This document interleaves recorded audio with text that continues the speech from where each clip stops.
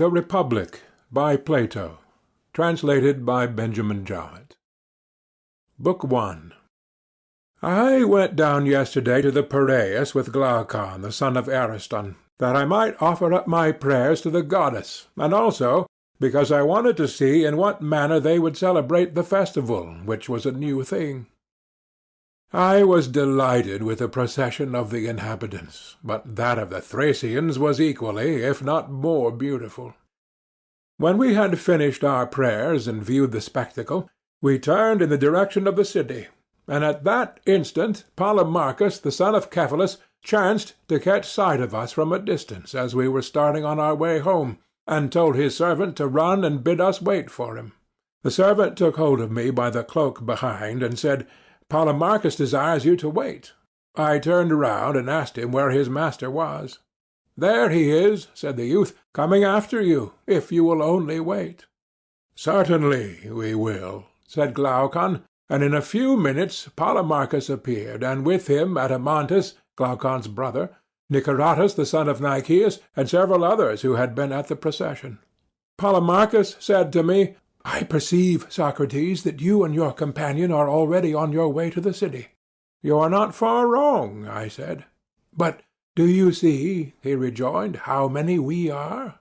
"Of course."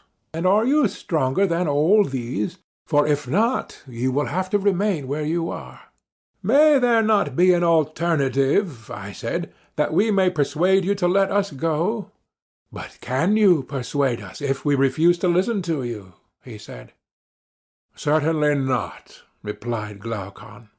"Then we are not going to listen, of that you may be assured."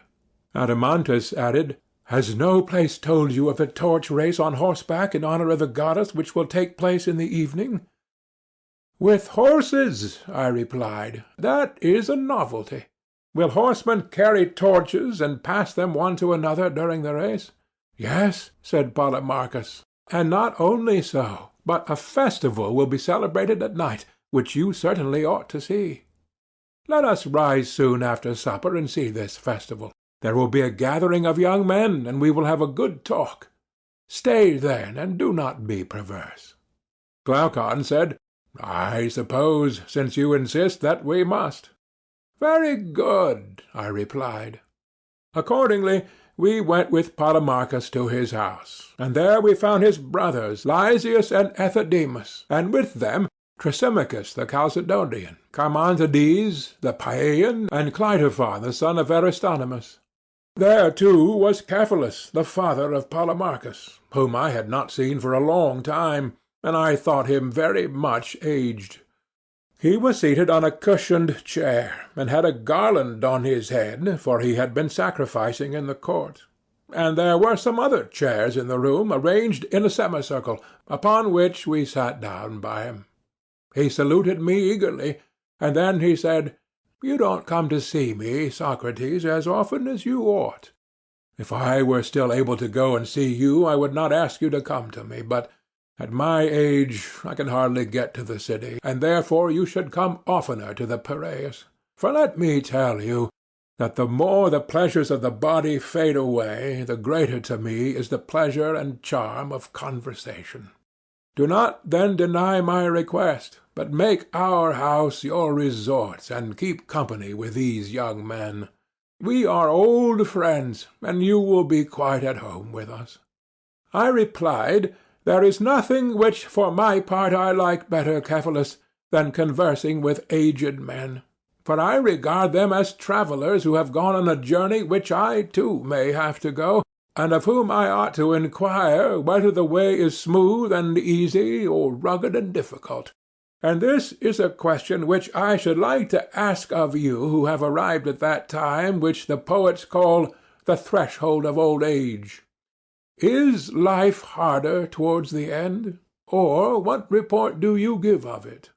"I will tell you, Socrates," he said, "what my own feeling is. Men of my age flock together. We are birds of a feather, as the old proverb says. And at our meetings the tale of my acquaintance commonly is, 'I cannot eat, I cannot drink. The pleasures of youth and love are fled away. There was a good time once, but now that is gone, and life is no longer life.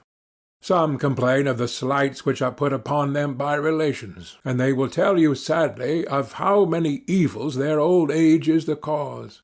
But to me, Socrates, these complainers seem to blame that which is not really in fault.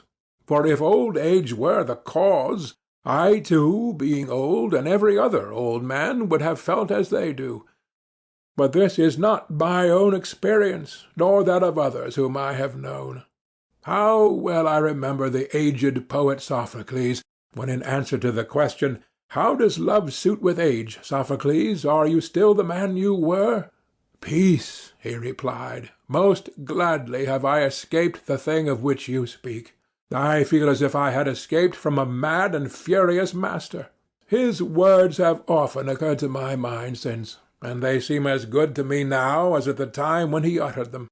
For certainly old age has a great sense of calm and freedom. When the passions relax their hold, then, as Sophocles says, we are freed from the grasp not of one mad master only, but of many. The truth is, Socrates, that these regrets, and also the complaints about relations, are to be attributed to the same cause, which is not old age, but men's characters and tempers. For he who is of a calm and happy nature will hardly feel the pressure of age. But to him who is of an opposite disposition, youth and age are equally a burden.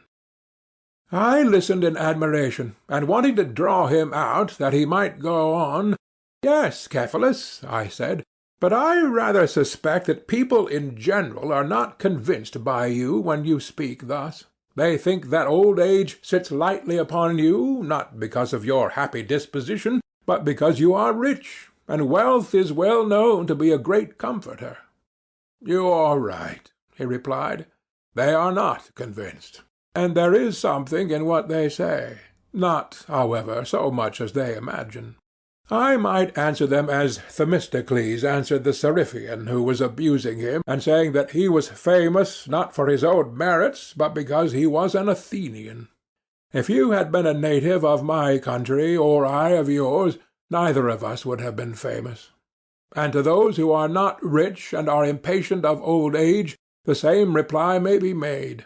For to the good poor man old age cannot be a light burden, nor can a bad rich man ever have peace with himself. May I ask, Cephalus, whether your fortune was for the most part inherited or acquired by you?" "Acquired, Socrates." "Do you want to know how much I acquired? In the art of making money I have been midway between my father and grandfather, for my grandfather, whose name I bear, doubled and trebled the value of his patrimony, that which he inherited being much what I possess now. But my father, Lysanias, reduced the property below what it is at present, and I shall be satisfied if I leave to these my sons not less, but a little more than I received." "That was why I asked you the question," I replied, "because I see that you are indifferent about money, which is a characteristic rather of those who have inherited their fortunes than of those who have acquired them. The makers of fortunes have a second love of money as a creation of their own, resembling the affection of authors for their own poems, or of parents for their children, besides that natural love of it, for the sake of use and profit which is common to them and all men. And hence they are very bad company, for they can talk about nothing but the praises of wealth." "That is true," he said. "Yes, that is very true. But may I ask you another question? What do you consider to be the greatest blessing which you have reaped from your wealth?" "One," he said, "of which I could not expect easily to convince others. For let me tell you, Socrates, that when a man thinks himself to be near death, fears and cares enter into his mind which he never had before. The tales of a world below, and the punishment which is exacted there of deeds done here, were once a laughing matter to him. But now he is tormented with the thought that they may be true, either from the weakness of age, or because he is now drawing near to that other place, he has a clearer view of these things. Suspicions and alarms crowd thickly upon him, and he begins to reflect and consider what wrongs he has done to others. And when he finds that the sum of his transgressions is great, he will many a time, like a child, start up in his sleep for fear, and he is filled with dark forebodings. But to him who is conscious of no sin, sweet hope, as Pindar charmingly says, is the kind nurse of his age. Hope, he says, cherishes the soul of him who lives in justice and holiness, and is the nurse of his age and the companion of his journey. Hope which is mightiest to sway the restless soul of man. How admirable are his words! And the great blessing of riches, I do not say to every man, but to a good man, is that he has had no occasion to deceive or to defraud others, either intentionally or unintentionally. And when he departs to the world below, he is not in any apprehension about offerings due to the gods or debts which he owes to men. Now, to this peace of mind the possession of wealth greatly contributes, and therefore I say that setting one thing against another, of the many advantages which wealth has to give, to a man of sense this is, in my opinion, the greatest. Well said, Cephalus, I replied. But as concerning justice, what is it? To speak the truth and to pay your debts, no more than this, and even to this are there not exceptions?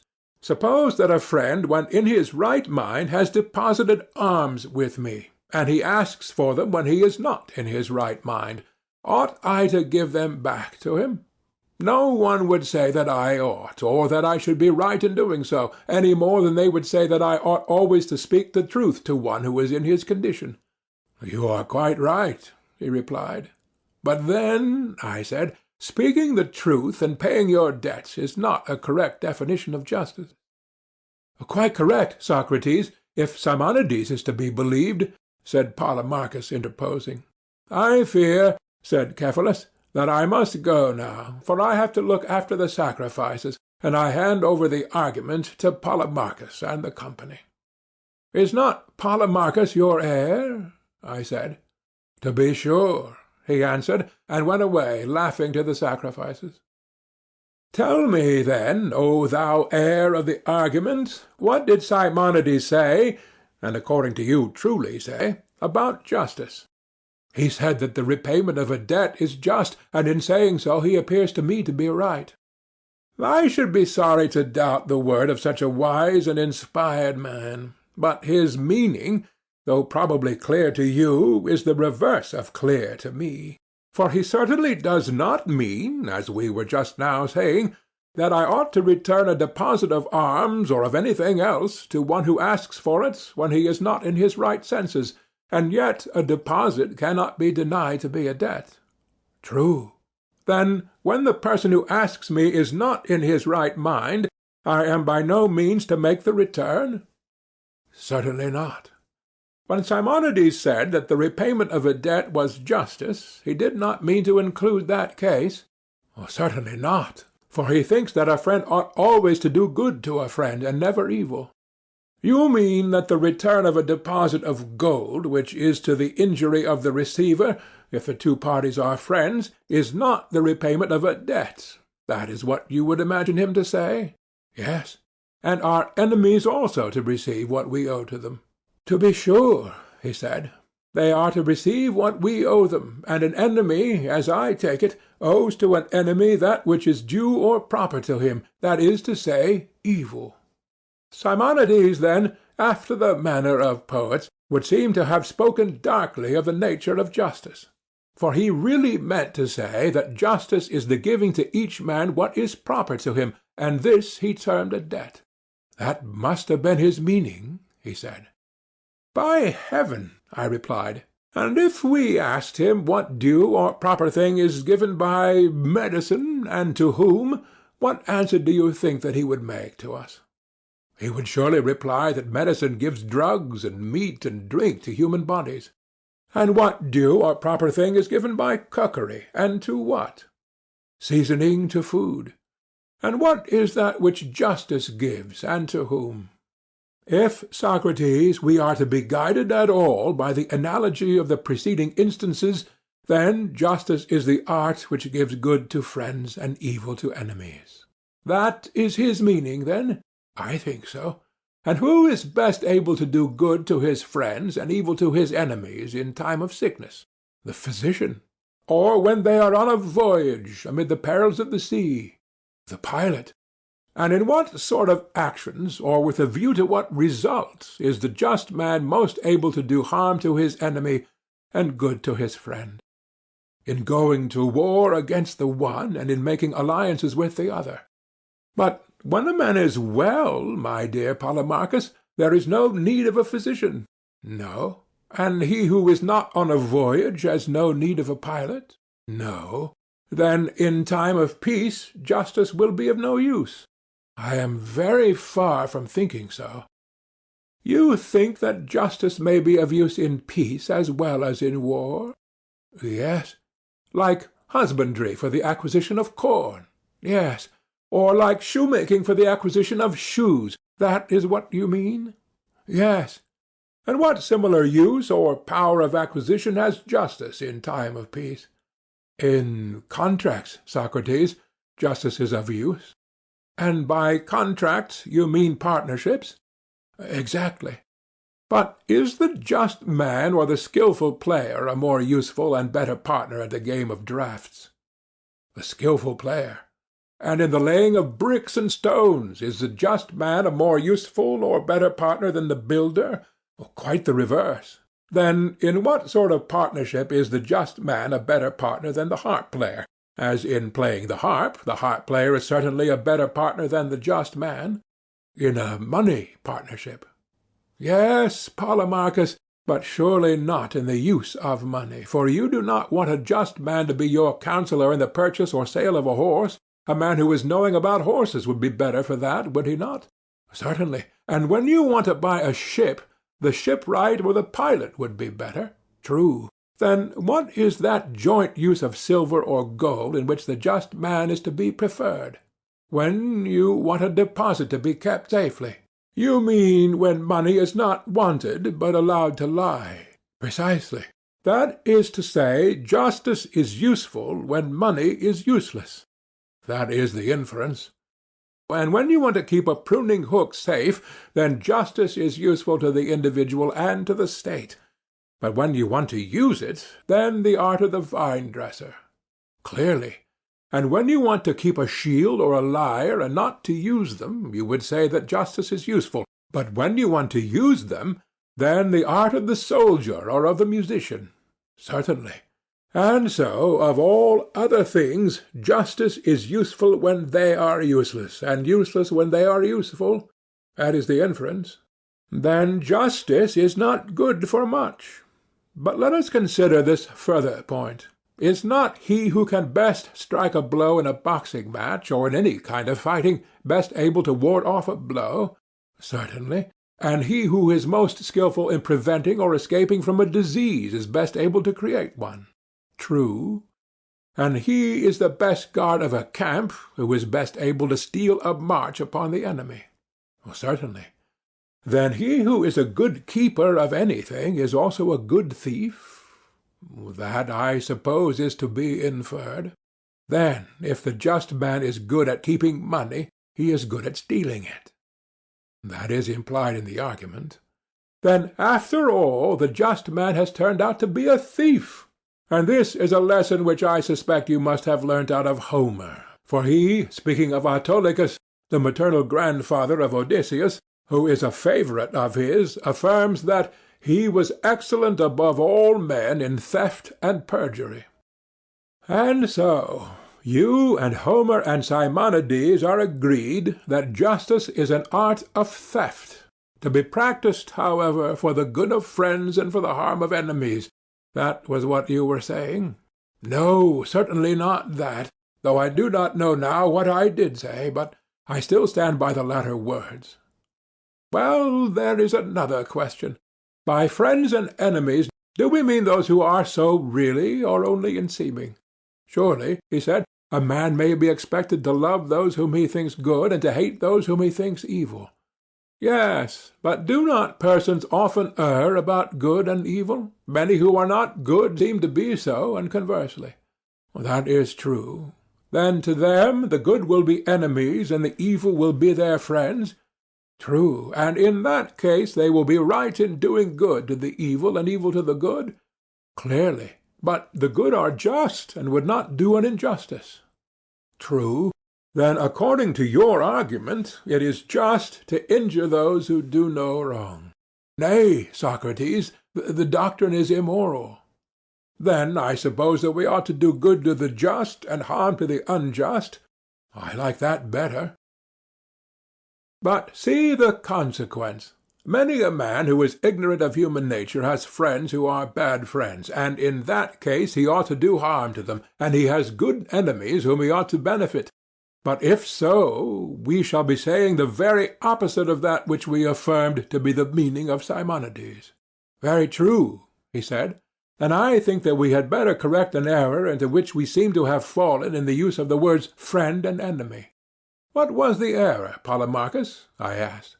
We assumed that he is a friend who seems to be, or who is thought, good. And how is the error to be corrected? We should rather say that he is a friend who is as well as seems good, and that he who seems only, and is not good, only seems to be and is not a friend, and of an enemy the same may be said. You would argue that the good are our friends and the bad our enemies? Yes. And instead of saying simply, as we did at first, that it is just to do good to our friends and harm to our enemies, we should further say, it is just to do good to our friends when they are good, and harm to our enemies when they are evil. Yes, that appears to me to be the truth. But ought the just to injure any one at all? Undoubtedly he ought to injure those who are both wicked and his enemies. When horses are injured, are they improved or deteriorated? The latter. Deteriorated, that is to say, in the good qualities of horses, not of dogs. Yes, of horses. And dogs are deteriorated in the good qualities of dogs, and not of horses? Of course. And will not men who are injured be deteriorated in that which is the proper virtue of man? Certainly. And that human virtue is justice? To be sure. Then men who are injured are of necessity made unjust. That is the result. But can the musician by his art make men unmusical? Certainly not. Or the horseman by his art make them bad horsemen? Impossible. And can the just by justice make men unjust? Or, speaking generally, can the good by virtue make them bad? Assuredly not. Any more than heat can produce cold, it cannot, or drought moisture. Clearly not. Nor can the good harm any one. Impossible. And the just is the good? Certainly. Then to injure a friend or any one else is not the act of a just man, but of the opposite, who is the unjust. I think that what you say is quite true, Socrates. Then if a man says that justice consists in the repayment of debts, and that good is the debt which a just man owes to his friends, and evil the debt which he owes to his enemies, to say this is not wise. For it is not true, if, as has been clearly shown, the injuring of another can be in no case just.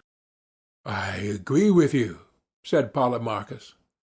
Then you and I are prepared to take up arms against any one who attributes such a saying to Simonides, or Bias, or Pittacus, or any other wise man or seer.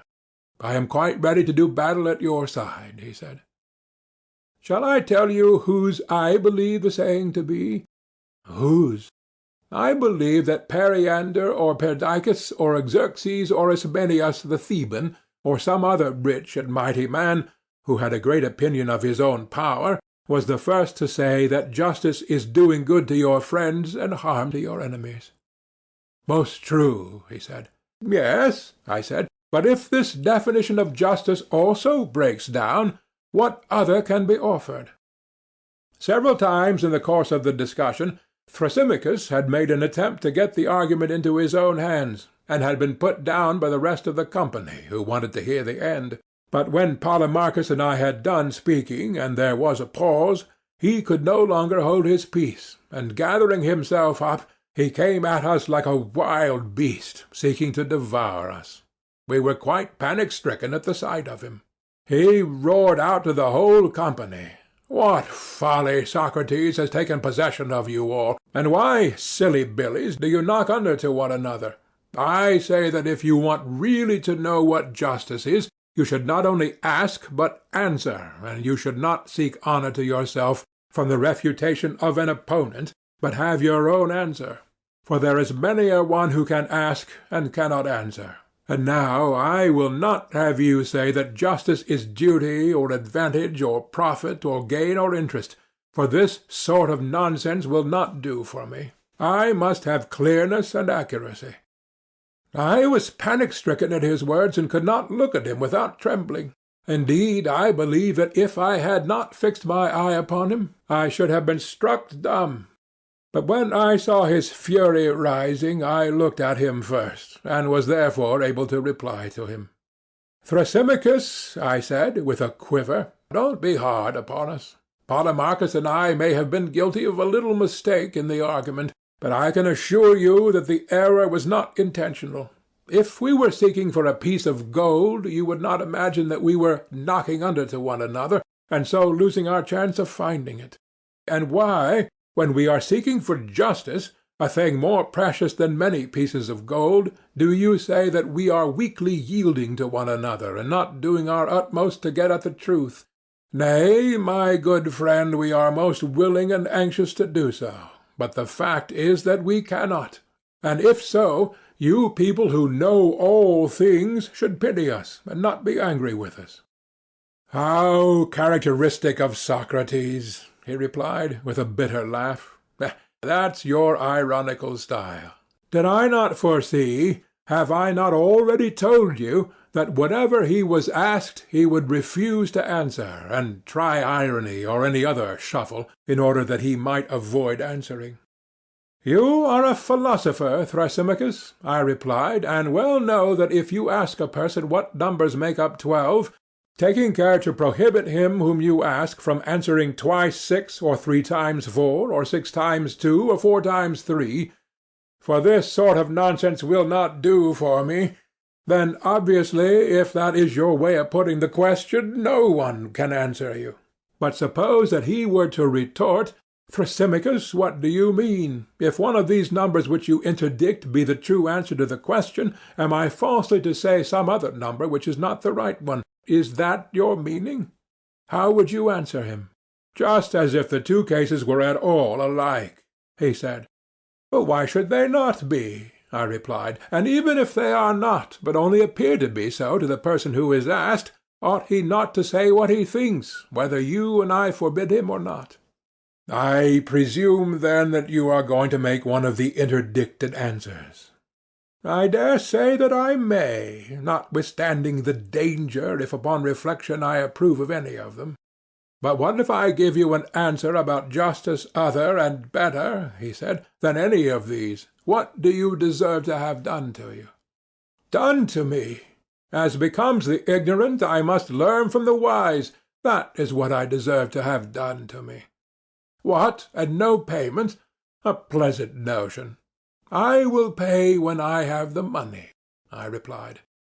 "But you have, Socrates," said Glaucon, "and you, Thrasymachus, need be under no anxiety about money, for we will all make a contribution for Socrates." "Yes," he replied, "and then Socrates will do as he always does, refuse to answer himself, but take and pull to pieces the answer of some one else." "Why, my good friend," I said, "how can any one answer who knows and says that he knows just nothing, and who, even if he has some faint notions of his own, is told by a man of authority not to utter them? The natural thing is that the speaker should be some one like yourself, who professes to know and can tell what he knows. Will you then kindly answer, for the edification of the company and of myself?" Glaucon and the rest of the company joined in my request, and Thrasymachus, as any one might see, was in reality eager to speak, for he thought that he had an excellent answer and would distinguish himself. But at first he affected to insist on my answering. At length he consented to begin. "Behold," he said, "the wisdom of Socrates. He refuses to teach himself, and goes about learning of others, to whom he never even says thank you." "That I learn of others," I replied, "is quite true, but that I am ungrateful I wholly deny. Money I have none, and therefore I pay in praise, which is all I have. And how ready I am to praise any one who appears to me to speak well, you will very soon find out when you answer, for I expect that you will answer well." "Listen, then," he said. "I proclaim that justice is nothing else than the interest of the stronger. And now why do you not praise me? But of course you won't." "Let me first understand you," I replied. "Justice, as you say, is the interest of the stronger. What, Thrasymachus, is the meaning of this? You cannot mean to say that because Polydamas the Pancratiast is stronger than we are, and finds the eating of beef conducive to his bodily strength, that to eat beef is therefore equally for our good who are weaker than he is, and right and just for us. That's abominable of you, Socrates. You take the words in the sense which is most damaging to the argument." "Not at all, my good sir," I said. "I am trying to understand them, and I wish that you would be a little clearer."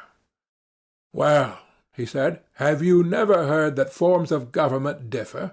There are tyrannies, and there are democracies, and there are aristocracies." "Yes, I know." "And the government is the ruling power in each state?" "Certainly." "And the different forms of government make laws, democratical, aristocratical, tyrannical, with a view to their several interests, and these laws, which are made by them for their own interests, are the justice which they deliver to their subjects, and him who transgresses them they punish as a breaker of the law and unjust. And that is what I mean when I say that in all states there is the same principle of justice, which is the interest of the government. And as the government must be supposed to have power, the only reasonable conclusion is that everywhere there is one principle of justice, which is the interest of the stronger." "Now I understand you," I said, "and whether you are right or not I will try to discover. But let me remark that in defining justice you have yourself used the word interest, which you forbade me to use. It is true, however, that in your definition the words 'of the stronger' are added." "A small addition, you must allow," he said. "Great or small, never mind about that. We must first enquire whether what you are saying is the truth. Now, we are both agreed that justice is interest of some sort, but you go on to say 'of the stronger.' About this addition I am not so sure, and must therefore consider further." "Proceed." "I will. And first tell me, do you admit that it is just for subjects to obey their rulers?" "I do." "But are the rulers of states absolutely infallible, or are they sometimes liable to err?" "To be sure," he replied, "they are likely to err." "Then, in making their laws, they may sometimes make them rightly and sometimes not?" "True." "When they make them rightly, they make them agreeable to their interest. When they are mistaken, contrary to their interest. You admit that?" "Yes." "And the laws which they make must be obeyed by their subjects, and that is what you call justice?" "Doubtless." "Then justice, according to your argument, is not only obedience to the interest of the stronger, but the reverse." "What is that you are saying?" he asked. "I am only repeating what you are saying, I believe." "But let us consider. Have we not admitted that the rulers may be mistaken about their own interest in what they command, and also that to obey them is justice? Has not that been admitted?" "Yes."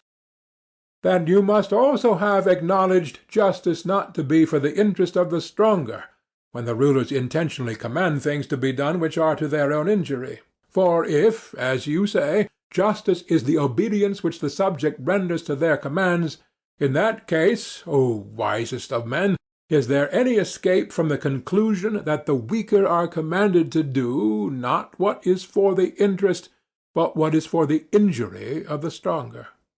"Nothing can be clearer, Socrates," said Polemarchus. "Yes, said Cleitophon, interposing, if you are allowed to be his witness. But there is no need of any witness, said Polemarchus, for Thrasymachus himself acknowledges that rulers may sometimes command what is not for their own interest, and that for subjects to obey them is justice. Yes, Polemarchus, Thrasymachus said that for subjects to do what was commanded by their rulers is just. Yes, Cleitophon, but he also said that justice is the interest of the stronger, and while admitting both these propositions, he further acknowledged that the stronger may command the weaker, who are his subjects, to do what is not for his own interest, whence follows that justice is the injury quite as much as the interest of the stronger. But, said Cleitophon, he meant by the interest of the stronger what the stronger thought to be his interest. This is what the weaker had to do, and this was affirmed by him to be justice. Those were not his words, rejoined Polemarchus. Never mind, I replied. If he now says that they are, let us accept his statement. Tell me, Thrasymachus, I said, did you mean by justice what the stronger thought to be his interest, whether really so or not?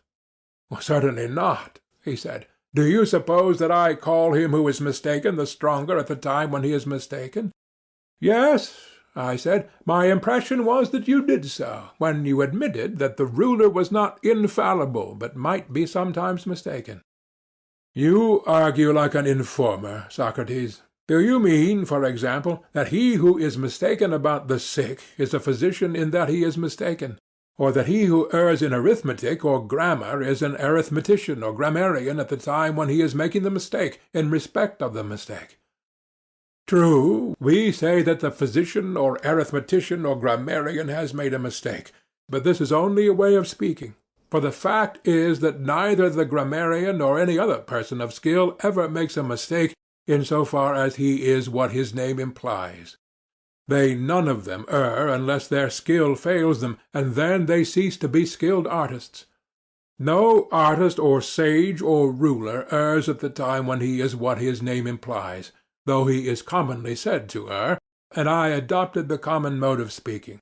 But to be perfectly accurate, since you are such a lover of accuracy, we should say that the ruler, in so far as he is a ruler, is unerring, and being unerring always commands that which is for his own interest, and the subject is required to execute his commands, and therefore, as I said at first and now repeat, justice is the interest of the stronger. Indeed, Thrasymachus, and do I really appear to you to argue like an informer? Certainly, he replied. And do you suppose that I ask these questions with any design of injuring you in the argument? Nay, he replied, suppose is not the word, I know it, but you will be found out, and by sheer force of argument you will never prevail. I shall not make the attempt, my dear man. But to avoid any misunderstanding occurring between us in future, let me ask, in what sense do you speak of a ruler or stronger, whose interest, as you were saying, he being the superior, it is just that the inferior should execute? Is he a ruler in the popular or in the strict sense of the term? In the strictest of all senses, he said.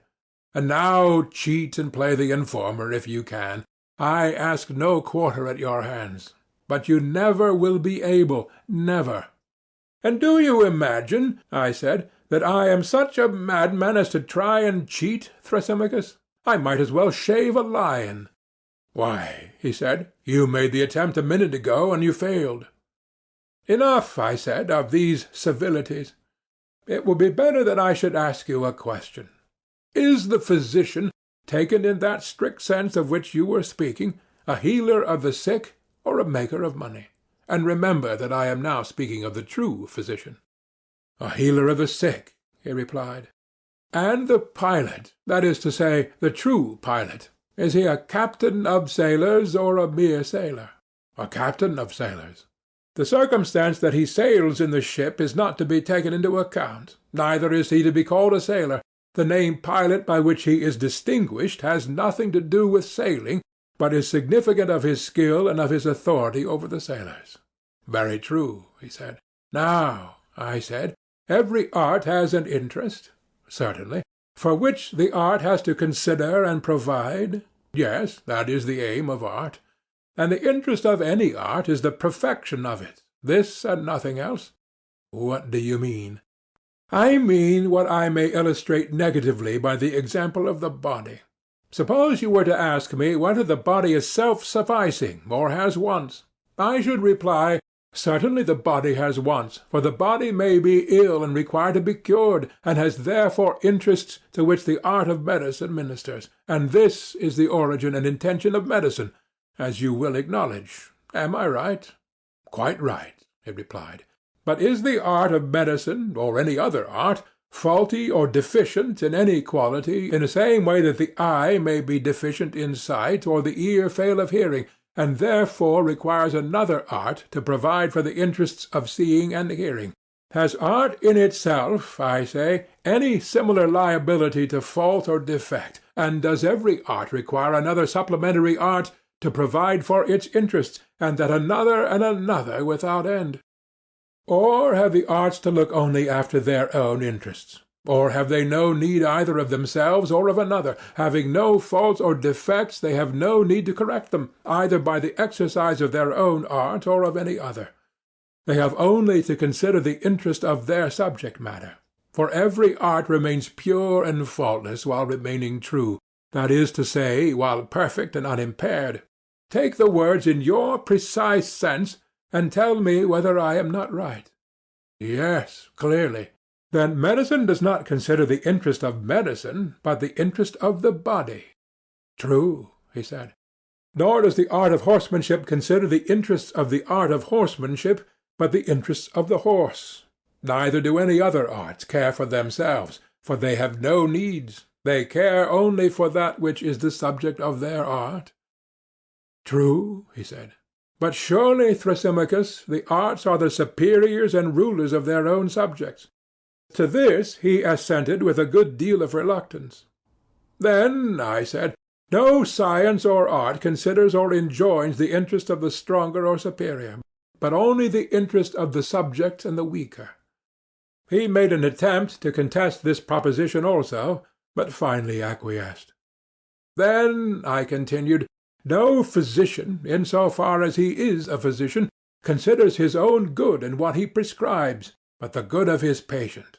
For the true physician is also a ruler having the human body as a subject, and he is not a mere money-maker. That has been admitted. Yes. And the pilot likewise, in the strict sense of the term, is a ruler of sailors, and not a mere sailor. That has been admitted. And such a pilot and ruler will provide and prescribe for the interest of the sailor who is under him, and not for his own or the ruler's interest. He gave a reluctant yes. Then, I said, Thrasymachus, there is no one in any rule who, in so far as he is a ruler, considers or enjoins what is for his own interest, but always what is for the interest of his subject, or suitable to his art. To that he looks, and that alone he considers in everything which he says and does. End of Part 1. Book 1, Part 2, of The Republic, by Plato. When we had got to this point in the argument, and every one saw that the definition of justice had been completely upset, Thrasymachus, instead of replying to me, said, "Tell me, Socrates, have you got a nurse?" "Why do you ask such a question," I said, "when you ought rather to be answering?" "Because she leaves you to snivel, and never wipes your nose. She has not even taught you to know the shepherd from the sheep." "What makes you say that?" I replied.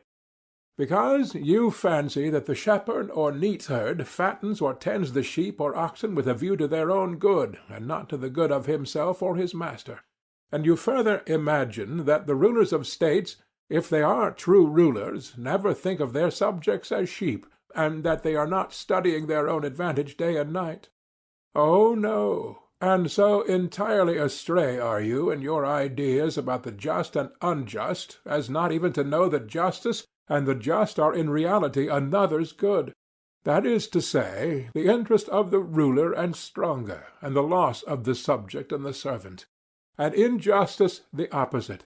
For the unjust is lord over the truly simple and just. He is the stronger, and his subjects do what is for his interest and minister to his happiness, which is very far from being their own. Consider further, most foolish Socrates, that the just is always a loser in comparison with the unjust. First of all, in private contracts. Wherever the unjust is the partner of the just, you will find that, when the partnership is dissolved, the unjust man has always more and the just less. Secondly, in their dealings with the state. When there is an income tax, the just man will pay more, and the unjust less on the same amount of income. And when there is anything to be received, the one gains nothing and the other much. Observe also what happens when they take an office. There is the just man neglecting his affairs and perhaps suffering other losses, and getting nothing out of the public, because he is just. Moreover, he is hated by his friends and acquaintances for refusing to serve them in unlawful ways. But all this is reversed in the case of the unjust man. I am speaking, as before, of injustice on a large scale, in which the advantage of the unjust is most apparent. And my meaning will be most clearly seen if we turn to that highest form of injustice in which the criminal is the happiest of men, and the sufferers or those who refuse to do injustice are the most miserable. That is to say, tyranny, which by fraud and force takes away the property of others, not little by little, but wholesale, comprehending in one things sacred as well as profane, private and public. For which acts of wrong, if he were detected perpetrating any of them singly, he would be punished and incur great disgrace. They who do such wrong in particular cases are called robbers of temples, and man-stealers, and burglars, and swindlers, and thieves. But when a man, besides taking away the money of the citizens, has made slaves of them, then, instead of these names of reproach, he is termed happy and blessed, and not only by the citizens, but by all who hear of his having achieved the consummation of injustice. For mankind censure injustice, fearing that they may be the victims of it, and not because they shrink from committing it. And thus I have shown, Socrates, injustice, when on a sufficient scale, has more strength and freedom and mastery than justice, and, as I said at first, justice is the interest of the stronger, whereas injustice is a man's own profit and interest. Thrasymachus, when he had thus spoken, having like a bathman deluged our ears with his words, had a mind to go away. But the company would not let him. They insisted that he should remain and defend his position, and I myself added my own humble request that he would not leave us. "Thrasymachus," I said to him, "excellent man, how suggestive are your remarks! And are you going to run away before you have fairly taught and learned whether they are true or not? Is the attempt to determine the way of man's life so small a matter in your eyes, to determine how life may be passed by each one of us to the greatest advantage?" "And do I differ from you," he said, "as to the importance of the inquiry?" "You appear rather," I replied, "to have no care or thought about us, Thrasymachus. Whether we live better or worse from not knowing what you say you know, is to you a matter of indifference. Pray thee, friend, do not keep your knowledge to yourself. We are a large party, and any benefit which you confer upon us will be amply rewarded. For my own part, I openly declare that I am not convinced, and that I do not believe injustice to be more gainful than justice, even if uncontrolled and allowed to have free play. For, granting that there may be an unjust man who is able to commit injustice either by fraud or force, still this does not convince me of the superior advantage of injustice, and there may be others who are in the same predicament as myself. Perhaps we may be wrong. If so, you, in your wisdom, should convince us that we are mistaken in preferring justice to injustice." "And how am I to convince you," he said, "if you are not already convinced by what I have just said? What more can I do for you? Would you have me put the proof bodily into your souls?" "Heaven forbid," I said. I would only ask you to be consistent, or, if you change, change openly, and let there be no deception. For I must remark, Thrasymachus, if you will recall what was previously said, that although you began by defining the true physician in an exact sense, you do not observe a like exactness when speaking of the shepherd.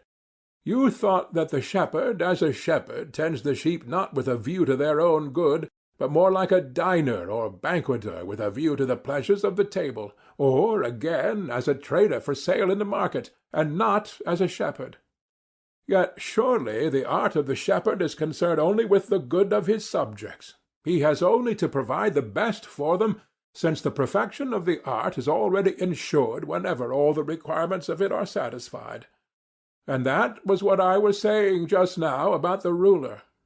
I conceive that the art of the ruler, considered as ruler, whether in a state or in private life, can only regard the good of his flock or subjects, whereas you seem to think that the rulers in states, that is to say, the true rulers, like being in authority. Think? Nay, I am sure of it. Then why, in the case of lesser offices, do men never take them willingly without payment, unless under the idea that they govern for the advantage not of themselves but of others?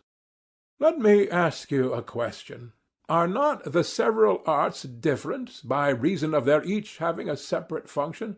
And, my dear illustrious friend, do say what you think, that we may make a little progress. Yes, that is the difference, he replied. And each art gives us a particular good, and not merely a general one. Medicine, for example, gives us health, navigation, safety at sea, and so on. Yes, he said. And the art of payment has the special function of giving pay, but we do not confuse this with other arts, any more than the art of the pilot is to be confused with the art of medicine, because the health of the pilot may be improved by a sea voyage. You would not be inclined to say, would you, that navigation is the art of medicine, at least if we are to adopt your exact use of language? Certainly not. Or, because a man is in good health when he receives pay, you would not say that the art of payment is medicine? I should not. Nor would you say that medicine is the art of receiving pay, because a man takes fees when he is engaged in healing? Certainly not. And we have admitted, I said, that the good of each art is specially confined to the art? Yes. Then, if there be any good which all artists have in common, that is to be attributed to something of which they all have the common use. True, he replied. And when the artist is benefited by receiving pay, the advantage is gained by an additional use of the art of pay, which is not the art professed by him. He gave a reluctant assent to this. Then the pay is not derived by the several artists from their respective arts.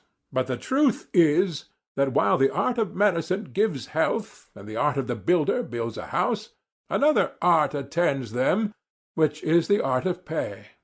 The various arts may be doing their own business, and benefiting that over which they preside, but would the artist receive any benefit from his art unless he were paid as well? I suppose not. But does he therefore confer no benefit when he works for nothing? Certainly he confers a benefit. Then now, Thrasymachus, there is no longer any doubt that neither arts nor governments provide for their own interests, but, as we were before saying, they rule and provide for the interests of their subjects, who are the weaker and not the stronger. To their good they attend, and not to the good of the superior. And this is the reason, my dear Thrasymachus, why, as I was just now saying, no one is willing to govern, because no one likes to take in hand the reformation of evils which are not his concern, without remuneration. For in the execution of his work, and in giving his orders to another, the true artist does not regard his own interest, but always that of his subjects, and therefore, in order that rulers may be willing to rule, they must be paid in one of three modes of payment: money, or honor, or a penalty for refusing. What do you mean, Socrates?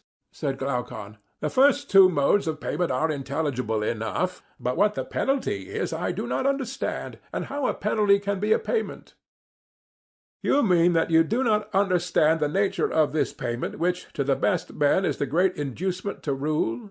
Of course you know that ambition and avarice are held to be, as indeed they are, a disgrace. Very true. And for this reason, I said, money and honor have no attraction for them. Good men do not wish to be openly demanding payment for governing, and so to get the name of hirelings, nor by secretly helping themselves out of the public revenues to get the name of thieves. And not being ambitious, they do not care about honor. Wherefore necessity must be laid upon them, and they must be induced to serve from the fear of punishment. And this, as I imagine, is the reason why the forwardness to take office, instead of waiting to be compelled, has been deemed dishonorable. Now, the worst part of the punishment is that he who refuses to rule is liable to be ruled by one who is worse than himself. And the fear of this, as I conceive, induces the good to take office, not because they would, but because they cannot help, not under the idea that they are going to have any benefit or enjoyment themselves, but as a necessity, and because they are not to commit the task of ruling to any one who is better than themselves, or indeed as good. For there is reason to think that if a city were composed entirely of good men, then to avoid office would be as much an object of contention as to obtain office is at present. Then we should have plain proof that the true ruler is not meant by nature to regard his own interest, but that of his subjects, and every one who knew this would choose rather to receive a benefit from another than to have the trouble of conferring one. So far am I from agreeing with Thrasymachus that justice is the interest of the stronger. This latter question need not be further discussed at present, but when Thrasymachus says that the life of the unjust is more advantageous than that of the just, his new statement appears to me to be of a far more serious character. Which of us has spoken truly, and which sort of life, Glaucon, do you prefer? I, for my part, deem the life of the just to be the more advantageous, he answered. Do you hear all the advantages of the unjust which Thrasymachus was rehearsing? Yes, I heard him, he replied, but he has not convinced me. Then shall we try to find some way of convincing him, if we can, that he is saying what is not true? Most certainly, he replied. If, I said, he makes a set speech, and we make another recounting all the advantages of being just, and he answers, and we rejoin, there must be a numbering and measuring of the goods which are claimed on either side, and in the end we shall want judges to decide. But if we proceed in our inquiry as we lately did, by making admissions to one another, we shall unite the offices of judge and advocate in our own persons. Very good, he said. And which method do I understand you to prefer? I said. That which you propose. Well then, Thrasymachus, I said, suppose you begin at the beginning and answer me. You say that perfect injustice is more gainful than perfect justice. Yes, that is what I say, and I have given you my reasons. And what is your view about them? Would you call one of them virtue and the other vice? Certainly. I suppose that you would call justice virtue and injustice vice.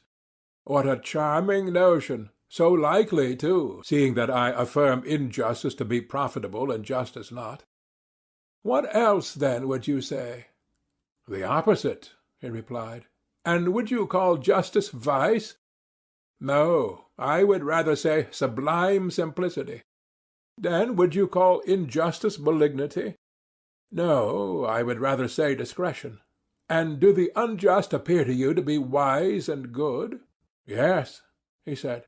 At any rate, those of them who are able to be perfectly unjust, and who have the power of subduing states and nations. But perhaps you imagine me to be talking of cut-purses. Even this profession, if undetected, has advantages, though they are not to be compared with those of which I was just now speaking. I do not think that I misapprehend your meaning, Thrasymachus, I replied, But still I cannot hear without amazement that you class injustice with wisdom and virtue, and justice with the opposite. Certainly I do so class them. Now, I said, you are on more substantial and almost unanswerable ground. For if the injustice which you were maintaining to be profitable had been admitted by you, as by others, to be vice and deformity, an answer might have been given to you on received principles. But now I perceive that you will call injustice honorable and strong, and to the unjust you will attribute all the qualities which are attributed by us before to the just, seeing that you do not hesitate to rank injustice with wisdom and virtue. You have guessed most infallibly, he replied. Then I certainly ought not to shrink from going through the argument so long as I have reason to think that you, Thrasymachus, are speaking your real mind. For I do believe that you are now in earnest, and are not amusing yourself at our expense. I may be in earnest or not, but what is that to you? To refute the argument is your business. Very true, I said. That is what I have to do. But will you be so good as to answer yet one more question? Does the just man try to gain any advantage over the just? Far otherwise. If he did, he would not be the simple, amusing creature which he is. And would he try to go beyond just action? He would not. And how would he regard the attempt to gain an advantage over the unjust? Would that be considered by him as just or unjust? He would think it just, and would try to gain the advantage, but he would not be able. Whether he would or would not be able, I said, is not the point. My question is only whether the just man, while refusing to have more than another just man, would wish and claim to have more than the unjust. Yes, he would. And what of the unjust? Does he claim to have more than the just man, and to do more than is just? Of course, he said, for he claims to have more than all men. And the unjust man will strive and struggle to obtain more than the unjust man or action, in order that he may have more than all? True. We may put the matter thus, I said. The just does not desire more than his like, but more than his unlike, whereas the unjust desires more than both his like and his unlike. Nothing, he said, can be better than that statement. And the unjust is good and wise, and the just is neither. Good again, he said. And is not the unjust like the wise and good, and the just unlike them? Of course, he said. He who is of a certain nature is like those who are of a certain nature. He who is not, not. Each of them, I said, is such as his like is. Certainly, he replied. Very good, Thrasymachus, I said. And now to take the case of the arts. You would admit that one man is a musician and another not a musician. Yes. And which is wise and which is foolish? Clearly the musician is wise, and he who is not a musician is foolish. And he is good in as far as he is wise, and bad in as far as he is foolish? Yes. And you would say the same sort of thing of the physician? Yes.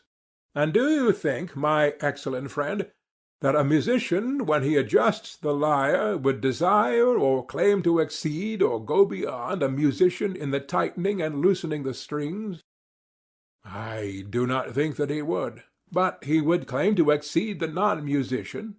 Of course. And what would you say of the physician? In prescribing meats and drinks, would he wish to go beyond another physician, or beyond the practice of medicine? He would not, but he would wish to go beyond the non-physician. Yes. And about knowledge and ignorance in general, see whether you think that any man who has knowledge ever would wish to have the choice of saying or doing more than another man who has knowledge. Would he not rather say or do the same as his like in the same case? That, I suppose, could hardly be denied. And what of the ignorant? Would he not desire to have more than either the knowing or the ignorant? I dare say. And the knowing is wise? Yes. And the wise is good? True. then the wise and good will not desire to gain more than his like, but more than his unlike and opposite. I suppose so. Whereas the bad and ignorant will desire to gain more than both. Yes. But did we not say, Thrasymachus, that the unjust goes beyond both his like and unlike? Were not these your words? They were. And you also said that the just will not go beyond his like, but his unlike. Yes. Then the just is like the wise and good, and the unjust like the evil and ignorant. That is the inference. And each of them is such as his like is. That was admitted. Then the just has turned out to be wise and good, and the unjust evil and ignorant. Thrasymachus made all these admissions, not fluently as I repeat them, but with extreme reluctance. It was a hot summer's day, and the perspiration poured from him in torrents. And then I saw what I had never seen before, Thrasymachus blushing. As we were now agreed that justice was virtue and wisdom, and injustice vice and ignorance, I proceeded to another point. Well, I said, Thrasymachus, that matter is now settled. But were we not also saying that injustice had strength? Do you remember? Yes, I remember, he said. But do not suppose that I approve of what you are saying, or have no answer. If, however, I were to answer, you would be quite certain to accuse me of haranguing. Therefore, either permit me to have my say out, or if you would rather ask, do so, and I will answer very good, as they say to story-telling old women, and will nod yes and no. Certainly not, I said, if contrary to your real opinion. Yes, he said, I will, to please you, since you will not let me speak. What else would you have? Nothing in the world, I said, and if you are so disposed, I will ask, and you shall answer. Proceed.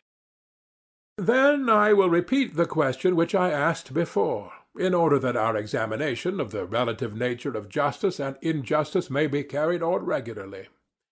A statement was made that injustice is stronger and more powerful than justice. But now justice, having been identified with wisdom and virtue, is easily shown to be stronger than injustice, if injustice is ignorance. This can no longer be questioned by any one. But I want to view the matter, Thrasymachus, in a different way. You would not deny that a state may be unjust and may be unjustly attempting to enslave other states, or may have already enslaved them, and may be holding many of them in subjection. True, he replied, and I will add that the best and most perfectly unjust state would be most likely to do so. I know, I said, that such was your position, but what I would further consider is, whether this power which is possessed by the superior state can exist or be exercised without justice or only with justice. If you are right in your view, and justice is wisdom, then only with justice. But if I am right, then without justice. I am delighted, Thrasymachus, to see you not only nodding assent and dissent, but making answers which are quite excellent. That is out of civility to you, he replied. You are very kind, I said, and would you have the goodness also to inform me whether you think that a state, or an army, or a band of robbers and thieves, or any other gang of ill-doers could act at all if they injured one another? No, indeed, he said, they could not. But if they abstain from injuring one another, then they might act together better. Yes. And this is because injustice creates divisions and hatreds and fighting, and justice imparts harmony and friendship. Is not that true, Thrasymachus? I agree, he said, because I do not wish to quarrel with you. How good of you, I said.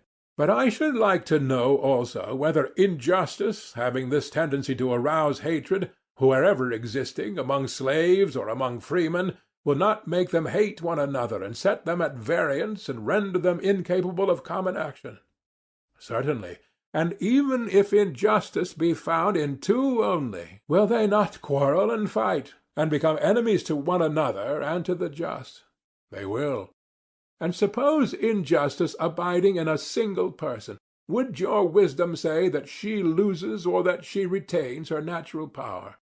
Let us assume that she retains her power.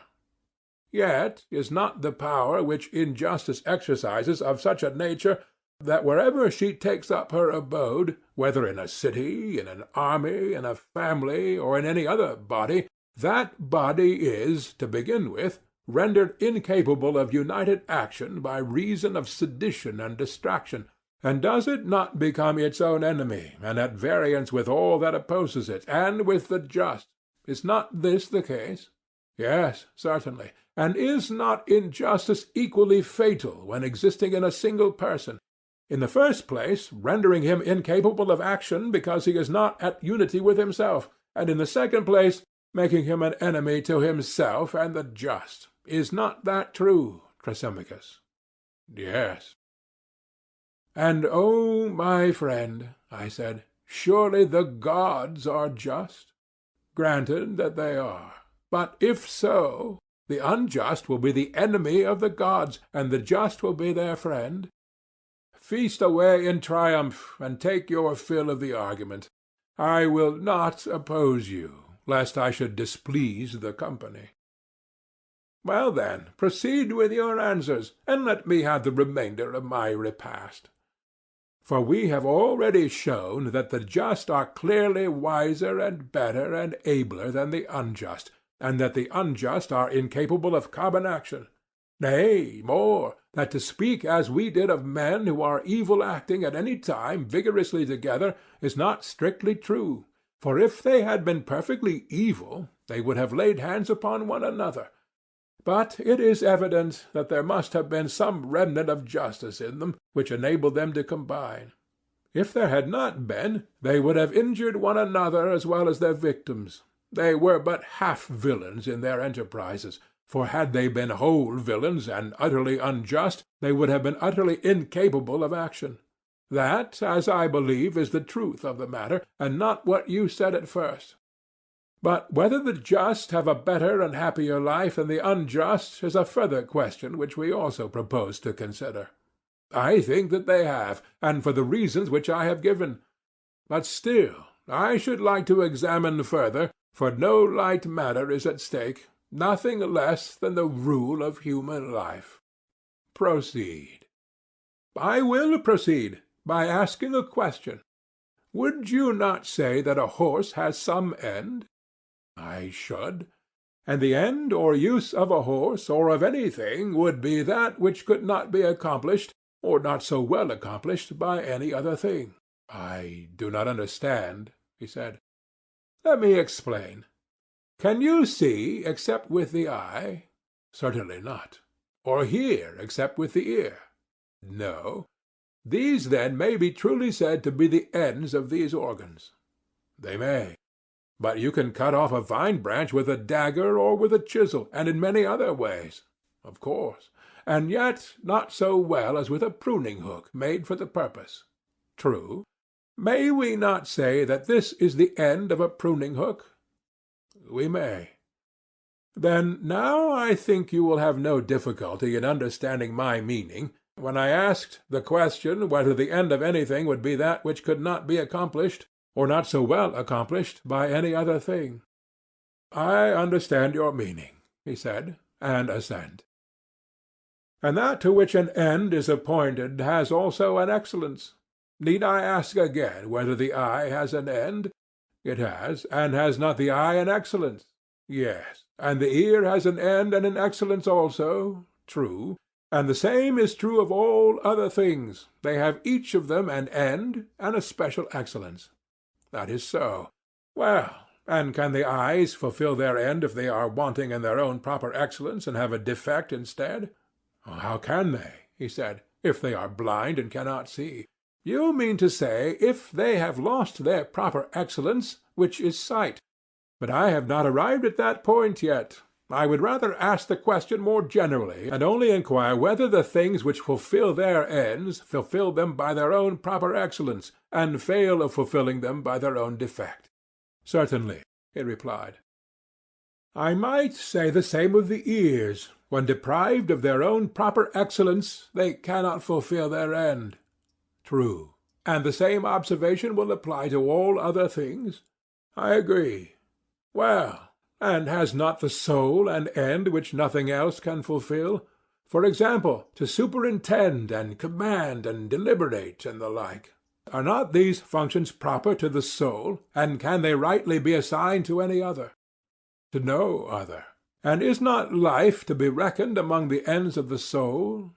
Assuredly, he said. And has not the soul an excellence also? Yes. And can she or can she not fulfill her own ends when deprived of that excellence? She cannot.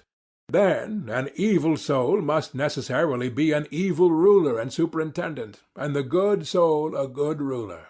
Yes, necessarily. And we have admitted that justice is the excellence of the soul, and injustice the defect of the soul. That has been admitted. Then the just soul and the just man will live well, and the unjust man will live ill. That is what your argument proves.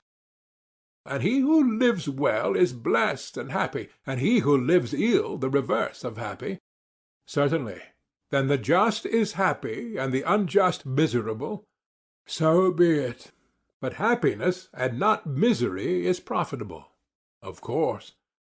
Then, my blessed Thrasymachus, injustice can never be more profitable than justice. Let this, Socrates, he said, be your entertainment at the Bendidia. For which I am indebted to you, I said, now that you have grown gentle towards me and have left off scolding. Nevertheless, I have not been well entertained, but that was my own fault, not yours. As an epicure snatches a taste of every dish which is successively brought to table, he not having allowed himself time to enjoy the one before, so have I gone from one subject to another without having discovered what I sought at first, the nature of justice. I left that inquiry and turned away to consider whether justice is virtue and wisdom, or evil and folly, and when there arose a further question about the comparative advantages of justice and injustice, I could not refrain from passing on to that. And the result of the whole discussion has been that I know nothing at all. For I know not what justice is, and therefore I am not likely to know whether it is or is not a virtue, nor can I say whether the just man is happy or unhappy. End of Book 1. Book 2, Part 1 of the Republic, by Plato. With these words I was thinking that I had made an end to the discussion, but the end in truth proved only to be a beginning. For Glaucon, who is always the most pugnacious of men, was dissatisfied at Thrasymachus's retirement. He wanted to have the battle out. So he said to me, Socrates, do you wish really to persuade us, or only to seem to have persuaded us, that to be just is always better than to be unjust? I should wish really to persuade you, I replied, if I could. Then you certainly have not succeeded. Let me ask you now, how would you arrange goods? Are there not some which we welcome for their own sakes, and independently of their consequences, as, for example, harmless pleasures and enjoyments, which delight us at the time, although nothing follows from them? I agree in thinking there is such a class, I replied. Is there not also a second class of goods, such as knowledge, sight, or health, which are desirable not only in themselves, but also for their results? Certainly, I said. And would you not recognize a third class, such as gymnastic, and the care of the sick, and the physician's art? Also, the various ways of money-making.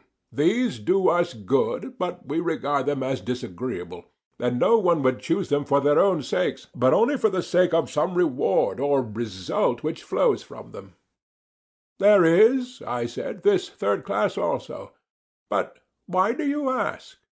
Because, I want to know in which of the three classes you would place justice. In the highest class, I replied, among those goods which he who would be happy desires both for their own sake and for the sake of their results.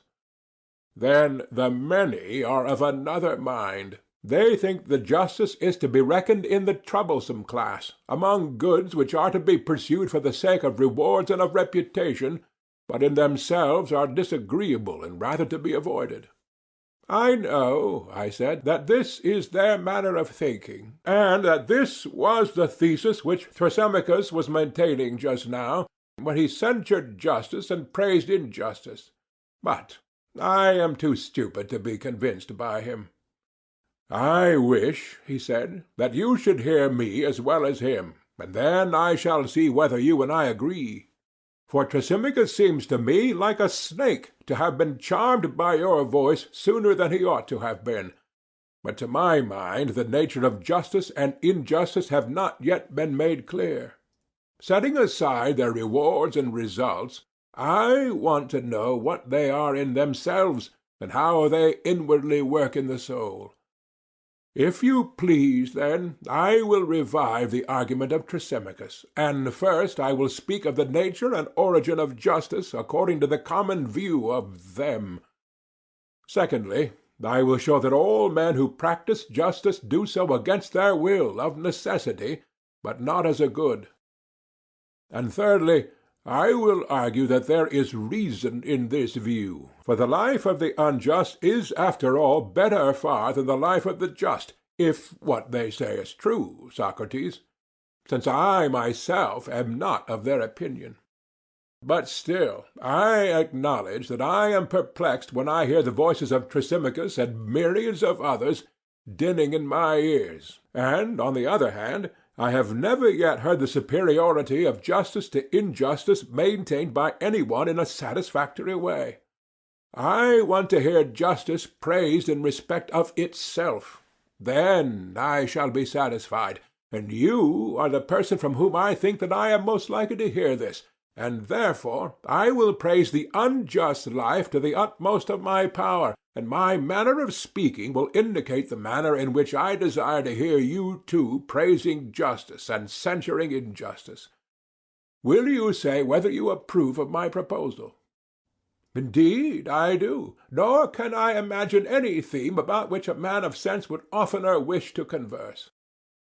I am delighted, he replied, to hear you say so, and shall begin by speaking, as I proposed, of the nature and origin of justice. They say that to do injustice is by nature good, to suffer injustice evil, but that the evil is greater than the good. And so when men have both done and suffered injustice, and have had experience of both, not being able to avoid the one and obtain the other, they think that they had better agree among themselves to have neither. Hence there arise laws and mutual covenants, and that which is ordained by law is termed by them lawful and just. Thus they affirm to be the origin and nature of justice.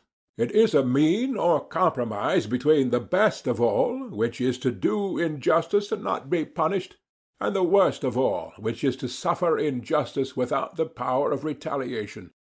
And justice, being at a middle point between the two, is tolerated not as a good, but as the lesser evil, and honored by reason of the inability of men to do injustice. For no man who is worthy to be called a man would ever submit to such an agreement if he were able to resist. He would be mad if he did. Such is the received account, Socrates, of the nature and origin of justice. Now that those who practice justice do so involuntarily, and because they have not the power to be unjust, will best appear if we imagine something of this kind. Having given both to the just and the unjust power to do what they will, let us watch and see whither desire will lead them.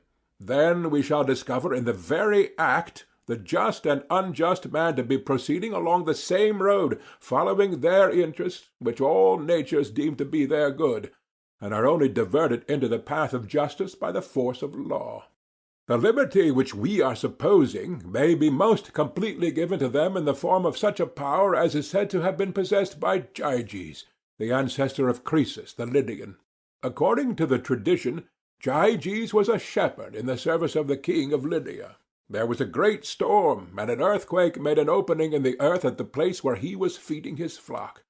Amazed at the sight, he descended into the opening, where, among other marvels, he beheld a hollow brazen horse, having doors, at which he, stooping and looking in, saw a dead body of stature, as appeared to him, more than human, and having nothing on but a gold ring. This he took from the finger of the dead, and reascended. Now the shepherds met together, according to custom, that they might send their monthly report about the flocks to the king. Into their assembly he came, having the ring on his finger.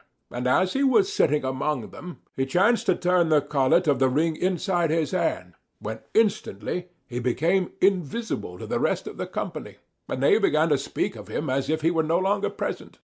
He was astonished at this, and again touching the ring, he turned the collet outwards and reappeared. He made several trials of the ring, and always with the same result. When he turned the collet inwards, he became invisible. When outwards, he reappeared.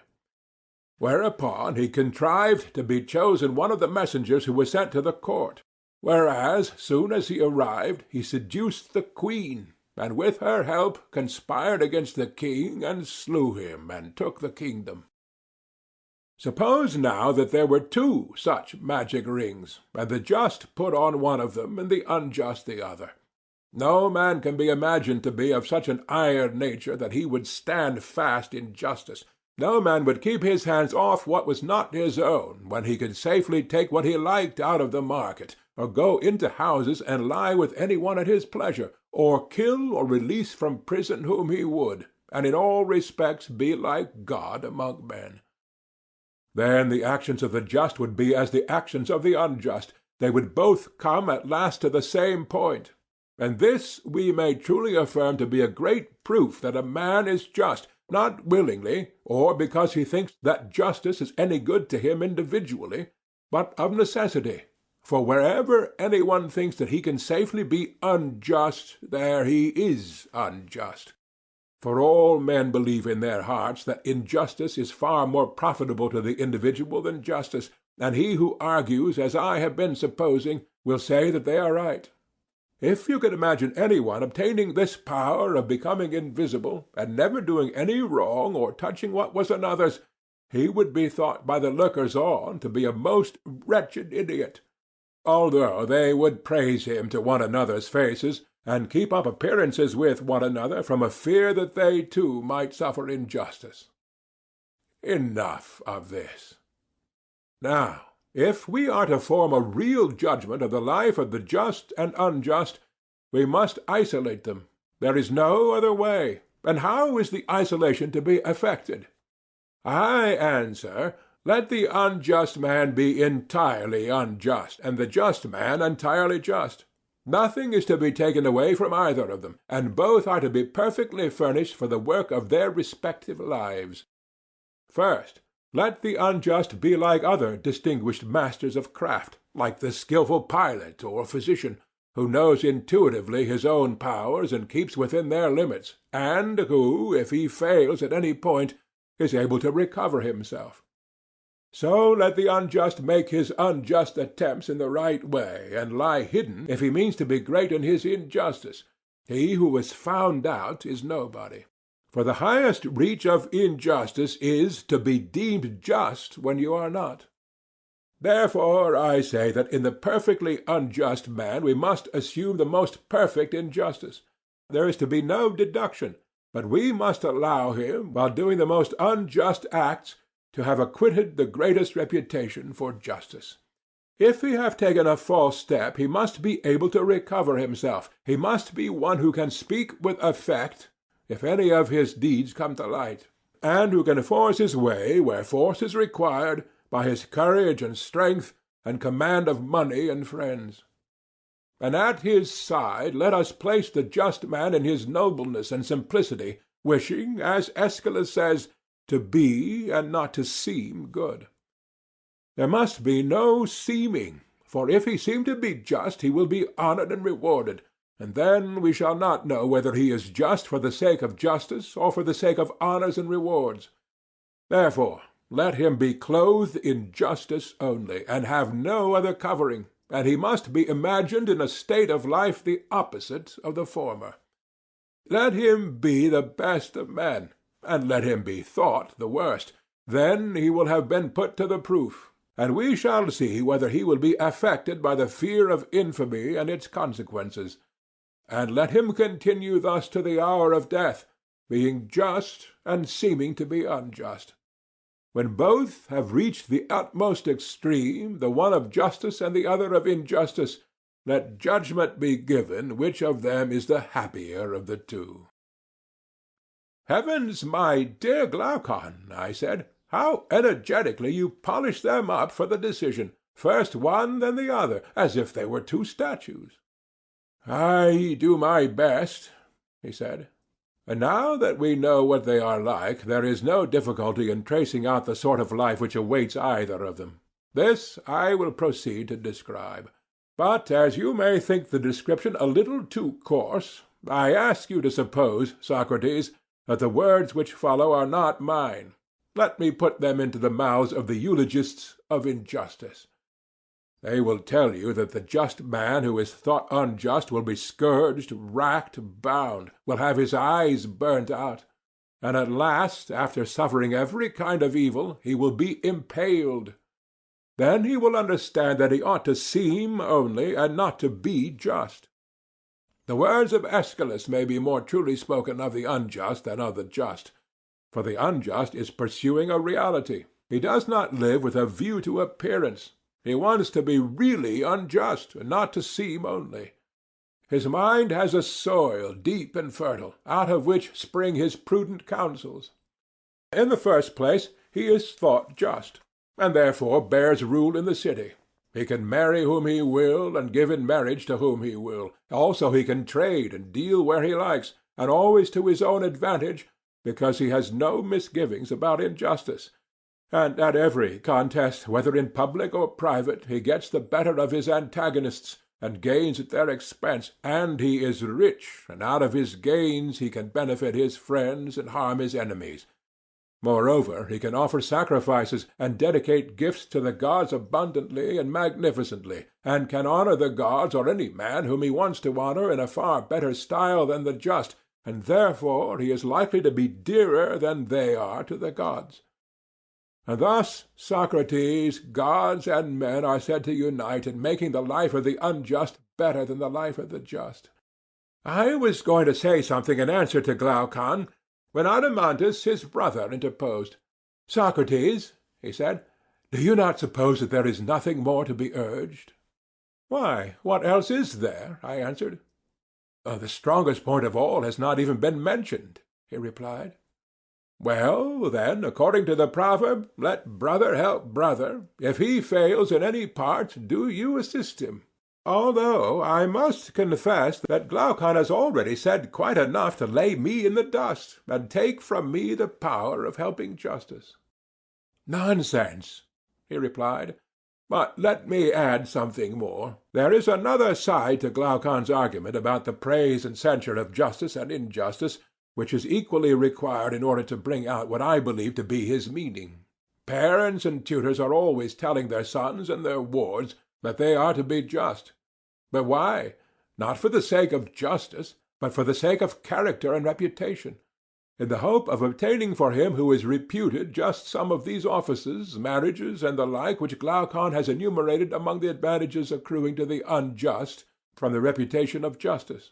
More, however, is made of appearances by this class of persons than by the others, for they throw in the good opinion of the gods, and will tell you of a shower of benefits which the heavens, as they say, rain upon the pious. And this accords with the testimony of the noble Hesiod and Homer, the first of whom says that the gods make the oaks of the just to bear acorns at their summit and bees in the middle, and the sheep are bowed down with the weight of their fleeces. And many other blessings of a like kind are provided for them. And Homer has a very similar strain, For he speaks of one whose fame is as the fame of some blameless king who, like a god, maintains justice, to whom the black earth brings forth wheat and barley, whose trees are bowed with fruit, and his sheep never fail to bear, and the sea gives him fish. Still grander are the gifts of heaven which Musaeus and his son vouchsafe to the just. They take them down into the world below, where they have the saints lying on couches at a feast, everlastingly drunk, crowned with garlands. Their idea seems to be that an immortality of drunkenness is the highest meed of virtue. Some extend their rewards yet further. The posterity, as they say, of the faithful and just shall survive to the third and fourth generation. This is the style in which they praise justice. But about the wicked there is another strain. They bury them in a slough at Hades, and make them carry water in a sieve. Also, while they are yet living, they bring them to infamy, and inflict upon them the punishments which Glaucon described as the portion of the just who are reputed to be unjust. Nothing else does their invention supply. Such is the manner of praising the one and censuring the other. Once more, Socrates, I will ask you to consider another way of speaking about justice and injustice, which is not confined to the poets, but is found in prose writers.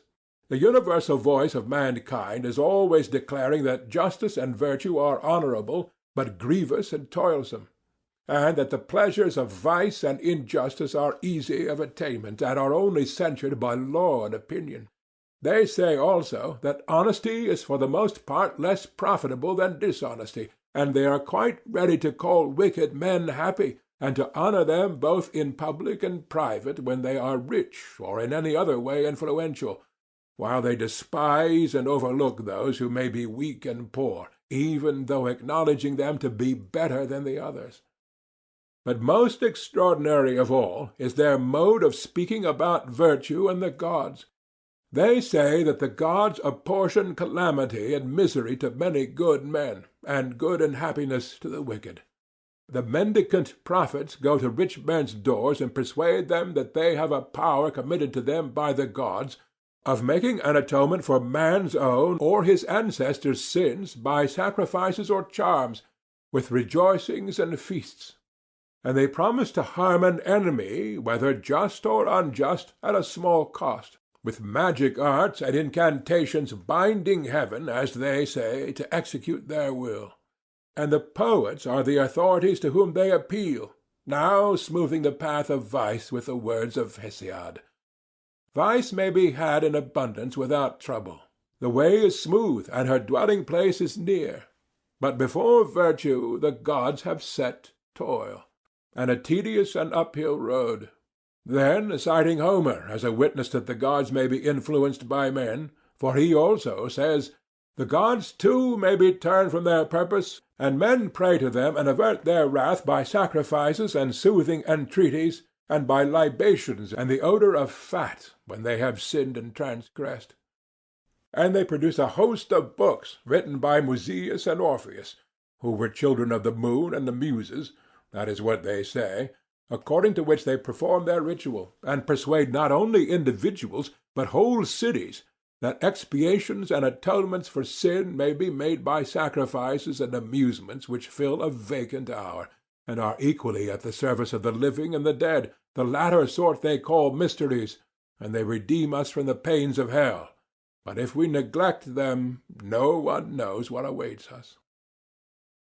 He proceeded, and now, when the young hear all this said about virtue and vice, and the way in which gods and men regard them, how are their minds likely to be affected, my dear Socrates?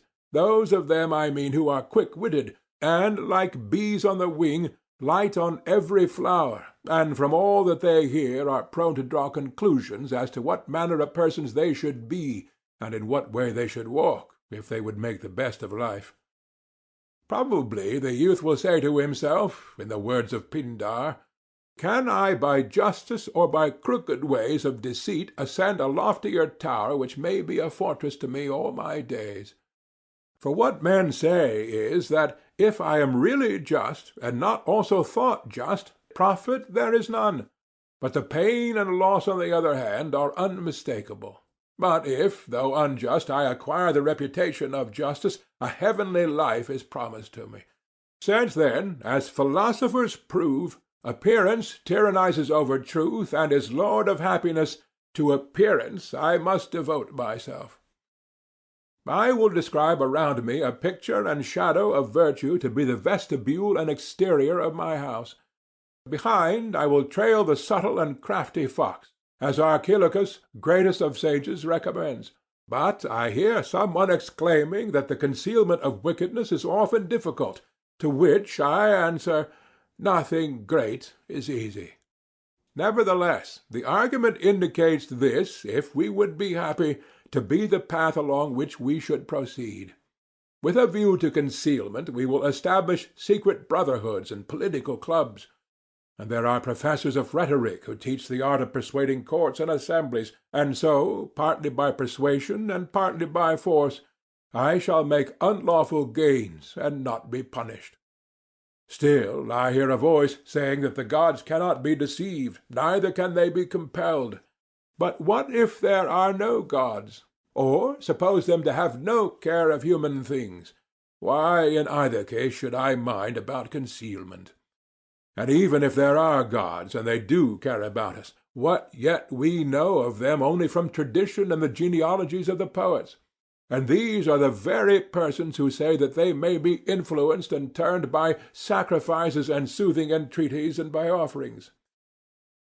Let us be consistent, then, and believe both or neither. If the poets speak truly, why, then we had better be unjust, and offer the fruits of injustice. For if we are just, although we may escape the vengeance of heaven, we shall lose the gains of injustice. But if we are unjust, we shall keep the gains, and by our sinning and praying and sinning, the gods will be propitiated, and we shall not be punished.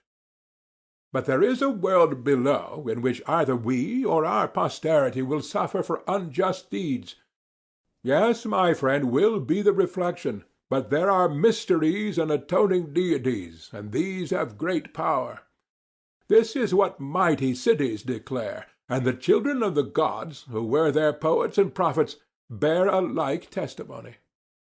On what principle, then, shall we any longer choose justice rather than the worst injustice, when, if we only unite the latter with a deceitful regard to appearances, we shall fare to our mind, both with gods and men, in life and after death, as the most numerous and the highest authorities tell us?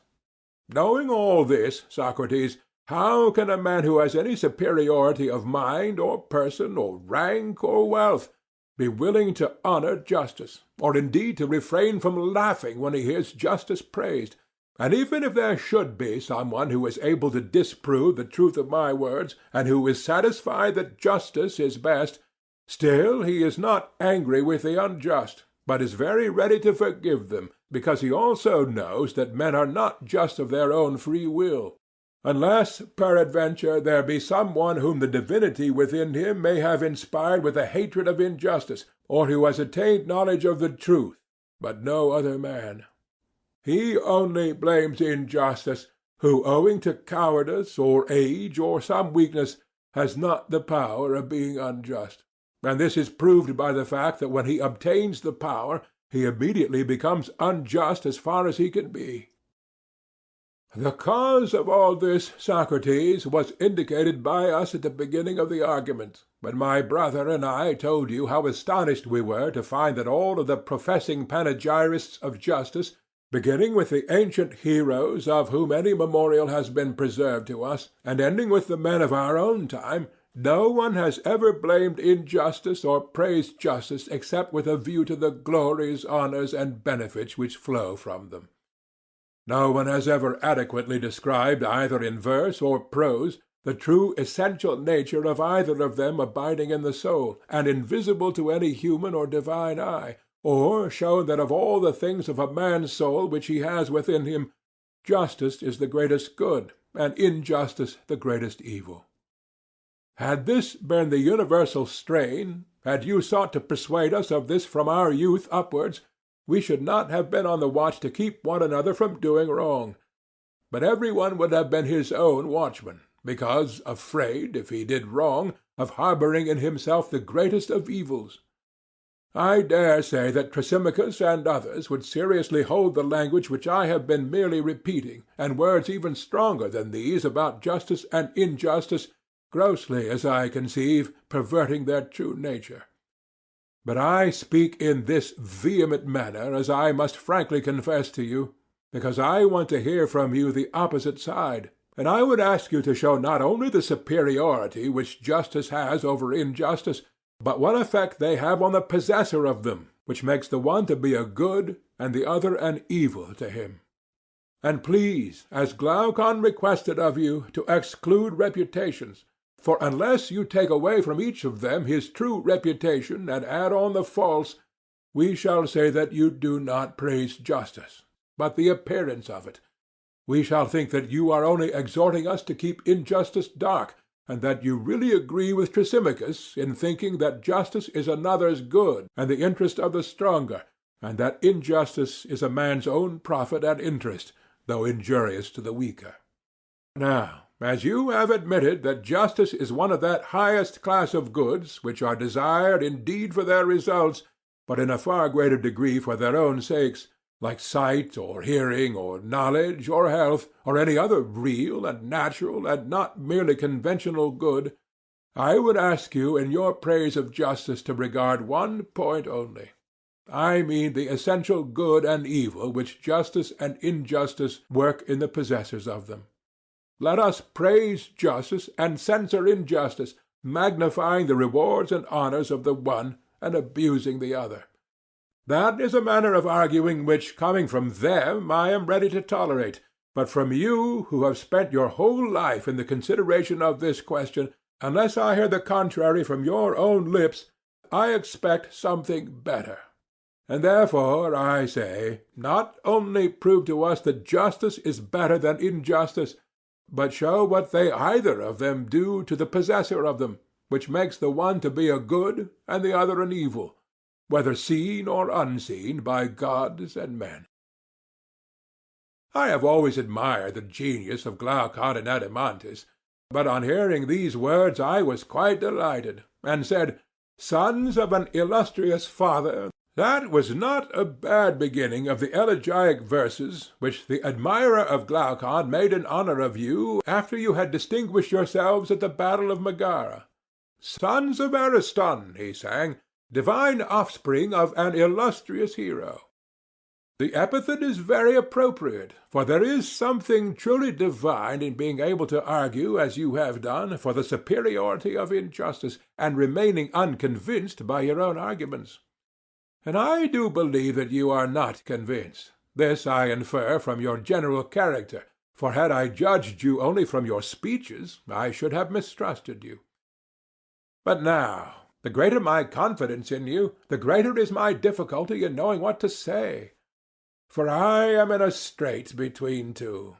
On the one hand, I feel that I am unequal to the task, and my inability is brought home to me by the fact that you were not satisfied with the answer which I made to Thrasymachus, proving, as I thought, the superiority which justice has over injustice. And yet I cannot refuse to help while breath and speech remain to me. I am afraid that there would be an impiety in being present when justice is evil spoken of, and not lifting up a hand in her defence, and therefore I had best give such help as I can. Glaucon and the rest entreated me by all means not to let the question drop, but to proceed in the investigation. They wanted to arrive at the truth, first about the nature of justice and injustice, and secondly about their relative advantages.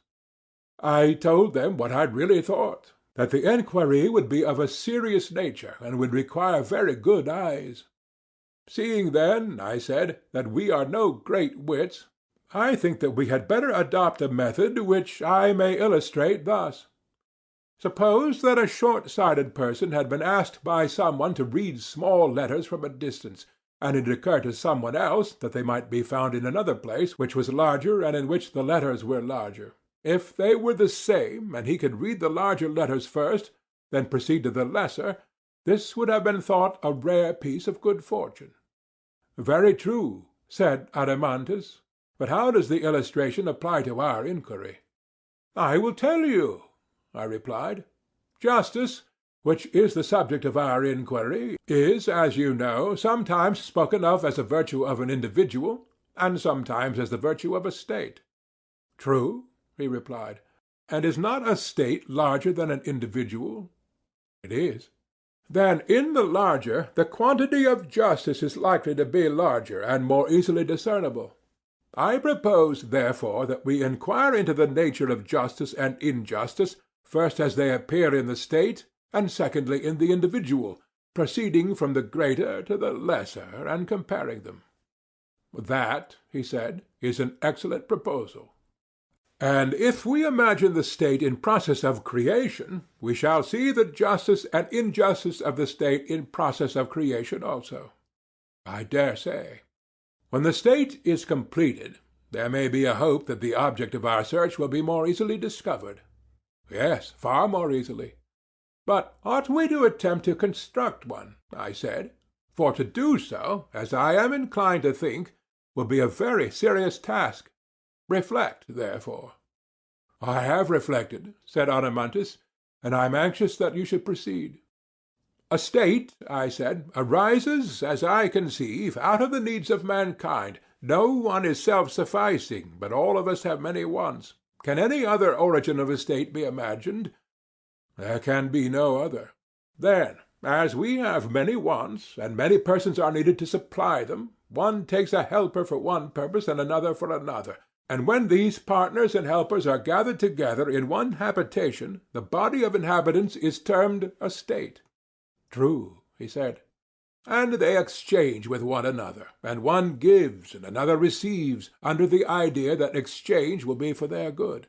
Very true. Then, I said, let us begin and create in idea a state. And yet the true creator is necessity, who is the mother of our invention. Of course, he replied. Now, the first and greatest of necessities is food, which is the condition of life and existence. Certainly. The second is a dwelling, and the third clothing, and the like. True. And now let us see how our city will be able to supply the great demand. We may suppose that one man is a husbandman, another a builder, someone else a weaver. Shall we add to them a shoemaker, or perhaps some other purveyor to our bodily wants? Quite right. The barest notion of a state must include 4 or 5 men. Clearly. And how will they proceed? Will each bring the result of his labors into a common stock?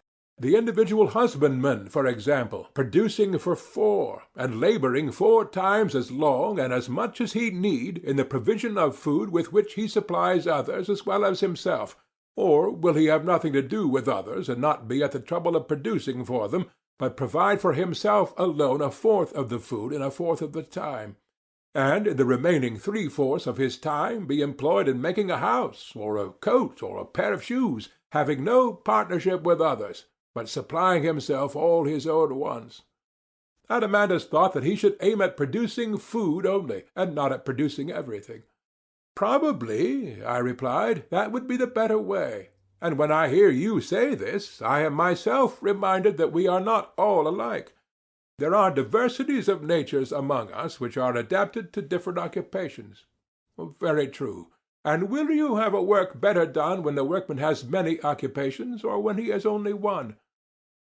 When he has only one.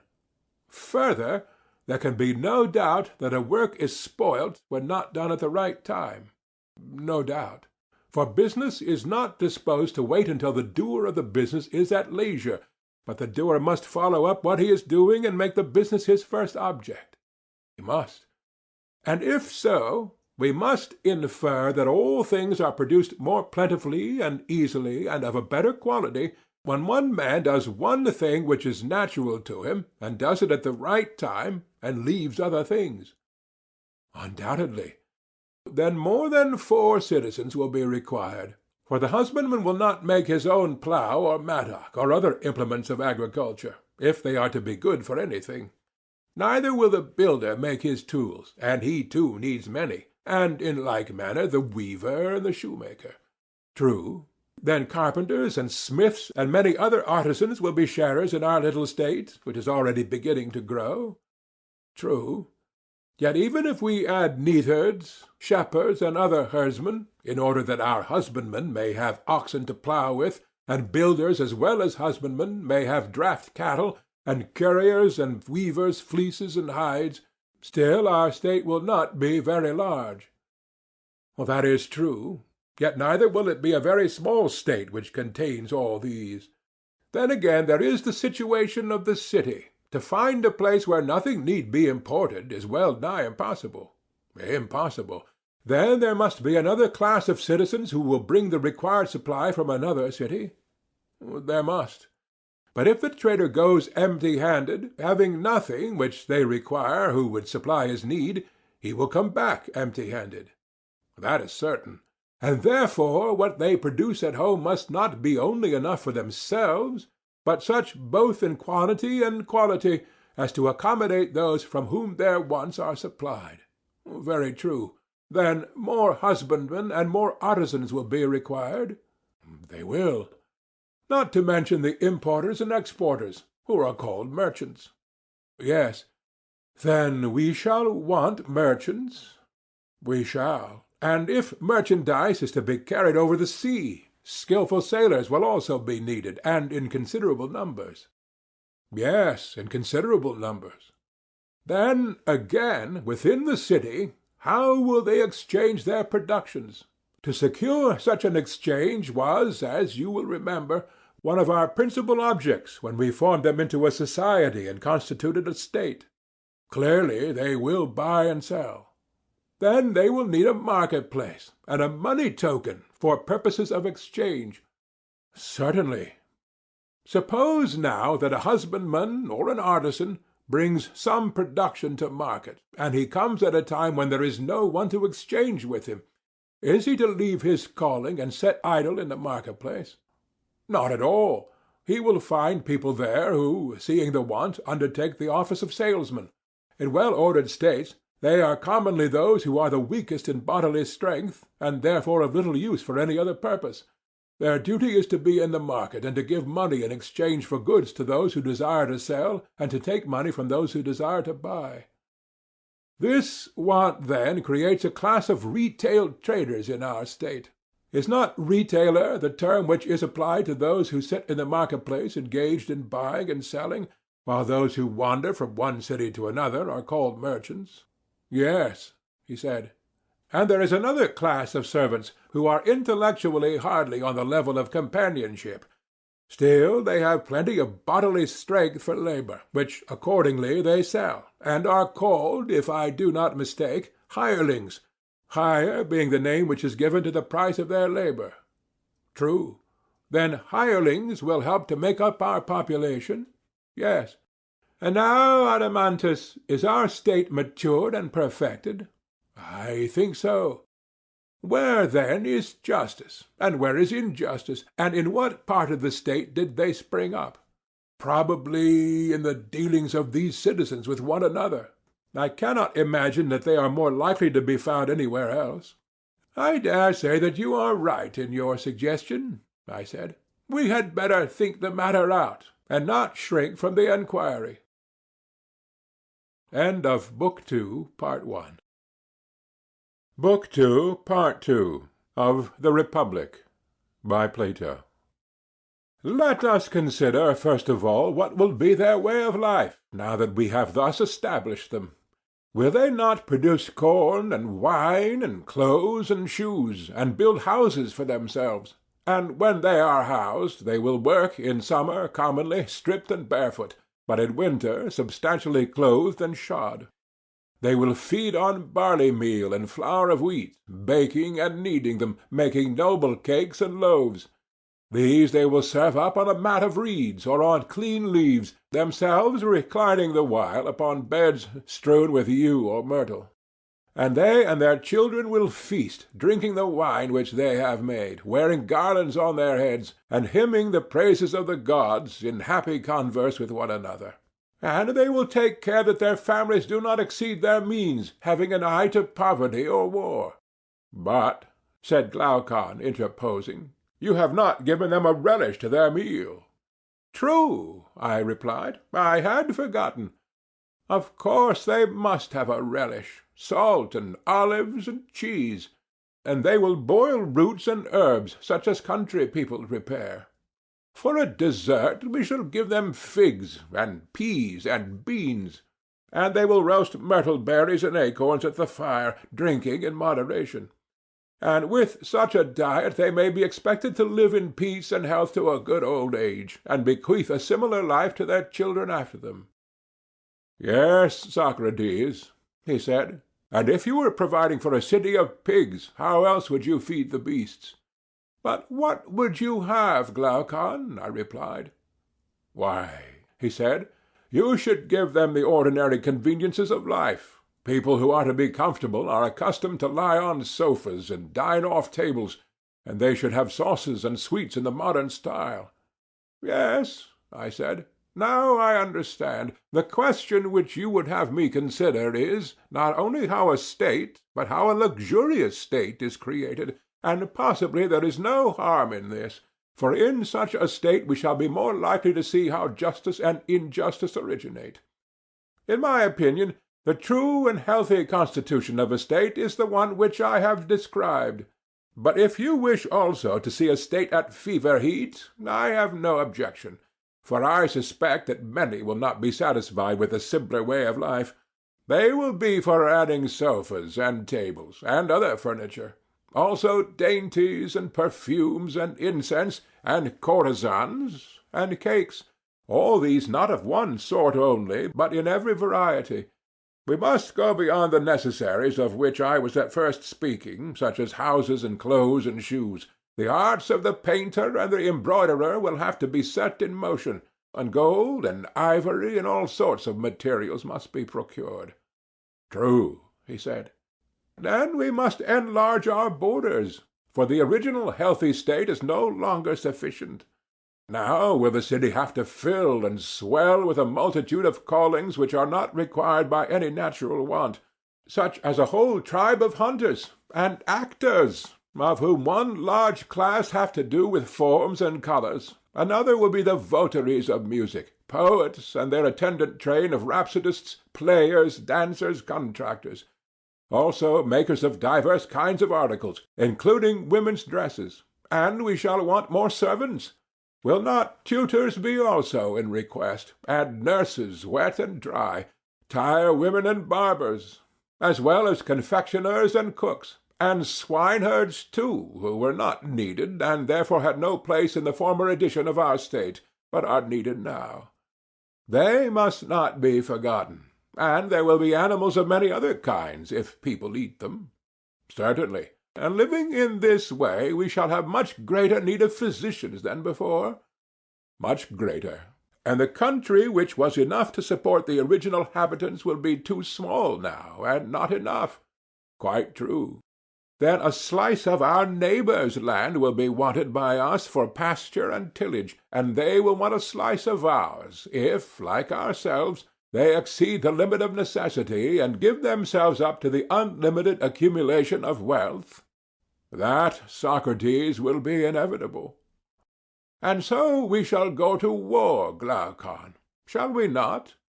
"Most certainly," he replied.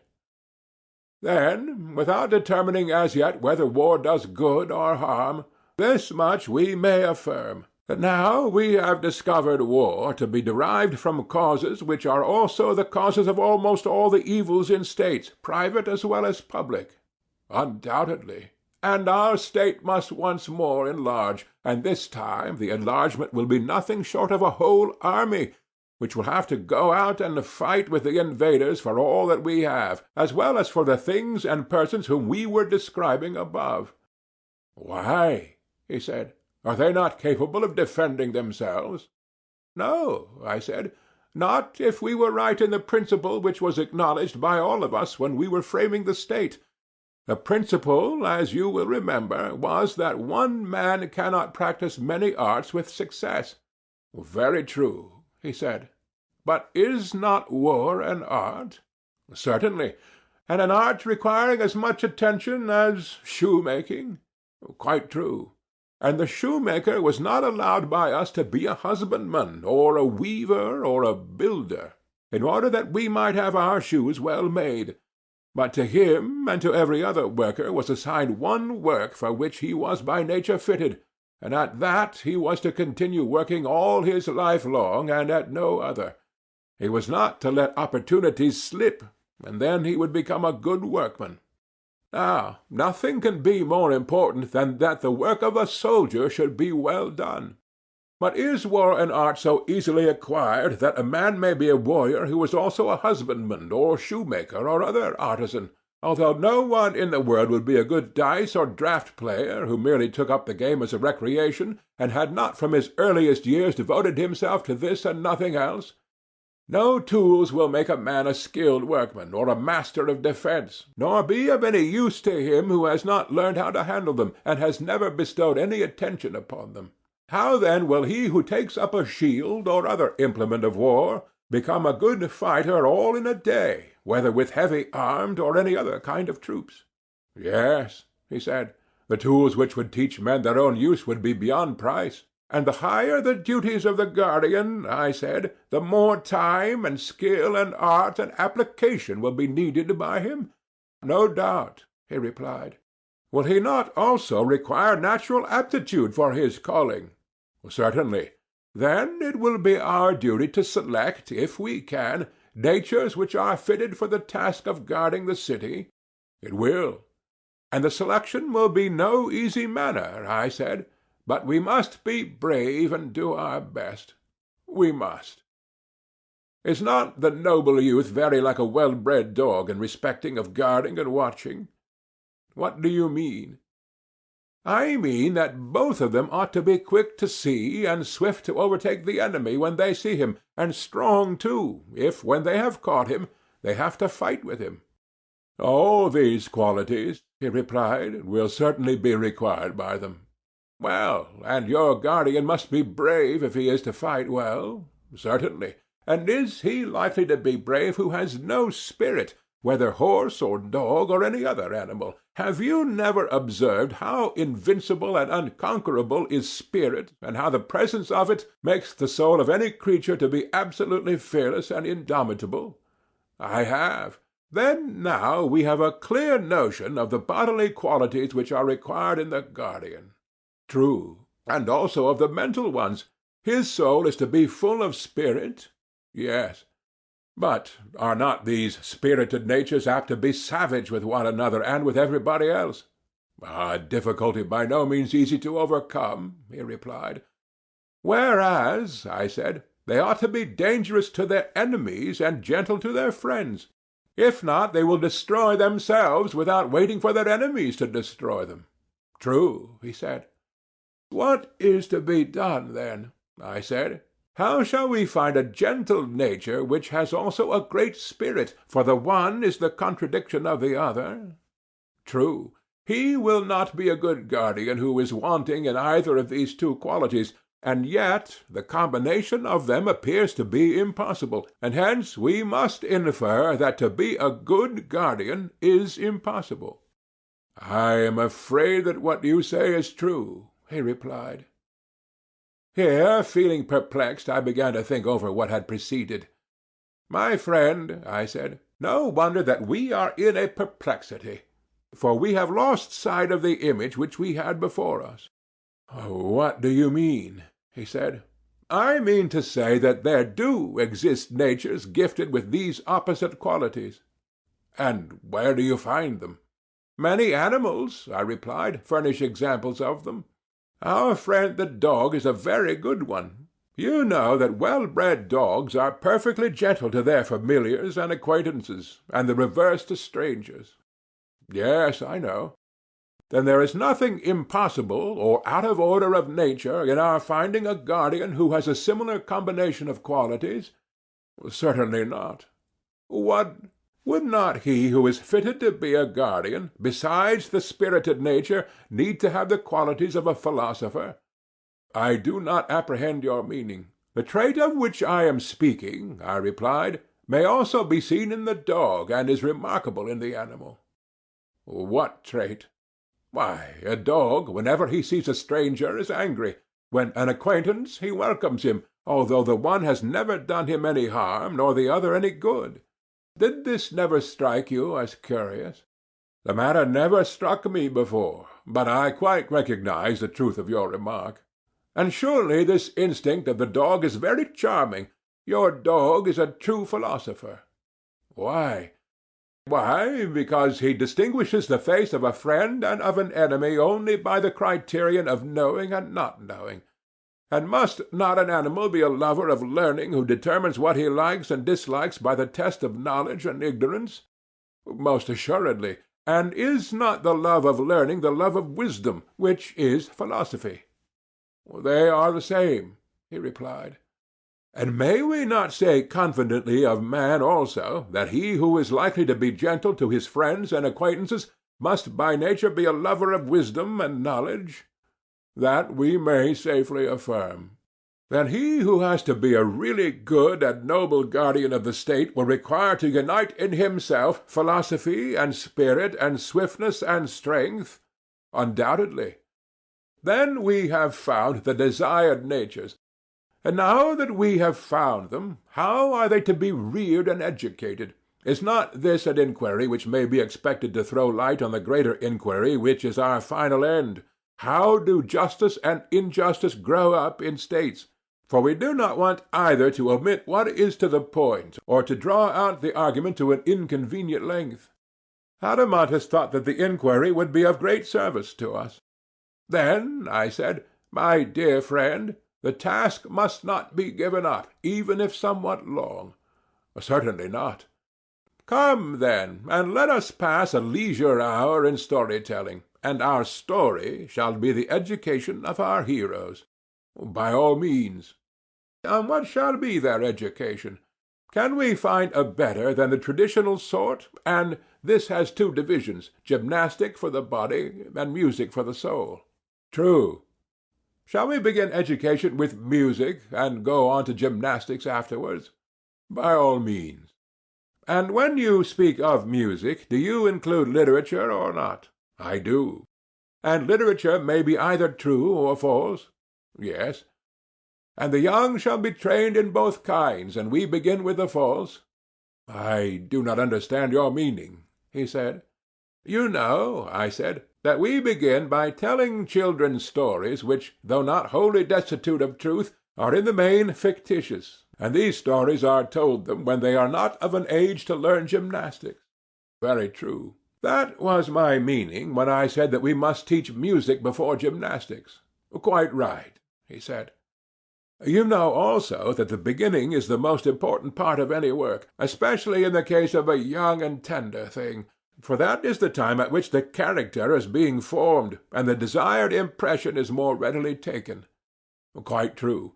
And shall we just carelessly allow children to hear any casual tales which may be devised by casual persons, and to receive into their minds ideas for the most part the very opposite of those which we should wish them to have when they are grown up? We cannot. Then the first thing will be to establish a censorship of the writers of fiction, and let the censors receive any tale of fiction which is good, and reject the bad. And we will desire mothers and nurses to tell their children the authorized ones only. Let them fashion the mind with such tales, even more fondly than they mould the body with their hands, but most of those which are now in use must be discarded. Of what tales are you speaking? He said. You may find a model of the lesser in the greater, I said, for they are necessarily of the same type, and there is the same spirit in both of them. Very likely, he replied, but I do not as yet know what you would term the greater. Those, I said, which are narrated by Homer and Hesiod, and the rest of the poets, which have ever been the great story-tellers of mankind. But which stories do you mean? He said, and what fault do you find with them? A fault which is most serious, I said. The fault of telling a lie, and what is more, a bad lie. But when is this fault committed? Whenever an erroneous representation is made of the nature of gods and heroes, as when a painter paints a portrait not having the shadow of a likeness to the original. Yes, he said. "That sort of thing is certainly very blamable. But what are the stories which you mean?" "Well, first of all," I said, "there was that greatest of all lies in high places which the poet told to Uranus, which was a bad lie too. I mean what Hesiod says that Uranus did, and how Cronus retaliated on him. The doings of Cronus and the sufferings which in turn his son inflicted upon him, even if they were true, ought certainly not to be lightly told to young and thoughtless persons. If possible, they had better be buried in silence. But if there is an absolute necessity for their mention, a chosen few might hear them in a mystery, and they should sacrifice not a common pig, but some huge and unprocurable victim, and then the numbers of the hearers will be very few indeed." "Why, yes," said he, "those stories are extremely objectionable." "Yes, Adeimantus, they are stories not to be repeated in our state. The young man should not be told that in committing the worst of crimes he is far from doing anything outrageous, and that even if he chastises his father when he does wrong, in whatever manner, he will only be following the example of the first and greatest among the gods." "I certainly agree with you," he said. "In my opinion, those stories are quite unfit to be repeated. Neither, if we mean our future guardians to regard their habit of quarrelling among themselves as of all things the basest, should any word be said to them of the wars in heaven, and of the plots and fightings of the gods against one another, for they are not true. No, we shall never mention the battles of the giants, or let them be embroidered on garments, and we shall be silent about the innumerable other quarrels of gods and heroes with their friends and relatives. If they would only believe us, we would tell them that quarrelling is unholy, and that never up to this time has there been any quarrel between citizens. This is what old men and old women should begin by telling children, and when they grow up, the poets also should be told to compose for them in a similar spirit. But the narrative of Hephaestus binding here his mother, or how on another occasion Zeus sent him flying for taking her part when she was being beaten, and all the battles of the gods in Homer, these tales must not be admitted into our state, whether they are supposed to have an allegorical meaning or not.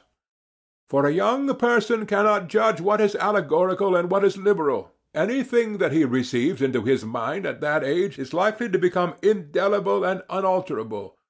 And therefore it is most important that the tales which the young first hear should be models of virtuous thoughts."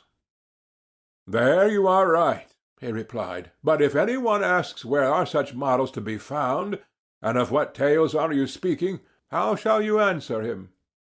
I said to him, "You and I, Adeimantus, at this point are not poets, but founders of a state. Now, the founders of a state ought to know the general forms in which poets should cast their tales, and the limits which must be observed by them, but to make the tales is not their business." "Very true," he said. "But what are these forms of theology which you mean?" "Something of this kind," I replied. "God is always to be represented as he truly is, whatever be the sort of poetry, epic, lyric, or tragic, in which the representation is given." "Right. And is he not truly good, and must he not be represented as such?" "Certainly. And no good thing is hurtful?" "No, indeed." "And that which is not hurtful hurts not?" "Certainly not." "And that which hurts not does no evil?" "No." "And can that which does no evil be a cause of evil?" "Impossible." "And the good is advantageous?" "Yes." "And therefore the cause of well-being?" "Yes." "It follows, therefore, that the good is not the cause of all things, but of the good only?" "Assuredly." "Then God, if he be good, is not the author of all things, as the many assert, but he is the cause of a few things only, and not of most things that occur to men. For few are the goods of human life, and many are the evils, and the good is to be attributed to God alone. Of the evils, the causes are to be sought elsewhere, and not in him." "That appears to me to be most true," he said. "Then we must not listen to Homer or to any other poet who is guilty of the folly of saying that two casks lie at the threshold of Zeus, full of lots, one of good, the other of evil lots, and that he to whom Zeus gives a mixture of the two sometimes meets with ill fortune, at other times with good. But he to whom is given the cup of unmingled ill, him wild hunger drives o'er the beauteous earth. And again, Zeus, who is the dispenser of good and evil to us. And if any one asserts that the violation of oaths and treaties, which was really the work of Pandarus, was brought about by Athene and Zeus, or that the strife and contention of the gods was instigated by Themis and Zeus, he shall not have our approval. Neither will we allow our young men to hear the words of Aeschylus, that God plants guilt among men when he desires utterly to destroy a house. And if a poet writes of the sufferings of Niobe, the subject of the tragedy in which these iambic verses occur, or of the house of Pelops, or of the Trojan War, or any similar theme, either we must not permit him to say that these are not the works of God, or if they are God, he must devise some explanation of them such as we are seeking. He must say that God did what was just and right, and they were the better for being punished. But that those who are punished are miserable, and that God is the author of their misery, the poet is not to be permitted to say, though he may say that the wicked are miserable because they require to be punished, and are benefited by receiving punishment from God. But that God, being good, is the author of evil to any one is to be strenuously denied, and not to be said or sung or heard in verse or prose by any one, whether old or young, in any well-ordered commonwealth. Such a fiction is suicidal, ruinous, impious. I agree with you, he replied, and am ready to give my assent to the law. Let this, then, be one of our rules and principles concerning the gods, to which our poets and reciters will be expected to conform, that God is not the author of all things, but of good only. That will do, he said. And what do you think of a second principle? Shall I ask you whether God is a magician, and of a nature to appear insidiously now in one shape and now in another, sometimes himself changing and passing into many forms, sometimes deceiving us with the semblance of such transformations? Or is he one and the same, immutably fixed in his own proper image? I cannot answer you, he said, without more thought. Well, I said, but if we suppose a change in anything, that change must be effected either by the thing itself or by some other thing? Most certainly. And things which are at their best are also least liable to be altered or discomposed.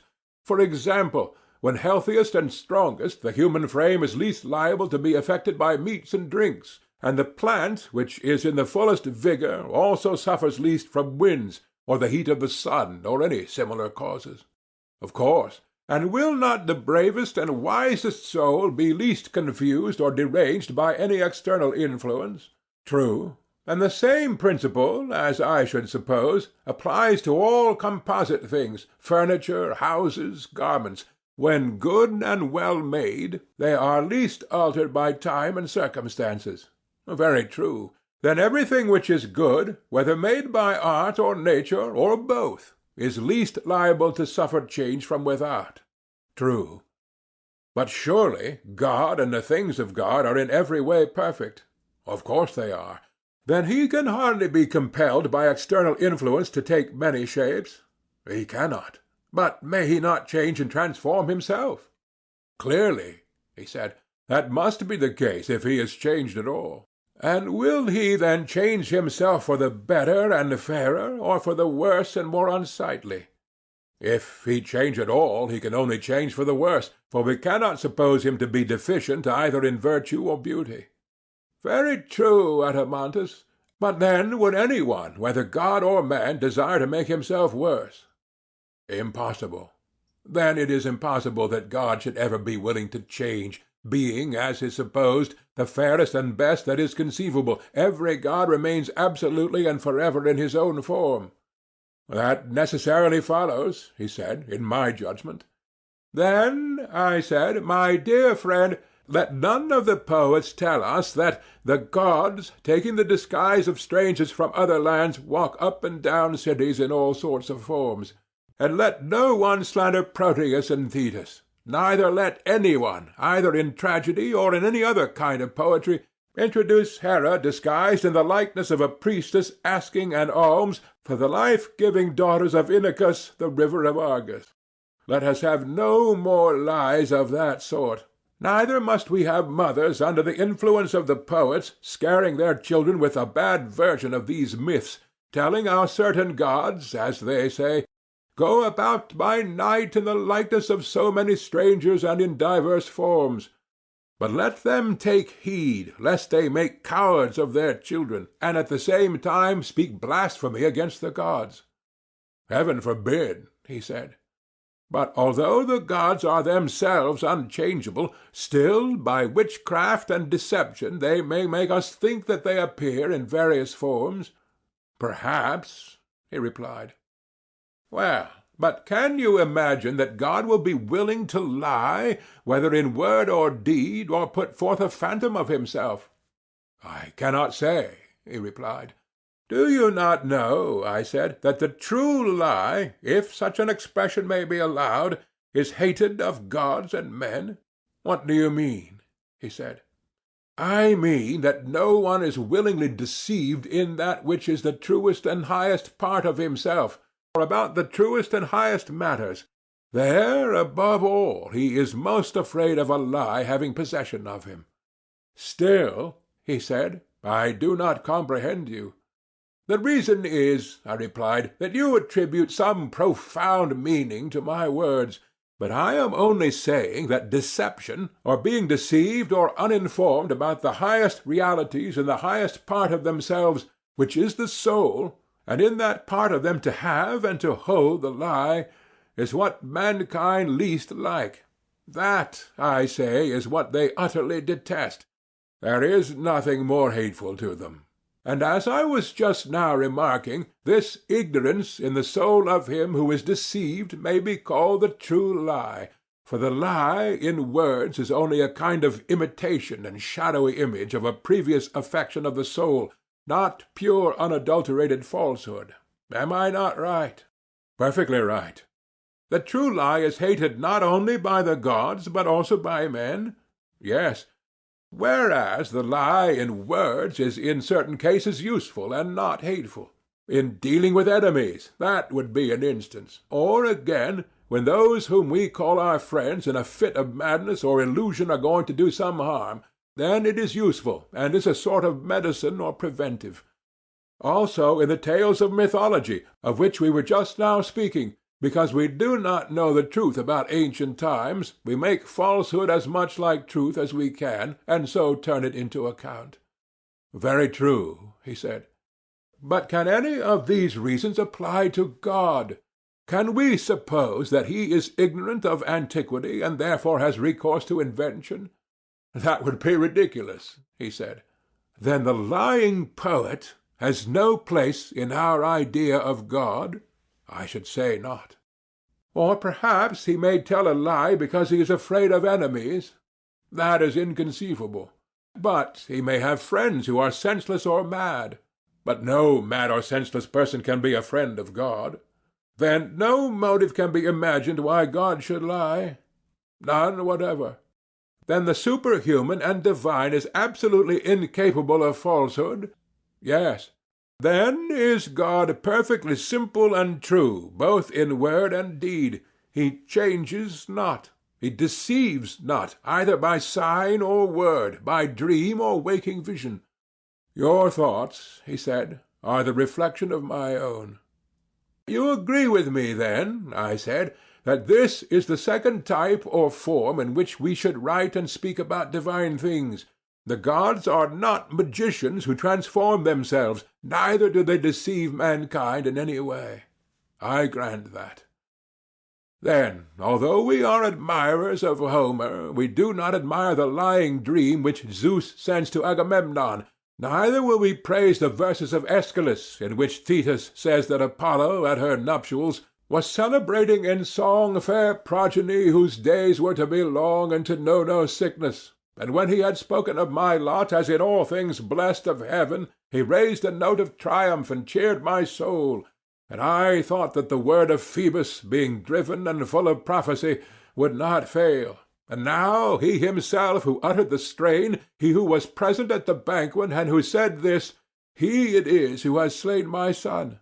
These are the kind of sentiments about the gods which will arouse our anger, and he who utters them shall be refused a chorus, neither shall we allow teachers to make use of them in the instruction of the young, meaning, as we do, that our guardians, as far as men can be, should be true worshippers of the gods, and like them. I entirely agree, he said, in these principles, and promise to make them my laws. End of Part 2. Book 3, Part 1, From the Republic, by Plato. Such, then, I said, are our principles of theology. Some tales are to be told, and others are not to be told, to our disciples from their youth upwards, if we mean them to honor the gods and their parents, and to value friendship with one another. Yes, and I think that our principles are right, he said. But if they are to be courageous, must they not learn other lessons besides these, and lessons of such a kind as will take away the fear of death? Can any man be courageous who has the fear of death in him? Certainly not, he said.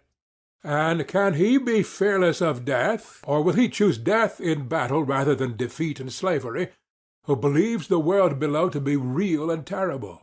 Impossible.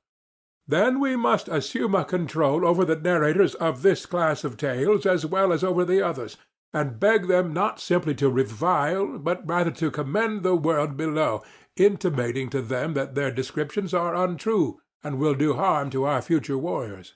That will be our duty, he said. Then, I said, we shall have to obliterate many obnoxious passages, beginning with the verses, I would rather be a serf on the land of a poor and portionless man than rule over the dead who have come to naught. We must also expunge the verse, which tells us how Pluto feared, lest the mansions grim and squalid, which the gods abhor, should be seen both of mortals and immortals. And again, O heavens, verily in the house of Hades there is soul and ghostly form, but no mind at all. Again of Tiresias, to him even after death did Persephone grant mind, that he alone should be wise, but the other souls are flitting shades. Again, the soul flying from the limbs had gone to Hades, lamenting her fate, leaving manhood and youth. Again, and the soul, with shrilling cry, passed like smoke beneath the earth. And, as bats in hollow of mystic cavern, whenever any of them has dropped out of the string and falls from the rock, fly shrilling and cling to one another, so did they with shrilling cry hold together as they moved. And we must beg Homer and the other poets not to be angry if we strike out these and similar passages, not because they are unpoetical or unattractive to the popular ear, but because the greater the poetical charm of them, the less are they meet for the ears of boys and men who are meant to be free, and who should fear slavery more than death. Undoubtedly. Also we shall have to reject all the terrible and appalling names which describe the world below, Cocytus and Styx, ghost under the earth, and sapless shades, and any similar words of which the very mention causes a shudder to pass through the inmost soul of him who hears them. I do not say that these horrible stories may not have a use of some kind, but there is a danger that the nerves of our guardians may be rendered too excitable and effeminate by them. There is a real danger, he said. Then we must have no more of them. True. Another and a nobler strain must be composed and sung by us. Clearly. And shall we proceed to get rid of the weepings and wailings of famous men? They will go with the rest. But shall we be right in getting rid of them? Reflect. Our principle is that the good man will not consider death terrible to any other good man who is his comrade. Yes, that is our principle. And therefore he will not sorrow for his departed friend as though he had suffered anything terrible. He will not.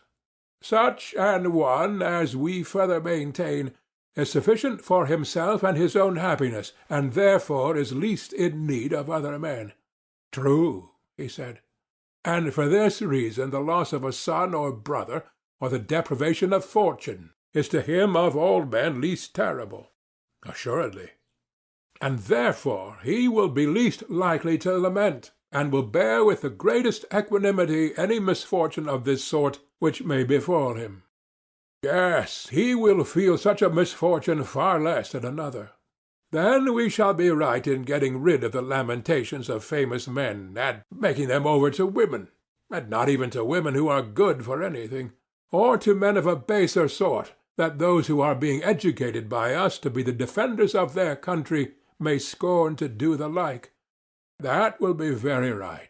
Then we will once more entreat Homer and the other poets to depict Achilles, who is the son of a goddess, first lying on his side, then on his back, and then on his face, then starting up and sailing in a frenzy along the shores of the barren sea, now taking the sooty ashes in both his hands and pouring them over his head, or weeping and wailing in the various modes which Homer has delineated. Nor should he describe Priam, the kinsman of the gods, as praying and beseeching, rolling in the dirt, calling each man loudly by his name. Still more earnestly will we beg of him, at all events, not to introduce the gods lamenting and saying, "Alas, my misery! Alas, that I bore the bravest to my sorrow!"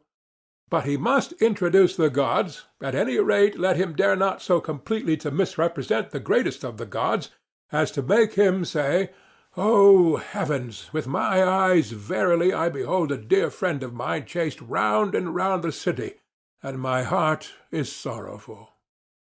Or again, "Woe is me that I am fated to have Sarpedon, dearest of men to me, subdued at the hands of Patroclus and the son of Menoetius.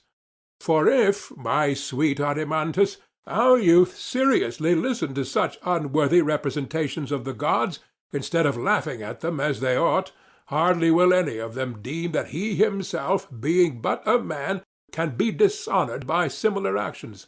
Neither will he rebuke any inclination which may arise in his mind to say and do the like. And instead of having any shame or self-control, he will be always whining and lamenting on slight occasions." "Yes," he said, "that is most true." "Yes," I replied, "but that surely is what ought not to be, as the argument has just proved to us, and by that proof we must abide until it is disproved by a better. It ought not to be. Neither ought our guardians to be given to laughter, for a fit of laughter which has been indulged to excess almost always produces a violent reaction. So I believe. Then persons of worth, even if only mortal men, must not be represented as overcome by laughter, and still less must such a representation of the gods be allowed." "Still less of the gods, as you say," he replied. "Then we shall not suffer such an expression to be used against the gods as that of Homer when he describes how inextinguishable laughter arose among the blessed gods when they saw Hephaestus bustling about the mansion. On your views we must admit them. On my views, if you like to father them on me, that we must not admit them is certain. Again, truth should be highly valued. If, as we were saying, a lie is useless to the gods and useful only as a medicine to men, then the use of such medicines should be restricted to physicians. Private individuals have no business with them." "Clearly not," he said.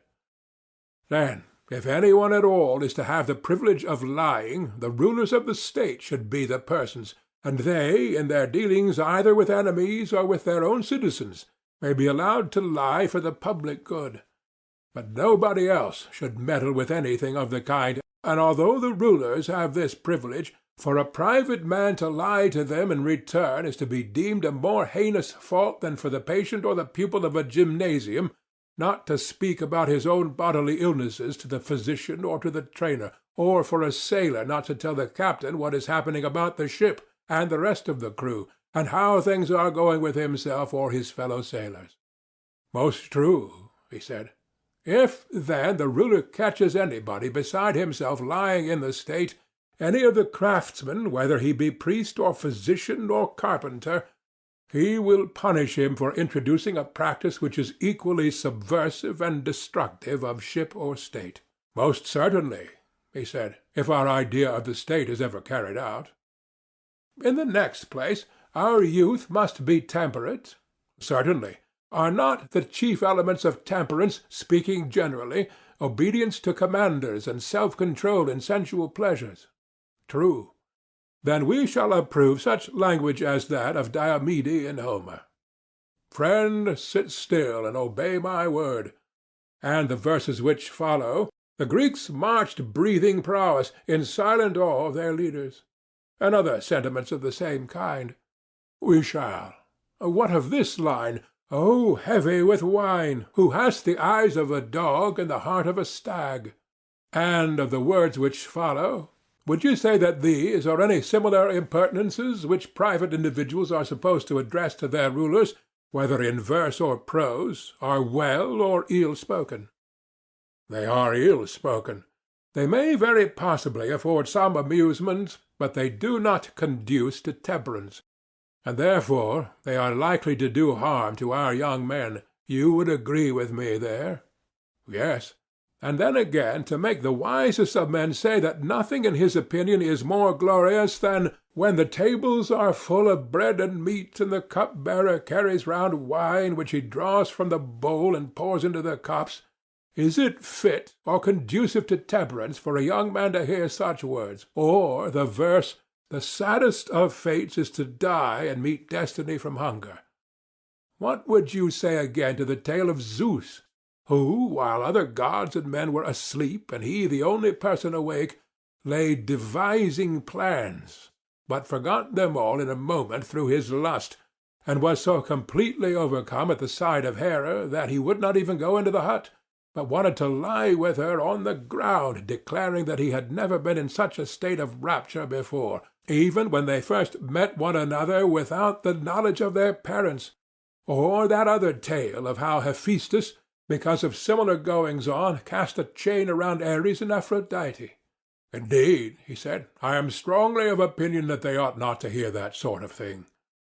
But any deeds of endurance which are done or told by famous men, these they ought to see and hear, as, for example, what is said in the verses, "He smote his breast, and thus reproached his heart, Endure, my heart, far worse hast thou endured." Certainly, he said. And in the next place, we must not let them be receivers of gifts or lovers of money. Certainly not.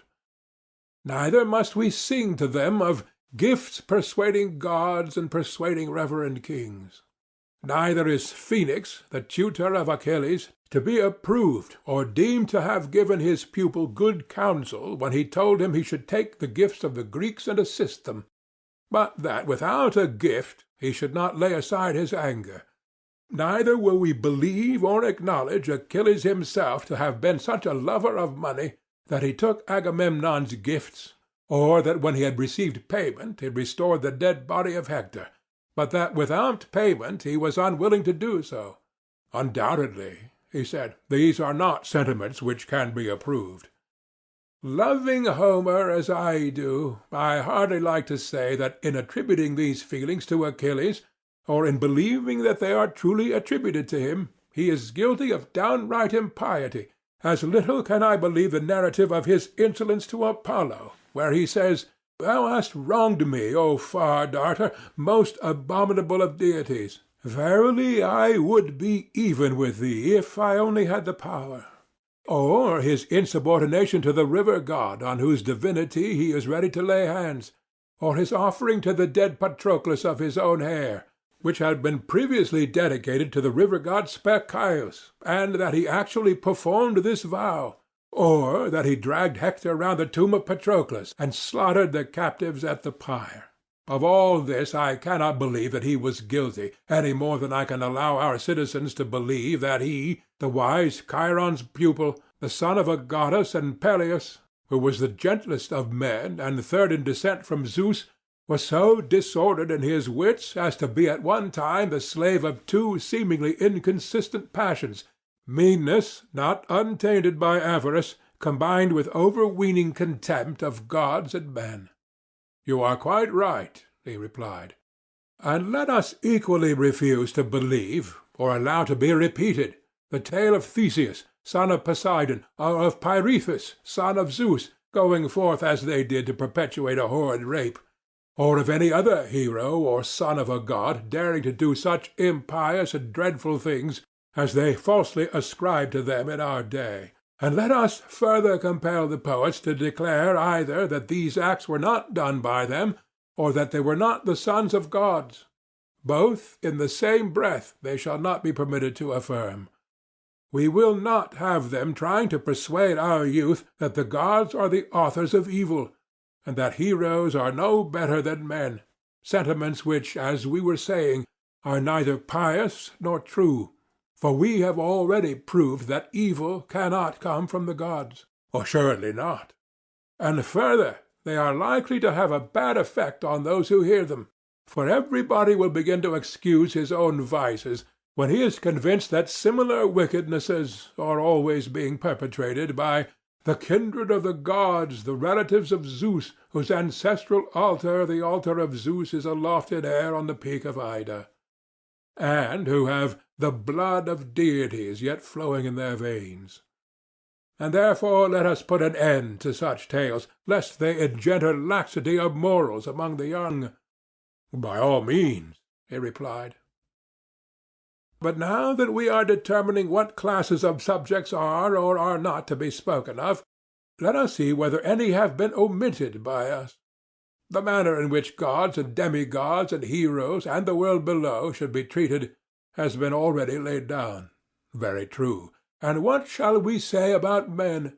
That is clearly the remaining portion of our subject. Clearly so. But we are not in a condition to answer this question at present, my friend. Why not? Because, if I am not mistaken, we shall have to say that about men, poets and storytellers are guilty of making the gravest misstatements when they tell us that wicked men are often happy, and the good miserable, and that the injustice is profitable when undetected, but that justice is a man's own loss and another's gain. These things we shall forbid them to utter, and command them to sing and say the opposite. To be sure we shall, he replied. But if you admit that I am right in this, then I shall maintain that you have implied the principle for which we have been all along contending. I grant the truth of your inference. That such things are or are not to be said about men is a question which we cannot determine until we have discovered what justice is, and how naturally advantageous to the possessor, whether he seem to be just or not. Most true, he said. Enough of the subjects of poetry. Let us now speak of the style, and when this has been considered, both matter and manner will have been completely treated. I do not understand what you mean, said Adeimantus. Then I must make you understand, and perhaps I may be more intelligible if I put the matter in this way. You are aware, I suppose, that all mythology and poetry is a narration of events, either past, present, or to come? Certainly, he replied. And narration may be either simple narration or imitation, or a union of the two. That again, he said, I do not quite understand. I fear that I must be a ridiculous teacher, when I have so much difficulty in making myself apprehended. Like a bad speaker, therefore, I will not take the whole of the subject, but will break a piece off in illustration of my meaning. You know the first lines of the Iliad, in which the poet says that Chryses prayed Agamemnon to release his daughter, and that Agamemnon flew into a passion with him, whereupon Chryses, failing of his object, invoked the anger of the god against the Achaeans. Now, as far as these lines, and he prayed all the Greeks, but especially the two sons of Atreus, the chiefs of the people, the poet is speaking in his own person. He never leads us to suppose that he is any one else. But in what follows he takes the person of Chryses, and then he does all that he can to make us believe that the speaker is not Homer, but the aged priest himself. And in this double form he has cast the entire narrative of the events which occurred at Troy and in Ithaca and throughout the Odyssey. Yes, and a narrative it remains, both in the speeches which the poet recites from time to time, and in the intermediate passages. Quite true. But when the poet speaks in the person of another, may we not say that he assimilates his style to that of a person who, as he informs you, is going to speak? Certainly. And this assimilation of himself to another, either by the use of voice or gesture, is the imitation of the person whose character he assumes? Of course. Then in this case the narrative of the poet may be said to proceed by way of imitation? Very true. Or, if the poet everywhere appears and never conceals himself, then again the imitation is dropped, and his poetry becomes simple narration. However, in order that I may make my meaning quite clear, and that you may no more say, "I don't understand," I will show how the change might be effected. If Homer had said, "The priest came, having his daughter's ransom in his hands, supplicating the Achaeans and above all the kings," and then if, instead of speaking in the person of Chryses, he had continued in his own person, the words would have been not imitation, but simple narration. The passage would have run as follows. I am no poet, and therefore I drop the metre. A priest came and prayed the gods on behalf of the Greeks that they might capture Troy and return safely home, but begged that they would give him back his daughter, and take the ransom which he brought, and respect the god. Thus he spoke, and the other Greeks revered the priest, and assented. But Agamemnon was wroth, and bade him depart and not come again, lest the staff and chaplets of the god should be of no avail to him. The daughter of Chryses should not be released, he said. She should grow old with him in Argos. And then he told him to go away, and not to provoke him, if he intended to get home unscathed. And the old man went away in fear and silence, and when he had left the camp, he called upon Apollo by his many names, reminding him of everything which he had done pleasing to him, whether in building his temples or in offering sacrifice, and praying that his good deeds might be returned to him, and that the Achaeans might expiate his tears by the arrows of the god, and so on. In this way the whole becomes simple narrative. I understand, he said. Or you may suppose the opposite case, that the intermediate passages are omitted and the dialogue only left. That also, he said, I understand. You mean, for example, as in tragedy. You have conceived my meaning perfectly. And if I mistake not, what you failed to apprehend before is now made clear to you, that poetry and mythology are, in some cases, wholly imitative. Instances of this are supplied by tragedy and comedy. There is likewise the opposite style, in which the poet is the only speaker. Of this the dithyramb affords the best example. And the combination of both is found in epic, and in several other styles of poetry. Do I take you with me? Yes, he said. I see now what you meant. I will ask you to remember also what I began by saying, that we had done with the subject, and might proceed to the style. Yes, I remember. In saying this, I intended to imply that we must come to an understanding about the mimetic art,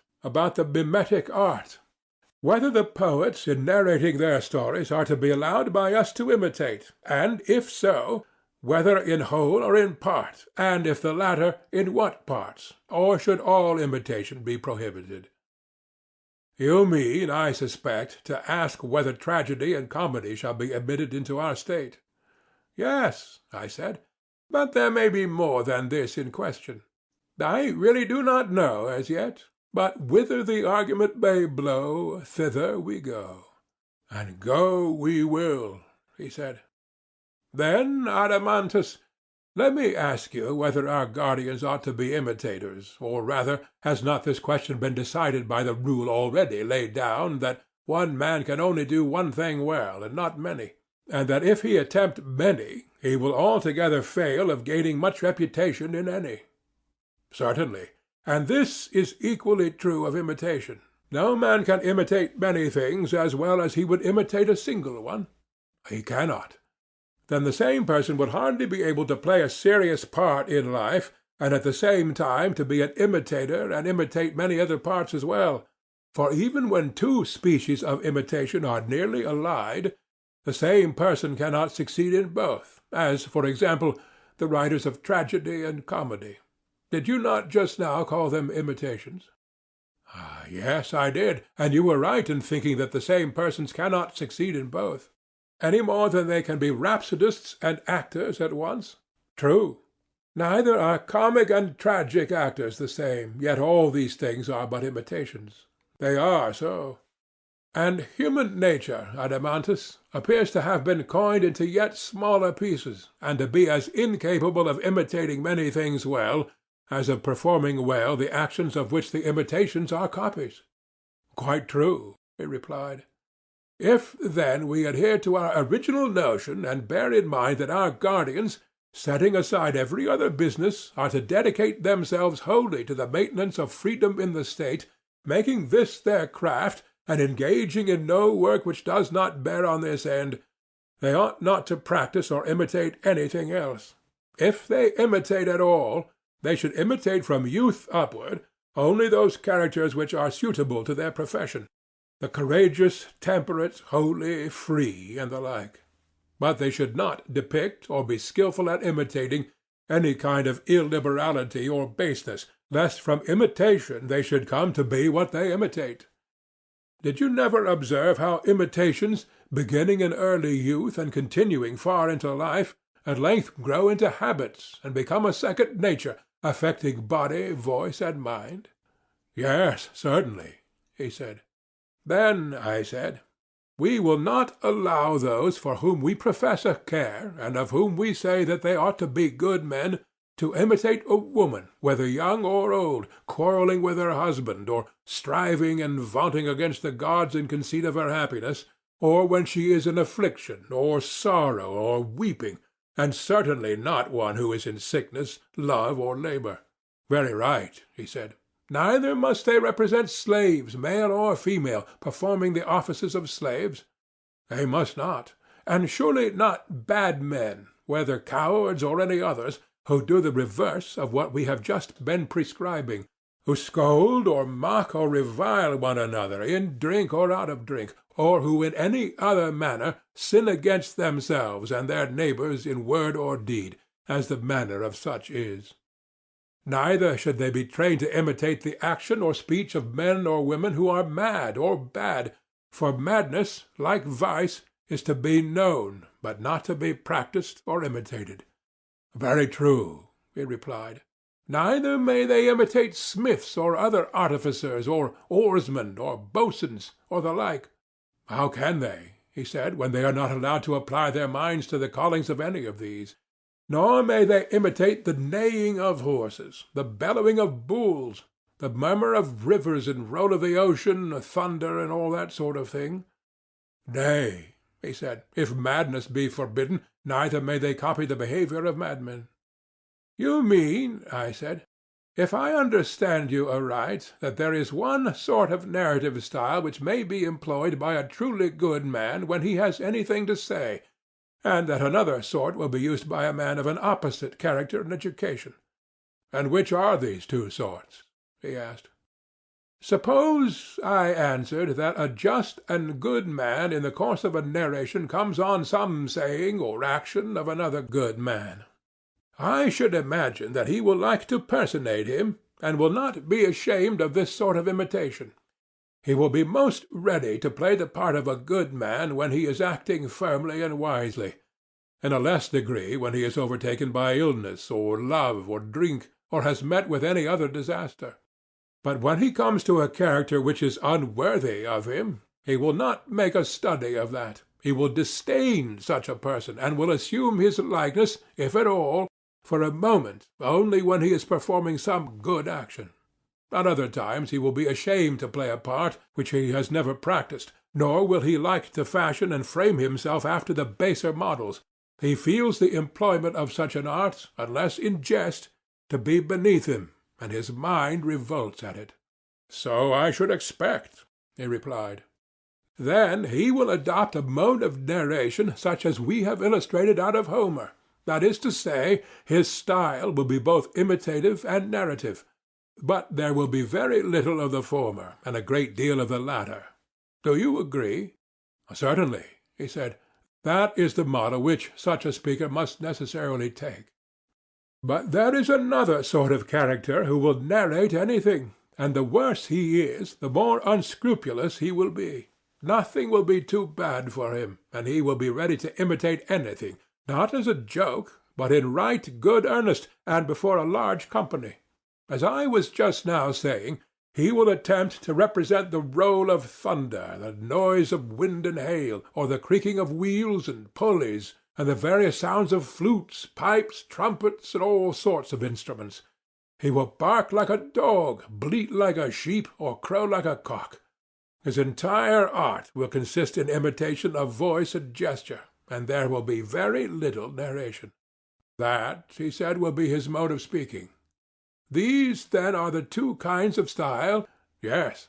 And you would agree with me in saying that one of them is simple and has but slight changes, and if the harmony and rhythm are also chosen for their simplicity, the result is that the speaker, if he speaks correctly, is always pretty much the same in style, and he will keep within the limits of a single harmony, for the changes are not great, and in like manner he will make use of nearly the same rhythm.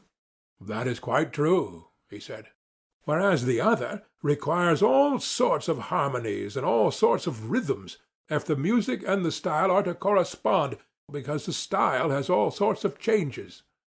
That is also perfectly true, he replied. And do not the two styles, or the mixture of the two, comprehend all poetry and every form of expression in words? No one can say anything except in one or other of them or in both together.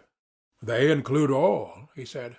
And shall we receive into our state all the three styles, or one only of the two unmixed styles, or would you include the mixed? I should prefer only to admit the pure imitator of virtue. Yes, I said, Adeimantus, but the mixed style is also very charming, and indeed the pantomimic, which is the opposite of the one chosen by you, is the most popular style with children and their attendants, and with the world in general.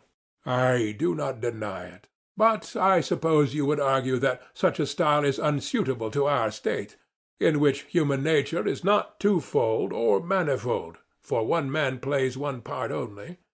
Yes, quite unsuitable.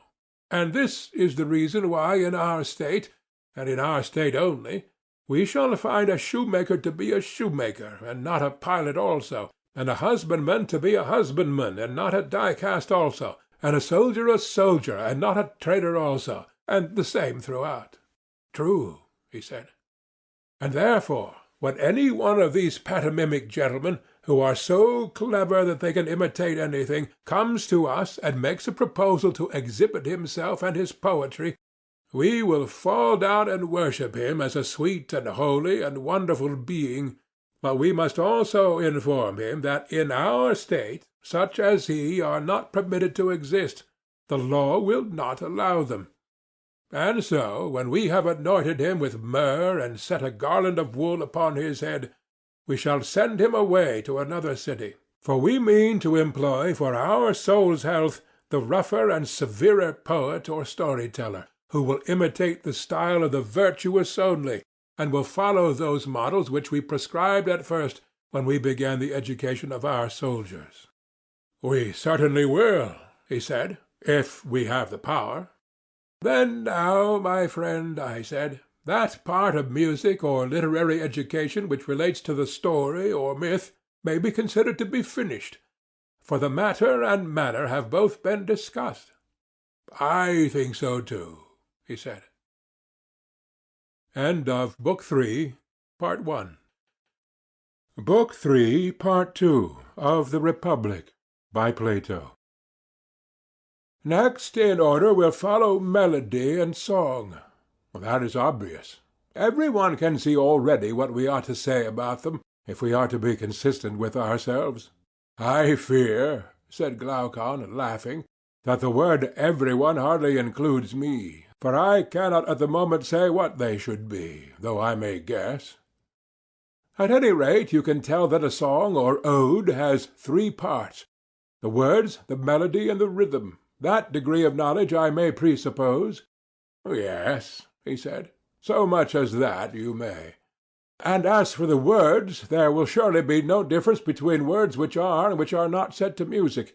Both will conform to the same laws, and these have been already determined by us. Yes. And the melody and rhythm will depend upon the words. Certainly. We were saying, when we spoke of the subject matter, that we had no need of lamentation and strains of sorrow. True. And which are the harmonies expressive of sorrow? You are musical, and can tell me. The harmonics which you mean are the mixed or tenor Lydian, and the full-toned or bass Lydian, and such like. These, then, I said, must be banished, even to women, who have a character to maintain they are of no use, and much less to men. Certainly. In the next place, drunkenness and softness and indolence are utterly unbecoming the character of our guardians. Utterly unbecoming. And which are the soft or drinking harmonies? The Ionian, he replied, and the Lydian. They are termed relaxed. Well, and are these of any military use? Quite the reverse, he replied. And if so, the Dorian and the Phrygian are the only ones which you have left. I answered, of the harmonies I know nothing, but I want to have one warlike, to sound the note or accent which a brave man utters in the hour of danger and stern resolve, or when his cause is failing, and he is going to wounds or death, or is overtaken by some evil, and at every such crisis meets the blows of fortune with firm step and a determination to endure, and another to be used by him in times of peace and freedom of action, when there is no pressure of necessity, and he is seeking to persuade God by prayer, or man by instruction and admonition, or, on the other hand, when he is expressing his willingness to yield to persuasion or entreaty or admonition, and which presents him when by prudent conduct he has attained his end, not carried away by his success, but acting moderately and wisely under the circumstances, and acquiescing in the event. These 2 harmonies I ask you to leave, the strain of necessity, the strain of courage, and the strain of temperance. These, I say, leave. And these, he replied, are the Dorian and Phrygian harmonies of which I was just now speaking. Then, I said, if these and these only are to be used in our songs and melodies, we shall not want multiplicity of notes or panharmonic scale. I suppose not. Then we shall not maintain the artificers of lyres with 3 corners and complex scales, or the makers of any other many-stringed, curiously harmonized instruments. Certainly not. But what do you say to flute-makers and flute-players? Would you admit them into our state when they reflect that in this composite use of harmony the flute is worse than all the stringed instruments put together? Even the panharmonic music is only an imitation of the flute. Clearly not. There remain then only the lyre and the harp for use in the city, and the shepherds may have a pipe in the country. That is surely the conclusion to be drawn from the argument. The preferring of Apollo and his instruments is not at all strange, I said. Not at all, he replied. And so, by the dog of Egypt, we have been unconsciously purging the state, which not long ago we termed luxurious. And we have done wisely, he replied. Then let us now finish the purgation, I said. Next, in order to harmonies, rhythms will naturally follow, and they should be subject to the same rules, for we ought not to seek out complex systems of metre or metres of every kind, but rather to discover what rhythms are the expressions of a courageous and harmonious life, and when we have found them, we shall adapt the foot and the melody to words having a like spirit, not the words to the foot and the melody. To say what these rhythms are will be your duty, You must teach me, then, as you have already taught me the harmonics. But, indeed, he replied, I cannot tell you. I only know that there are some 3 principles of rhythm out of which metrical systems are framed, just as in sounds there are 4 notes, that is, the 4 notes of the tetrachord, out of which all the harmonies are composed. That is an observation which I have made, but of what sort of lives they are severally the imitations, I am unable to say. Then, I said, we must take Damon into our counsels, and he will tell us what rhythms are expressive of meanness, or insolence, or fury, or other unworthiness, and what are to be reserved for the expression of opposite feelings.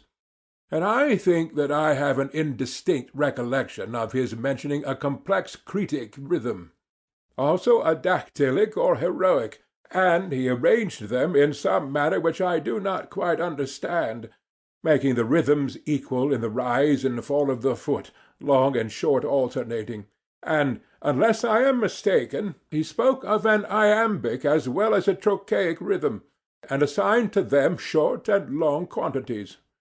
Also, in some cases, he appeared to praise or censure the movement of the foot quite as much as the rhythm, or perhaps a combination of the 2. For I am not certain what he meant. These matters, however, as I was saying, had better be deferred to Damon himself, for the analysis of the subject would be difficult, you know. Rather so, I should say. But there is no difficulty in seeing that grace, or the absence of grace, is an effect of good or bad rhythm. None at all. And also that good and bad rhythm naturally assimilate to a good and bad style, and that harmony and discord in like manner follow style. For our principle is that rhythm and harmony are regulated by the words, and not the words by them.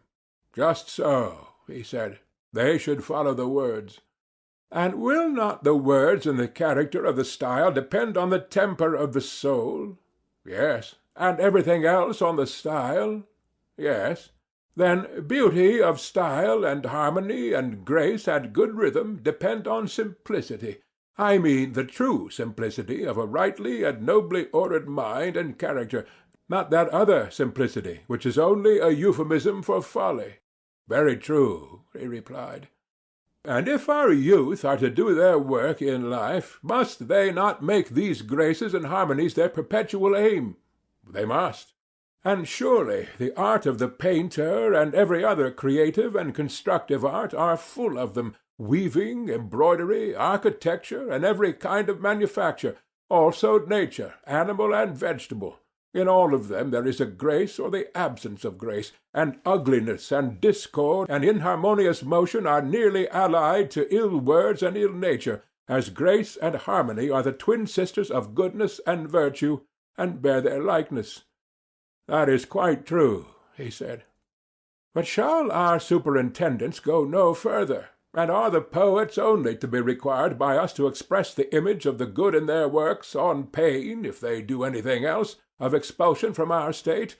Or is the same control to be extended to the other artists, and are they also to be prohibited from exhibiting the opposite forms of vice and intemperance and meanness and indecency in sculpture and building and the other creative arts?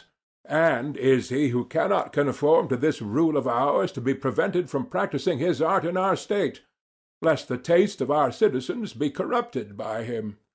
We would not have our guardians grow up amid images of moral deformity, as in some noxious pasture, and there browse and feed upon many a baneful herb and flower day by day, little by little, until they silently gather a festering mass of corruption in their own soul. Let our artists rather be those who are gifted to discern the true nature of the beautiful and graceful. Then will our youth dwell in a land of wealth, and amid fair sights and sounds, and receive the good in everything, and beauty, the effluence of fair works, shall flow into the eye and ear, like a health-giving breeze from a purer region, and insensibly draw the soul from earliest years into likeness and sympathy with the beauty of reason. There can be no nobler training than that, he replied.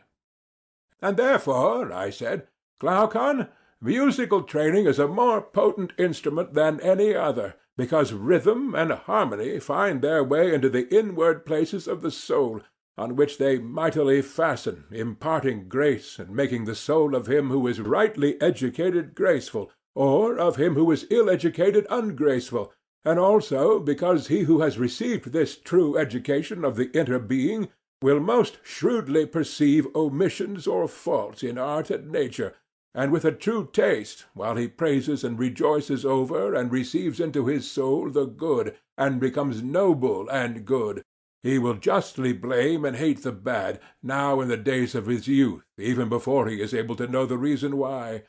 And when reason comes, he will recognize and salute the friend with whom his education has made him long familiar. Yes, he said, I quite agree with you in thinking that our youth should be trained in music, and on the grounds which you mention. Just as in learning to read, I said, we were satisfied when we knew the letters of the alphabet, which are very few, in all their recurring sizes and combinations, not slighting them as unimportant whether they occupy a space large or small, but everywhere eager to make them out, and not thinking ourselves perfect in the art of reading until we recognize them wherever they are found. True. Or as we recognize the reflection of letters in the water or in a mirror, only when we know the letters themselves, the same art and study giving us the knowledge of both. Exactly. Even so, as I maintain, neither we nor our guardians, whom we have to educate, can ever become musical until we and they know the essential forms of temperance, courage, liberality, magnificence, and their kindred, as well as the contrary forms in all their combinations, and can recognize them and their images wherever they are found, not slighting them either in small things or great, but believing them all to be within the sphere of one art and study. Most assuredly. And when a beautiful soul harmonizes with a beautiful form, and the two are cast in one mould, that will be the fairest of sights to him who has an eye to see it. The fairest indeed, and the fairest is also the loveliest? Well, that may be assumed. And the man who has the spirit of harmony will be most in love with the loveliest, but he will not love him who is of an inharmonious soul. That is true, he replied, if the deficiency be in his soul, but if there be any merely bodily defect in another, he will be patient of it, and will love all the same. I perceive, I said, that you have or have had experiences of this sort, and I agree. But let me ask you another question. Has excess of pleasure any affinity to temperance? How can that be? He replied. Pleasure deprives a man of the use of his faculties quite as much as pain. Or any affinity to virtue in general? None whatever. Any affinity to wantonness and intemperance? Yes, the greatest. And is there any greater or keener pleasure than that of sensual love? No, nor a madder. Whereas true love is a love of beauty and order, temperate and harmonious. Quite true, he said. Then no intemperance or madness should be allowed to approach true love? Well, certainly not. Then mad or intemperate pleasure must never be allowed to come near the lover and his beloved. Neither of them can have any part in it if their love is of the right sort. No, indeed, Socrates, it must never come near them.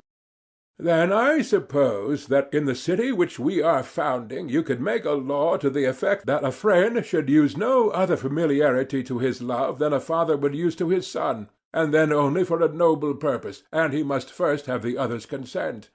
And this rule is to limit him in all his intercourse, and he is never to be seen going further, or if he exceeds, he is to be deemed guilty of coarseness and bad taste. I quite agree, he said. This much of music, which makes a fair ending, for what should be the end of music if not the love of beauty? I agree, he said. After music comes gymnastic, in which our youth are next to be trained. Certainly. Gymnastic, as well as music, should begin in early years. The training in it should be careful and should continue through life. Now, my belief is, and this is a matter upon which I should like to have your opinion in confirmation of my own, but my own belief is, not that the good body by any bodily excellence improves the soul, but on the contrary, that the good soul by her own excellence improves the body as far as this may be possible. What do you say? Yes, I agree. Then to the mind, when adequately trained, we shall be right in handing over the more particular care of the body, and in order to avoid prolixity, we will now only give the general outlines of the subject. Very good. That they must abstain from intoxication has been already remarked by us, for of all persons a guardian should be the last to get drunk and not know where in the world he is. Yes, he said, that a guardian should require another guardian to take care of him is ridiculous indeed.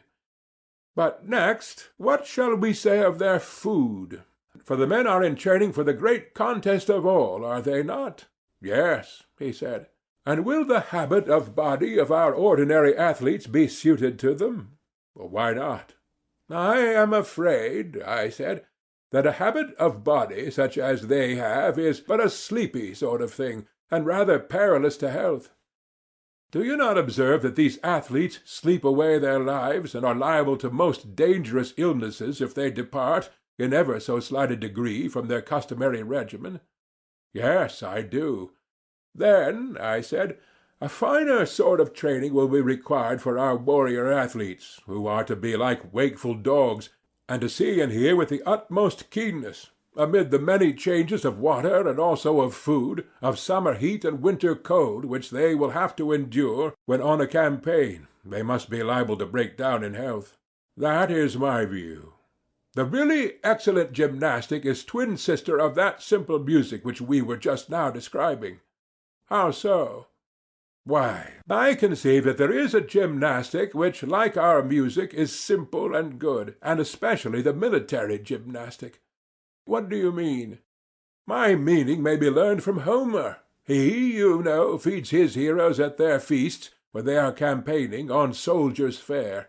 They have no fish, although they are on the shores of the Hellespont, and they are not allowed boiled meats, but only roast, which is the food most convenient for soldiers, requiring only that they should light a fire, and not involving the trouble of carrying about pots and pans.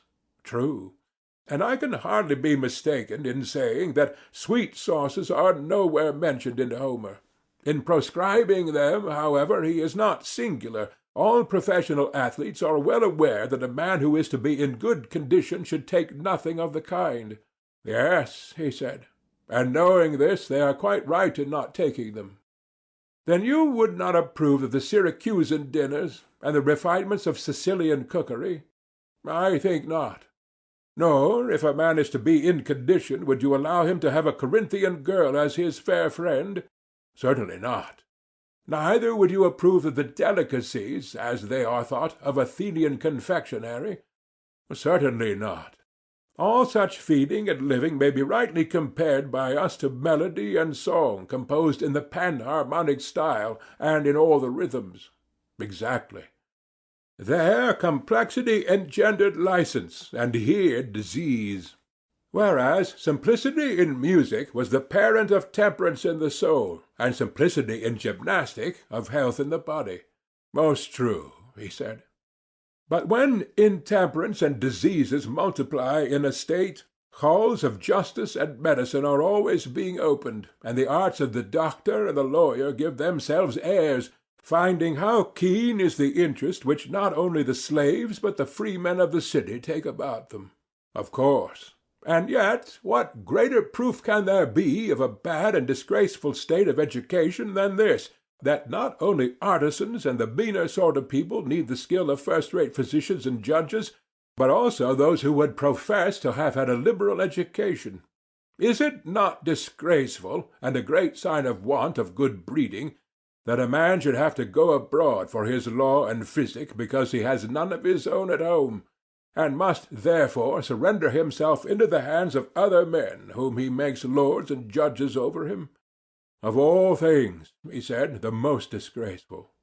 Would you say most, I replied, when you consider that there is a further stage of the evil, in which a man is not only a lifelong litigant, passing all his days in the courts either as plaintiff or defendant, but is actually led by his bad taste to pride himself on his litigiousness. He imagines that he is a master of dishonesty, able to take every crooked turn and wriggle into and out of every hole, bending like a withy and getting out of the way of justice. And all for what? In order to gain small points not worth mentioning, he not knowing that so to order his life as to be able to do without a napping judge is a far higher and nobler sort of thing. Is not that still more disgraceful? Yes, he said, that is still more disgraceful. Well, I said, and to require the help of medicine, not when a wound has to be cured or on occasion of an epidemic, but just because, by indolence and a habit of life such as we have been describing, men fill themselves with waters and winds as if their bodies were a marsh, compelling the ingenious sons of Asclepius to find more names for diseases, such as flatulence and catarrh. Is not this, too, a disgrace? Yes, he said, they do certainly give very strange and new-fangled names to diseases. Yes, I said, and I do not believe that there were any such diseases in the days of Asclepius. And this I infer from the circumstance that the hero Eurypylus, after he has been wounded in Homer, drinks a posset of Pramnian wine, well besprinkled with barley meal and grated cheese, which are certainly inflammatory.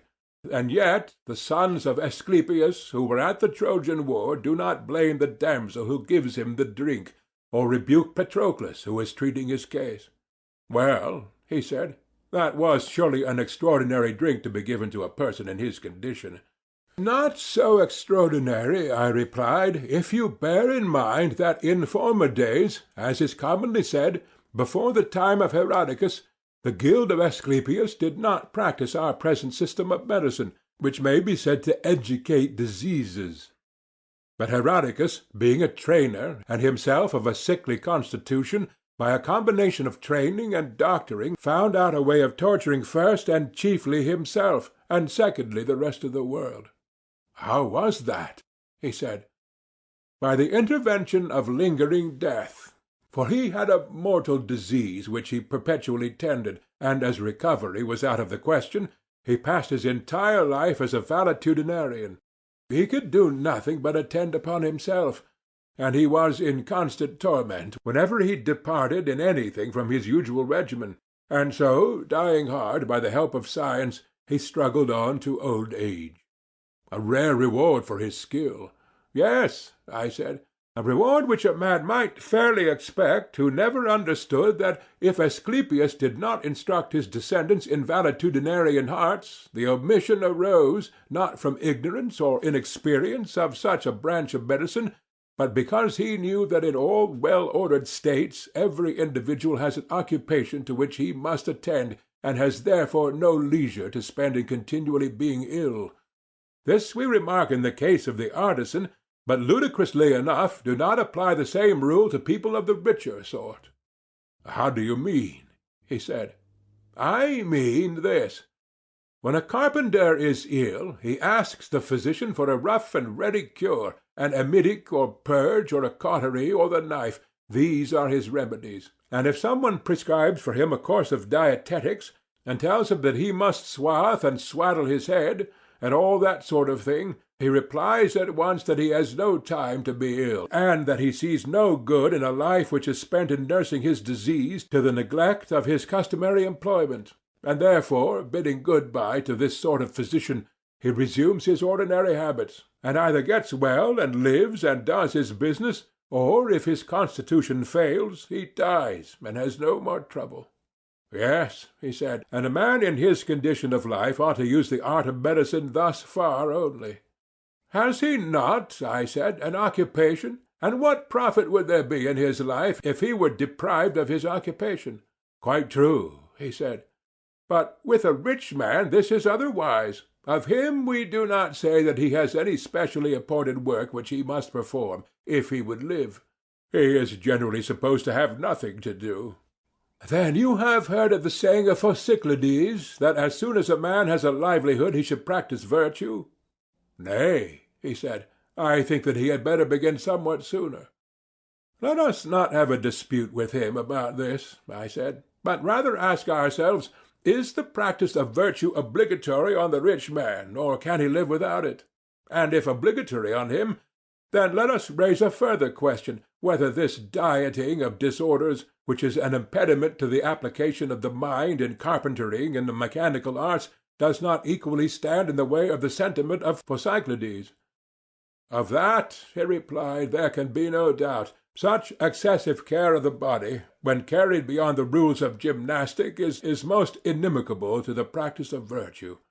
"Yes, indeed," I replied, "and equally incompatible with the management of a house, an army, or an office of state, and what is most important of all, irreconcilable with any kind of study, or thought, or self-reflection.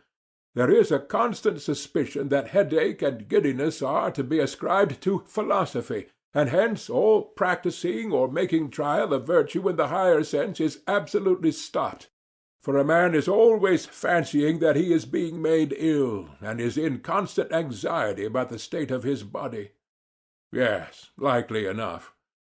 "And therefore our politic Asclepius may be supposed to have exhibited the power of his art only to persons who, being generally of healthy constitution and habits of life, had a definite ailment, such as those he cured by purges and operations, and bade them live as usual, herein consulting the interests of the state.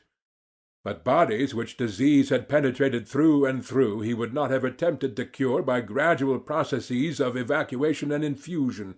He did not want to lengthen out good-for-nothing lives, or to have weak fathers begetting weaker sons. If a man was not able to live in the ordinary way, he had no business to cure him, for such a cure would have been of no use either to himself or to the state." "Then," he said, "you regard Asclepius as a statesman." "Clearly, and his character is further illustrated by his sons. Note that they were heroes in the days of old, and practised the medicines of which I am speaking at the siege of Troy. You will remember how, when Pandarus wounded Menelaus, they sucked the blood out of the wound and sprinkled soothing remedies. But they never prescribed what the patient was afterwards to eat or drink in the case of Menelaus, any more than in the case of Eurypylus. The remedies, as they conceived, were enough to heal any man who before he was wounded was healthy and regular in his habits, and even though he did happen to drink a posset of Pramnian wine, he might get well all the same. But they would have nothing to do with unhealthy and intemperate subjects, whose lives were of no use either to themselves or others. The art of medicine was not designed for their good, and though they were as rich as Midas, the sons of Asclepius would have declined to attend them. They were very acute persons, those sons of Asclepius. Naturally so, I replied. Nevertheless, the tragedians and Pindar, disobeying our behests, although they acknowledge that Asclepius was the son of Apollo, say also that he was bribed into healing a rich man who was at the point of death, and for this reason he was struck by lightning. But we, in accordance with the principle already affirmed by us, will not believe them when they tell us both.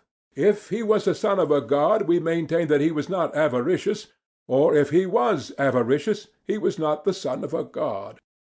All that, Socrates, is excellent, but I should like to put a question to you. Ought there not to be good physicians in a state, and are not the best those who have treated the greatest number of constitutions, good or bad? And are not the best judges in like manner those who are acquainted with all sorts of moral natures? Yes, I said, I too would have good judges and good physicians. But do you know whom I think good? Will you tell me? I will, if I can. Let me, however, note that in the same question you join two things which are not the same. How so? He asked. Why, I said, you join physicians and judges. Now, the most skilful physicians are those who, from their youth upwards, have combined with the knowledge of their art the greatest experience of disease. They had better not be robust in health, and should have had all manner of diseases in their own persons. For the body, as I conceive, is not the instrument with which they cure the body. In that case we could not allow them ever to be or to have been sickly. but they cure the body with the mind, and the mind which has become and is sick can cure nothing. That is very true, he said. But with the judge it is otherwise, since he governs mind by mind. He ought not therefore to have been trained among vicious minds, and to have associated with them from youth upwards, and to have gone through the whole calendar of crime, only in order that he may quickly infer the crimes of others as he might their bodily diseases from his own self-consciousness. The honourable mind which is to form a healthy judgment should have had no experience or contamination of evil habits when young. And this is the reason why in youth good men often appear to be simple and are easily practised upon by the dishonest, because they have no examples of what evil is in their own souls. Yes, he said, they are far too apt to be deceived. Therefore, I said, the judge should not be young. He should have learned to know evil, not from his own soul, but from late and long observation of the nature of evil in others. Knowledge should be his guide, not personal experience. Yes, he said, that is the ideal of a judge. Yes, I replied, and he will be a good man, which is my answer to your question. For he is good who has a good soul. But the cunning and suspicious nature of which we spoke, he who has committed many crimes and fancies himself to be a master in wickedness, when he is amongst his fellows, is wonderful in the precautions which he takes, because he judges of them by himself. But when he gets into the company of men of virtue, who have the experience of age, he appears to be a fool again, owing to his unseasonable suspicions. He cannot recognize an honest man, because he has no pattern of honesty in himself, and at the same time, as the bad are more numerous than the good, and he meets with them oftener, he thinks himself, and is by others thought to be, rather wise than foolish. Most true, he said. Then the good and wise judge whom we are seeking is not this man, but the other. For vice cannot know virtue too, but a virtuous nature, educated by time, will acquire a knowledge both of virtue and vice. The virtuous and not the vicious man has wisdom, in my opinion, and in mine also. This is the state of medicine, and this is the sort of law which you will sanction in your state. They will minister to better natures, giving health both of soul and of body.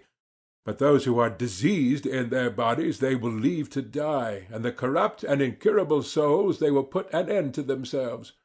That is clearly the best thing both for the patients and for the state. And thus our youth, having been educated only in that simple music, which, as we said, inspires temperance, will be reluctant to go to law. Clearly. And the musician, who, keeping the same track, is content to practice the simple gymnastic, will have nothing to do with medicine, unless in some extreme case. That I quite believe. The very exercises and tolls which he undergoes are intended to stimulate the spirited element of his nature, and not to increase his strength. He will not, like common athletes, use exercise and regimen to develop his muscles. Very right, he said. Neither are the two arts of music and gymnastic really designed, as is often supposed, the one for the training of the soul, the other for the training of the body. What, then, is the real object of them? I believe, I said, that the teachers of both have in view chiefly the improvement of the soul. How can that be? He asked. Did you never observe, I said, the effect on the mind itself of exclusive devotion to gymnastic, or the opposite effect of an exclusive devotion to music? In what way shown? He said. The one producing a temper of hardness and ferocity, the other of softness and effeminacy, I replied. Yes, he said, I am quite aware that the mere athlete becomes too much of a savage, and that the mere musician is melted and softened beyond what is good for him. Yet surely, I said, this ferocity only comes from spirit, which, if rightly educated, would give courage, but if too much intensified is liable to become hard and brutal. That I quite think. On the other hand, the philosopher will have the quality of gentleness, and this also, when too much indulged, will turn to softness, but if educated rightly, will be gentle and moderate. True. And in our opinion the guardians ought to have both these qualities? Assuredly. And both should be in harmony? Beyond question. And the harmonious soul is both temperate and courageous? Yes. And the inharmonious is cowardly and boorish? Very true. And when a man allows music to play upon him and to pour into his soul through the funnel of his ears, those sweet and soft and melancholy airs of which we were just now speaking, and his whole life is passed in warbling and the delights of a song, in the first stage of the process the passion or spirit which is in him is tempered like iron, and made useful instead of brittle and useless. But if he carries on the softening and soothing process, in the next stage he begins to melt and waste, until he has wasted away his spirit and cut out the sinews of his soul, and he becomes a feeble warrior. Very true. If the element of spirit is naturally weak in him, the change is speedily accomplished. But if he have a good deal, then the power of music weakening the spirit renders him excitable. On the least provocation he flames up at once, and is speedily extinguished. Instead of having spirit, he grows irritable and passionate, and is quite impracticable. Exactly. And so, in gymnastics, if a man takes violent exercise and is a great feeder, and the reverse of a great student of music and philosophy, at first the high condition of his body fills him with pride and spirit, and he becomes twice the man that he was. Certainly. And what happens? If he do nothing else, and holds no converse with the Muses, does not even that intelligence which there may be in him, having no taste of any sort of learning, or inquiry, or thought, or culture, grow feeble and dull and blind, his mind never waking up or receiving nourishment, and his senses not being purged of their mists? True, he said. And he ends by becoming a hater of philosophy, uncivilized, never using the weapons of persuasion. He is like a wild beast, all violence and fierceness, and knows no other way of dealing, and he lives in all ignorance and evil conditions, and has no sense of propriety and grace. That is quite true, he said. And as there are two principles of human nature, one the spirited and the other philosophical, some god, as I should say, has given mankind two arts answering to them, and only indirectly to the soul and the body, in order that these two principles, like the strings of an instrument, may be relaxed or drawn tighter until they are duly harmonized. That appears to be the intention. And he who mingles music with gymnastic in the fairest proportions, and best attempers them to the soul, may be rightly called the true musician and harmonist in a far higher sense than the tuner of the strings. You are quite right, Socrates. And such a presiding genius will always be required in our state if the government is to last. Yes, he will be absolutely necessary. Such, then, are our principles of nurture and education. Where would be the use of going into further details about the dances of our citizens, or about the hunting and coursing, their gymnastic and equestrian contests? For these all follow the general principle, and having found that, we shall have no difficulty in discovering them. I dare say that there will be no difficulty. Very good, I said. But then what is the next question? Must we not ask who are to be the rulers and who subjects? Certainly. There can be no doubt that the elder must rule the younger. Clearly. And that the best of these must rule? That is also clear. Now, are not the best husbandmen those who are most devoted to husbandry? Yes. And as we are to have the best of guardians for our city, must they not be those who have the most the character of guardians? Yes. And to this end they ought to be wise and efficient, and to have a special care of the state? True. And a man will be most likely to care about that which he loves, to be sure, and he will be most likely to love that which he regards as having the same interests with himself, and that of which the good or evil fortune is supposed by him at any time most to affect his own? Very true, he replied. Then there must be a selection. Let us note among the guardians those who in their whole life show the greatest eagerness to do what is for the good of their country, and the greatest repugnance to do what is against her interests. Those are the right men. And they will have to be watched at every age, in order that we may see whether they preserve their resolution, and never, under the influence either of force or enchantment, forget or cast off their sense of duty to the state. How cast off? He said. I will explain to you, I replied. A resolution may go out of a man's mind either with his will or against his will. With his will when he gets rid of a falsehood and learns better, against his will whenever he is deprived of a truth. I understand, he said, the willing loss of a resolution. The meaning of the unwilling I have yet to learn. Why, I said, do you not see that men are unwillingly deprived of a good and willingly of an evil? Is not to have lost the truth an evil, and to possess the truth a good? And you would agree that to conceive things as they are is to possess the truth? Yes, he replied, I agree with you in thinking that mankind are deprived of truth against their will. And is not this involuntary deprivation caused either by theft or force or enchantment? Still, he replied, I do not understand you. I fear that I must have been talking darkly, like the tragedians. I only mean that some men are changed by persuasion, and that others forget. Argument steals away the hearts of one class and time of the other. Then this I call theft. Now you understand me? Yes. Those again who are forced are those whom the violence of some pain or grief compels to change their opinion. I understand, he said, and you are quite right. And you would also acknowledge that the enchanted are those who change their minds either under the softer influence of pleasure or the sterner influence of fear? Yes, he said, everything that deceives may be said to enchant. Therefore, as I was just now saying, we must inquire who are the best guardians of their own conviction that what they think the interest of the state is to be the rule of their lives.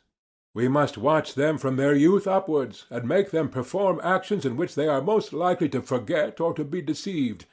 And he who remembers and is not deceived is to be selected, and he who fails in the trial is to be rejected. That will be the way. Yes. And there should also be toils and pains and conflicts prescribed for them, in which they will be made to give further proof of the same qualities. Very right, he replied. And then, I said, we must try them with enchantments. That is the third sort of test, and see what will be their behavior, like those who take colts amid noise and tumults to see if they are of a timid nature. So must we take our youth amid terrors of some kind, and again pass them into pleasures, and prove them more thoroughly than gold is proved in a furnace, that we may discover whether they are armed against all enchantments, and of a noble bearing always, good guardians of themselves and of the music which they have learned, and retaining under all circumstances a rhythmical and harmonious nature, such as will be most serviceable to the individual and to the state. And he who at every age, as boy and youth and in mature life, has come out of the trial victorious and pure, shall be appointed a ruler and guardian of the state. He shall be honored in life and death, and shall receive sepulture and other memorials of honor, the greatest that we have to give. But him who fails we must reject. I am inclined to think that this is the sort of way in which our rulers and guardians should be chosen and appointed. I speak generally, and not with any pretension to exactness. And speaking generally, I agree with you, he said. And perhaps the word guardian in the fullest sense ought to be applied to this higher class only, who preserve us against foreign enemies and maintain peace among our citizens at home, that the one may not have the will or the others the power to harm us. The young men whom we before called guardians may be more properly designated auxiliaries and supporters of the principles of the rulers. I agree with you, he said. How then may we devise one of these needful falsehoods of which we lately spoke, just one royal lie which may deceive the rulers, if that be possible, and at any rate the rest of the city? What sort of lie? He said. Nothing new, I replied. Only an old Phoenician tale of what has often occurred before now in other places, as the poets say and have made the world believe, though not in our time, and I do not know whether such an event could ever happen again, or could now even be made probable if it did. How your words seem to hesitate on your lips!" "You will not wonder," I replied, "at my hesitation when you have heard." "Speak," he said, "and fear not." "Well, then, I will speak, although I really know not how to look you in the face, or in what words to utter the audacious fiction which I propose to communicate gradually, first to the rulers, then to the soldiers, and lastly to the people. They are to be told that their youth was a dream, and the education and training which they received from us an appearance only. In reality, during all that time they were being formed and fed in the womb of the earth, where they themselves and their arms and appurtenances were manufactured. When they were completed, the earth, their mother, sent them up, and so, their country being their mother and also their nurse, they were bound to advise for her good, and to defend her against attacks, and her citizens they are to regard as children of the earth and their own brothers. You had good reason, he said, to be ashamed of the lie which you were going to tell. True, I replied, but there is more coming. I have only told you half. Citizens, we shall say to them in our tale, you are brothers, yet God has framed you differently. Some of you have the power of command, and in the composition of these he has mingled gold, wherefore also they have the greatest honor. Others he has made of silver, to be auxiliaries. Others again, who are to be husbandmen and craftsmen, he has composed of brass and iron, and the species will generally be preserved in the children. But as all are of the same original stock, a golden parent will sometimes have a silver son, or a silver parent a golden son. And God proclaims as a first principle to the rulers, and above all else, that there is nothing which they should so anxiously guard, or of which they are to be such good guardians, as the purity of the race. They should observe what elements mingle in their offspring. For if the son of a golden or silver parent has an admixture of brass and iron, then nature orders a transposition of ranks, and the eye of the ruler must not be pitiful towards the child because he has to descend in the scale and become a husbandman or artisan, just as there may be sons of artisans who have an admixture of gold or silver in them are raised to honor and become guardians or auxiliaries. For an oracle says that when a man of brass or iron guards the state, it will be destroyed. Such is the tale. Is there any possibility of making our citizens believe in it? Not in the present generation, he replied. There is no way of accomplishing this, but their sons may be made to believe in the tale, and their sons' sons, and posterity after them.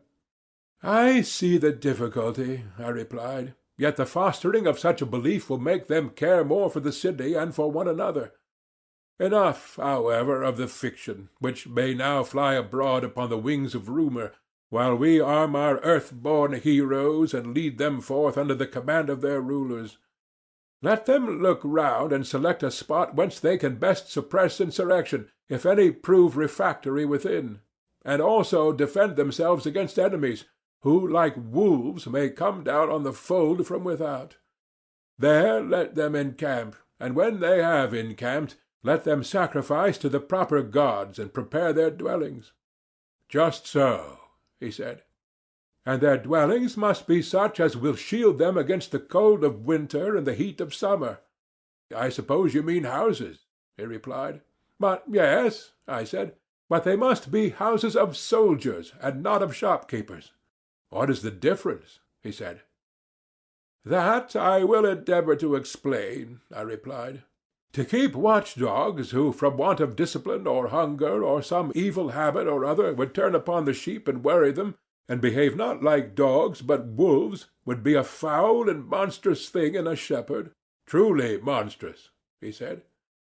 And therefore every care must be taken that our auxiliaries, being stronger than our citizens, may not grow to be too much for them, and become savage tyrants instead of friends and allies. Yes, great care should be taken. And would not a really good education furnish the best safeguard? But they are well educated already, he replied. "I cannot be so confident, my dear Glaucon," I said. "I am much more certain that they ought to be, and that true education, whatever that may be, will have the greatest tendency to civilize and humanize them in their relations to one another, and to those who are under their protection." "Very true," he replied. "Not only their education, but their habitations, and all that belongs to them, should be such as will neither impair their virtue as guardians, nor tempt them to prey upon the other citizens. Any man of sense must acknowledge that." "He must." "Then now let us consider what will be their way of life, if they are to realize our idea of them. In the first place, none of them should have any property of his own, beyond what is absolutely necessary. Neither should they have a private house or store closed against any one who has a mind to enter. Their provisions should be only such as are required by trained warriors, who are men of temperance and courage. They should agree to receive from the citizens a fixed rate of pay, enough to meet the expenses of the year and no more, and they will go to mess and live together like soldiers in a camp. Gold and silver we will tell them that they have from God. The diviner metal is within them, and they have therefore no need of the dross which is current among men, and ought not to pollute the divine by any such earthly admixture. For that commoner metal has been the source of many unholy deeds, but their own is undefiled, and they alone of all the citizens may not touch or handle silver or gold, or be under the same roof with them, or wear them, or drink from them. And this will be their salvation, and they will be the saviors of the state. But should they ever acquire homes, or lands, or moneys of their own, they will become housekeepers and husbandmen instead of guardians, enemies and tyrants instead of allies of the other citizens, hating and being hated, plotting and being plotted against. They will pass their whole life in much greater terror of internal rather than external enemies, and the hour of ruin, both to themselves and to the rest of the state, will be at hand. For all which reasons may we not say that thus shall our state be ordered, and that these shall be the regulations appointed by us for guardians concerning their houses and all their matters?" "Yes," said Glaucon. End of Book 3. Book 4, Part 1, of the Republic, by Plato. Here Adeimantus interposed a question.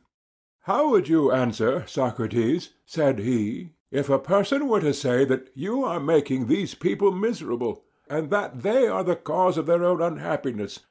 The city, in fact, belongs to them, but they are none the better for it, whereas other men acquire lands and build large and handsome houses, and have everything handsome about them, offering sacrifices to the gods on their own account, and practicing hospitality. Moreover, as you were saying just now, they have gold and silver and all that is usual among the favorites of fortune.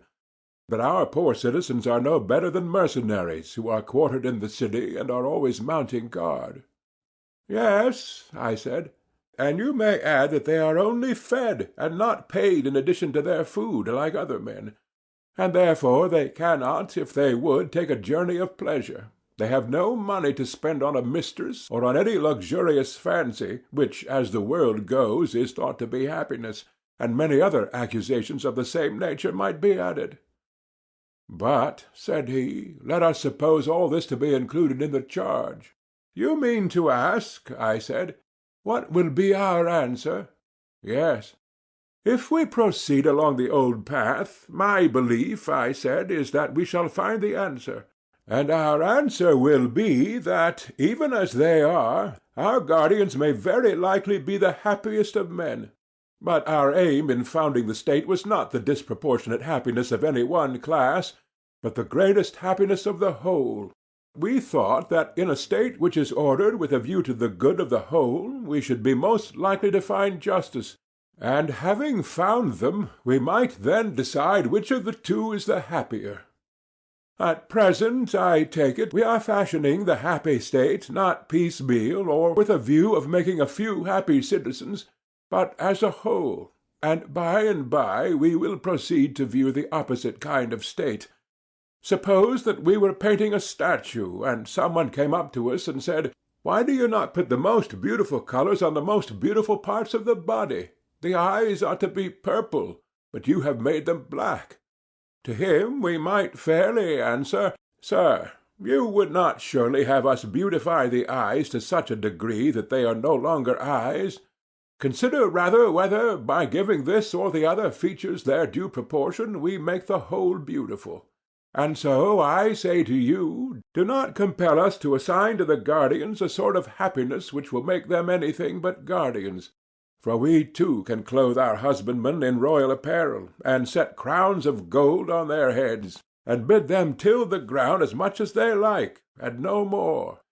Our potters also might be allowed to repose on couches, and feast by the fireside, passing round the wine-cup, while their wheel is conveniently at hand, and working at pottery only as much as they like. In this way we might make every class happy, and then, as you imagine, the whole state would be happy. But do not put this idea into our heads, for if we listen to you, the husbandman will be no longer a husbandman, the potter will cease to be a potter, and no one will have the character of any distinct class in the state. Now this is not of much consequence where the corruption of society and pretension to be what you are not is confined to cobblers, but when the guardians of the laws and of the government are only seeming and not real guardians, then see how they turn the state upside down, and on the other hand they alone have the power of giving order and happiness to the state. We mean our guardians to be true saviors, and not the destroyers of the state, whereas our opponent is thinking of peasants at a festival, who are enjoying a life of revelry, not of citizens who are doing their duty to the state. But if so, we mean different things, and he is speaking of something which is not a state, and therefore we must consider whether in appointing our guardians we would look to their greatest happiness individually, or whether this principle of happiness does not rather reside in the state as a whole. But if the latter be the truth, then the guardians and auxiliaries, and all others equal with them, must be compelled or induced to do their own work in the best way. And thus the whole state will grow up in a noble order, and the several classes will receive the proportion of happiness which nature assigns to them. I think that you are quite right. I wonder whether you will agree with another remark which occurs to me. What might that be? There seem to be two causes of the deterioration of the arts. What are they? Wealth, I said, and poverty. How do they act? The process is as follows. When a potter becomes rich, will he, think you, any longer take the same pains with his art? Certainly not. He will grow more and more indolent and careless. Very true. And the result will be that he becomes a worse potter. Yes, he greatly deteriorates. But, on the other hand, if he has no money, and cannot provide himself with tools or instruments, he will not work equally well himself, nor will he teach his sons or apprentices to work equally well. Certainly not. Then, under the influence either of poverty or of wealth, workmen and their work are equally liable to degenerate. That is evident. Here then is a discovery of new evils, I said, against which the guardians will have to watch, or they will creep into the city unobserved. What evils? Wealth, I said, and poverty. The one is the parent of luxury and indolence, and the other of meanness and viciousness, and both of discontent. That is very true, he replied. But still I should like to know, Socrates, how our city will be able to go to war, especially against an enemy who is rich and powerful, if deprived of the sinews of war. There would certainly be a difficulty, I replied, in going to war with one such enemy, but there is no difficulty where there are two of them. How so? He asked. In the first place, I said, if we have to fight, our side will be trained warriors fighting against an army of rich men. That is true, he said. And do you not suppose, Adeimantus, that a single boxer who is perfect in his art would easily be a match for two stout and well-to-do gentlemen who were not boxers?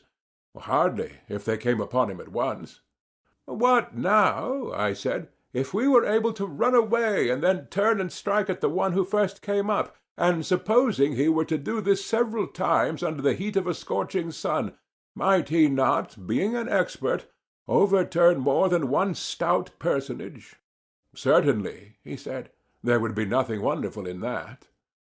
And yet rich men probably have a greater superiority in the science and practice of boxing than they have in military qualities. Likely enough. Then we may assume that our athletes will be able to fight with 2 or 3 times their own number? I agree with you, for I think you're right. And supposing that, before engaging, our citizens send an embassy to one of the 2 cities telling them what is the truth. Silver and gold we neither have nor are permitted to have, but you may. Do you therefore come and help us in war, and take the spoils of the other city? Who, on hearing these words, would choose to fight against lean, wiry dogs, rather than, with the dogs on their side, against fat and tender sheep? That is not likely, and yet there might be a danger to the poor state if the wealth of many states were to be gathered into one. But how simple of you to use the term state at all of any but our own! Why so? You ought to speak of other states in the plural number. Not one of them is a city, but many cities, as they say in the game. For indeed any city, however small, is in fact divided into 2, one the city of the poor, the other of the rich. These are at war with one another, and in either there are many smaller divisions, and you would be altogether beside the mark if you treated them all as a single state. But if you deal with them as many, and give the wealth or power or persons of one to the others, you will always have a great many friends, and not many enemies. And your state, while the wise order which has now been prescribed continues to prevail in her, will be the greatest of states. I do not mean to say in reputation or appearance, but in deed and truth, though she number not more than 1,000 defenders. A single state which is her equal you will hardly find, either among Hellenes or barbarians, though many that appear to be as great and many times greater. That is most true, he said. And what, I said, will be the best limit for our rulers to fix when they are considering the size of the state and the amount of territory which they are to include, and beyond which they will not go? What limit would you propose? I would allow the state to increase so far as is consistent with unity. That, I think, is the proper limit. Very good, he said. Here, then, I said, is another order which will have to be conveyed to our guardians. Let our city be accounted neither large nor small, but one and self-sufficing. And surely, said he, this is not a very severe order which we impose upon them. And the other, said I, of which we were speaking before, is lighter still. I mean the duty of degrading the offspring of the guardians when inferior, and of elevating into the rank of guardians the offspring of the lower classes when naturally superior. The intention was that, in the case of the citizens generally, each individual should be put to the use for which nature intended him, one to one work, and then every man would do his own business, and be one and not many, and so the whole city would be one and not many. Yes, he said, that is not so difficult. The regulations which we are prescribing, my good Adeimantus, are not, as might be supposed, a number of great principles, but trifles all, if care be taken, as the saying is, of the one great thing. A thing, however, which I would rather call, not great, but sufficient for our purpose. What may that be? He asked. Education, I said, and nurture. If our citizens are well educated, and grow into sensible men, they will easily see their way through all these, as well as other matters which I omit.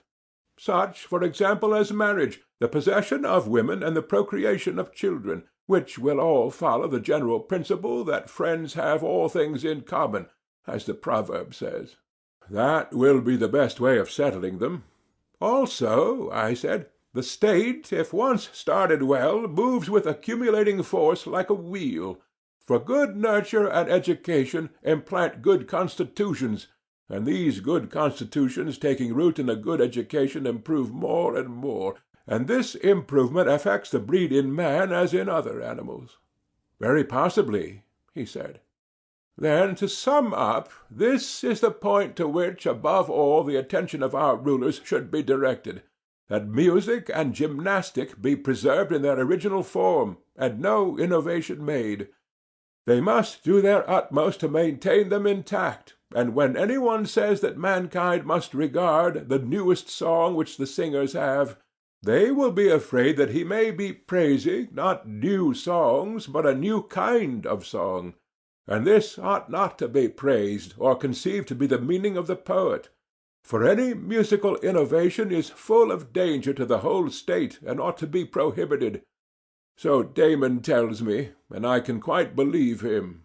He says that when modes of music change, the fundamental laws of the state always change with them. Yes, said Adeimantus, and you may add my suffrage to Damon's and your own. Then, I said, our guardians must lay the foundations of their fortress in music?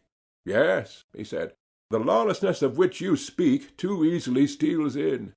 Yes, I replied, in the form of amusement, and at first sight it appears harmless. Why, yes, he said, and there is no harm. Were it not that little by little this spirit of license, finding a home, imperceptibly penetrates into manners and customs, whence, issuing with greater force, it invades contracts between man, and from contracts goes on to laws and constitutions, in utter recklessness, ending at last, Socrates, by an overthrow of all rights, private as well as public. Is that true? I said. That is my belief, he replied. Then, as I was saying, our youth should be trained from the first in a stricter system. For if amusements become lawless, and the youth themselves become lawless, they can never grow up into well-conducted and virtuous citizens. Very true, he said. And when they have made a good beginning in play, and by the help of music have gained the habit of good order, then this habit of order, in a manner how unlike the lawless play of the others, will accompany them in all their actions, and be a principle of growth to them, and if there be any fallen places in the state, will raise them up again. Very true, he said. Thus educated, they will invent for themselves any lesser rules which their predecessors have altogether neglected. What do you mean? I mean such things as these. When the young are to be silent before their elders, how they are to show respect to them by standing and making them sit, what honor is due to parents, what garments or shoes are to be worn, the mode of dressing the hair, deportment and manners in general. You would agree with me? Yes. But there is, I think, small wisdom in legislating about such matters. I doubt if it is ever done, nor are any precise written enactments about them likely to be lasting. Impossible. It would seem, Adeimantus, that the direction in which education starts a man will determine his future life. Does not like always attract like? To be sure. Until some one rare and grand result is reached which may be good, and may be the reverse of good. That is not to be denied. And for this reason, I said, I shall not attempt to legislate further about them. Naturally enough, he replied. Well, and about the business of the agora, and the original dealings between man and man, or again about agreements with artisans, about insult and injury, or the commencement of actions and the appointment of juries, what would you say? There may also arise questions about any impositions and exactions of market and harbour dues which may be required, and in general about the regulations of markets, police, harbours, and the like. Oh, heavens! Shall we condescend to legislate on any of these particulars?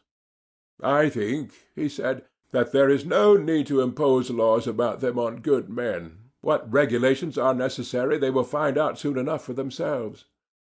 Yes, I said, my friend, if God will only preserve to them the laws which we have given them. And without divine help, said Adeimantus, they will go on forever making and bending their laws and their lives in the hope of attaining perfection. You would compare them, I said, to those invalids who, having no self-restraint, will not leave off their habits of intemperance? Exactly. Yes, I said, and what a delightful life they lead! They are always doctoring and increasing and complicating their disorders, and always fancying that they will be cured by any nostrum which anybody advises them to try. Some cases are very common, he said, with invalids of this sort. Yes, I replied, and the charming thing is that they deem him their worst enemy who tells them the truth, which is simply that unless they give up eating and drinking and wenching and idling, neither drug nor cautery nor spell nor amulet nor any other remedy will avail. Charming, he replied. I see nothing charming in going into a passion with a man who tells you what is right. These gentlemen, I said, do not seem to be in your good graces. Assuredly not.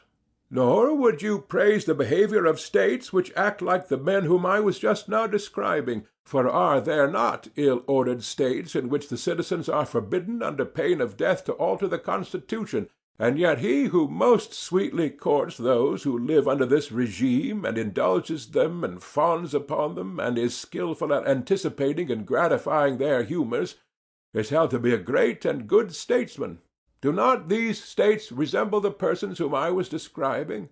Yes, he said, the states are as bad as the men, and I am very far from praising them. But do you not admire, I said, the coolness and dexterity of these ready ministers of political corruption? Yes, he said, I do, but not for all of them. For there are some whom the applause of the multitude has deluded into the belief that they are really statesmen, and these are not much to be admired. What do you mean? I said. You should have more feeling for them. When a man cannot measure, and a great many others who cannot measure declare that he is 4 cubits high, can he help believing what they say? Nay, he said, certainly not in that case. Well, then, do not be angry with them, for are they not as good as a play, trying their hand at paltry reforms such as I was describing? They are always fancying that by legislation they will make an end of frauds in contracts and the other rascalities which I was mentioning, not knowing that they are in reality cutting off the heads of the hydra. Yes, he said, that is just what they are doing. I conceive, I said, that the true legislator will not trouble himself with this class of enactments, whether concerning laws or the Constitution, either in an ill-ordered or in a well-ordered state. For in the former they are quite useless, and in the latter there will be no difficulty in devising them, and many of them will naturally flow out of our previous regulations. What, then, he said, is still remaining to us of the work of legislation?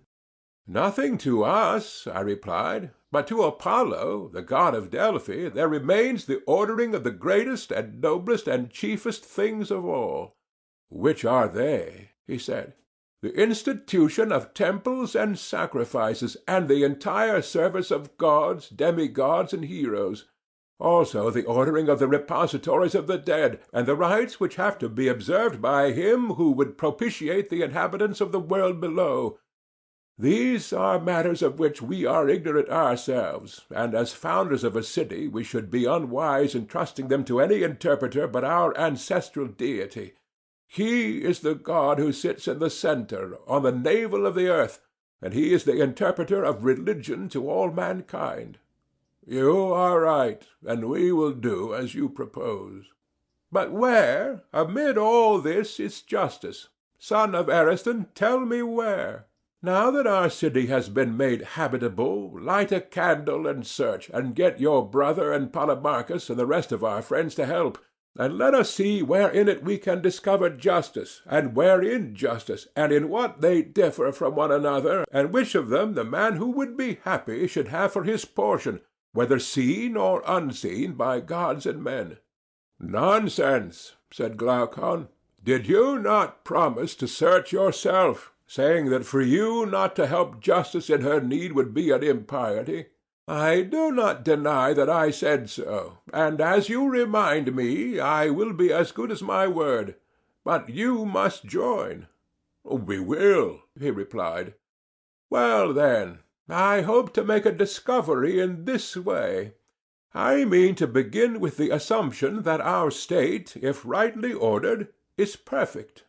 That is most certain, and being perfect, is therefore wise and valiant and temperate and just. That is likewise clear. And whichever of these qualities we find in the state, the one which is not found will be the residue. Very good. If there were 4 things, and we were searching for one of them, wherever it might be, the one sought for might be known to us from the first, and there would be no further trouble. Or we might know the other 3 first, and then the 4th would be clearly the one left. Very true, he said. And is not a similar method to be pursued about the virtues, which are also 4 in number? Clearly. First among the virtues found in the state, wisdom comes into view, and in this I detect a certain peculiarity. What is that? The state which we have been describing is said to be wise as being good in counsel. Very true. And good counsel is clearly a kind of knowledge, for not by ignorance but by knowledge do men counsel well. Clearly. And the kinds of knowledge in a state are many and diverse? Of course.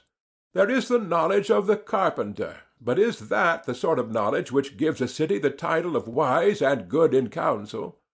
Certainly not. That would only give a city the reputation of skill in carpentering. Then a city is not to be called wise because possessing a knowledge which counsels for the best about wooden implements? Certainly not.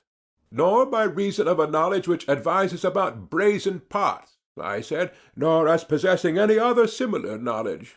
Not by reason of any of them, he said. Nor yet by reason of a knowledge which cultivates the earth. That would give the city the name of agricultural. Yes. Well, I said, and is there any knowledge in our recently founded state among any of the citizens which advises, not about any particular thing in the state, but about the whole, and considers how a state can best deal with itself and with other states? There certainly is. And what is this knowledge, and among whom is it found? I asked. It is the knowledge of the guardians, he replied, and is found among those whom we were just now describing as perfect guardians. And what is the name which the city derives from the possession of this sort of knowledge? The name of good in counsel and truly wise. And will there be in our city more of these true guardians or more smiths? The smiths, he replied, will be far more numerous. Will not the guardians be the smallest of all the classes who receive a name from the profession of such kind of knowledge? Much the smallest. And so, by reason of the smallest part or class, and of the knowledge which resides in this presiding and ruling part of itself, the whole state, being thus constituted according to nature, will be wise, and this, which has the only knowledge worthy to be called wisdom, has been ordained by nature to be of all classes the least. Most true. Thus, then, I said, the nature and place in the state of one of the 4 virtues has somehow or other been discovered, and in my humble opinion very satisfactorily discovered, he replied. Again, I said, there is no difficulty in seeing the nature of courage, and in what part that quality resides which gives the name of courageous to the state. How do you mean? Why, I said, every one who calls any state courageous or cowardly will be thinking of the part which fights and goes to war on the state's behalf. No one, he replied, would ever think of any other. The rest of the citizens may be courageous or may be cowardly, but their courage or cowardice will not, as I conceive, have the effect of making the city either the one or the other. Certainly not. The city will be courageous in virtue of a portion of herself which preserves under all circumstances that opinion about the nature of things to be feared and not to be feared, in which our legislator educated them, and this is what you term courage. I should like to hear what you are saying once more, for I do not think that I perfectly understand you. I mean that courage is a kind of salvation. Salvation of what? of the opinion respecting things to be feared, what they are and of what nature, which the law implants through education. And I mean by the words under all circumstances to intimate that in pleasure or in pain, or under the influence of desire or fear, a man preserves and does not lose his opinion. Shall I give you an illustration? If you please. You know, I said, that dyers, when they want to dye wool for making the true sea purple, begin by selecting their white colour first. This they prepare and dress with much care and pains, in order that the white ground may take the purple hue in full perfection. The dyeing then proceeds, and whatever is dyed in this manner becomes a fast colour, and no washing, either with lyes or without them, can take away the bloom. But when the ground has not been duly prepared, you will have noticed how poor is the look, either of purple or of any other colour. Yes, he said, I know that they have a washed-out and ridiculous appearance. Then now, I said, you will understand what our object was in selecting our soldiers, and educating them in music and gymnastic. We are contriving influences which would prepare them to take the dye of the laws in perfection, and the colour of their opinion about dangers and of every other opinion was to be indelibly fixed by their nurture and training, not to be washed away by such potent lies as pleasure. Mightier agent far in washing the soul than any soda or lye, or by sorrow, fear, and desire, the mightiest of all other solvents. And this sort of universal saving power of true opinion in conformity with law about real and false dangers, I call and maintain to be courage, unless you disagree. But I agree, he replied, for I suppose that you mean to exclude more uninstructed courage, such as that of a wild beast or a slave. This, in your opinion, is not the courage which law ordains, and ought to have another name. Most certainly. Then I may infer courage to be such as you describe. Why, yes, said I, you may, and if you add the words of a citizen, you will not be far wrong. Hereafter, if you like, we will carry the examination further, but at present we are seeking not for courage, but justice, and for the purpose of our inquiry we have said enough. You are right, he replied. Two virtues remain to be discovered in the state, first temperance, and then justice, which is the end of our search. Very true. Now, can we find justice without troubling ourselves about temperance? I do not know how that could be accomplished, he said, nor do I desire that justice should be brought to light and temperance lost sight of, and therefore I wish that you would do me the favour of considering temperance first. Certainly, I replied, I should not be justified in refusing your request. Then consider, he said. Yes, I replied, I will. And as far as I can at present see, the virtue of temperance has more of the nature of harmony and symphony than the preceding. How so? He asked. Temperance, I replied, is the ordering or controlling of certain pleasures and desires. This is curiously enough implied in the saying of a man being his own master, and other traces of the same notion may be found in language. No doubt, he said, there is something ridiculous in the expression master of himself, for the master is also the servant, and the servant the master, and in all these modes of speaking the same person is denoted. Certainly. The meaning is, I believe, that in the human soul there is a better and also a worse principle, and when the better has the worse under control, then a man is said to be master of himself, and this is a term of praise. But when, owing to evil education or association, the better principle, which is also the smaller, is overwhelmed by the greater mass of the worse, in this case he is blamed, and is called the slave of self and unprincipled. Yes, there is reason in that. And now, I said, look at our newly created state, and there you will find one of these two conditions realized. For the state, as you will acknowledge, may be justly called master of itself, If the words temperance and self-mastery truly express the rule of the better part over the worse. Yes, he said, I see that what you say is true. Let me further note that the manifold and complex pleasures and desires and pains are generally found in children and women and servants, and in the freemen so-called, who are the lowest and more numerous class. Certainly, he said. Whereas the simple and moderate desires which follow reason, and are under the guidance of mind and true opinion, are to be found only in a few, and those the best born and best educated. Very true. These too, as you may perceive, have a place in our state, and the meaner desires of the many are held down by the virtuous desires and wisdom of the few. That I perceive, he said. Then, if there be any city which may be described as master of its own pleasures and desires, and master of itself, ours may claim such a designation? Certainly, he replied.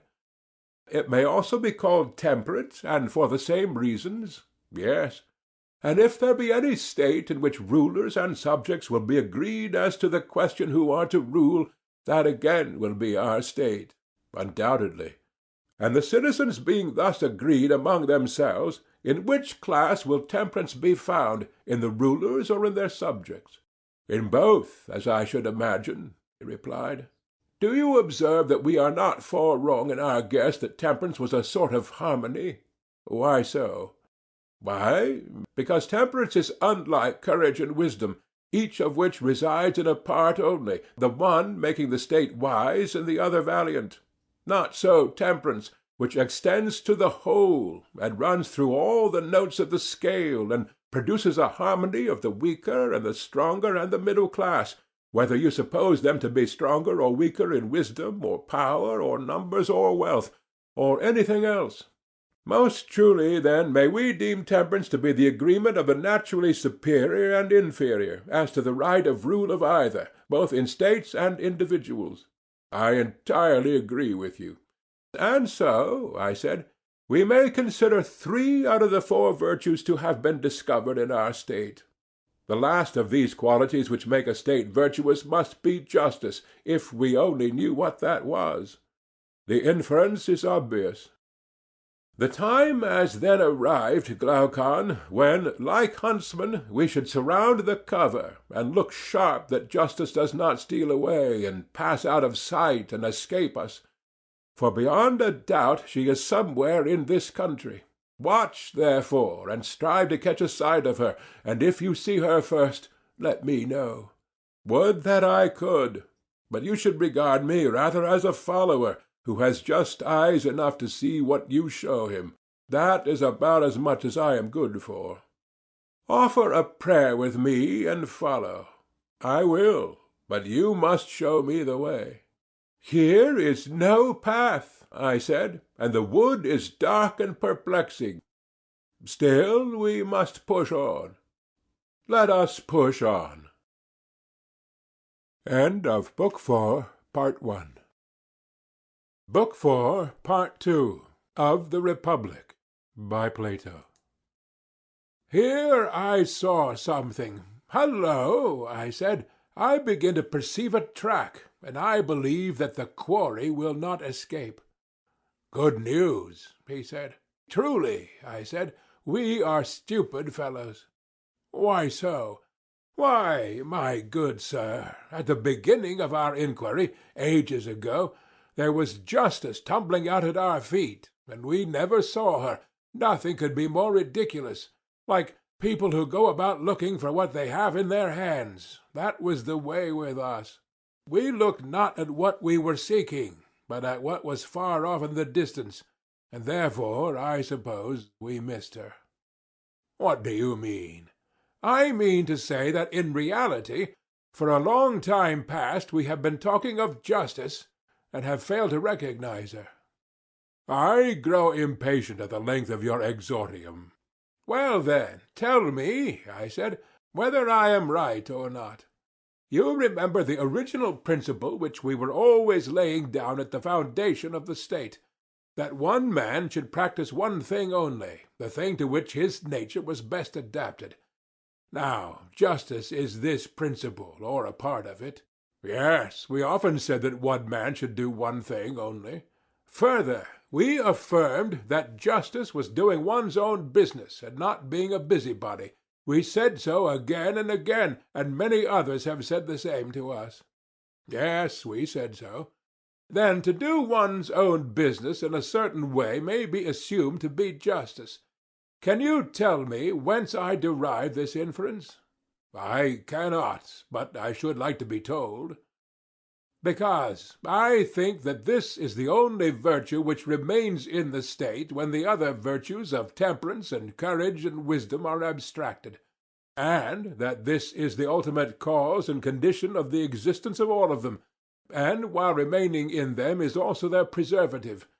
And we were saying that if the three were discovered by us, justice would be the fourth or remaining one. Well, that follows of necessity.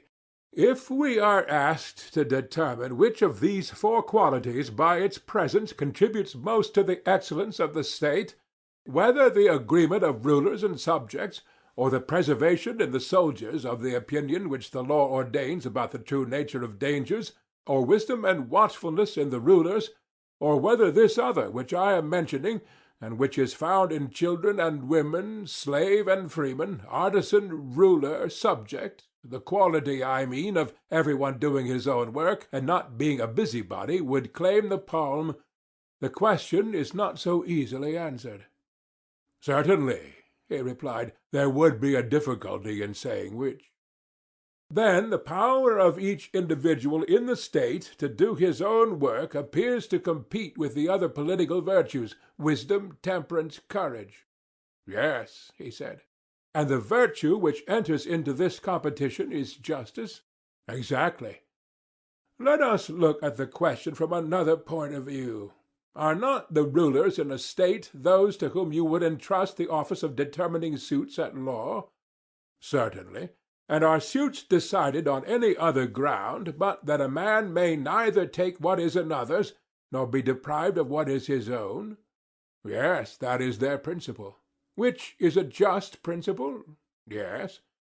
Then on this view also, justice will be admitted to be the having and doing what is a man's own and belongs to him? Very true. Think now, and say whether you agree with me or not.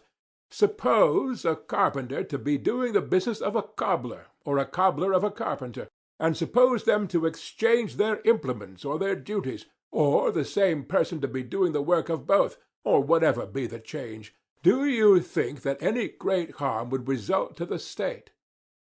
Not much. But when the cobbler or any other man whom nature designed to be a trader, having his heart lifted up by wealth or strength or the number of his followers, or any like advantage, attempts to force his way into the class of warriors, or a warrior into that of legislators and guardians, for which he is unfitted, and either to take the implements or the duties of the other, or when a man is trader, legislator, and warrior all in one, then I think you will agree with me in saying that this interchange and this meddling of one with another is the ruin of the state. Most true. Seeing, then, I said, that there are three distinct classes, any meddling of one with another, or the change of one into another, is the greatest harm to the state, and may be most justly termed evil-doing. Precisely. And the greatest degree of evil-doing to one's own city would be termed by you injustice? Certainly. This, then, is injustice, and on the other hand, when the trader, the auxiliary, and the guardian each do their own business, that is justice, and will make the city just. I agree with you. We will not, I said, be over-positive as yet. But if, on trial, this conception of justice be verified in the individual as well as in the state, there will be no longer any room for doubt. If it be not verified, we must have a fresh inquiry. First, let us complete the old investigation, which we began, as you remember, under the impression that, if we could previously examine justice on the larger scale, there would be less difficulty in discerning her in the individual. That larger example appeared to be the state, and accordingly we constructed as good a one as we could, knowing well that in the good state justice would be found. Let the discovery which we made be now applied to the individual. If they agree, we shall be satisfied, or if there be a difference in the individual, we will come back to the state and have another trial of the theory. The friction of the two, when rubbed together, may possibly strike a light in which justice will shine forth, and the vision which is then revealed we will fix in our souls. That will be in regular course. Let us do as you say. I proceeded to ask, when two things, a greater and less, are called by the same name, are they like or unlike in so far as they are called the same? Like, he replied. The just man, then, if we regard the idea of justice only, will be like the just state? He will. And a state was thought by us to be just when the three classes in the state severally did their own business, and also thought to be temperate and valiant and wise by reason of certain other affections and qualities of these same classes. True, he said. And so of the individual. We may assume that he has the same three principles in his own soul which we find in the state, and he may be rightly described in the same terms, because he is affected in the same manner. Certainly, he said. Once more, then, O my friend, we have alighted upon an easy question, whether the soul has these three principles or not. An easy question. Nay, rather, Socrates, the proverb holds that hard is the good. Very true, I said, and I do not think that the method which we are employing is at all adequate to the accurate solution of this question. The true method is another and a longer one. Still, we may arrive at a solution not below the level of the previous enquiry. May we not be satisfied with that? He said. Under the circumstances, I am quite content. I, too, I replied, shall be extremely well satisfied. Then faint not in pursuing the speculation, he said. Must we not acknowledge, I said, that in each of us there are the same principles and habits which there are in the state, and that from the individual they pass into the state? How else can they come there? Take the quality of passion or spirit. It would be ridiculous to imagine that this quality, when found in states, is not derived from the individuals who are supposed to possess it. For example, the Thracians, the Scythians, and in general the northern nations, and the same may be said of the love of knowledge, which is the special characteristic of our part of the world, or the love of money, which may, with equal truth, be attributed to the Phoenicians and Egyptians. Exactly so, he said. There is no difficulty in understanding this. None whatever. But the question is not quite so easy when we proceed to ask whether these principles are three or one. Whether, that is to say, we learn with one part of our nature, are angry with another, and with a third part desire the satisfaction of our natural appetites, or whether the whole soul comes into play in each sort of action. To determine that is the difficulty. Yes, he said, there lies the difficulty. Then let us now try and determine whether they are the same or different. How can we? He asked. I replied as follows.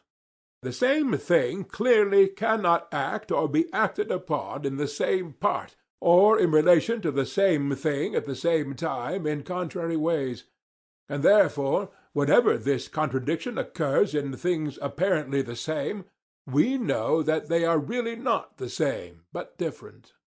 Good. For example, I said, can the same thing be at rest and in motion at the same time in the same part? Impossible. Still, I said, let us have a more precise statement of terms, lest we should hereafter fall out by the way. Imagine the case of a man who is standing and also moving his hands and his head. And suppose a person to say that one and the same person is in motion and at rest at the same moment. To such a mode of speech we should object, and should rather say that one part of him is in motion while another is at rest. Very true.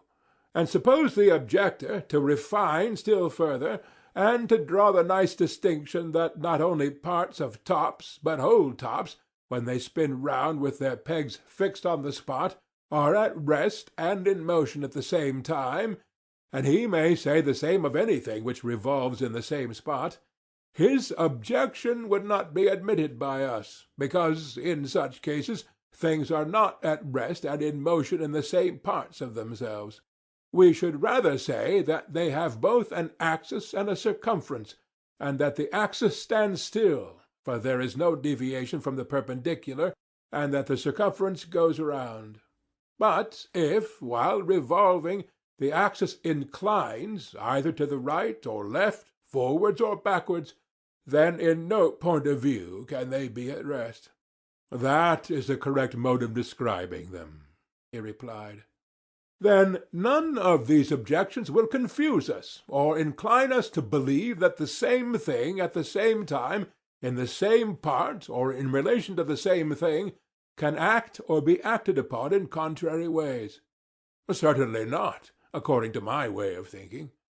Yet, I said, that we may not be compelled to examine all such objections, and prove at length that they are untrue, let us assume their absurdity, and go forward on the understanding that hereafter, if this assumption turn out to be untrue, all the consequences which follow shall be withdrawn.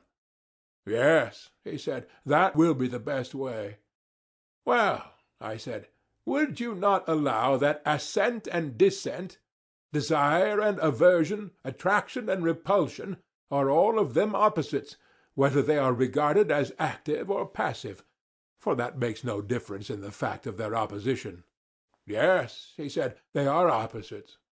Well, I said, and hunger and thirst, and the desires in general, and, again, willing and wishing, all these you would refer to the classes already mentioned.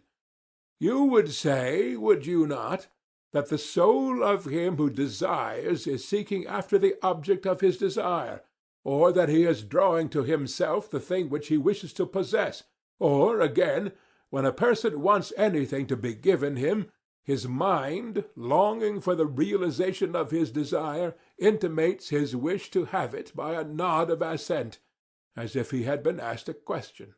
Very true. And what would you say of unwillingness and dislike, and the absence of desire? Should not these be referred to the opposite class of repulsion and rejection?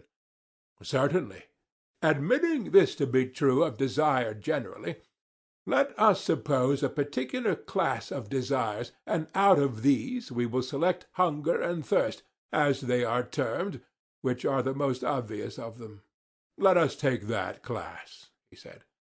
The object of one is food, and of the other drink? Yes. And here comes the point. Is not thirst the desire which the soul has of drink, and of drink only, not of drink qualified by anything else? For example, warm or cold, or much or little, or, in a word, drink of any particular sort. But if the thirst be accompanied by heat, then the desire is of cold drink, or, if accompanied by cold, then of warm drink. Or, if the thirst be excessive, then the drink which is desired will be excessive, or, if not great, the quantity of drink will also be small, but thirst, pure and simple, will desire drink pure and simple, which is the natural selection of thirst, as food is of hunger.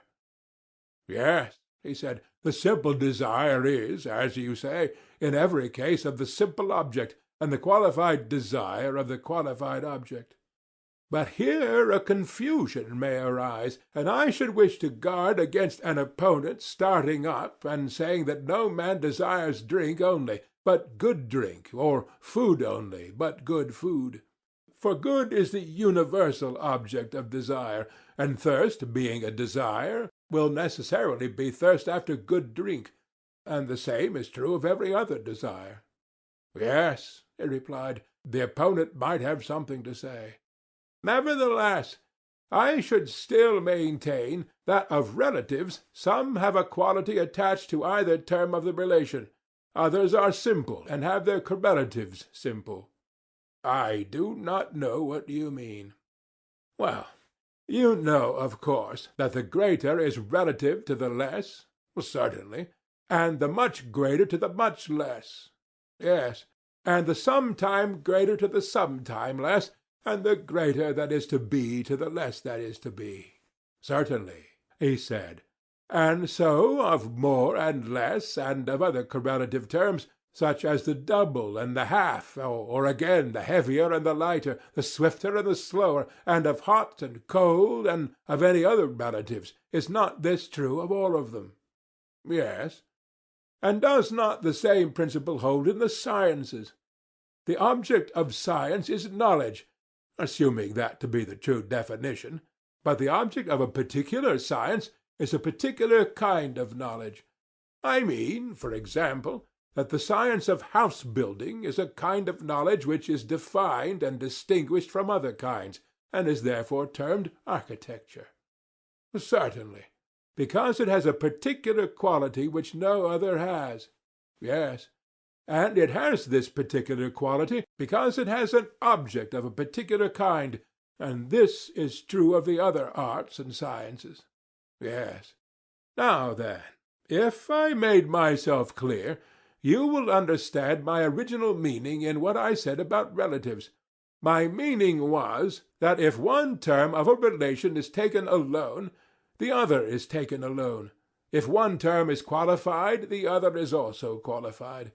I do not mean to say that relatives may not be disparate, or that the science of health is healthy, or of disease necessarily diseased, or that the sciences of good and evil are therefore good and evil, but only that, when the term science is no longer used absolutely, but has a qualified object which in this case is the nature of health and disease, it becomes defined, and is hence called not merely science, but the science of medicine. I quite understand, and I think as you do. Would you not say that thirst is one of these essentially relative terms, having clearly a relation? Yes, thirst is relative to drink. And a certain kind of thirst is relative to a certain kind of drink. But thirst taken alone is neither of much nor little, nor of good nor bad, nor of any particular kind of drink, but of drink only. Certainly. Then the soul of the thirsty one, in so far as he is thirsty, desires only drink. For this he yearns and tries to obtain it. That is plain. And if you suppose something which pulls a thirsty soul away from drink, that must be different from the thirsty principle which draws him like a beast to drink. For, as we were saying, the same thing cannot at the same time, with the same part of itself, act in contrary ways about the same. Impossible. No more than you can say that the hands of the archer push and pull the bow at the same time. But what you say is that one hand pushes and the other pulls. Exactly so, he replied. And might a man be thirsty and yet unwilling to drink? Yes, he said, it constantly happens. And in such a case what is one to say? Would you not say that there was something in the soul bidding a man to drink, and something else forbidding him, which is other and stronger than the principle which bids him? I should say so. And the forbidding principle is derived from reason, and that which bids and attracts proceeds from passion and disease? Clearly. Then we may fairly assume that they are two, and that they differ from one another. The one with which a man reasons we may call the rational principle of the soul, the other we may call the rational principle of the soul, the other, with which he loves and hungers and thirsts and feels the flutterings of any other desire, may be termed the irrational or appetitive, the ally of sundry pleasures and satisfactions. Yes, he said, we may fairly assume them to be different. Then, let us finally determine that there are two principles existing in the soul. And what of passion or spirit? Is it a third, or akin to one of the preceding? I should be inclined to say akin to desire. Well, I said, there is a story which I remember to have heard, and in which I put faith. The story is that Leontius, the son of Algleion, coming up one day from the Piraeus, under the north wall on the outside, observed some dead bodies lying on the ground at the place of execution. He felt a desire to see them, and also a dread and abhorrence of them. For a time he struggled and covered his eyes, but at length the desire got the better of him, and forcing them open, he ran up to the dead bodies, saying, "Look, ye wretches, take your fill of the fair sight." "I have heard the story myself," he said. "The moral of the tale is that anger at times goes to war with desire, as though they were two distinct things." "Yes, that is the meaning," he said. "And are there not many other cases in which we observe that when a man's desires violently prevail over his reason, he reviles himself, and is angry at the violence within him, and that in this struggle, which is like the struggle of factions in a state, his spirit is on the side of his reason? But for the passionate or spirited element to take part with the desires when reason decides that she should not be opposed, is a sort of thing which I believe that you never observed occurring in yourself, nor, as I should imagine, in any one else." "Certainly not." "Suppose that a man thinks he has done a wrong to another. The nobler he is, the less able he is to feel indignant at any suffering, such as hunger or cold, or any other pain which the injured person may inflict upon him. These he deems to be just, and, as I say, his anger refuses to be excited by them." "True," he said. "But when he thinks that he is the sufferer of the wrong, then he boils and chafes, and is on the side of what he believes to be justice. And because he suffers hunger or cold or other pain, he is only the more determined to persevere and conquer. His noble spirit will not be quelled until he either slays or is slain, or until he hears the voice of the shepherd, that is, reason, bidding his dog bark no more." "The illustration is perfect," he replied, "and in our state, as we were saying, the auxiliaries were to be dogs, and to hear the voice of the rulers, who are their shepherds." "I perceive," I said, "that you quite understand me. There is, however, a further point which I wish to consider." "What point?" "You remember that passion or spirit appeared at first sight to be a kind of desire. But now we should say quite the contrary, for in the conflict of the soul spirit is arrayed on the side of the rational principle." "Most assuredly." "But a further question arises.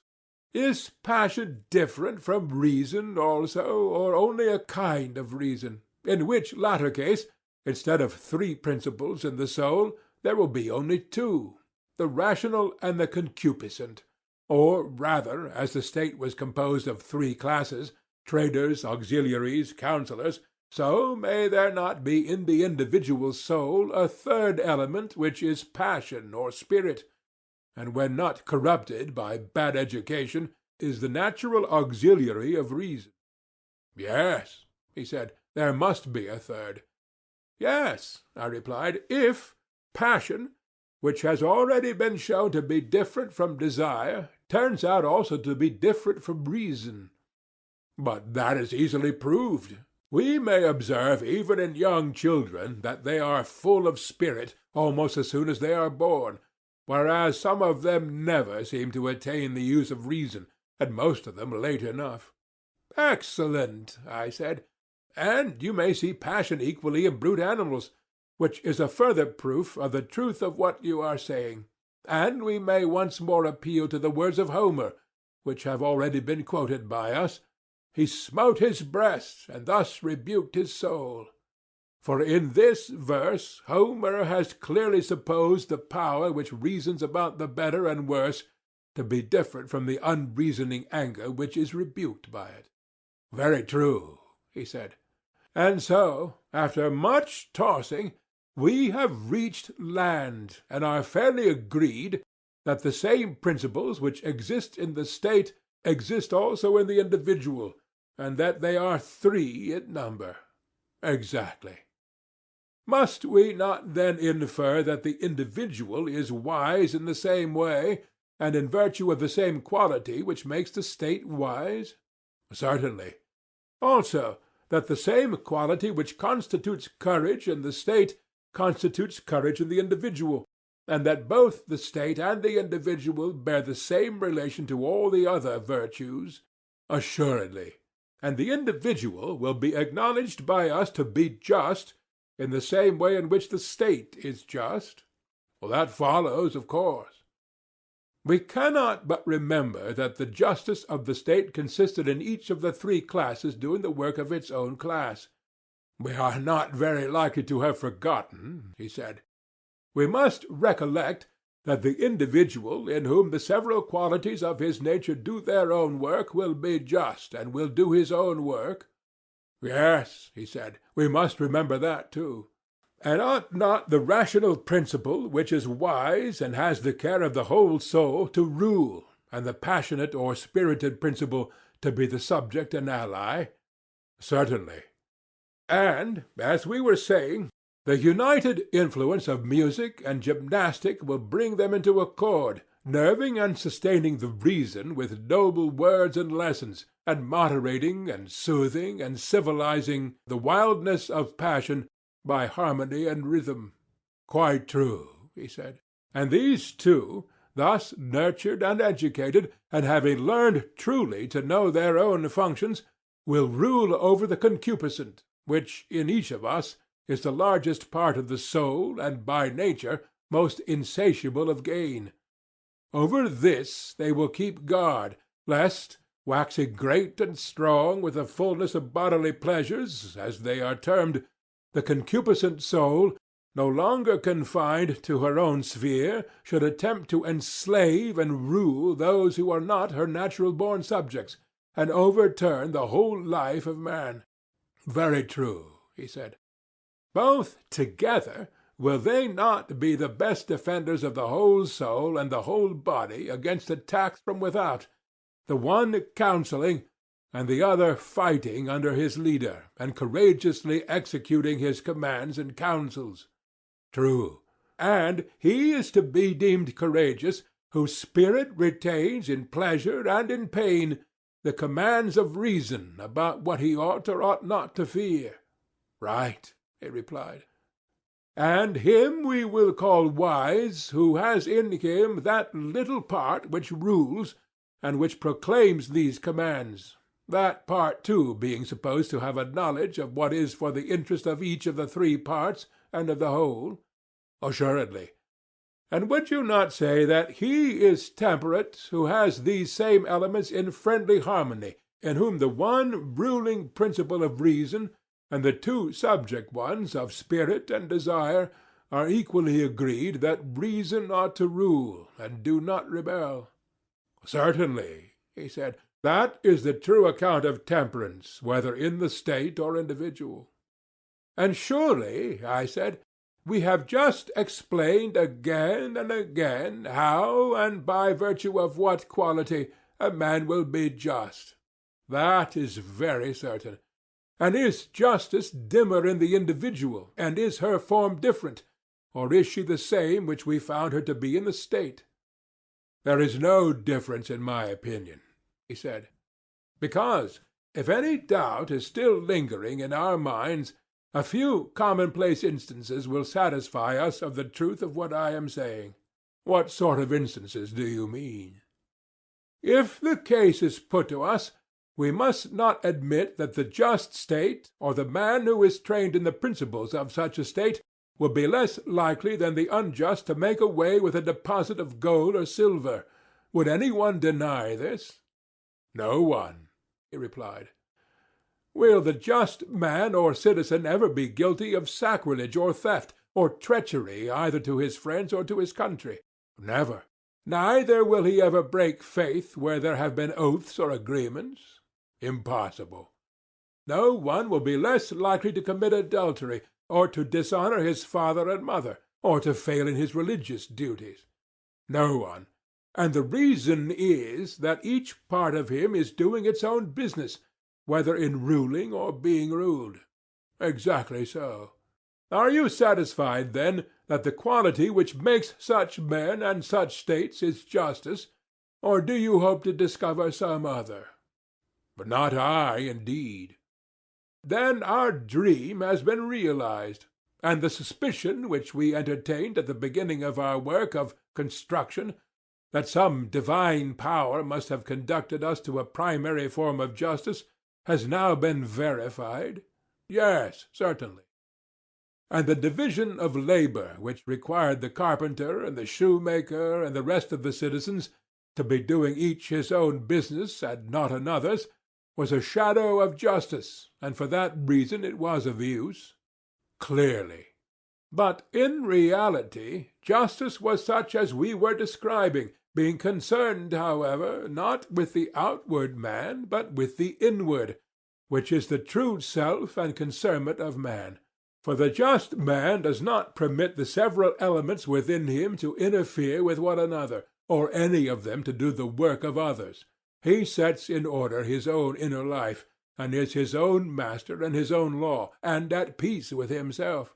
And when he has bound together the three principles within him, which may be compared to the higher, lower, and middle notes of a scale, and the intermediate intervals, when he has bound all these together, and is no longer many, but has become one entirely temperate and perfectly adjusted nature, then he proceeds to act, if he has to act, whether in a matter of property, or in the treatment of the body, or in some affair of politics or private business, always thinking and calling that which preserves and cooperates with this harmonious condition just and good action, and the knowledge which presides over it wisdom, and which at any time impairs this condition he will call unjust action, and the opinion which presides over it ignorance.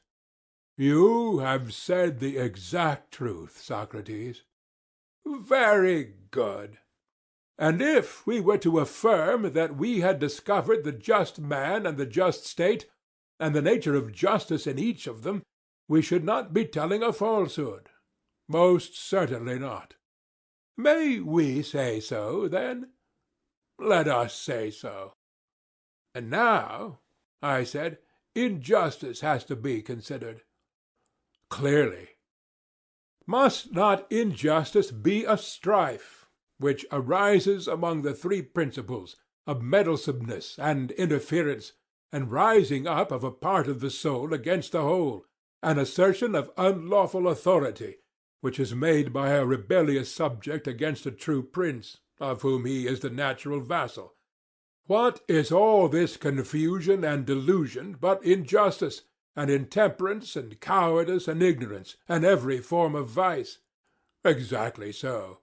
And if the nature of justice and injustice be known, then the meaning of acting unjustly and being unjust, or again of acting justly, will also be perfectly clear. What do you mean? He said. Why, I said, they are like disease and health, being in the soul just what disease and health are in the body. How so? He said. Why, I said, that which is healthy causes health, and that which is unhealthy causes disease. Yes. And just actions cause justice, and unjust actions cause injustice? Well, that is certain. And the creation of health is the institution of a natural order, and government of one by another in the parts of the body, and the creation of disease is the production of a state of things at variance with this natural order. True. And is not the creation of justice the institution of a natural order, and government of one by another in the parts of the soul, and the creation of injustice the production of a state of things at variance with the natural order. Exactly so, he said. Then virtue is the health and beauty and well-being of the soul, and vice the disease and weakness and deformity of the same. True. And do not good practices lead to virtue, and evil practices to vice? Assuredly. Still, our old question of the comparative advantage of justice and injustice has not been answered. Which is the more profitable, to be just and act justly and practice virtue, whether seen or unseen of gods or men, or to be unjust and act unjustly, if only unpunished and unreformed? In my judgment, Socrates, the question has now become ridiculous. We know that when the bodily constitution is gone, life is no longer endurable, though pampered with all kinds of meats and drinks, and having all wealth and all power. And shall we be told that when the very essence of the vital principle is undermined and corrupted, life is still worth having to a man, if only he be allowed to do whatever he likes, with the single exception that he is not to acquire justice and virtue, or to escape from injustice and vice, assuming them both to be such as we have described? Yes, I said, the question is, as you say, ridiculous. Still, as we are near the spot at which we may see the truth in the clearest manner with our own eyes, let us not faint by the way. Certainly not, he replied. Come up hither, I said, and behold the various forms of vice, those of them, I mean, which are worth looking at. I am following you, he replied. Proceed.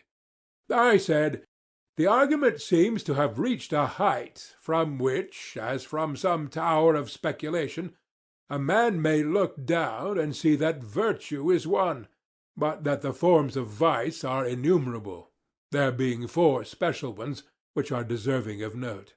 What do you mean? He said. I mean, I replied, that there appear to be as many forms of the soul as there are distinct forms of the state. How many? There are 5 of the state and 5 of the soul, I said. What are they? The first, I said, is that which we have been describing, and which may be said to have 2 names, monarchy and aristocracy, accordingly as rule is exercised by one distinguished man or by many. True, he replied. But I regard the 2 names as describing one form only. For whether the government is in the hands of one or many, if the governors have been trained in the manner which we have supposed, the fundamental laws of the state will be maintained. That is true, he replied. End of Book 4. Book 5, Part 1, of the Republic, by Plato. Such is the good and true city or state, and the good and true man is of the same pattern. And if this is right, every other is wrong, and the evil is one which affects not only the ordering of the state, but also the regulation of the individual soul, and is exhibited in 4 forms. What are they? He said. I was proceeding to tell the order in which the 4 evil forms appeared to me to succeed one another, when Polemarchus, who was sitting a little way off, just beyond Adeimantus, began to whisper to him. Stretching forth his hand, he took hold of the upper part of his coat by the shoulder, and drew him towards him, leaning forward himself so as to be quite close, and saying something in his ear, of which I only caught the words, "Shall we let him off?" or "What shall we do?" "Certainly not," said Adeimantus, raising his voice. "Who is it," I said, "whom you are refusing to let off?" "You," he said. I repeated, "Why am I especially not to be let off?" "Why," he said, "we think that you are lazy, and mean to cheat us out of a whole chapter which is a very important part of the story, and you fancy that we shall not notice your airy way of proceeding, as if it were self-evident to everybody that in the matter of women and children friends have all things in common." And was I not right, Adeimantus? Yes, he said. But what is right in this particular case, like everything else, requires to be explained, for community may be of many kinds. Please, therefore, to say what sort of community you mean.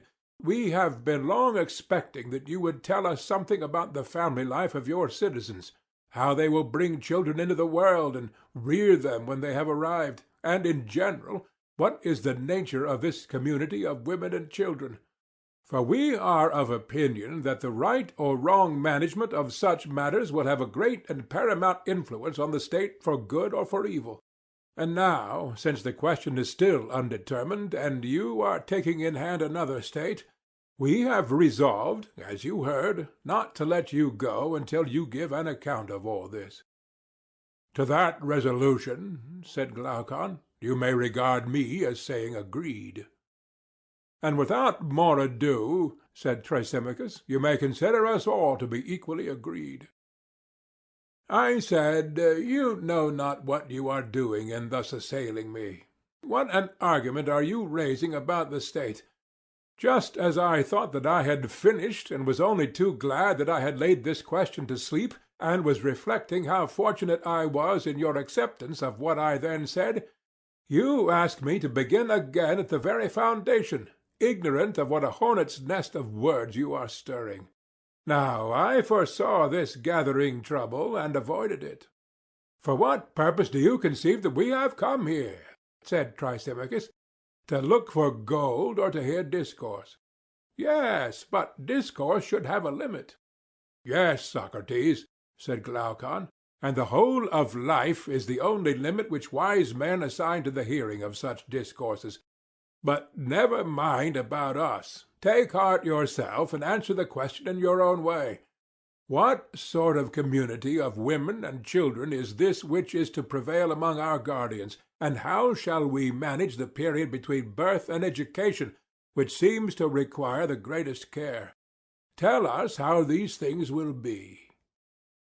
Yes, my simple friend, but the answer is the reverse of easy. Many more doubts arise about this than about our previous conclusions.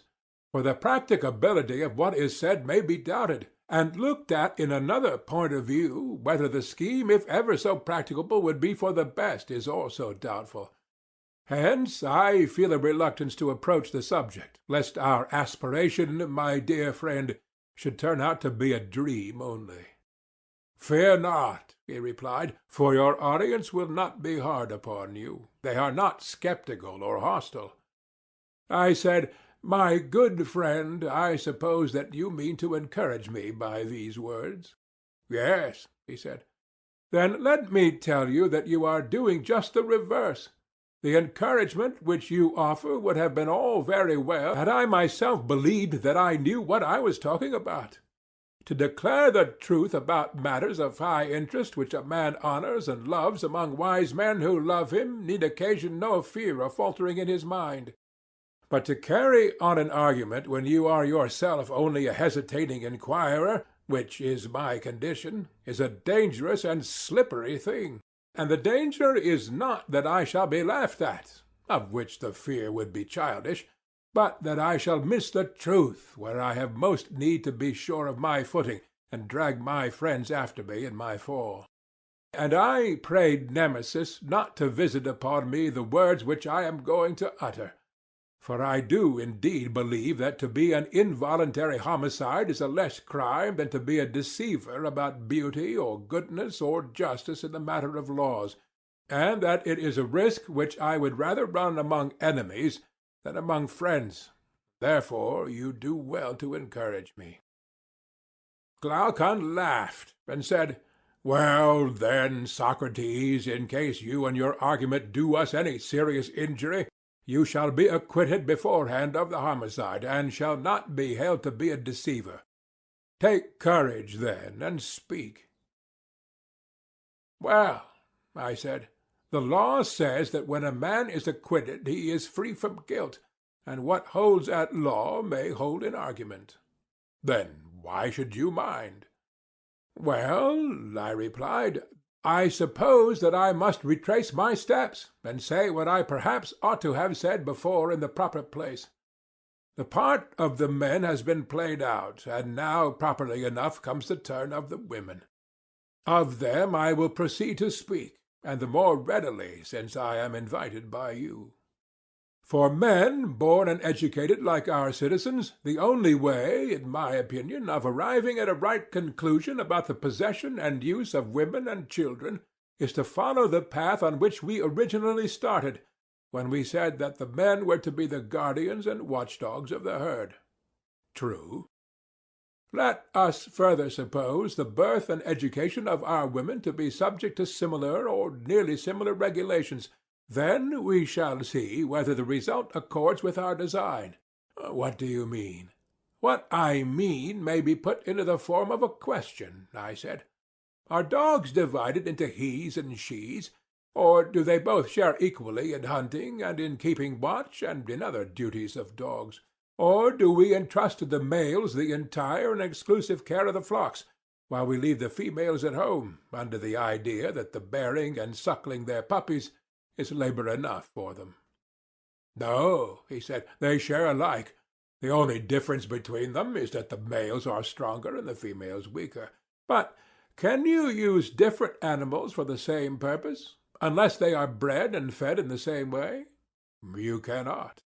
Then, if women are to have the same duties as men, they must have the same nurture and education? Yes.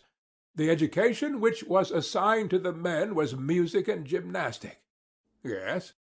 Then women must be taught music and gymnastic, and also the art of war, which they must practice like the men. That is the inference, I suppose. I should rather expect, I said, that several of our proposals, if they are carried out, being unusual, may appear ridiculous. No doubt of it. Yes, and the most ridiculous of all will be the sight of women naked in the palestra, exercising with the men, especially when they are no longer young. They certainly will not be a vision of beauty, any more than the enthusiastic old men who, in spite of wrinkles and ugliness, continue to frequent the gymnasia. Yes, indeed, he said. According to present notions, the proposal would be thought ridiculous. But then, I said, as we have determined to speak our minds, we must not fear the jest of the wits which will be directed against this sort of innovation. How they will talk of women's attainments both in music and gymnastic, and above all about their wearing armor and riding upon horseback. Very true, he replied.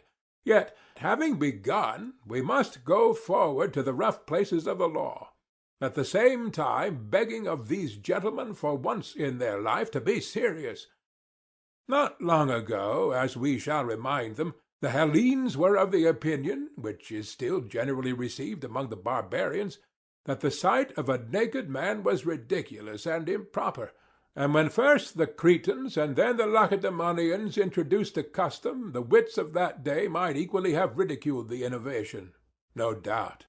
But when experience showed that to let all things be uncovered was far better than to cover them up, and the ludicrous effect to the outward eye vanished before the better principle which reason asserted, then the man was perceived to be a fool who directs the shafts of his ridicule at any other sight but that of folly and vice, or seriously inclines to weigh the beautiful by any other standard but that of the good.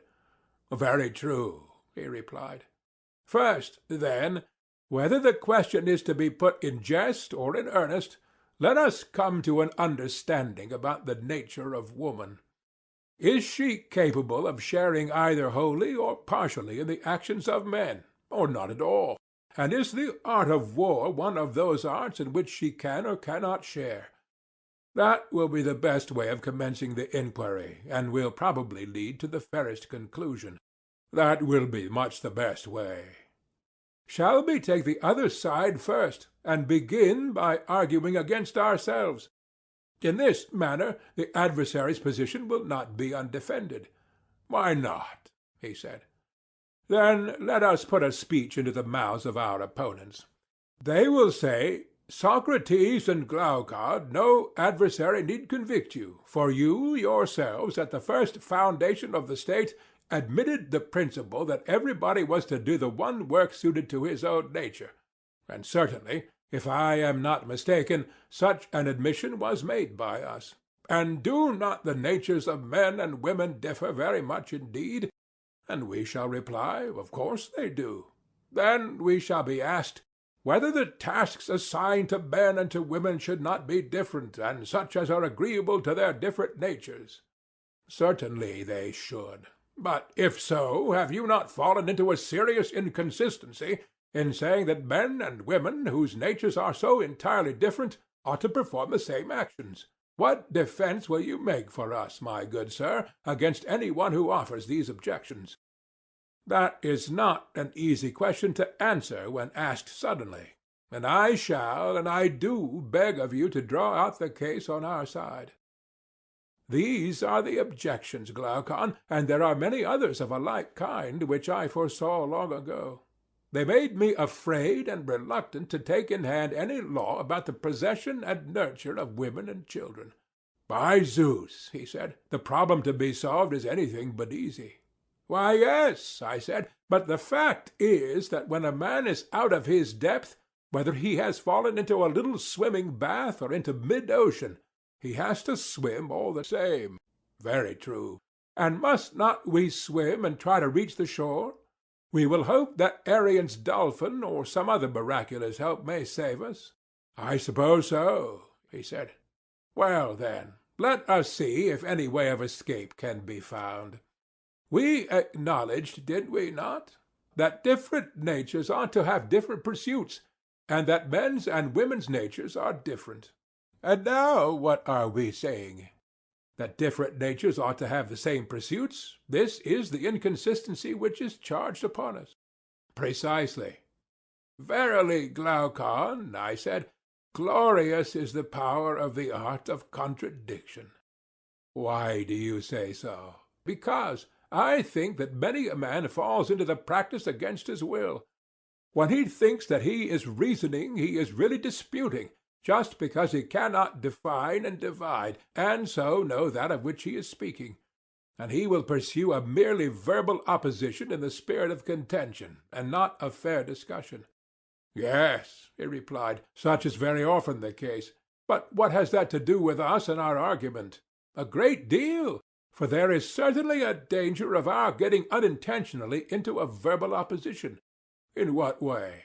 Why, we valiantly and pugnaciously insist upon the verbal truth, that different natures ought to have different pursuits, but we never considered at all what was the meaning of sameness or difference of nature, or why we distinguished them when we assigned different pursuits to different natures, and the same to the same natures. Why, no, he said, that was never considered by us. I said, suppose that by way of illustration we were to ask the question whether there is not an opposition in nature between bald men and hairy men, and if this is admitted by us, then if bald men are cobblers, we should forbid the hairy men to be cobblers, and conversely. That would be a jest, he said. Yes, I said, a jest. And why? Because we never meant when we constructed the state that the opposition of natures should extend to every difference, but only to those differences which affected the pursuit in which the individual is engaged. We should have argued, for example, that a physician and one who is in mind a physician may be said to have the same nature. True, whereas the physician and the carpenter have different natures. Certainly. And if, I said, the male and female sex appear to differ in their fitness for any art or pursuit, we should say that such pursuit or art ought to be assigned to one or the other of them. But if the difference consists only in women bearing and men begetting children, this does not amount to a proof that a woman differs from a man in respect to the sort of education she should receive, and we shall therefore continue to maintain that our guardians and their wives ought to have the same pursuits. Very true, he said. Next, We shall ask our opponent how, in reference to any of the pursuits or arts of civic life, the nature of a woman differs from that of a man. That will be quite fair, and perhaps he, like yourself, will reply that to give a sufficient answer on the instant is not easy, but after a little reflection there is no difficulty. Yes, perhaps. Suppose, then, that we invite him to accompany us in the argument, and then we may hope to show him that there is nothing peculiar in the constitution of women which would affect them in the administration of the state. By all means. Let us say to him, "Come now, and we will ask you a question.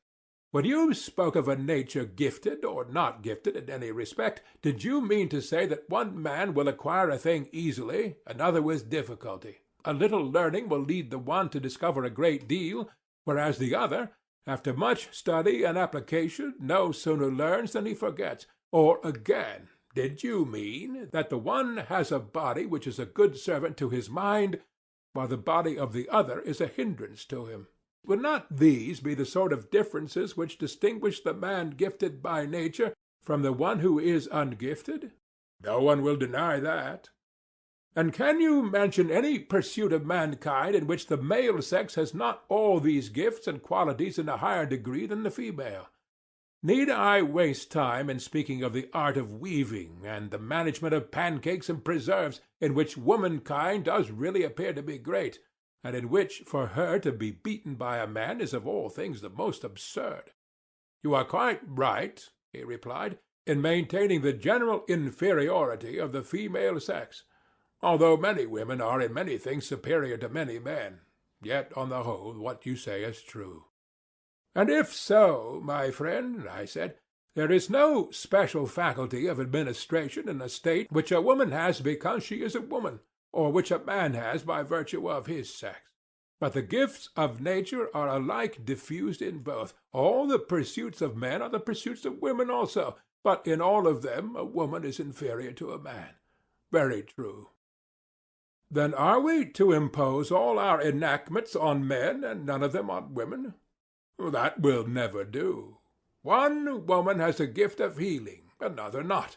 One is a musician, and another has no music in her nature. Very true. And one woman has a turn for gymnastics and military exercises, and another is unwarlike and hates gymnastics. Certainly. And one woman is a philosopher, and another is an enemy of philosophy. One has spirit, and another is without spirit. That is also true. Then one woman will have the temper of a guardian, and another not. Was not the selection of the male guardians determined by differences of this sort? Yes. Men and women alike possess the qualities which make a guardian. They differ only in their comparative strength or weakness. Obviously. And those women who have such qualities are to be selected as the companions and colleagues of men who have similar qualities, and whom they resemble in capacity and in character? Very true. And ought not the same natures to have the same pursuits? They ought. Then, as we were saying before, there is nothing unnatural in assigning music and gymnastic to the wives of the guardians. To that point we come round again. Certainly not. The law which we then enacted was agreeable to nature, and therefore not an impossibility or mere aspiration, and the contrary practice, which prevails at present, is in reality a violation of nature. That appears to be true. We had to consider first whether our proposals were possible, and secondly, whether they are the most beneficial. Yes. And the possibility has been acknowledged? Yes. The very great benefit was next to be established? Quite so. You will admit that the same education which makes a man a good guardian will make a woman a good guardian, for their original nature is the same? Yes. I should like to ask you a question. What is it? Would you say that all men are equal in excellence, or is one man better than another? The latter. And in the commonwealth which we are founding, do you conceive the guardians who have been brought up on our model system to be more perfect men, or the cobblers whose education has been cobbling? What a ridiculous question! You have answered me, I replied. Well, and may we not further say that our guardians are the best of our citizens? By far the best. And will not their wives be the best women? Yes, by far the best. And can there be anything better for the interests of the state than that the men and women of the state should be as good as possible? There can be nothing better. And this is what the arts of music and gymnastic, when present in such manner as we have described, will accomplish? Certainly. Then we have made an enactment not only possible, but in the highest degree beneficial to the state? True. Then let the wives of our guardians strip, for their virtue will be their robe, and let them share in the toils of war and the defence of their country. Only in the distribution of labours the lighter are to be assigned to the women, who are the weaker natures, but in other respects their duties are to be the same. And as for the man who laughs at naked women exercising their bodies from the best of motives, in his laughter he is plucking a fruit of unripe wisdom. And he himself is ignorant of what he is laughing at, or what he is about. For that is, and ever will be, the best of sayings, that the useful is the noble, and the hurtful is the base. Very true. Here, then, is one difficulty in our law about women, which we may say that we have now escaped. The wave has not swallowed us up alive for enacting that the guardians of either sex should have all the pursuits in common. To the utility and also to the possibility of this arrangement, the consistency of the argument with itself bears witness. Yes, that was a mighty wave which you have escaped. Yes, I said, but a greater is coming. You will not think much of this when you see the next. Go on, let me see.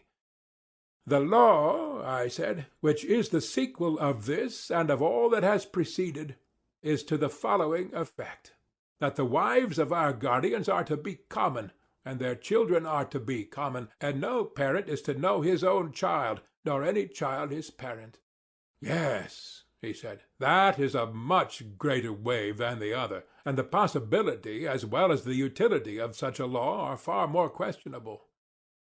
I do not think, I said, that there can be any dispute about the very great utility of having wives and children in common. The possibility is quite another matter, and will be very much disputed. I think that a good many doubts may be raised about both. You imply that the two questions must be combined, I replied.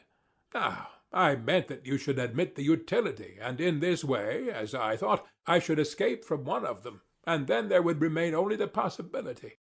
But that little attempt is detected, and therefore you will please to give a defence of both. Well, I said, I submit to my fate. Yet grant me a little favour. Let me feast my mind with the dream, as daydreamers are in the habit of feasting themselves when they are walking alone. For before they have discovered any means of effecting their wishes, that is, a matter which never troubles them, they would rather not tire themselves by thinking about possibilities. But assuming that what they desire is already granted to them, they proceed with their plan, and delight in detailing what they mean to do when their wish has come true. That is a way which they have of not doing much good to a capacity which was never good for much. Now, I myself am beginning to lose heart, and I should like, with your permission, to pass over the question of possibility at present. Assuming, therefore, the possibility of the proposal, I shall now proceed to inquire how the rulers will carry out these arrangements, and I shall demonstrate that our plan, if executed, will be of the greatest benefit to the state and to the guardians. First of all, then, if you have no objection, I will endeavour, with your help, to consider the advantages of the measure, and hereafter the question of possibility. I have no objection. Proceed. First, I think that if our rulers and our auxiliaries are to be worthy of the name which they bear, there must be willingness to obey in the one, and the power of command in the other. The guardians must themselves obey the laws, and they must also imitate the spirit of them in any details which are entrusted to their care. That is right, he said. You, I said, who are their legislator, having selected the men, will now select the women and give them to them. They must be as far as possible of like natures with them. They must live in common houses and meet at common meals. None of them will have anything specially his or her own. They will be together, and will be brought up together, and will associate at gymnastic exercises. And so they will be drawn by a necessity of their natures to have intercourse with each other. Necessity is not too strong a word, I think. Yes, he said, necessity, not geometrical, but another sort of necessity which lovers know, and which is far more convincing and constraining to the mass of mankind. True, I said, and this Glaucon, like all the rest, must proceed after an orderly fashion. In a city of the blessed, licentiousness is an unholy thing which the rulers will forbid. Yes, he said, and it ought not to be permitted. Then clearly the next thing will be to make matrimony sacred in the highest degree, and what is most beneficial will be deemed sacred. Exactly. And how can marriages be made most beneficial? That is a question which I put to you, because I see in your house dogs for hunting, and of the nobler sort of birds not a few.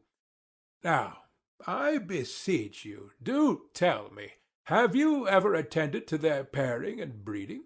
In what particulars? Why, in the first place, although they are all of a good sort, are not some better than others? True. And do you breed from them all indifferently? Or do you take care to breed from the best only? From the best. And do you take the oldest or the youngest, or only those of ripe age? I choose only those of ripe age. And if care was not taken in the breeding, your dogs and birds would greatly deteriorate? Certainly. And the same of horses and animals in general? Undoubtedly. Good heavens, my dear friend, I said, what consummate skill will our rulers need if the same principle holds of the human species? Certainly, the same principle holds, but why does this involve any particular skill? Because, I said, our rulers will often have to practice upon the body corporate with medicines. Now, you know that when patients do not require medicines, but have only to be put under a regimen, the inferior sort of practitioner is deemed to be good enough. But when medicine has to be given, then the doctor should be more of a man. That is quite true, he said. But to what are you alluding? I mean, I replied, that our rulers will find a considerable dose of falsehood and deceit necessary for the good of their subjects.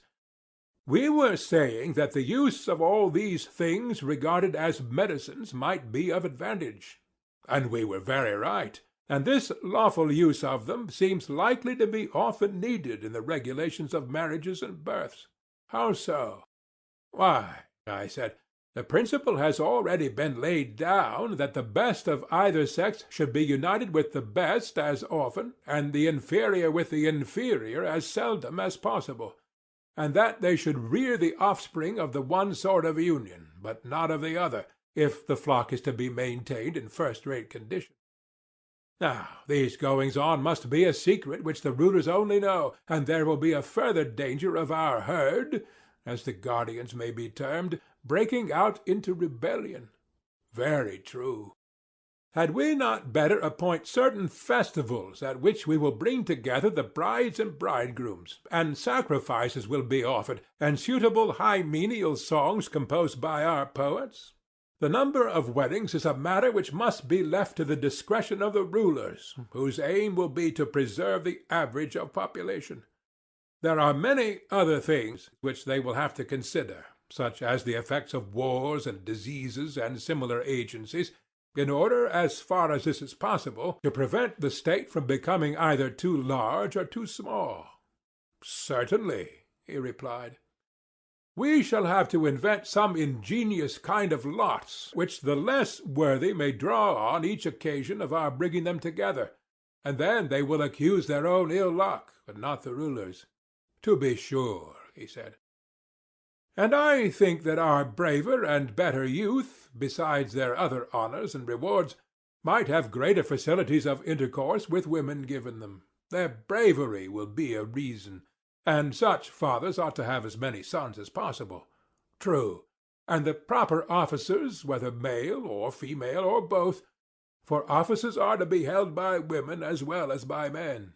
Yes, the proper officers will take the offspring of the good parents to the pen or fold, and there they will deposit them with certain nurses, who dwell in a separate quarter.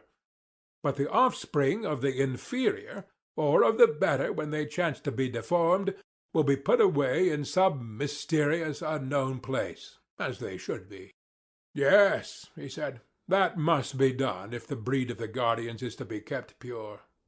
They will provide for their nurture, and will bring the mothers to the fold when they are full of milk, taking the greatest possible care that no mother recognizes her own child, and other wet nurses may be engaged if more are required. Care will also be taken that the process of suckling shall not be protracted too long, and the mothers will have no getting up at night or other trouble, but will hand over all this sort of thing to the nurses and attendants. You suppose the wives of our guardians to have a fine easy time of it when they are having children. Why, said I, and so they ought. Let us, however, proceed with our scheme. We were saying that the parents should be in the prime of life. Very true. And what is the prime of life? May it not be defined as a period of about 20 years in a woman's life and 30 in a man's? Which years do you mean to include? A woman, I said, at 20 years of age may begin to bear children to the state, and continue to bear them until 40. A man may begin at 25, when he has passed the point at which the pulse of life beats quickest, and continue to beget children until he be 55. Certainly, he said, both in men and women those years are the prime of physical as well as of intellectual vigor. Any one above or below the prescribed ages who takes part in the public hymeneals shall be said to have done an unholy and unrighteous thing. The child of which he is the father, if it steals into life, will have been conceived under auspices very unlike the sacrifices and prayers which at each hymeneal priestesses and priest and the whole city will offer, that the new generation may be better and more useful than their good and useful parents, whereas his child will be the offspring of darkness and strange lust. Very true, he replied. And the same law will apply to any one of those within the prescribed age who forms a connection with any woman in the prime of life without the sanction of the rulers. For we shall say that he is raising up a bastard to the state, uncertified and unconsecrated. Very true, he replied. This applies, however, only to those who are within the specified age. After that we allow them to range at will, except that a man may not marry his daughter, or his daughter's daughter, or his mother, or his mother's mother, and women, on the other hand, are prohibited from marrying their sons, or fathers, or son's son, or father's father, and so on in either direction. And we grant all this, accompanying the permission with strict orders to prevent any embryo which may come into being from seeing the light. And if any force away to the birth, the parents must understand that the offspring of such an union cannot be maintained, and arrange accordingly. That also, he said, is a reasonable proposition. But how will they know who are fathers and daughters, and so on? They will never know. The way will be this. Dating from the day of the hymeneal, the bridegroom who was then married will call all the male children who are born in the 7th and 10th month afterwards his sons, and the female children his daughters, and they will call him father, and he will call their children his grandchildren, and they will call the elder generation grandfathers and grandmothers. All who were begotten at the time when their fathers and mothers came together will be called their brothers and sisters, and these, as I was saying, will be forbidden to intermarry. This, however, is not to be understood as an absolute prohibition of the marriage of brothers and sisters. If the lot favors them, and they receive the sanction of the Pythian oracle, the law will allow them. Quite right, he replied. Such is the scheme, Glaucon, according to which guardians of our state are to have their wives and families in common. And now you would have the argument show that this community is consistent with the rest of our polity, and also that nothing can be better, would you not? Yes, certainly. Shall we try to find a common basis by asking of ourselves what ought to be the chief aim of the legislator in making laws and in the organization of the state? What is the greatest good and what is the greatest evil? And then consider whether our previous description has the stamp of the good or of the evil. By all means. End of Book 5, Part 1. Book 5, Part 2 of the Republic, by Plato. Can there be any greater evil than discord and distraction and plurality, where unity ought to reign, or any greater good than the bond of unity? Well, there cannot. And there is unity where there is community of pleasures and pains, where all the citizens are glad or grieved on the same occasions of joy and sorrow? No doubt. Yes, and where there is no common but only private feeling, a state is disorganized, when you have one half of the world triumphing and the other plunged in grief at the same events happening to the city or the citizens? Certainly. Such differences commonly originate in a disagreement about the use of the terms mine and not mine, his and not his. Exactly so. And is not that the best ordered state in which the greatest number of persons apply the terms mine and not mine in the same way to the same thing? Quite true. Or that again which most nearly approaches to the condition of the individual, as in the body when but a finger of one of us is hurt, the whole frame drawn towards the soul as a centre and forming one kingdom under the ruling power therein, feels the hurt and sympathizes altogether with the part affected, and we say that the man has a pain in his finger, and the same expression is used about any other part of the body which has a sensation of pain at suffering or of pleasure at the alleviation of suffering. Very true, he replied, and I agree with you that in the best ordered state there is the nearest approach to this common feeling which you describe. Then when any one of the citizens experiences any good or evil, the whole state will make his case their own, and will either rejoice or sorrow with him? Yes, he said, that is what will happen in a well-ordered state. It will now be time, I said, for us to return to our state, and see whether this or some other form is most in accordance with these fundamental principles. Very good. Our state, like every other, has rulers and subjects. True. All of whom will call one another citizens. Of course. But is there not another name which people give to their rulers in other states? Generally they call them masters, but in democratic states they simply call them rulers. And in our state what other name besides that of citizens do the people give the rulers? They are called saviors and helpers, he replied. And what do the rulers call the people? Their maintainers and foster fathers. And what do they call them in other states? Slaves. And what do the rulers call one another in other states? Fellow rulers. And what in ours? Fellow guardians. Did you ever know an example in any other state of a ruler who would speak of one of his colleagues as his friend, and of another as not being his friend? Yes, very often. And the friend he regards and describes as one in whom he has an interest, and the other as a stranger in whom he has no interest? Exactly. But would any of your guardians think or speak of any other guardians as a stranger? Certainly he would not, for every one whom they meet will be regarded by them either as a brother or sister, or father or mother, or son or daughter, or as the child or parent of those who are thus connected with him. Capital, I said. But let me ask you once more, shall they be a family in name only, or shall they in all their actions be true to the name? For example, in the use of the word father, would the care of a father be implied, and the filial reverence and duty and obedience to him which the law commands? And is the violator of these duties to be regarded as an impious and unrighteous person, who is not likely to receive much good either at the hands of God or of man? Are these to be or not to be the strains which the children will hear repeated in their ears by all the citizens about those who are intimated to them to be their parents and the rest of their kinsfolk? These, he said, and none other, For what can be more ridiculous than for them to utter the names of family ties with the lips only, and not to act in the spirit of them? Then in our city the language of harmony and concord will be more often heard than in any other. As I was describing before, when any one is well or ill, the universal word will be, "With me it is well," or "it is ill." Most true. And agreeably to this mode of thinking and speaking, were we not saying that they will have their pleasures and pains in common? Yes, and so they will. And they will have a common interest in the same thing, which they all will alike call my own, and having this common interest they will have a common feeling of pleasure and pain?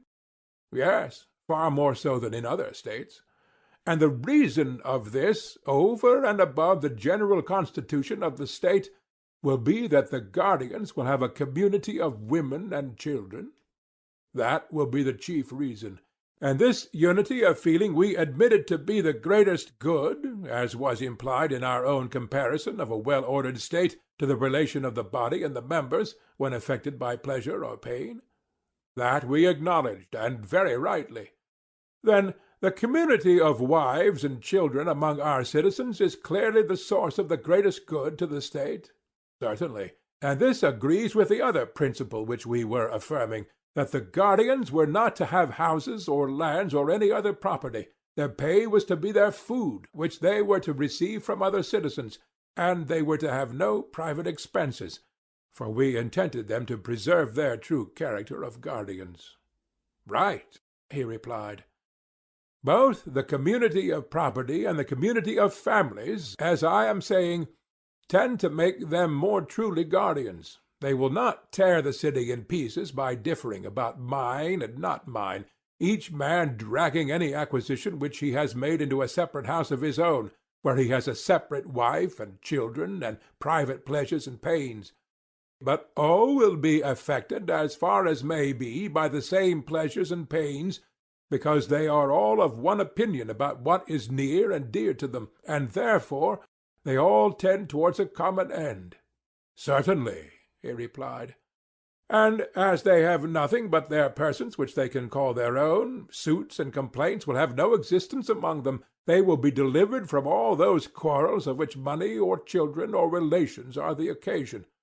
Of course they will. Neither will trials for assault or insult ever be likely to occur among them, for that equals should defend themselves against equals we shall maintain to be honorable and right. We shall make the protection of the person a matter of necessity. That is good, he said. Yes, and there is a further good in the law. That is, that if a man has a quarrel with another, he will satisfy his resentment then and there, and not proceed to more dangerous lengths. Certainly. To the elder shall be assigned the duty of ruling and chastising the younger. Clearly. Nor can there be a doubt that the younger will not strike or do any other violence to an elder, unless the magistrates command him, nor will he slight him in any way. For there are two guardians, shame and fear, mighty to prevent him. Shame, which makes men refrain from laying hands on those who are to them in the relation of parents. Fear, that the injured one will be succored by the others who are his brothers, sons, and fathers. That is true, he replied. Then, in every way the laws will help the citizens to keep the peace with one another? Yes, there will be no want of peace. And as the guardians will never quarrel among themselves, there will be no danger of the rest of the city being divided either against them or against one another. None whatever. I hardly like even to mention the little meannesses of which they will be rid, for they are beneath notice. Such, for example, as the flattery of the rich by the poor, and all the pains and pangs which men experience in bringing up a family, and in finding money to buy necessaries for their household, borrowing and then repudiating, getting how they can, and giving the money into the hands of women and slaves to keep. The many evils of so many kinds which people suffer in this way are mean enough and obvious enough, and not worth speaking of. Yes, he said. A man has no need of eyes in order to perceive that. And from all these evils they will be delivered, and their life will be blessed as the life of Olympic victors, and yet more blessed. How so? The Olympic victor, I said, is deemed happy in receiving a part only of the blessedness which is secured to our citizens, who have won a more glorious victory and have a more complete maintenance at the public cost. For the victory which they have won is the salvation of the whole state, and the crown with which they and their children are crowned is the fullness of all that life needs. They receive rewards from the hands of their country while living, and after death have an honorable burial. Yes, he said, and glorious rewards they are. Do you remember, I said, how in the course of the previous discussion some one, who shall remain nameless, accused us of making our guardians unhappy? They had nothing and might have possessed all things, to whom we replied that if an occasion offered we might perhaps hereafter consider this question, but that, as at present advised, we would make our guardians truly guardians, and that we were fashioning the state with a view to the greatest happiness, not of any particular class, but of the whole. Yes, I remember. And what do you say, now that the life of our protectors is made out to be far better and nobler than that of Olympic victors? Is the life of shoemakers or any other artisans, or of husbandmen, to be compared with it? Certainly not. At the same time I ought here to repeat what I have said elsewhere, that if any of our guardians shall try to be happy in such a manner that he will cease to be a guardian, and is not content with this safe and harmonious life, which in our judgment is of all lives the best, but infatuated by some youthful conceit of happiness which gets up into his head, shall seek to appropriate the whole state to himself, then he will have to learn how wisely Hesiod spoke, when he said, "Half is more than the whole." If he were to consult me, I should say to him, "Stay where you are, when you have the offer of such a life." You agree, then, I said, that men and women are to have a common way of life such as we have described, common education, common children, and they are to watch over the citizens in common whether abiding in the city or going out to war. They are to keep watch together and to hunt together like dogs, and always and in all things, as far as they are able, women are to share with the men. And in so doing they will do what is best, and will not violate but preserve the natural relation of the sexes. I agree with you, he replied. The inquiry, I said, has yet to be made whether such a community be found possible, as among other animals, so also among men, and, if possible, in what way possible. You have anticipated the question which I was about to suggest. There is no difficulty, I said, in seeing how war will be carried on by them. How? Why, of course they will go on expeditions together, and will take with them any of their children who are strong enough, that, after the manner of the artisan's child, they may look on at the work which they will have to do when they are grown up. And besides looking on, they will have to help and be of use in war, and to wait upon their fathers and mothers. Did you never observe in the arts how the potter's boys look on and help, long before they touch the wheel? Yes, I have. And shall potters be more careful in educating their children and in giving them the opportunity of seeing and practicing their duties than our guardians will be?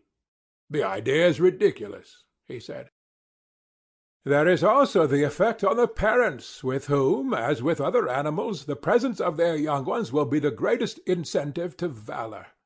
That is quite true, Socrates, and yet, if they are defeated, which may often happen in war, how great the danger is! The children will be lost as well as their parents, and the state will never recover. True, I said, but would you never allow them to run any risk? I am far from saying that. Well, but if they are ever to run a risk, should they not do so on some occasion when, if they escape disaster, they will be the better for it? Clearly. Whether the future soldiers do or do not see war in the days of their youth is a very important matter, for the sake of which some risk may fairly be incurred. Yes, very important. This, then, must be our first step, to make our children spectators of war, but we must also contrive that they shall be secured against danger. Then all will be well. True. Their parents may be supposed not to be blind to the risks of war, but to know, as far as human foresight can, what expeditions are safe and what dangerous. That may be assumed. And they will take them on the safe expeditions and be cautious about the dangerous ones. True. And they will place them under the command of experienced veterans who will be their leaders and teachers. Very properly. Still, the dangers of war cannot be always foreseen. There is a good deal of chance about them. True. Then against such chances the children must be at once furnished with wings, in order that in the hour of need they may fly away and escape. What do you mean? He said. I mean that we must mount them on horses in their earliest youth, and when they have learnt to ride, take them on horseback to see war. The horses must not be spirited and warlike, but the most tractable and yet the swiftest that can be had.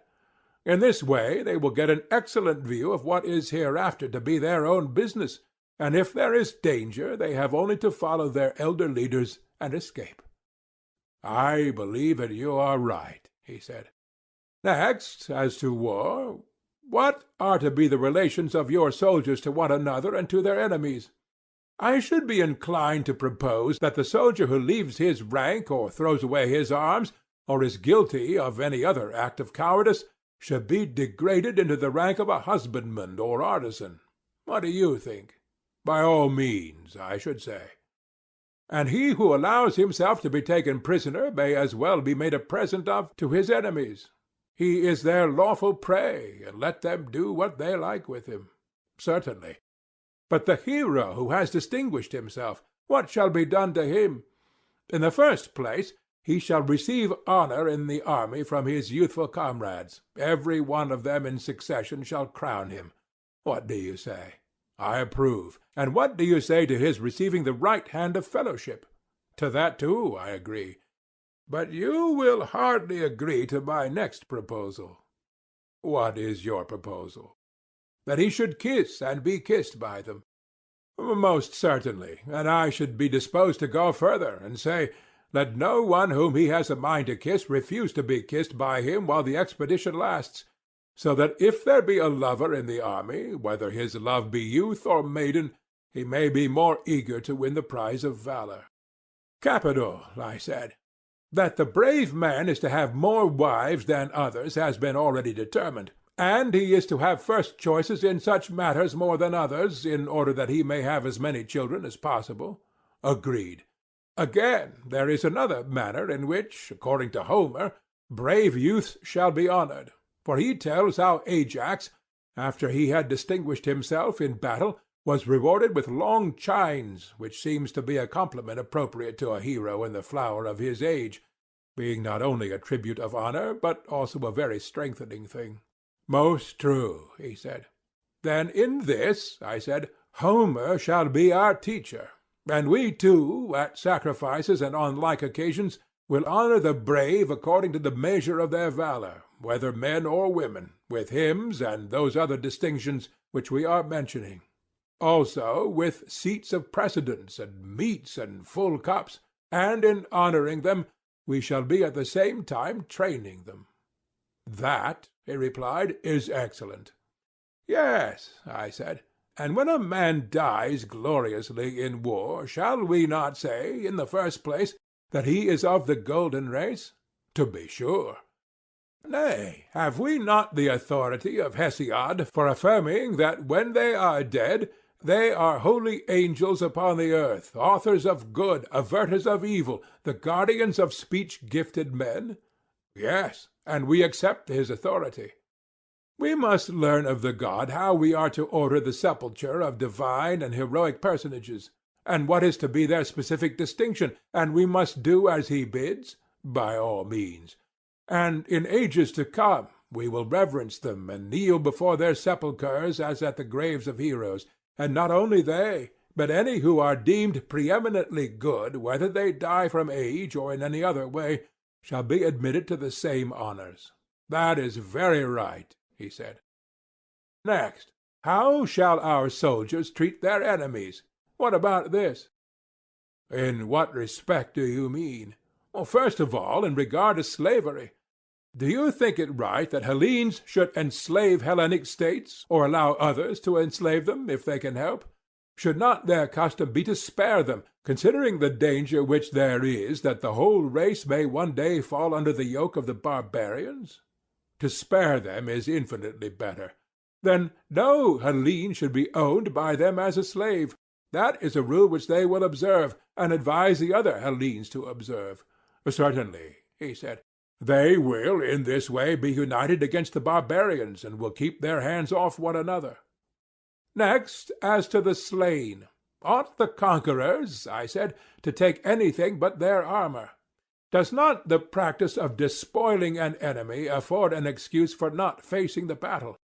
Cowards skulk about the field, pretending that they are fulfilling a duty, and many an army before now has been lost from this love of plunder." "Very true. And is there not illiberality and avarice in robbing a corpse, and also a degree of meanness and womanishness in making an enemy of the dead body when the real enemy has flown away, and left only his fighting gear behind him? Is not this rather like a dog who cannot get at his assailant, quarrelling with the stones which strike him instead?" "Very like a dog," he said. "Then we must abstain from spoiling the dead or hindering their burial?" "Yes," he replied, "we most certainly must."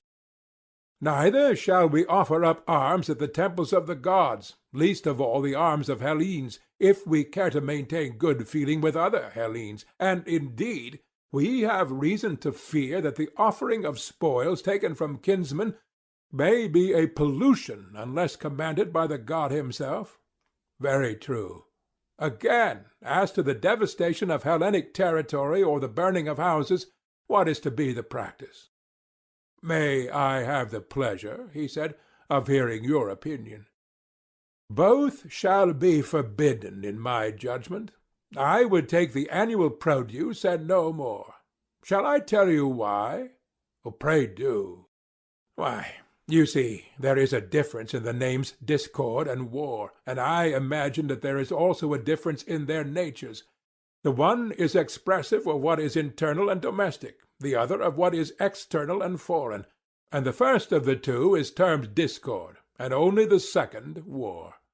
"That is a very proper distinction," he replied. "And may I not observe with equal propriety that the Hellenic race is all united together by ties of blood and friendship, and alien and strange to the barbarians?" "Very good," he said. "And therefore, when Hellenes fight with barbarians, and barbarians with Hellenes, they will be described by us as being at war when they fight, and by nature enemies, and this kind of antagonism should be called war.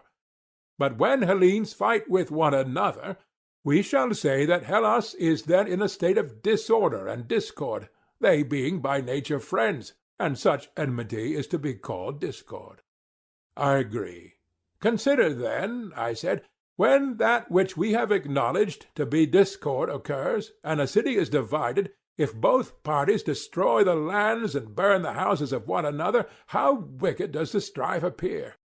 No true lover of his country would bring himself to tear in pieces his own nurse and mother. There might be reason in the conqueror depriving the conquered of their harvest, but still they would have the idea of peace in their hearts, and would not mean to go on fighting forever." "Yes," he said, "that is a better temper than the other." "And will not the city which you are founding be a Hellenic city?" "It ought to be," he replied. "Then will not the citizens be good and civilized?" "Yes, very civilized. And will they not be lovers of Hellas, and think of Hellas as their own land, and share in the common temples?" "Most certainly."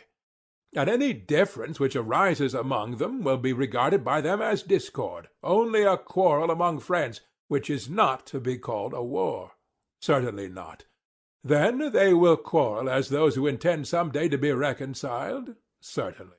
"They will use friendly correction, but will not enslave or destroy their opponents. They will be correctors, not enemies." "Just so." "And as they are Hellenes themselves, they will not devastate Hellas, nor will they burn houses, nor ever suppose that the whole population of city men, women, and children are equally their enemies, For they know that the guilt of war is always confined to a few persons, and that the many are their friends. And for all these reasons they will be unwilling to waste their lands and raze their houses. Their enmity to them will only last until the many innocent sufferers have compelled the guilty few to give satisfaction. I agree, he said, that our citizens should thus deal with their Hellenic enemies, and with barbarians as the Hellenes now deal with one another. Then let us enact this law also for our guardians, that they are neither to devastate the lands of Hellenes nor to burn their houses. Agreed. And we may agree also in thinking that these, like all our previous enactments, are very good. End of Book 5, Part 2. Book 5, Part 3 of the Republic, by Plato. But still I must say, Socrates, that if you are allowed to go on in this way, you will entirely forget the other question, which at the commencement of this discussion you thrust aside. Is such an order of things possible, and how, if at all?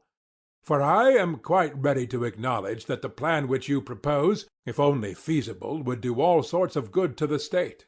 I will add what you have omitted, that your citizens will be the bravest of warriors and will never leave their ranks, for they will all know one another, and each will call the other father, brother, son.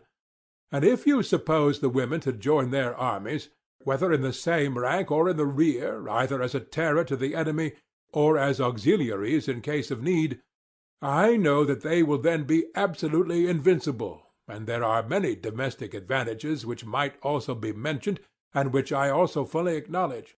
But as I admit all these advantages, and as many more as you please, if only this state of yours were to come into existence, we need say no more about them. Assuming then the existence of the state, let us now turn to the question of possibility and ways and means. The rest may be left.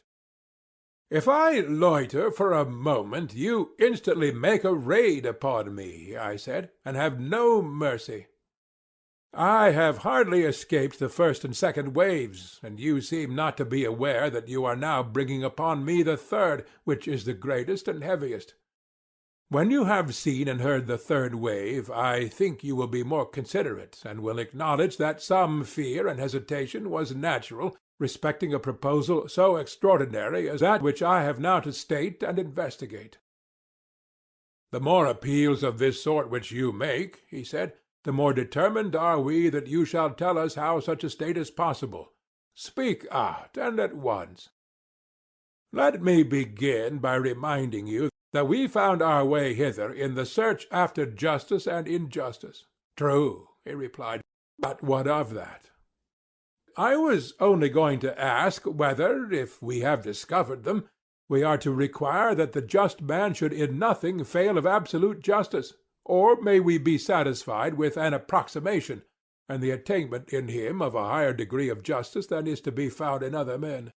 The approximation will be enough. We are inquiring into the nature of absolute justice, and into the character of the perfectly just, and to injustice and the perfectly unjust, that we might have an ideal. We were to look at these in order that we might judge of our own happiness and unhappiness according to the standard which they have exhibited, and the degree in which we resembled them, but not with any view of showing that they could exist in fact. True, he said. Would a painter be any the worse because, after having delineated with consummate art an ideal of a perfectly beautiful man, he was unable to show that any such man could ever have existed? He would be none the worse. Well, and were we not creating an ideal of a perfect state? To be sure. And is our theory a worse theory because we are unable to prove the possibility of a city being ordered in the manner described? Surely not, he replied. That is the truth, I said.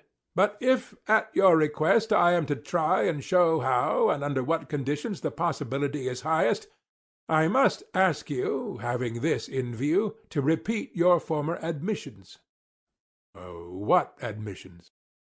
I want to know whether ideals are ever fully realized in language.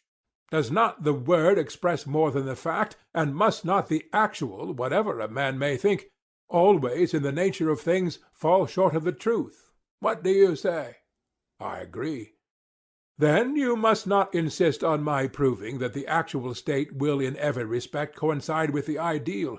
If we are only able to discover how a city may be governed nearly as we proposed, you will admit that we have discovered the possibility which you demand, and will be contented. I am sure that I should be contented. Will not you? Yes, I will. Let me next endeavor to show what is that fault in states which is the cause of their present maladministration, and what is the least change which will enable a state to pass into the truer form, and let the change, if possible, be of one thing only, or if not, of two. At any rate, let the changes be as few and slight as possible. Certainly, he replied. I think, I said, that there might be a reform of the state if only one change were made, which is not a slight or easy, though still a possible one. What is it? He said. Now then, I said, I go to meet that which I liken to the greatest of the waves. Yet shall the word be spoken, even though the wave break and drown me in laughter and dishonor. And do you mark my words? Proceed. I said, until philosophers are kings, or the kings and princes of this world have the spirit and power of philosophy, and political greatness and wisdom meet in one, and these commoner natures who pursue either to the exclusion of the other are compelled to stand aside, cities will never have rest from their evils, nor the human race, as I believe, and then only will this our state have a possibility of life, and behold the light of day. Such was the thought, my dear Glaucon, which I would fain have uttered if it had not seemed too extravagant. For to be convinced that in no other state can there be happiness, private or public, is indeed a hard thing. Socrates, what do you mean? I would have you consider that the word which you have uttered is one at which numerous persons, and very respectable persons too, in a figure pulling off their coats all in a moment, and seizing any weapon that comes to hand, will run at you might and main before you know where you are, intending to do heaven knows what. And if you don't prepare an answer and put yourself in motion, you will be pared by their fine wits, and no mistake. You got me into the scrape, I said, and I was quite right. However, I will do all I can to get you out of it. But I can only give you good will and good advice, and perhaps I may be able to fit answers to your questions better than another. That is all. And now, having such an auxiliary, you must do your best to show the unbelievers that you are right. I ought to try, I said, since you offer me such invaluable assistance. And I think that if there is to be a chance of our escaping, we must explain to them whom we mean when we say that philosophers are to rule in the state. Then we shall be able to defend ourselves. There will be discovered to be some natures who ought to study philosophy and to be leaders in the state, and others who are not born to be philosophers and are meant to be followers rather than leaders. Then now for a definition, he said. Follow me, I said, and I hope that I may in some way or other be able to give you a satisfactory explanation. Proceed. I dare say that you remember, and therefore I need not remind you, that a lover, if he is worthy of the name, ought to show his love, and not to some one part of that which he loves, but to the whole. I really do not understand, and therefore beg of you to assist my memory. Another person, I said, might fairly reply as you do, but a man of pleasure like yourself ought to know that all who are in the flower of youth do somehow or other raise a pang or emotion in a lover's breast, and are thought by him to be worthy of his affectionate regards. Is not this a way which you have with the fair? One has a snub nose, and you praise his charming face. The hook nose of another has, you say, a royal look, while he who is neither snub nor hooked has the grace of regularity. The dark visage is manly, the fair are children of the gods, and as to the sweet honey pale, as they are called, what is the very name but the invention of a lover who talks in diminutives, and is not averse to paleness if appearing on the cheek of youth? In a word, there is no excuse which you will not make, and nothing which you will not say, in order not to lose a single flower that blooms in the springtime of youth. If you make me an authority in matters of love, for the sake of the argument, I assent. And what do you say of lovers of wine? Do you not see them doing the same? They are glad of any pretext of drinking any wine. Very good. And the same is true of ambitious men. If they cannot command an army, they are willing to command a file, and if they cannot be honored by really great and important persons, they are glad to be honored by lesser and meaner people, but honor of some kind they must have. Exactly. Once more, let me ask, does he who desires any class of goods desire the whole class or a part only? The whole. And may we not say of the philosopher that he is a lover, not of a part of wisdom only, but of the whole? Yes, of the whole. And he who dislikes learning, especially in youth, when he has no power of judging what is good and what is not, such an one we maintain not to be a philosopher or a lover of knowledge, just as he who refuses his food is not hungry, and may be said to have a bad appetite, and not a good one. Very true, he said. Whereas he who has a taste for every sort of knowledge, and who is curious to learn and is never satisfied, may be justly termed a philosopher. Am I not right? Glaucon said, If curiosity makes a philosopher, you will find many a strange being will have a title to the name. All the lovers of sights have a delight in learning, and must therefore be included. Musical amateurs, too, are a folk strangely out of place among philosophers, for they are the last persons in the world who would come to anything like a philosophical discussion, if they could help, while they run about at the Dionysiac festivals as if they had let out their ears to hear every chorus. Whether the performance is in town or country, that makes no difference. They are there. Now, are we to maintain that all these, and any who have similar tastes, as well as the professors of quite minor arts, are philosophers? Certainly not, I replied. They are only an imitation. He said, Who then are the true philosophers? Those, I said, who are lovers of the vision of truth. That is also good, he said. But I should like to know what you mean. To another, I replied, I might have a difficulty in explaining, but I am sure that you will admit a proposition which I am about to make. What is the proposition? That since beauty is the opposite of ugliness, they are two. Certainly. And inasmuch as they are two, each of them is one. True again. And of just and unjust, good and evil, and every other class, the same remark holds. Taken singly, each of them is one, but from the various combinations of them, with actions and things, and with one another, they are seen in all sorts of lights and appear many. Very true. And this is the distinction which I draw between the sight-loving, art-loving, practical class, and those of whom I am speaking, and who are alone worthy of the name of philosophers. How do you distinguish them? He said. The lovers of sounds and sights, I replied, are, as I conceive, fond of fine tones and colors and forms and all the artificial products that are made out of them. But their mind is incapable of seeing or loving absolute beauty. True, he replied. Few are they who are able to attain the sight of this. Very true.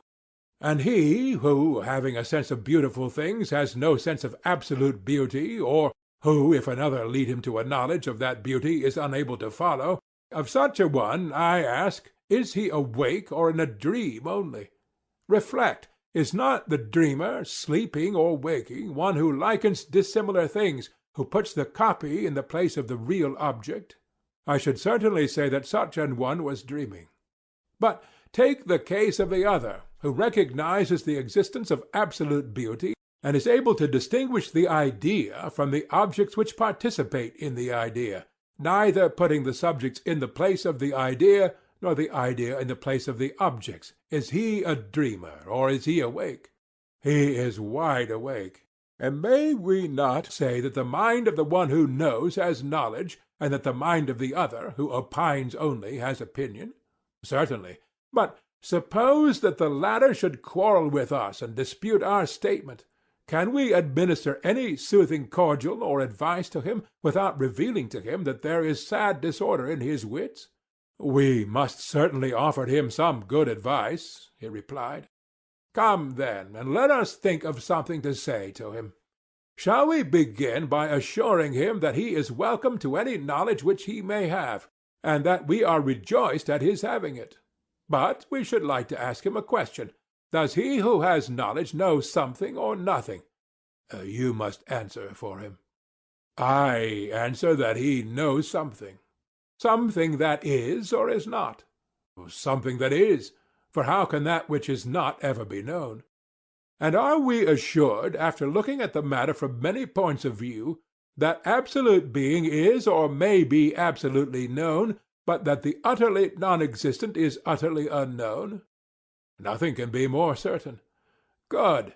But if there be anything which is of such a nature as to be and not to be, that will have a place intermediate between pure being and the absolute negation of being? Yes, between them.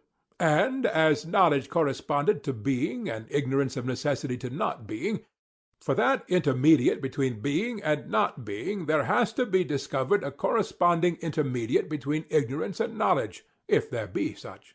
Certainly. Do we admit the existence of opinion? Undoubtedly. As being same with knowledge or another faculty? Another faculty. Then opinion and knowledge have to do with different kinds of matter corresponding to this difference of faculties? Yes, and knowledge is relative to being and knows being. But before I proceed further, I will make a division. What division? I will begin by placing faculties in a class by themselves. There are powers in us, and in all other things, by which we do as we do. Sight and hearing, for example, I should call faculties. Have I clearly explained the class which I mean? Yes, I quite understand. Then let me tell you my view about them. I do not see them, and therefore the distinctions of figure, colour, and the like, which enable me to discern the differences of some things, do not apply to them. In speaking of a faculty, I think only of its sphere and its result, and that which has the same sphere and the same result I call the same faculty, but that which has another sphere and another result I call different. Would that be your way of speaking? Yes. And will you be so very good as to answer one more question? Would you say that knowledge is a faculty, or in what class would you place it? Certainly knowledge is a faculty, and the mightiest of all faculties. And is opinion also a faculty? Certainly, he said, for opinion is that with which we are able to form an opinion. And yet you were acknowledging a little while ago that knowledge is not the same as opinion. Why, yes, he said. How can any reasonable being ever identify that which is infallible with that which errs? An excellent answer, proving, I said, that we are quite conscious of a distinction between them. Yes. Then knowledge and opinion, having distinct powers, have also distinct spheres or subject matters? That is certain. Being is the sphere and subject matter of knowledge, and knowledge is to know the nature of being? Yes. And opinion is to have an opinion? Yes. Then do we know what we opine? Or is the subject matter of opinion the same as the subject matter of knowledge? Nay, he replied, that has been already disproven. If difference in faculty implies difference in the sphere or subject matter, and if, as we were saying, opinion and knowledge are distinct faculties, then the sphere of knowledge and of opinion cannot be the same. Then if being is the subject matter of knowledge, something else must be the subject matter of opinion? Yes, something else. Well, then, is not being the subject matter of opinion? Or rather, how can there be an opinion at all about not being? Reflect. When a man has an opinion, has he not an opinion about something? Can he have an opinion which is an opinion about nothing? Impossible. He who has an opinion about some one thing? Yes. And not being is not one thing, but, properly speaking, nothing. True. Of not being, ignorance was assumed to be the necessary correlative of being, knowledge. True, he said. Then opinion is not concerned either with being or with not being. Not with either, and can therefore neither be ignorance or knowledge. That seems to be true. But is opinion to be sought without and beyond either of them, in a greater clearness than knowledge, or in a greater darkness than ignorance? In neither. Then I suppose that opinion appears to you to be darker than knowledge, but lighter than ignorance? Both, and in no small degree. And also to be within and between them? Yes. Then you would infer that opinion is intermediate. No question. But were we not saying before that if anything appeared to be of a sort which is and is not at the same time, that sort of thing would appear also to lie in the interval between pure being and absolute not being, and that the corresponding faculty is neither knowledge nor ignorance, but will be found in the interval between them? True. And in that interval there has now been discovered something which we call opinion? There has. Then what remains to be discovered is the object which partakes equally of the nature of being and not being, and cannot rightly be termed either, pure and simple. This unknown term, when discovered, we may truly call the subject of opinion, and assign each to their proper faculty, the extremes to the faculties of the extremes, and the mean to the faculty of the mean. True. This being premised, I would ask the gentleman who is of the opinion that there is no absolute or unchangeable idea of beauty, in whose opinion the beautiful is manifold, he, I say, your lover of beautiful sights, who cannot bear to be told that the beautiful is one and the just is one, or that anything is one, to him I would appeal, saying, Will you be so very kind, sir, as to tell us whether, of all these beautiful things, there is one which will not be found ugly, or of the just which will not be found unjust, or of the holy which will not also be unholy? No, he replied, the beautiful will in some point of view be found ugly, and the same is true of the rest. And may not the many which are doubles be also halves? Doubles, that is, of one thing and halves of another? Quite true. And things great and small, heavy and light, as they are termed, will not be denoted by these any more than by the opposite names? True, both these and the opposite names will always attach to all of them. And can any one of these many things which are called by particular names be said to be this rather than not to be this? He replied, They are like the punning riddles which are asked at feasts, or the children's puzzle about the eunuch aiming at the bat, with what he hit him, as they say in the puzzle, and upon what the bat was sitting. The individual objects of which I am speaking are also a riddle, and have a double sense, nor can you fix them in your mind, either as being or not being, or both, or neither. Then what will you do with them? I said. Can they have a better place than between being and not being? For they are clearly not in greater darkness or negation than not being, and more full of light and existence than being. That is quite true, he said. Thus, then, we seem to have discovered that the many ideas which the multitude entertain about the beautiful and about all other things are tossing about in some region which is halfway between pure being and pure not being. We have. Yes, and we had before agreed that anything of this kind which we might find was to be described as matter of opinion, and not as matter of knowledge, being the intermediate flux which is caught and detained by the intermediate faculty. Quite true. Then those who see the many beautiful, and who yet neither see absolute beauty, nor can follow any guide who points the way thither, who see the many just and not absolute justice, and the like, such persons may be said to have opinion, but not knowledge? That is certain. But those who see the absolute and eternal and immutable may be said to know, and not to have opinion only. Neither can that be denied. The one love and embrace the subjects of knowledge, the other those of opinion. The latter are the same, as I dare say you will remember, who listened to sweet sounds and gazed upon fair colours. but would not tolerate the existence of absolute beauty. Yes, I remember. Shall we then be guilty of an impropriety in calling them lovers of opinion rather than lovers of wisdom, and will they be very angry with us for thus describing them? I shall tell them not to be angry. No man should be angry at what is true.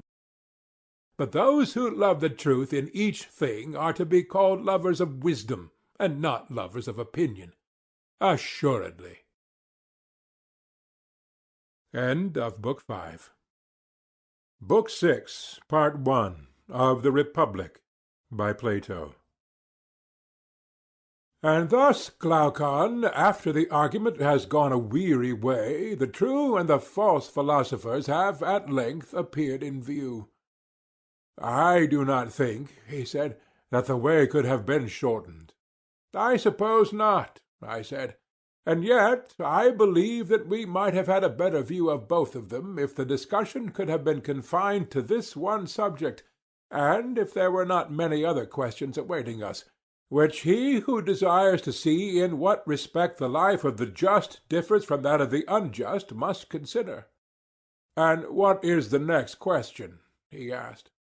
Surely, I said, the one which follows next in order, inasmuch as philosophers only are able to grasp the eternal and the unchangeable, and those who wander in the region of the many and variable are not philosophers. I must ask you which of the two classes should be the rulers of our state. And how can we rightly answer that question? Whichever of the two are best able to guard the laws and institutions of our state, let them be our guardians. Very good.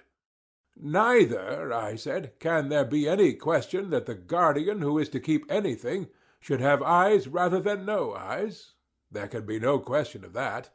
And are not those who are verily and indeed wanting in the knowledge of the true being of each thing, and who have in their souls no clear pattern, and are unable, as with a painter's eye, to look at the absolute truth, and to the original to repair, and having perfect vision of the other world, to order the laws about beauty, goodness, justice, in this, if not already ordered, and to guard and preserve the order of them, are not such persons, I ask, simply blind? Truly, he replied, they are much in that condition.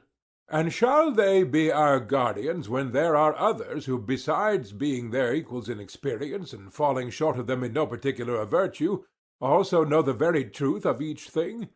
Well, there can be no reason, he said, for rejecting those who have this greatest of all great qualities. They must always have the first place unless they fail in some other respect. Suppose, then, I said, that we determine how far they can unite this and the other excellences. By all means. In the first place, as we began by observing, the nature of the philosopher has to be ascertained. We must come to an understanding about him, and when we have done so, then, if I am not mistaken, we shall also acknowledge that such an union of qualities is possible, and that those in whom they are united, and those only, should be rulers in the state. What do you mean? Let us suppose that philosophical minds always love knowledge of a sort which shows them the eternal nature not varying from generation and corruption. Agreed. And further, I said, let us agree that they are lovers of all true being. There is no part, whether greater or less, or more or less honorable, which they are willing to renounce, as we said before of the lover and the man of ambition. True. And if they are to be what we were describing, is there not another quality which they should also possess? What quality? Truthfulness. They will never intentionally receive into their mind falsehood, which is their detestation, and they will love the truth. Yes, that may be safely affirmed of them. Maybe, my friend, I replied, is not the word. Say rather must be affirmed, for he whose nature is amorous of anything cannot help loving all that belongs or is akin to the object of his affections. Right, he said. And is there anything more akin to wisdom than truth? How can there be? Can the same nature be a lover of wisdom and a lover of falsehood? Never. The true lover of learning, then, must from his earliest youth, as far as in him lies, desire all truth? Assuredly. But then again, as we know by experience, he whose desires are strong in one direction will have them weaker in others. They will be like a stream which has been drawn off into another channel. True. He whose desires are drawn towards knowledge in every form will be absorbed in the pleasures of the soul, and will hardly feel bodily pleasure. I mean, if he be a true philosopher, and not a sham one. For that is most certain. Such an one is sure to be temperate and the reverse of covetous, for the motives which make another man desirous of having and spending have no place in his character. Very true. Another criterion of the philosophical nature has also to be considered. And what is that? There should be no secret corner of illiberality. Nothing can be more antagonistic than meanness to a soul which is ever longing after the whole of things both divine and human. Most true, he replied. Then how can he who has magnificence of mind and is the spectator of all time and all existence think much of human life? He cannot. Or can such an one account death fearful? No, indeed. Then the cowardly and mean nature has no part in true philosophy? Certainly not. Or again, can he who is harmoniously constituted, who is not covetous or mean or a boaster or a coward, can he, I say, ever be unjust or hard in his dealings? Impossible. Then you will soon observe whether a man is just and gentle, or rude and unsociable. These are the signs which distinguish even in youth the philosophical nature from the unphilosophical. True. There is another point which should be remarked. What point? Whether he has or has not a pleasure in learning. For no one will love that which gives him pain, and in which after much toil he makes little progress. Certainly not. And again, if he is forgetful and retains nothing of what he learns, will he not be an empty vessel? That is certain. Laboring in vain, he must end in hating himself and his fruitless occupation. Yes. Then a soul which forgets cannot be ranked among genuine philosophic natures. We must insist that the philosopher should have a good memory. Certainly. And once more, the inharmonious and unseemly nature can only tend to disproportion?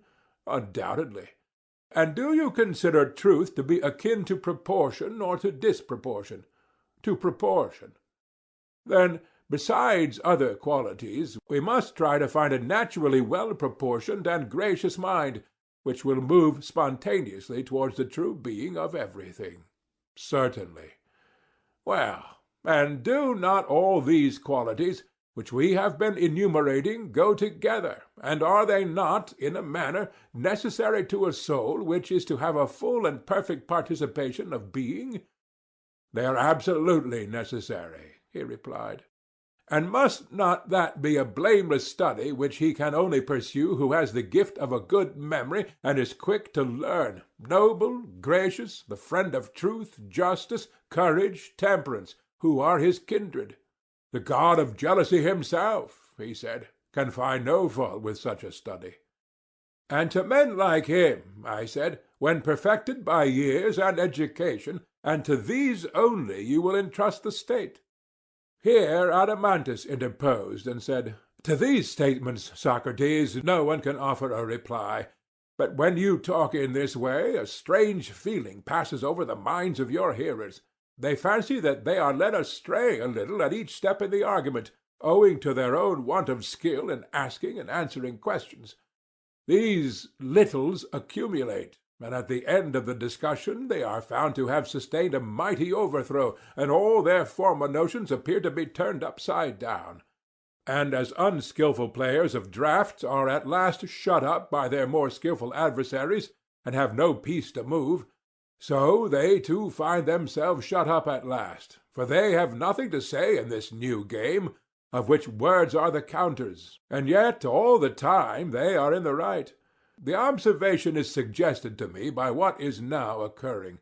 For any one of us might say that although in words he is not able to meet you at each step of the argument, he sees as a fact that the votaries of philosophy, when they carry on the study, not only in youth as a part of education, but as the pursuit of their maturer years, must of them become strange monsters, not to say utter rogues, and that those who may be considered the best of them are made useless to the world by the very study which you extol. Well, and do you think that those who say so are wrong? I cannot tell, he replied, but I should like to know what is your opinion. Hear my answer. I am of opinion that they are quite right. Then how can you be justified in saying that cities will not cease from evil until philosophers rule in them, when philosophers are acknowledged by us to be of no use to them? You ask a question, I said, to which a reply can only be given in a parable. Yes, Socrates, and that is the way of speaking to which you are not at all accustomed, I suppose. I perceive, I said, that you are vastly amused at having plunged me into such a hopeless discussion. But now hear the parable, and then you will be still more amused at the meagreness of my imagination. For the manner in which the best men are treated in their own states is so grievous that no single thing on earth is comparable to it, and therefore, if I am to plead their cause, I must have recourse to fiction, and put together a figure made up of many things, like the fabulous unions of goats and stags which are found in pictures.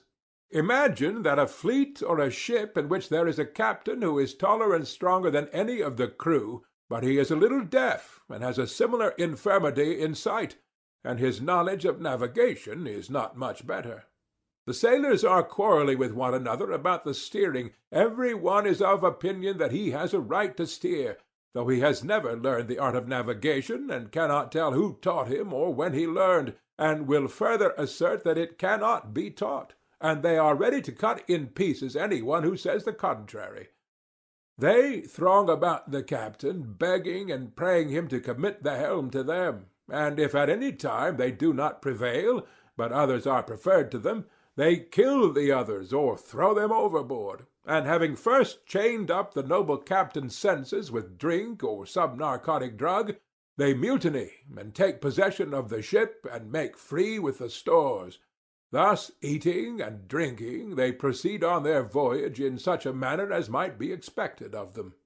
Him who is their partisan and cleverly aids them in their plot for getting the ship out of the captain's hands into their own, whether by force or persuasion, they compliment with the name of sailor, pilot, able seaman, and abuse the other sort of man, whom they call a good-for-nothing. But that the true pilot must pay attention to the year and seasons and sky and stars and winds and whatever else belongs to his art, if he intends to be really qualified for the command of a ship, and that he must and will be the steerer, whether other people like or not, the possibility of this union of authority with the steerer's art has never seriously entered into their thoughts or been made part of their calling. Now, in vessels which are in the state of mutiny, and by sailors who are mutineers, how will the true pilot be regarded? Will he not be called by them a prater, a star-gazer, a good-for-nothing? Of course, said Adeimantus. Then you will hardly need, I said, to hear the interpretation of the figure, which describes the true philosopher in his relation to the state, for you understand already. Certainly. Then suppose you now take this parable to the gentleman who is surprised at finding that philosophers have no honor in their cities. Explain it to him, and try to convince him that their having honor would be far more extraordinary. I will. Say to him that, in deeming the best votaries of philosophy to be useless to the rest of the world, he is right, but also tell them to attribute their uselessness to the fault of those who will not use them, and not to themselves. The pilot should not humbly beg the sailors to be commanded by him. That is not the order of nature. Neither are the wise to go to the doors of the rich. The ingenious author of this saying told a lie. But the truth is that, when a man is ill, whether he be rich or poor, to the physician he must go, and he who wants to be governed, to him who is able to govern. The ruler who is good for anything ought not to beg his subjects to be ruled by him, although the present governors of mankind are of a different stamp. They may be justly compared to the mutinous sailors, and the true helmsmen to those who are called by them good-for-nothings and star-gazers. Precisely so, he said. For these reasons, and among men like these, philosophy, the noblest pursuit of all, is not likely to be much esteemed by those of the opposite faction. Not that the greatest and most lasting injury is done to her by her opponents, but by her own professing followers, the same of whom you suppose the accuser to say that the greater number of them are errant rogues, and the best are useless, in which opinion I agreed. Yes.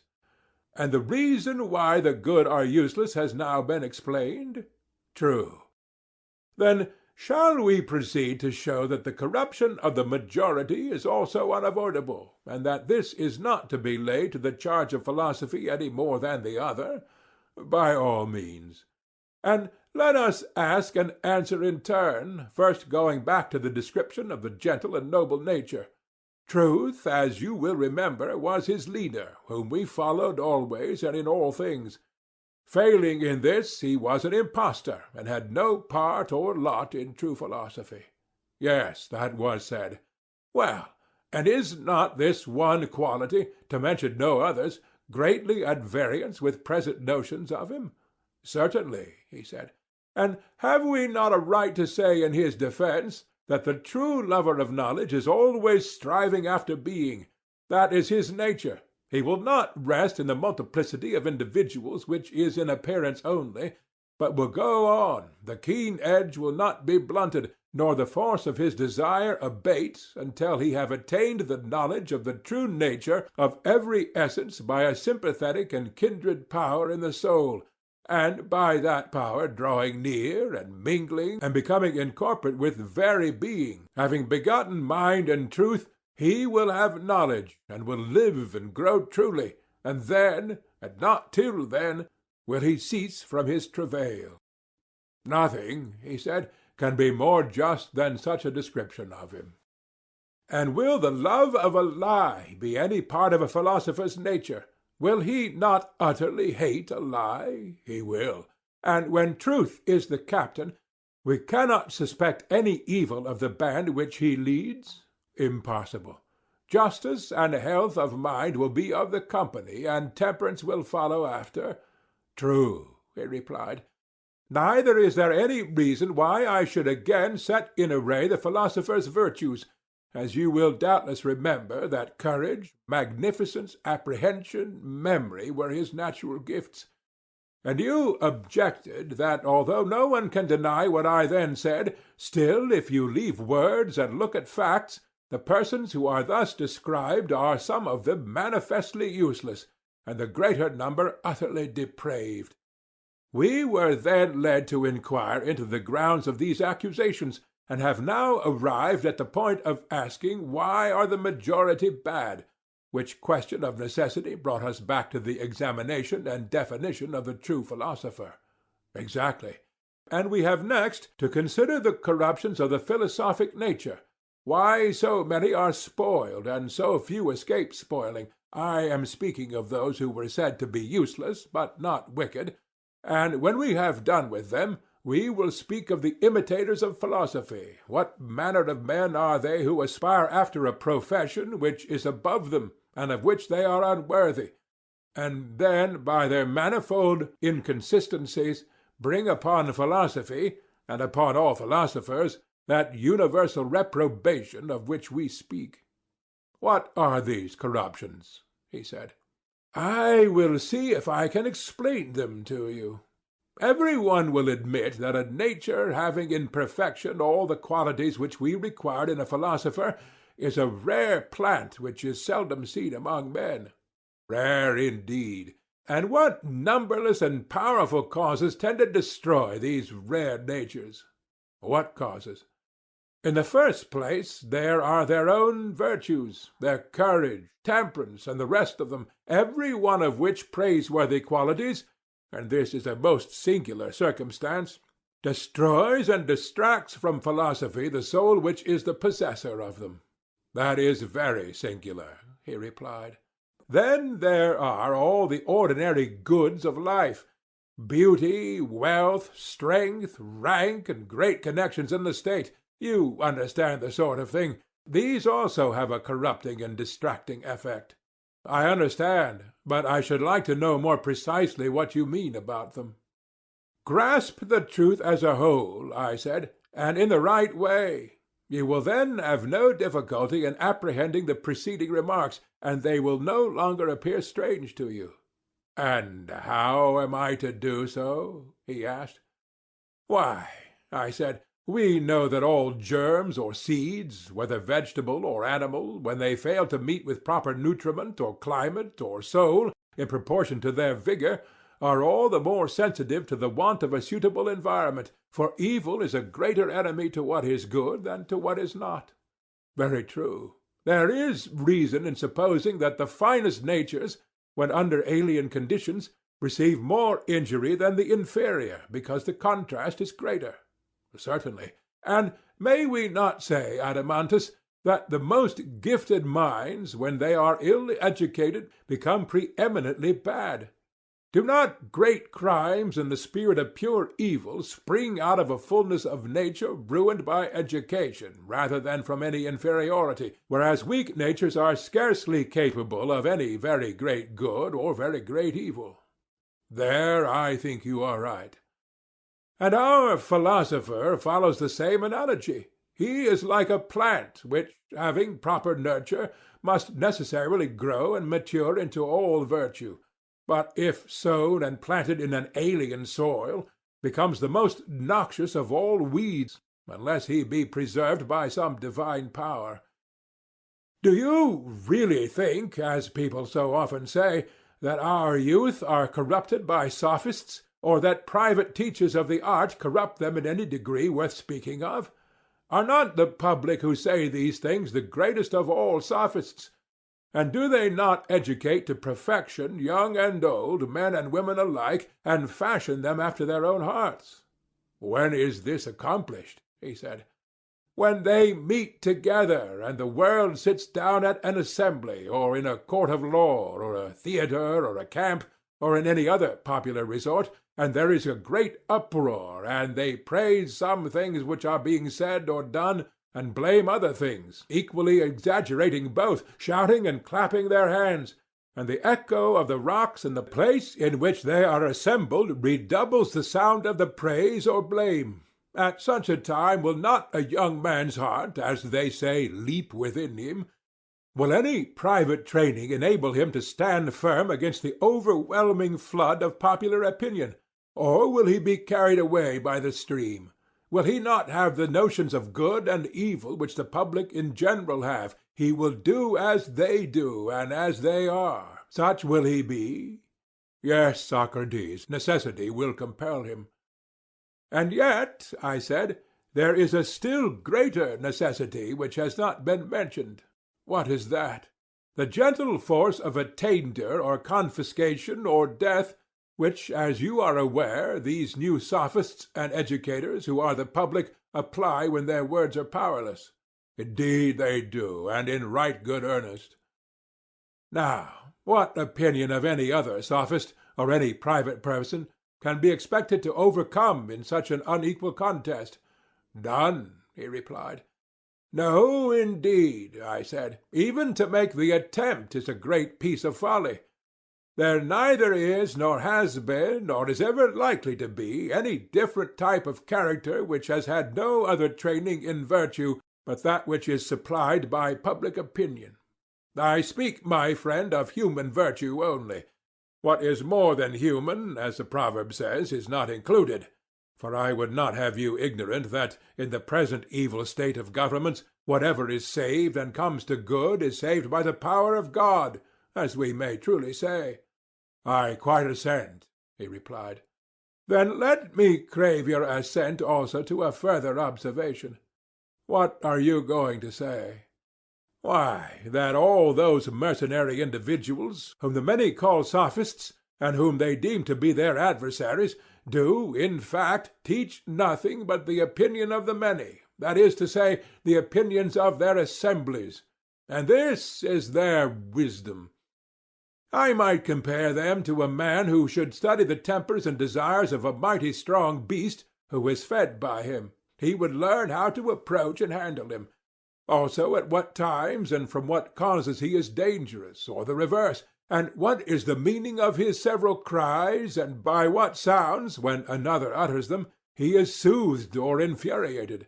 And you may suppose further, that when, by continually attending upon him, he has become perfect in all this, he calls his knowledge wisdom, and makes of it a system or art, which he proceeds to teach, although he has no real notion of what he means by the principles or passions of which he is speaking, but calls this honorable and that dishonorable, or good or evil, or just or unjust, all in accordance with the tastes and tempers of the great brute. Good he pronounces to be that in which the beast delights, and evil to be that which he dislikes; and he can give no other account of them except that the just and noble are the necessary, having never himself seen, and having no power of explaining to others, the nature of either, or the difference between them, which is immense. By heaven, would not such an one be a rare educator? Indeed he would. And in what way does he who thinks that wisdom is the discernment of the tempers and tastes of the motley multitude, whether in painting or music, or finally in politics, differ from him whom I have been describing? For when a man consorts with the many, and exhibits to them his poem or other work of art, or the service which he has done the state, making them his judges when he is not obliged, the so-called necessity of Diomede will oblige him to produce whatever they praise. And yet the reasons are utterly ludicrous which they give in confirmation of their own notions about the honorable and good. Did you ever hear any of them which were not? No, nor am I likely to hear. You recognize the truth of what I have been saying? Let me ask you to consider further whether the world will ever be induced to believe in the existence of absolute beauty rather than of the many beautiful, or of the absolute in each kind rather than the many in each kind. Certainly not. Then the world cannot possibly be a philosopher? Impossible. And therefore philosophers must inevitably fall under the censure of the world? They must. And of individuals who consort with the mob and seek to please them? That is evident. Then do you see any way in which the philosopher can be preserved in his calling to the end? And remember what we were saying of him, that he was to have quickness and memory and courage and magnificence. These were admitted by us to be the true philosopher's gifts. Yes. Will not such an one from his early childhood be in all things first among all, especially if his bodily endowments are like his mental ones? Certainly, he said. And his friends and fellow citizens will want to use him as he gets older for their own purposes? No question. Falling at his feet, they will make requests to him and do him honor and flatter him, because they want to get into their hands now the power which he will one day possess. That often happens, he said.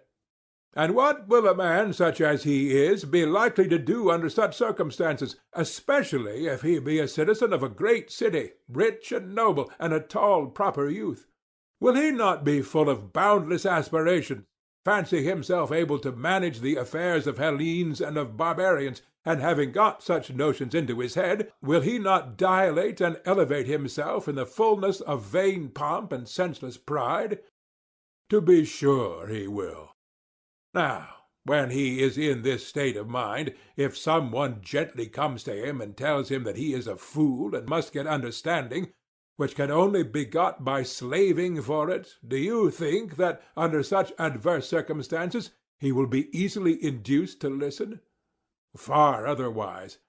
And even if there be some one who, through inherent goodness or natural reasonableness, has had his eyes opened a little, and is humbled and taken captive by philosophy, How will his friends behave when they think that they are likely to lose the advantage which they are hoping to reap from his companionship? Will they not do and say anything to prevent him from yielding to his better nature, and to render his teacher powerless, using to this end private intrigues as well as public prosecutions? There can be no doubt of it. And how can one who is thus circumstanced ever become a philosopher? Impossible. Then were we not right in saying that even the very qualities which make a man a philosopher may, if he be ill-educated, divert him from philosophy, no less than riches and their accompaniments and the other so-called goods of life? We were quite right. Thus, my excellent friend, is brought about all that ruin and failure which I have been describing of the natures best adapted to the best of all pursuits. They are natures which we maintain to be rare at any time, this being the class out of which come the men who are the authors of the greatest evil to states and individuals, and also of the greatest good when the tide carries them in that direction. But a small man never was the doer of any great thing, either to individuals or to states. That is most true, he said. And so philosophy is left desolate, with her marriage rite incomplete, for her own have fallen away and forsaken her, and while they are leading a false and unbecoming life, other unworthy persons, seeing that she has no kinsmen to be her protectors, enter in and dishonor her, and fasten upon her the reproaches which, as you say, her reprovers utter, who affirm of her votaries that some are good for nothing, and that the greater number deserve the severest punishment. That is certainly what people say. Yes, and what else would you expect, I said, when you think of the puny creatures who, seeing this land open to them, a land well stocked with fair names and showy titles, like prisoners running out of prison into a sanctuary, take a leap out of their trades into philosophy, those who doing so being probably the cleverest hands at their own miserable crafts. For although philosophy be in this evil case, still there remains a dignity about her which is not to be found in the arts, and many are thus attracted by her whose natures are imperfect, and whose souls are maimed and disfigured by their meannesses, as their bodies are by their trades and crafts. Is not this unavoidable? Yes. Are they not exactly like a bald little tinker who has just got out of durance and come into a fortune? He takes a bath and puts on a new coat, and is decked out as a bridegroom going to marry his master's daughter, who is left poor and desolate. A most exact parallel. What will be the issue of such marriages? Will they not be vile and bastard? There can be no question of it. And when persons who are unworthy of education approach philosophy and make an alliance with her who is in a rank above them, what sort of ideas and opinions are likely to be generated? Will they not be sophisms captivating to the ear, having nothing in them genuine, or worthy of, or akin to true wisdom? No doubt, he said. Then, Adeimantus, I said, the worthy disciples of philosophy will be but a small remnant. Perchance some noble and well-educated person, detained by exile in her service, who in the absence of corrupting influences remains devoted to her, or some lofty soul born in a mean city, the politics of which he condemns and neglects, and there may be a gifted few who leave the arts, which they justly despise, and come to her. Or, peradventure, there are some who are restrained by our friend Theages' bridle, for everything in the life of Theages conspired to divert him from philosophy, but ill health kept him away from politics. My own case of the internal sign is hardly worth mentioning, for rarely, if ever, has such a monitor been given to any other man. Those who belong to this small class have tasted how sweet and blessed a possession philosophy is, and have also seen enough of the madness of the multitude, and they know that no politician is honest, nor is there any champion of justice at whose side they may fight and be saved. Such an one may be compared to a man who has fallen among wild beasts. He will not join in the wickedness of his fellows, but neither is he able singly to resist all their fierce natures, and therefore, seeing that he would be of no use to the state or to his friends, and reflecting that he would have to throw away his life without doing any good either to himself or others, he holds his peace and goes his own way. He is like one who, in the storm of dust and sleet which the driving wind hurries along, retires under the shelter of a wall, and seeing the rest of mankind full of wickedness, he is content, if only he can live his own life and be pure from evil or unrighteousness, and depart in peace and good will with bright hopes. Yes, he said, and he will have done a great work before he departs. A great work, yes, but not the greatest, unless he find a state suitable to him. For in a state which is suitable to him, he will have a larger growth and be the saviour of his country as well as of himself. The causes why philosophy is in such an evil name have now been sufficiently explained. The injustice of the charges against her has been shown. Is there anything more which you wish to say? Nothing more on that subject, he replied, but I should like to know which of the governments now existing is in your opinion the one adapted to her. Not any of them, I said, and that is precisely the accusation which I bring against them. Not one of them is worthy of the philosophic nature, and hence that nature is warped and estranged. As the exotic seed which is sown in a foreign land becomes denaturalized and is wont to be overpowered and to lose itself in the new soil, even so this growth of philosophy, instead of persisting, degenerates and receives another character. But if philosophy ever finds in the state that perfection which she herself is, then will be seen that she is in truth divine, and that all other things, whether natures of men or institutions, are but human. And now I know that you are going to ask what that state is.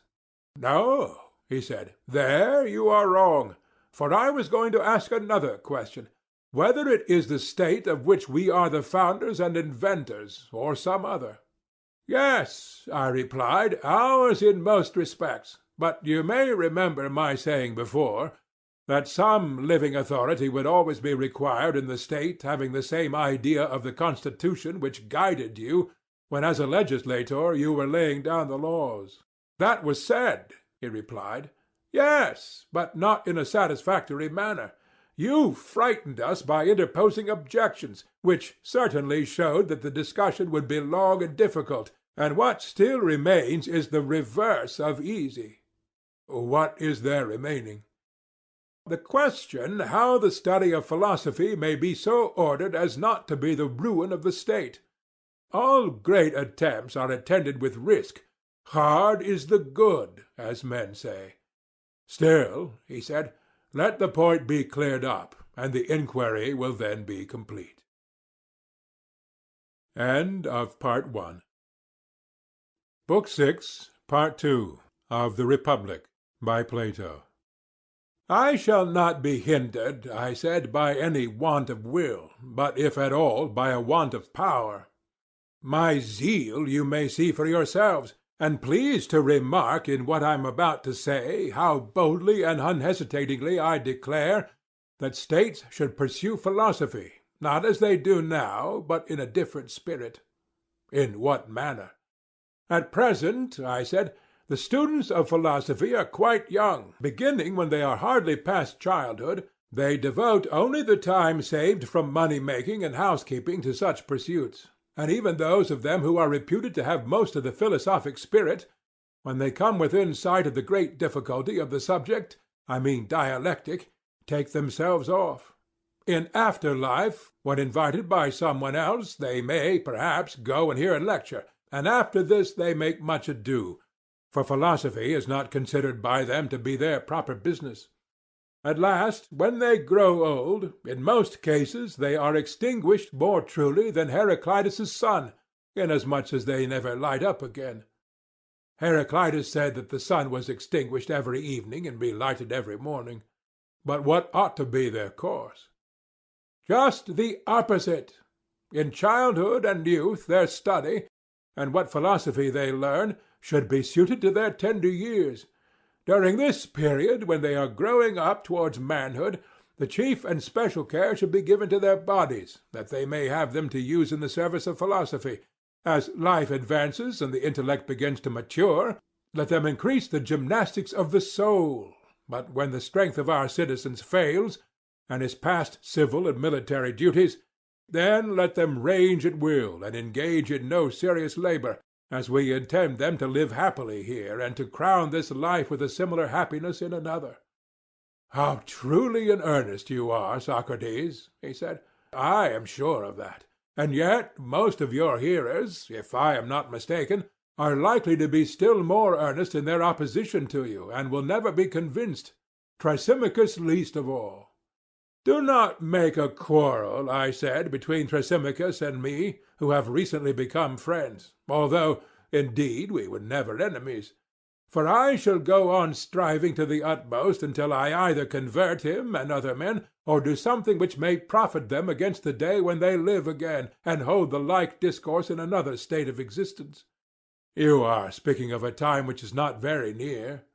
Rather, I replied, of a time which is as nothing in comparison with eternity. Nevertheless, I do not wonder that the many refuse to believe. For they have never seen that of which we are now speaking realized. They have seen only a conventional imitation of philosophy, consisting of words artificially brought together, not like these of ours having a natural unity.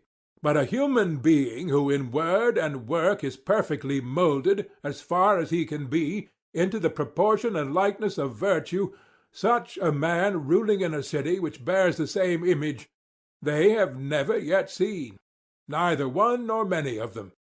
Do you think that they ever did? No, indeed. No, my friend. And they have seldom, if ever, heard free and noble sentiments, such as men utter when they are earnestly, and by every means in their power, seeking after truth for the sake of knowledge, while they look coldly on the subtleties of controversy, of which the end is opinion and strife, whether they meet with them in the courts of law or in society. They are strangers, he said, to the words of which you speak. And this was what we foresaw. And this was the reason why truth forced us to admit, not without fear and hesitation, that neither cities nor states nor individuals will ever attain perfection until the small class of philosophers whom we termed useless, but not corrupt, are providentially compelled, whether they will or not, to take care of the state, and until a like necessity be laid on the state to obey them, or until kings, or, if not kings, the sons of kings or princes, are divinely inspired with a true love of true philosophy.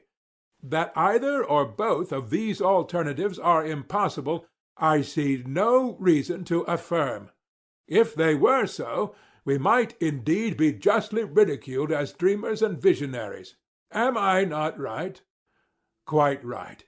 If, then, in the countless ages of the past, or at the present hour in some foreign clime which is far away and beyond our ken, the perfected philosopher is, or has been, or hereafter shall be, compelled by a superior power to have the charge of the state, we are ready to assert to the death that this our constitution has been, and is, yea, and will be, whenever the muse of philosophy is queen.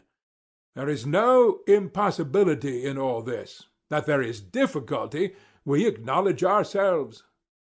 My opinion agrees with yours, he said.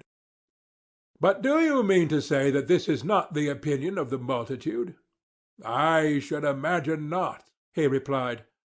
Oh, my friend, I said, do not attack the multitude. They will change their minds, if, not in an aggressive spirit, but gently and with the view of soothing them and removing their dislike of over-education, you show them your philosophers as they really are, and describe, as you were just now doing, their character and profession, and then mankind will see that he of whom you are speaking is not such as they supposed. If they view him in this new light, they will surely change their notion of him, and answer in another strain. Who can be at enmity with one who loves him? Who, that is himself gentle and free from envy, will be jealous of one in whom there is no jealousy? Nay, let me answer for you, that in a few this harsh temper may be found, but not in the majority of mankind. I quite agree with you, he said. And do you not also think, as I do, that the harsh feeling which the many entertain towards philosophy originates in the pretenders, who rush in uninvited, and are always abusing them and finding fault with them, who make persons instead of things the theme of their conversation? And nothing can be more unbecoming in philosophers than this. It is most unbecoming. For he, Adeimantus, whose mind is fixed upon true being, has surely no time to look down upon the affairs of earth, or to be filled with malice and envy, contending against men. His eye is ever directed towards things fixed and immutable, which he sees neither injuring nor injured by one another, but all in order, moving according to reason. These he imitates, and to these he will, as far as he can, conform himself. Can a man help imitating that with which he holds reverential converse? Impossible. And the philosopher holding converse with the divine order becomes orderly and divine as far as the nature of man allows, but like every one else he will suffer from detraction, of course. And if a necessity be laid upon him of fashioning, not only himself, but human nature generally, whether in states or individuals, into that which he beholds elsewhere, will he, think you, be an unskilful artificer of justice, temperance, and every civil virtue? Anything but unskilful. And if the world perceives that what we are saying about him is the truth, will they be angry with philosophy? Will they disbelieve us when we tell them that no state can be happy which is not designed by artists who imitate the heavenly pattern? They will not be angry if they understand. But how will they draw out the plan of which you are speaking? They will begin by taking the state and the manners of men, from which, as from a tablet, they will rub out the picture and leave a clean surface. This is no easy task, but whether easy or not, herein will lie the difference between them and every other legislator. They will have nothing to do either with individual or state, and will inscribe no laws until they have either found or themselves made a clean surface. They will be very right, he said.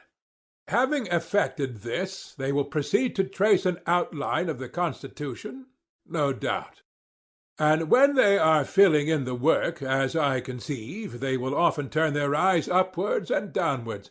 I mean that they will first look at absolute justice and beauty and temperance, and again at the human copy, and will mingle and temper the various elements of life into the image of a man, and this they will conceive according to that other image, which, when existing among men, Homer calls the form and likeness of God.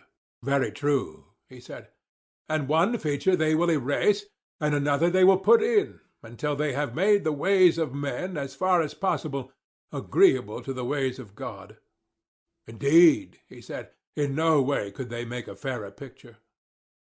And now, I said, are we beginning to persuade those whom you described as rushing at us with might and main, that the painter of constitutions is such an one as we are praising, at whom they were so very indignant because to his hands we committed the state? And are they growing a little calmer at what they have just heard? Much calmer, if there is any sense in them. Why, where can they still find any ground for objection? Will they doubt that the philosopher is a lover of truth and being? They would not be so unreasonable. Or that his nature, being such as we have delineated, is akin to the highest good. Neither can they doubt this. But again, will they tell us that such a nature, placed under favorable circumstances, will not be perfectly good and wise if any ever was? Or will they prefer those whom we have rejected? Surely not. Then will they still be angry at our saying that, until philosophers bear rule, states and individuals will have no rest from evil, nor will this our imaginary state ever be realized? I think that they will be less angry. Shall we assume that they are not only less angry, but quite gentle, and that they have been converted, and for very shame, if for no other reason, cannot refuse to come to terms? By all means, he said. Then let us suppose that the reconciliation has been effected. Will any one deny the other point, that there may be sons of kings or princes who are by nature philosophers? Surely no man, he said. And when they come into being, will any one say that they must of necessity be destroyed? That they can hardly be saved is not denied even by us, but that in the whole course of ages no single one of them can escape. Who will venture to affirm this? Who indeed? But, said I, one is enough. Let there be one man who has a city obedient to his will, and he might bring into existence the ideal polity about which the world is so incredulous. Yes, one is enough. The ruler may impose the laws and institutions which we have been describing, and the citizens may possibly be willing to obey them. Certainly, and that others should approve of what we approve is no miracle or impossibility. I think not. But we have sufficiently shown in what has preceded that all this, if only possible, is assuredly for the best. We have. And now we say not only that our laws, if they could be enacted, would be for the best, but also that the enactment of them, though difficult, is not impossible. Very good. And so with pain and toil we have reached the end of one subject. But more remains to be discussed. How and by what studies and pursuits will the saviors of the Constitution be created, and at what ages are they to apply themselves to their several studies? Certainly. I omitted the troublesome business of the possession of women, and the procreation of children, and the appointment of rulers, because I knew that the perfect state would be eyed with jealousy and was difficult of attainment. But that piece of cleverness was not of much service to me, for I had to discuss them all the same. The women and children are now disposed of, but the other question of the rulers must be investigated from the beginning. We were saying, as you will remember, that they were to be lovers of their country, tried by the test of pleasures and pains, and neither in hardships, nor in dangers, nor at any other critical moment were to lose their patriotism. He was to be rejected who failed, but he who always came forth pure, like gold tried in the refiner's fire, was to be made a ruler, and to receive honors and rewards in life and after death. This was the sort of thing which was being said, and then the argument turned aside and veiled her face, not liking to stir the question which has now arisen. I perfectly remember, he said. Yes, my friend, I said, and I then shrank from hazarding the bold word.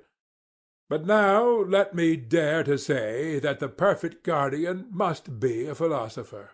Yes, he said, let that be affirmed. And do not suppose that there will be many of them, for the gifts which were deemed by us to be essential rarely grow together. They are mostly found in shreds and patches. What do you mean? He said. You are aware, I replied, that quick intelligence, memory, sagacity, cleverness, and similar qualities do not often grow together, and that persons who possess them and are at the same time high-spirited and magnanimous are not so constituted by nature as to live orderly and in a peaceful and settled manner. They are driven any way by their impulses, and all solid principle goes out of them. Very true, he said. On the other hand, those steadfast natures which can better be depended upon, which in a battle are impregnable to fear and immovable, are equally immovable when there is anything to be learned. They are always in a torpid state, and are apt to yawn and go to sleep over any intellectual toil. Quite true. And yet we are saying that both qualities are necessary in those to whom the higher education is to be imparted, and who are to share in any office or command. Certainly, he said. And will they be a class which is rarely found? Yes, indeed. Then the aspirant must not only be tested in those labors and dangers and pleasures which we mentioned before, but there is another kind of probation which we did not mention. He must be exercised also in many kinds of knowledge, to see whether the soul will be able to endure the highest of all, or will faint under them, as in any other studies and exercises. Yes, he said, you are quite right in testing him. But what do you mean by the highest of all knowledge? You may remember, I said, we divided the soul into 3 parts, and distinguished the several natures of justice, temperance, courage, and wisdom. Indeed, he said, if I had forgotten, I should not deserve to hear more. And do you remember the word of caution which preceded the discussion of them? To what do you refer? We were saying, if I am not mistaken, that he who wanted to see them in their perfect beauty must take a longer and more circuitous way, at the end of which they would appear, but that we could add on a popular exposition of them on a level with the discussion which had preceded. And you replied that such an exposition would be enough for you, and so the inquiry was continued in what to me seemed to be a very inaccurate manner. Whether you were satisfied or not, it is for you to say. Yes, he said, I thought and others thought that you gave us a fair measure of truth. But, my friend, I said, a measure of such things which in any degree falls short of the whole truth is not fair measure. For nothing imperfect is the measure of anything, although persons are too apt to be contented and think that they need search no further. Not an uncommon case when people are indolent. Yes, I said, and there cannot be any worse fault in a guardian of the state than of the laws. True. The guardian, then, I said, must be required to take the longer circuit, and toil at learning as well as at gymnastics, or he will never reach the highest knowledge of all, which, as we were just now saying, is his proper calling. What? He said, is there a knowledge still higher than this, higher than justice and the other virtues? Yes, I said, there is. And of the virtues, too, we must behold not the outline merely, as at present. Nothing short of the most finished picture should satisfy us. When little things are elaborated with an infinity of pains, in order that they may appear in their full beauty and utmost clearness, how ridiculous that we should not think the highest truth worthy of attaining the highest accuracy! A right noble thought. But do you suppose that we shall refrain from asking you what is this highest knowledge?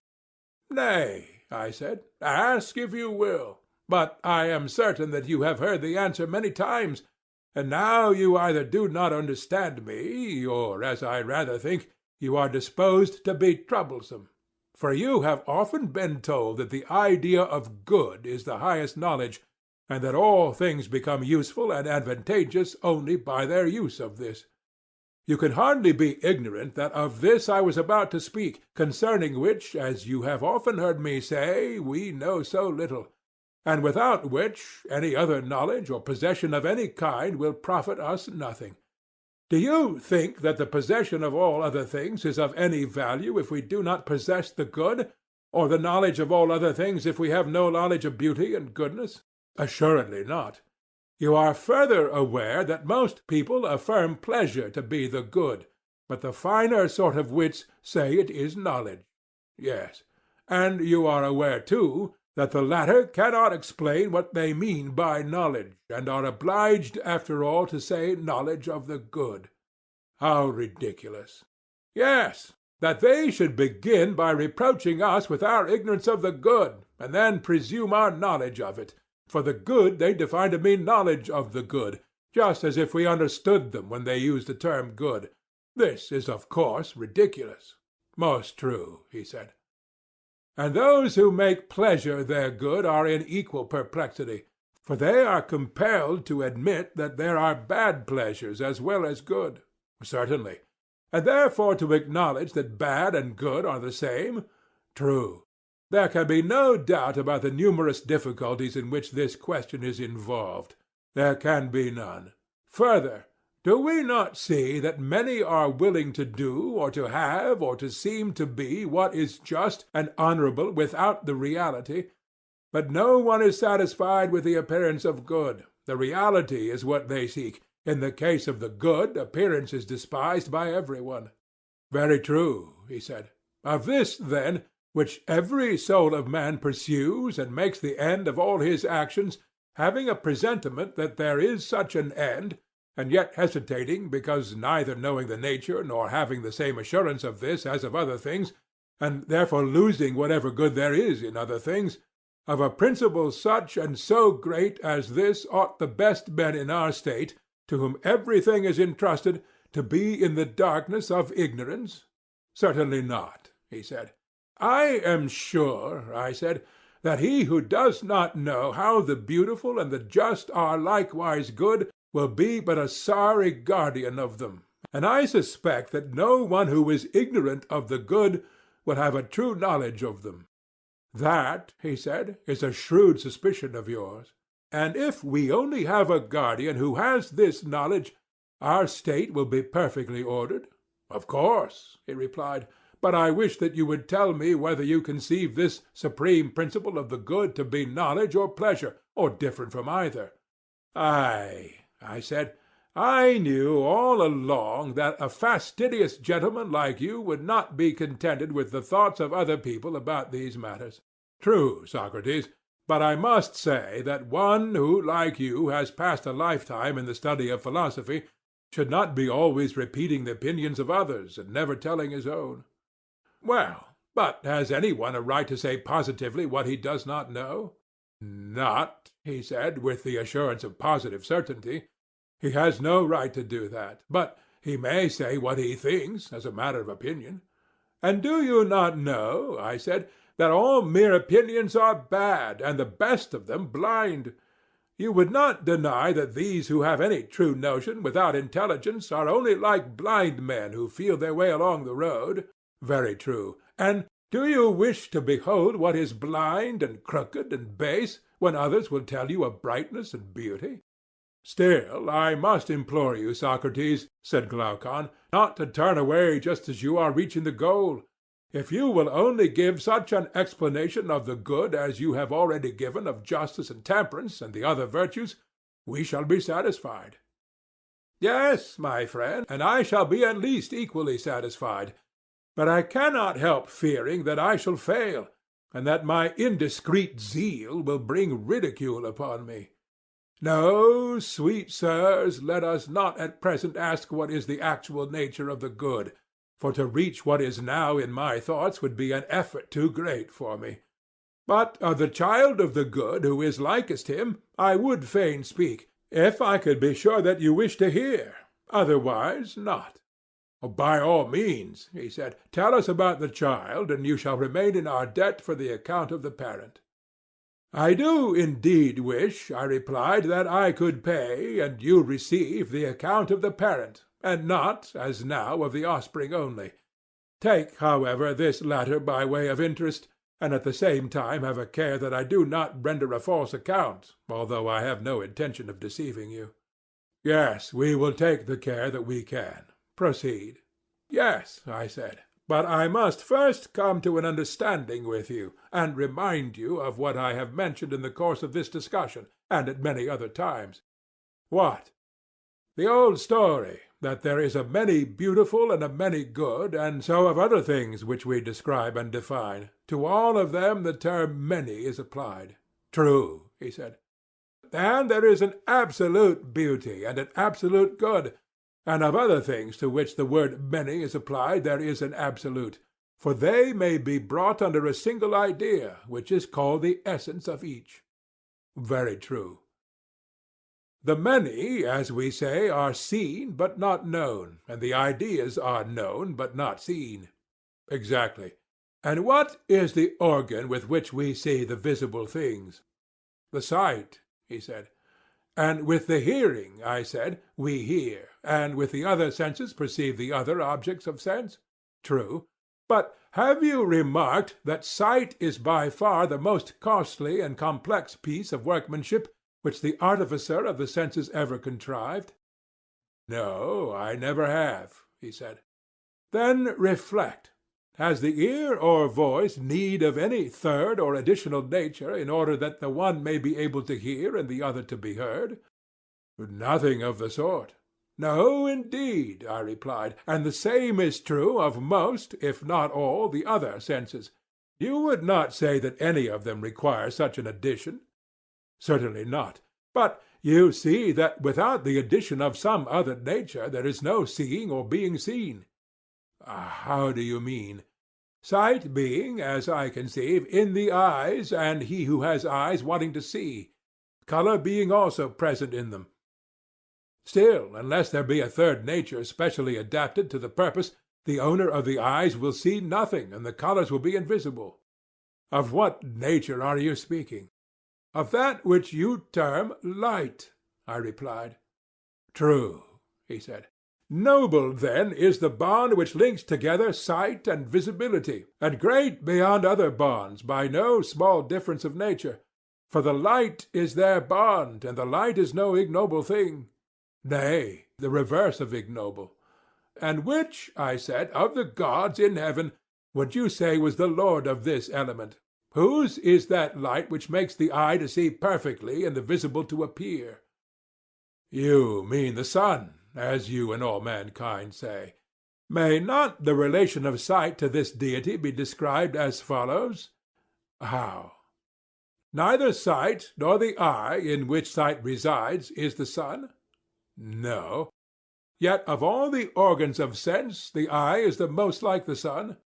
By far the most. And the power which the eye possesses is a sort of effluence which is dispensed from the sun? Exactly. Then the sun is not sight, but the author of sight, who is recognized by sight. True, he said. And this is he whom I call the child of good, whom the good begat in his own likeness, to be in the visible world, in relation to sight and the things of sight, what the good is in the intellectual world in relation to mind and the things of mind. Will you be a little more explicit? He said. Why, you know, I said, that the eyes, when the person directs them towards objects on which the light of day is no longer shining, but the moon and stars only, see dimly, and are nearly blind. They seem to have no clearness of vision in them. Very true. But when they are directed towards objects on which the sun shines, they see clearly, and there is sight in them? Certainly. And the soul is like the eye. When resting upon that on which the truth and being shine, the soul perceives and understands, and is radiant with intelligence. But when turned towards the twilight of becoming and perishing, then she has opinion only, and goes blinking about, and is first of one opinion and then of another, and seems to have no intelligence. Just so. Now, that which imparts truth to the known and the power of knowing to the knower is what I would have you term the idea of good, and this you will deem to be the cause of science, and of truth in so far as the latter becomes the subject of knowledge. Beautiful, too, as are both truth and knowledge, you will be right in esteeming this other nature as more beautiful than either. And as in the previous instance, light and sight may be truly said to be like the sun, and yet not to be the sun, so, in this other sphere, science and truth may be termed to be like the good, but not the good. The good has a place of honor yet higher. What a wonder of beauty that must be, he said, which is the author of science and truth, and yet surpasses them in beauty. For you surely cannot mean to say that pleasure is the good. God forbid, I replied. But may I ask you to consider the image in another point of view? In what point of view? You would say, would you not, that the sun is not only the author of visibility in all visible things, but of generation and nourishment and growth, though he himself is not generation? Certainly. In like manner, the good may be said to be not only the author of knowledge to all things known, but of their being and essence, and yet the good is not essence, but far exceeds essence in dignity and power. Glaucon said, with a ludicrous earnestness, "By the light of heaven, how amazing!" Yes, I said, and the exaggeration may be set down to you, for you made me utter my fancies. And pray continue to utter them. At any rate, let us hear if there is anything more to be said about the similitude of the sun. Yes, I said, there is a great deal more. Then omit nothing, however slight. I will do my best, I said, but I should think that a great deal will have to be omitted. I hope not, he said. You have to imagine, then, that there are two ruling powers, and that one of them is set over the intellectual world, the other over the visible. I do not say heaven, lest you should fancy I am playing upon the name. May I suppose that you have this distinction of the visible and intelligible fixed in your mind? I have. Now, take a line which has been cut into two unequal parts, and divide each of them again in the same proportion, and suppose the two main divisions to answer, one to the visible and the other to the intelligible, and then compare the subdivisions in respect of their clearness and want of clearness, and you will find that the first section in the sphere of the visible consists of images, and by images I mean, in the first place, shadows, and in the second place, reflections in water and in solid, smooth, and polished bodies and the like. Do you understand? Yes, I understand. Imagine now the other section, of which this is only the resemblance, to include the animals which we see, and everything that grows or is made. Very good. Would you not admit that both the sections of this division have different degrees of truth, and that the copy is to the original as the sphere of opinion is to the sphere of knowledge? Most undoubtedly. Next, proceed to consider the manner in which the sphere of the intellectual is to be divided. In what manner? Thus. There are two subdivisions, in the lower of which the soul uses the figures given by the former division as images. The enquiry can only be hypothetical, and instead of going upwards to a principle, descends to the other end. In the higher of the two, the soul passes out of hypotheses and goes up to a principle which is above hypotheses, making no use of images as in the former case, but proceeding only in and through the ideas themselves. I do not quite understand your meaning, he said. Then I will try again. You will answer me better when I have made some preliminary remarks. You are aware that students of geometry, arithmetic, and the kindred sciences assume the odd and the even, and the figures and three kinds of angles, and the like in their several branches of science. These are their hypotheses, which they and everybody are supposed to know, and therefore they do not deign to give any account of them either to themselves or to others. But they begin with them, and go on until they arrive, at last, and in a consistent manner, at their conclusion.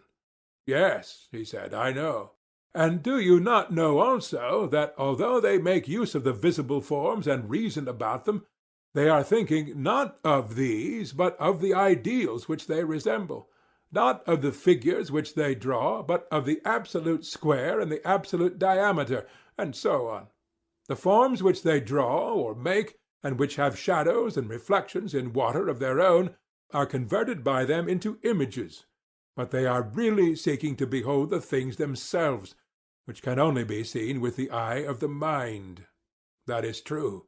And of this kind I spoke as the intelligible, although in the search after it the soul is compelled to use hypotheses, not ascending to a first principle because she is unable to rise above the region of hypothesis, but employing the objects of which the shadows below are resemblances in their turn as images, they having in relation to the shadows and reflections of them a greater distinctness, and therefore a higher value.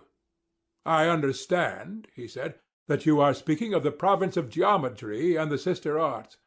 And when I speak of the other divisions of the intelligible, you will understand me to speak of that other sort of knowledge, which reason herself attains by the power of dialectic, using the hypotheses not as first principles, but only as hypotheses, that is to say, as steps and points of departure into a world which is above hypotheses, in order that she may soar beyond them to the first principle of the whole, and clinging to this and then to that which depends on this, by successive steps she descends again without the aid of any sensible object, from ideas through ideas, and in ideas she ends.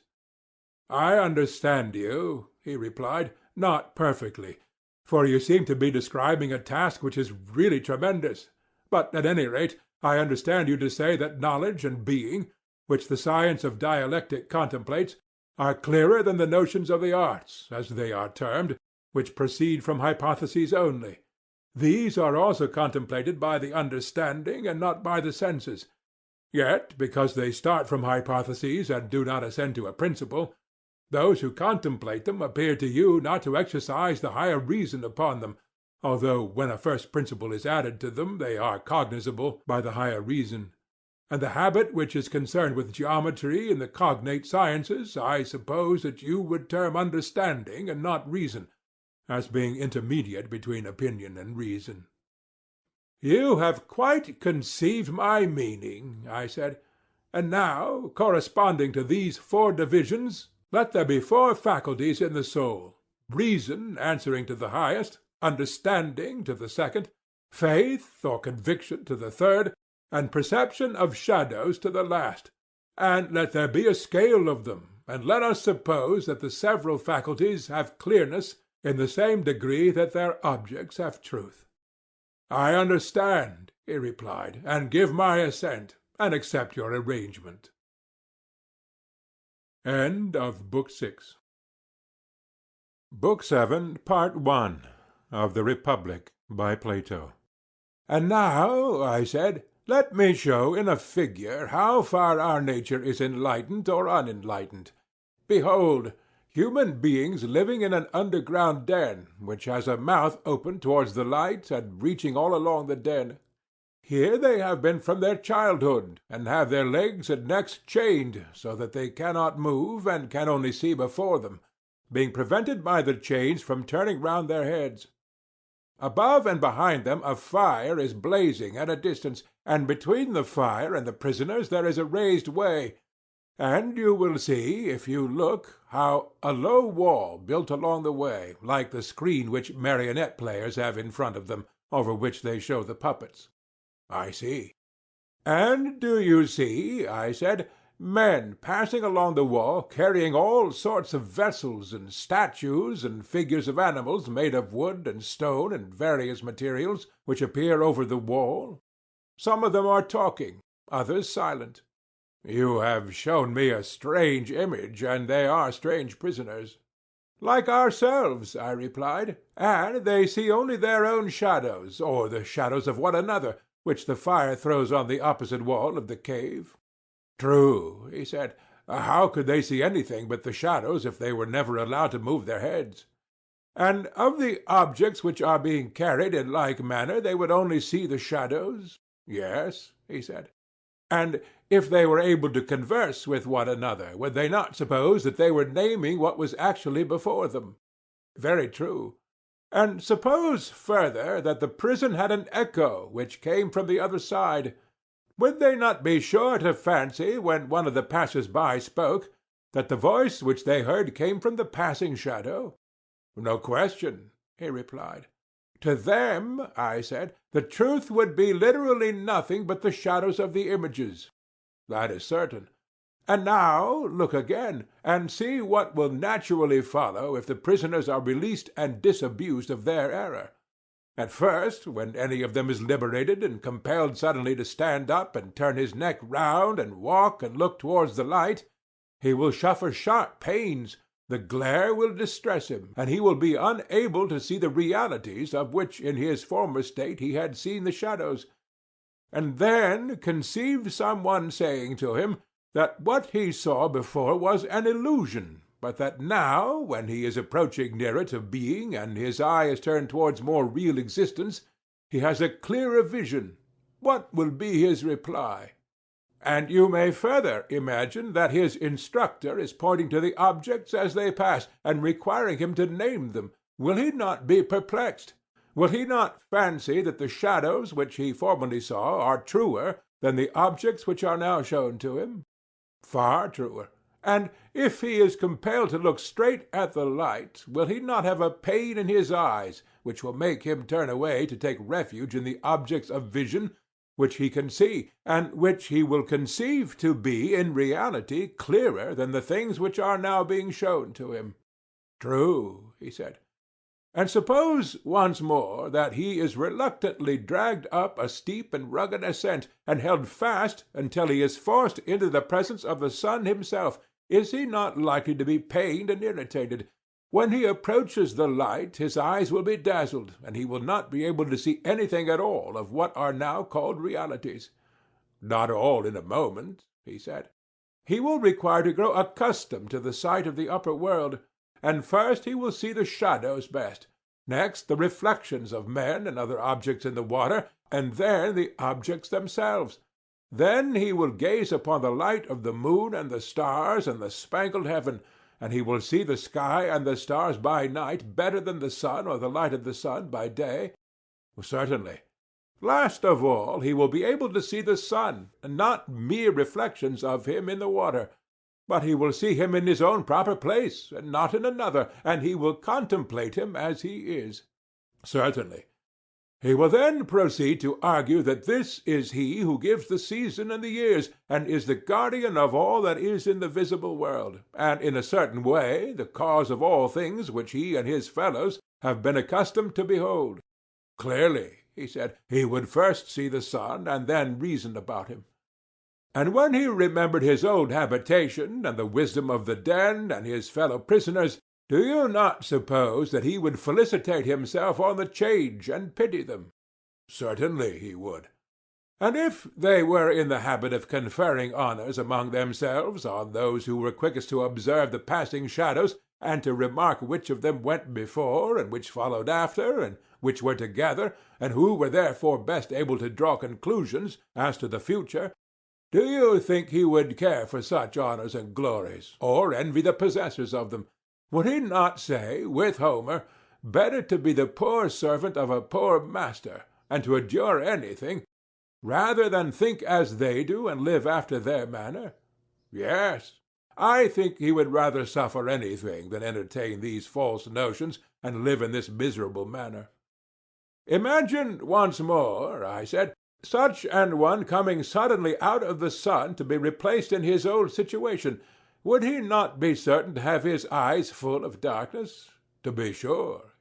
And if there were a contest, and he had to compete in measuring the shadows with the prisoners who had never moved out of the den, while his sight was still weak, and before his eyes had become steady, and the time which would be needed to acquire this new habit of sight might be very considerable, would he not be ridiculous? Men would say of him that up he went and down he came without his eyes, and that it was better not even to think of ascending, and if any one tried to loose another and lead him up to the light, let them only catch the offender, and they would put him to death. No question, he said. This entire allegory, I said, you may now append, dear Glaucon, to the previous argument. The prison-house is the world of sight. The light of the fire is the sun, and you will not misapprehend me if you interpret the journey upwards to be the ascent of the soul into the intellectual world according to my poor belief, which at your desire I have expressed, whether rightly or wrongly, God knows. But whether true or false, my opinion is that in the world of knowledge the idea of good appears last of all, and is seen only with an effort, and when seen is also inferred to be the universal author of all things beautiful and right, parent of light and of the Lord of light in this visible world, and the immediate source of reason and truth in the intellectual, and that this is the power upon which he who would act rationally, either in public or private life, must have his eye fixed. I agree, he said, as far as I am able to understand you.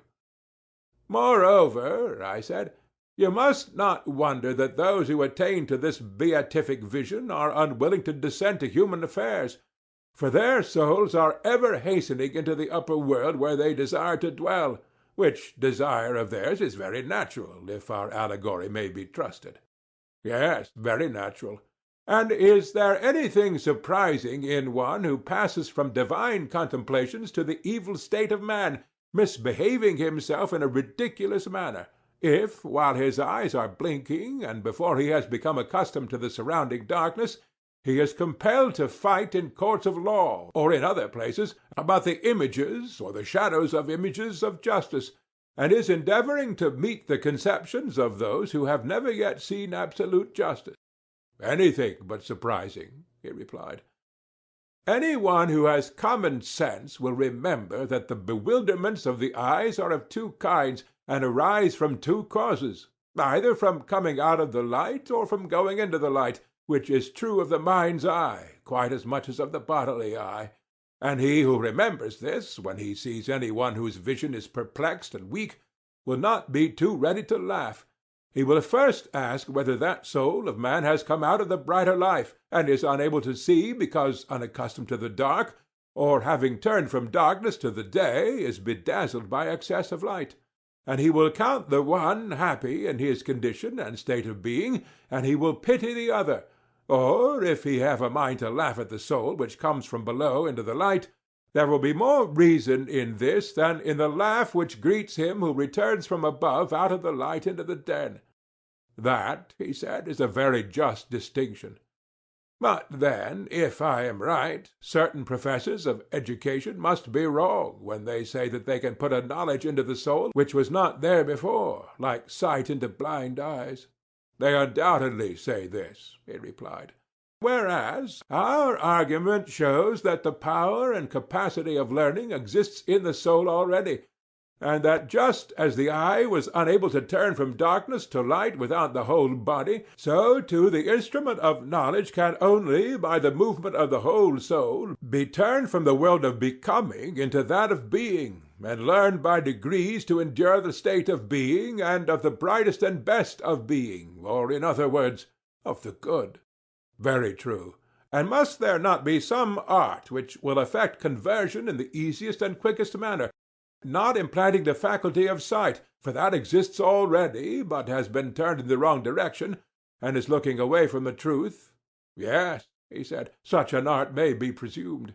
And whereas the other so-called virtues of the soul seem to be akin to bodily qualities, for even when they are not originally innate they can be implanted later by habit and exercise, the virtue of wisdom more than anything else contains a divine element which always remains, and by this conversion is rendered useful and profitable, or, on the other hand, hurtful and useless.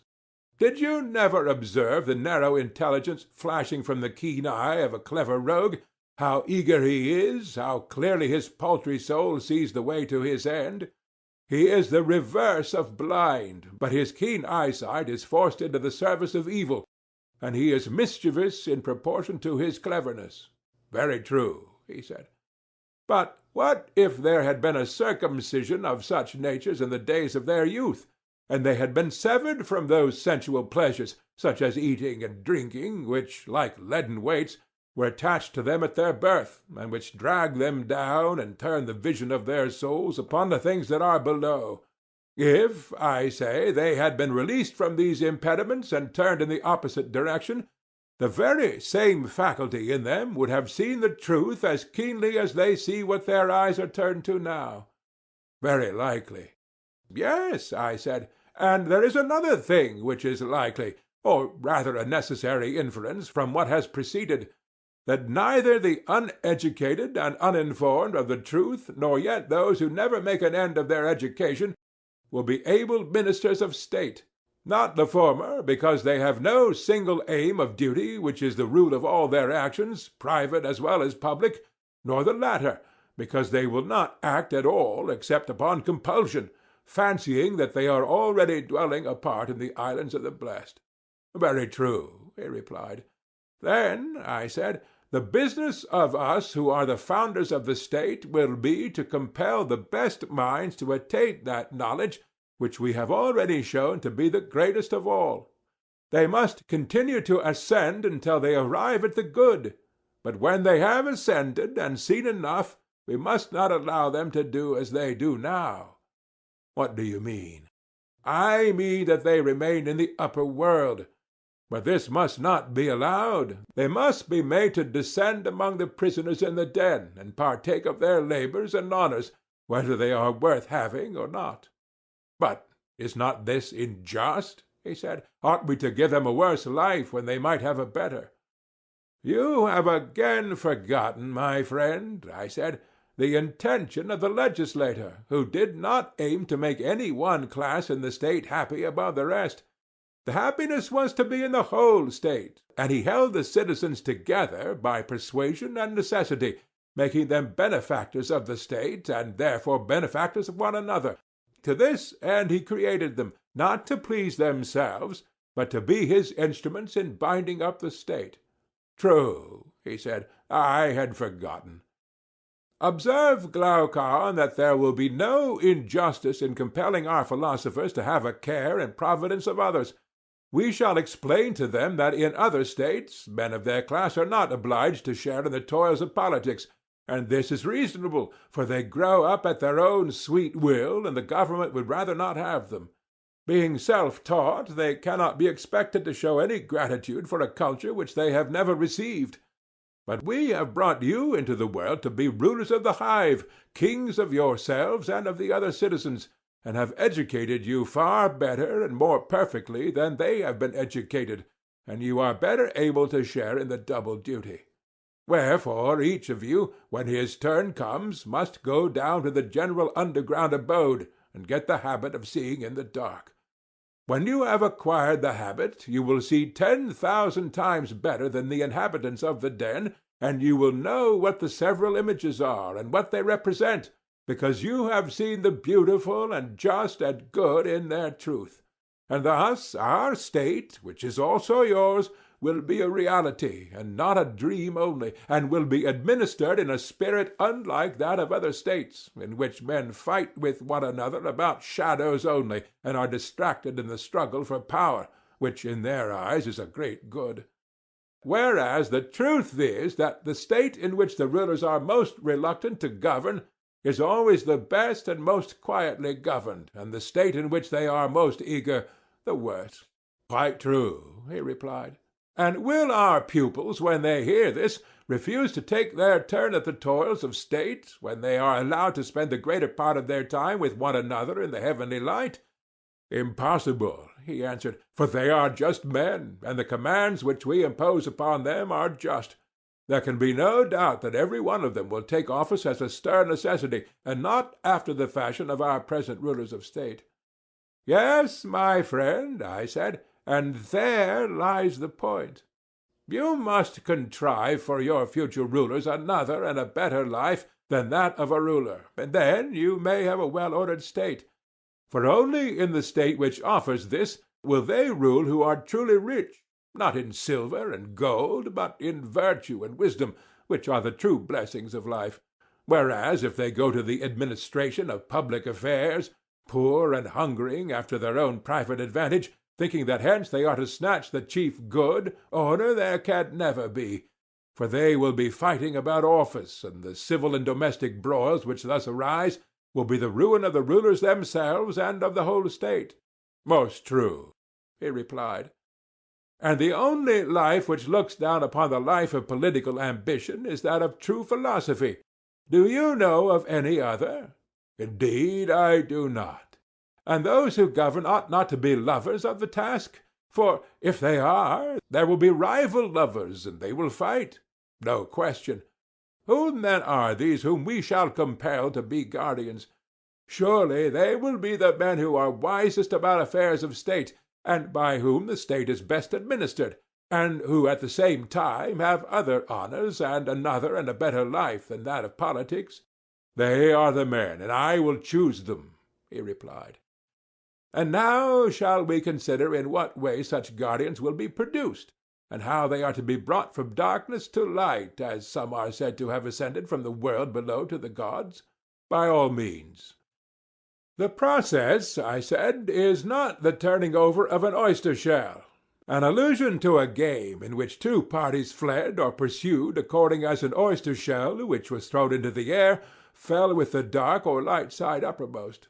But the turning round of a soul passing from a day, which is little better than night, to the true day of being, that is, the ascent from below, which we affirm to be true philosophy? Quite so.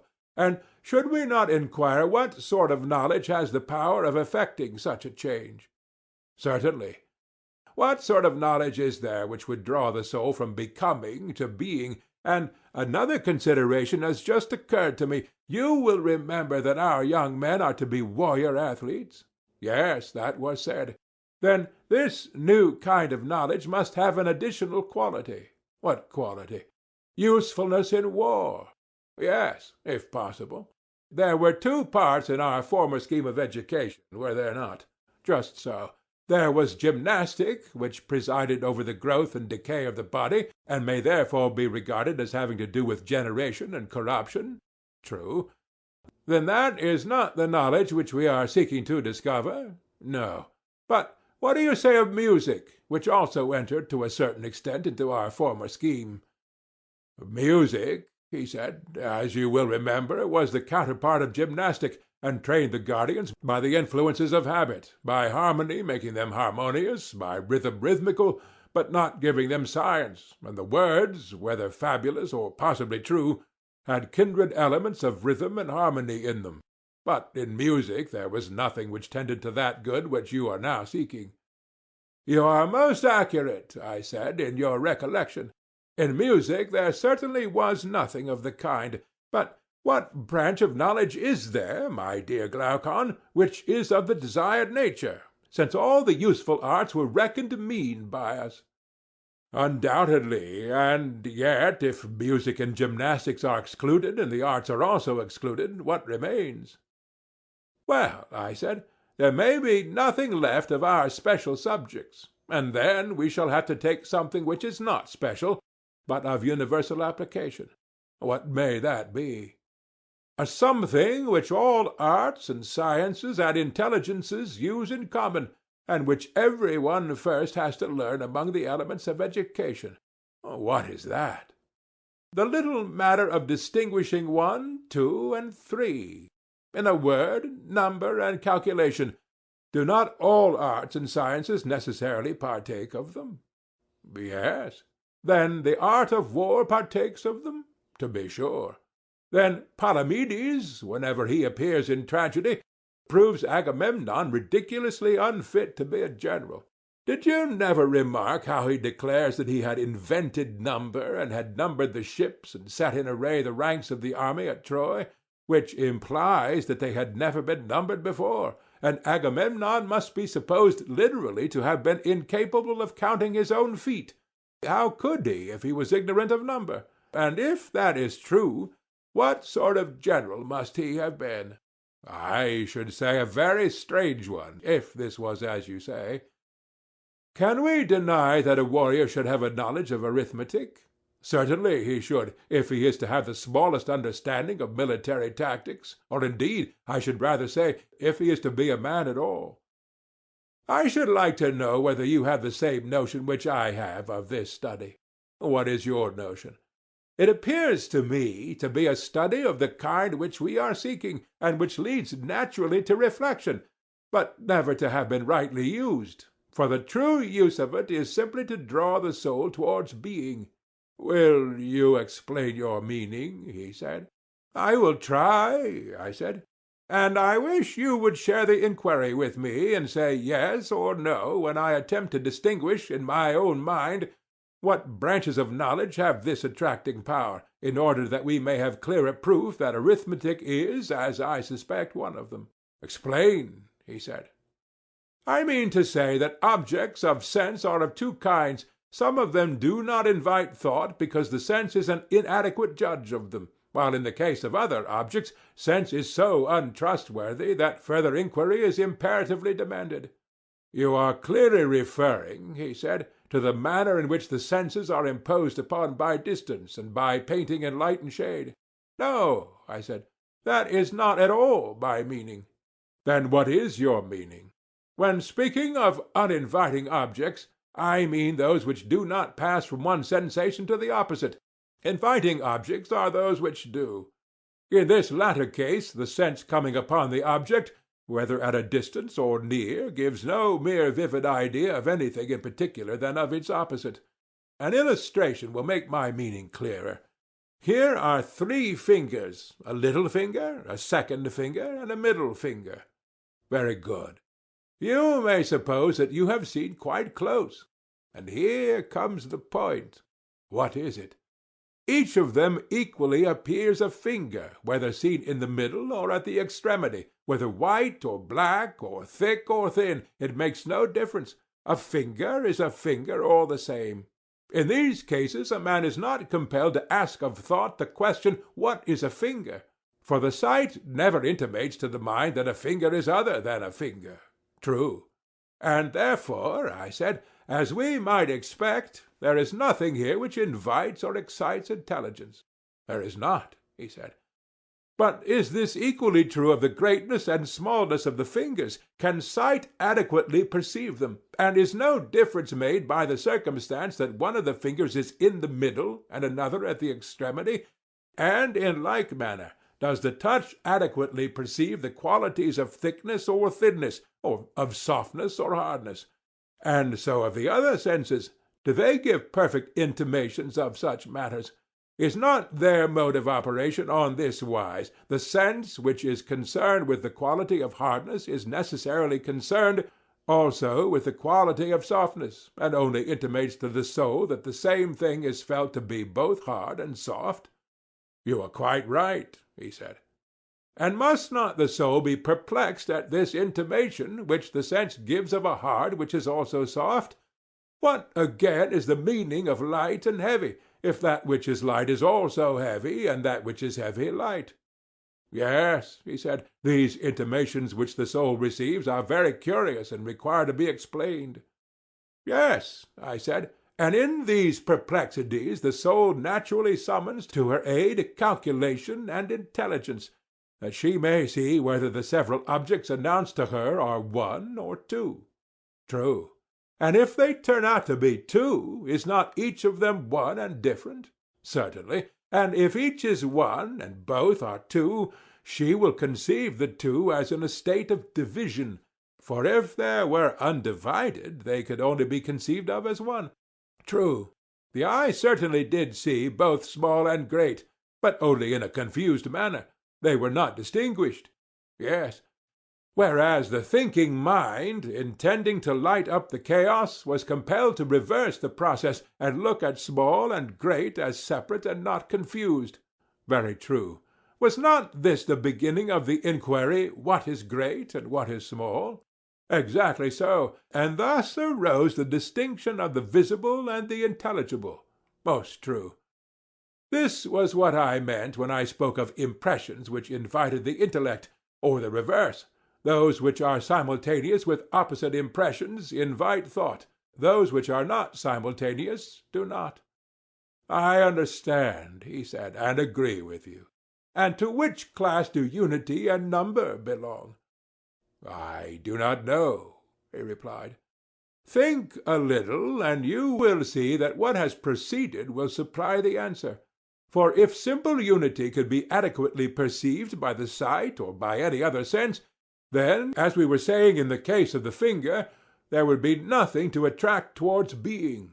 But when there is some contradiction always present, and one is the reverse of one and involves the conception of plurality, then thought begins to be aroused within us, and the soul, perplexed and wanting to arrive at a decision, asks, what is absolute unity? This is the way in which the study of the one has a power of drawing and converting the mind to the contemplation of true being. And surely, he said, this occurs notably in the case of one, for we see the same thing to be both one and infinite in multitude. Yes, I said, and this being true of one must be equally true of all number? Certainly. And all arithmetic and calculation have to do with number? Yes. And they appear to lead the mind towards truth? Yes, in a very remarkable manner. Then this is knowledge of the kind for which we are seeking, having a double use, military and philosophical. For a man of war must learn the art of number, or he will not know how to array his troops, and the philosopher also, because he has to rise out of the sea of change and lay hold of true being, and therefore he must be an arithmetician. That is true. And our guardian is both warrior and philosopher? Certainly. Then this is a kind of knowledge which legislation may fitly prescribe, and we must endeavor to persuade those who are to be the principal men of our state to go and learn arithmetic, not as amateurs, but they must carry on the study until they see the nature of numbers with the mind only, nor again like merchants or retail traders, with a view to buying or selling, but for the sake of their military use, and of the soul herself, and because this will be the easiest way for her to pass from becoming to truth and being. That is excellent. Yes, I said. And now, having spoken of it, I must add how charming the science is, and in how many ways it induces to our desired end, if pursued in the spirit of a philosopher, and not of a shopkeeper.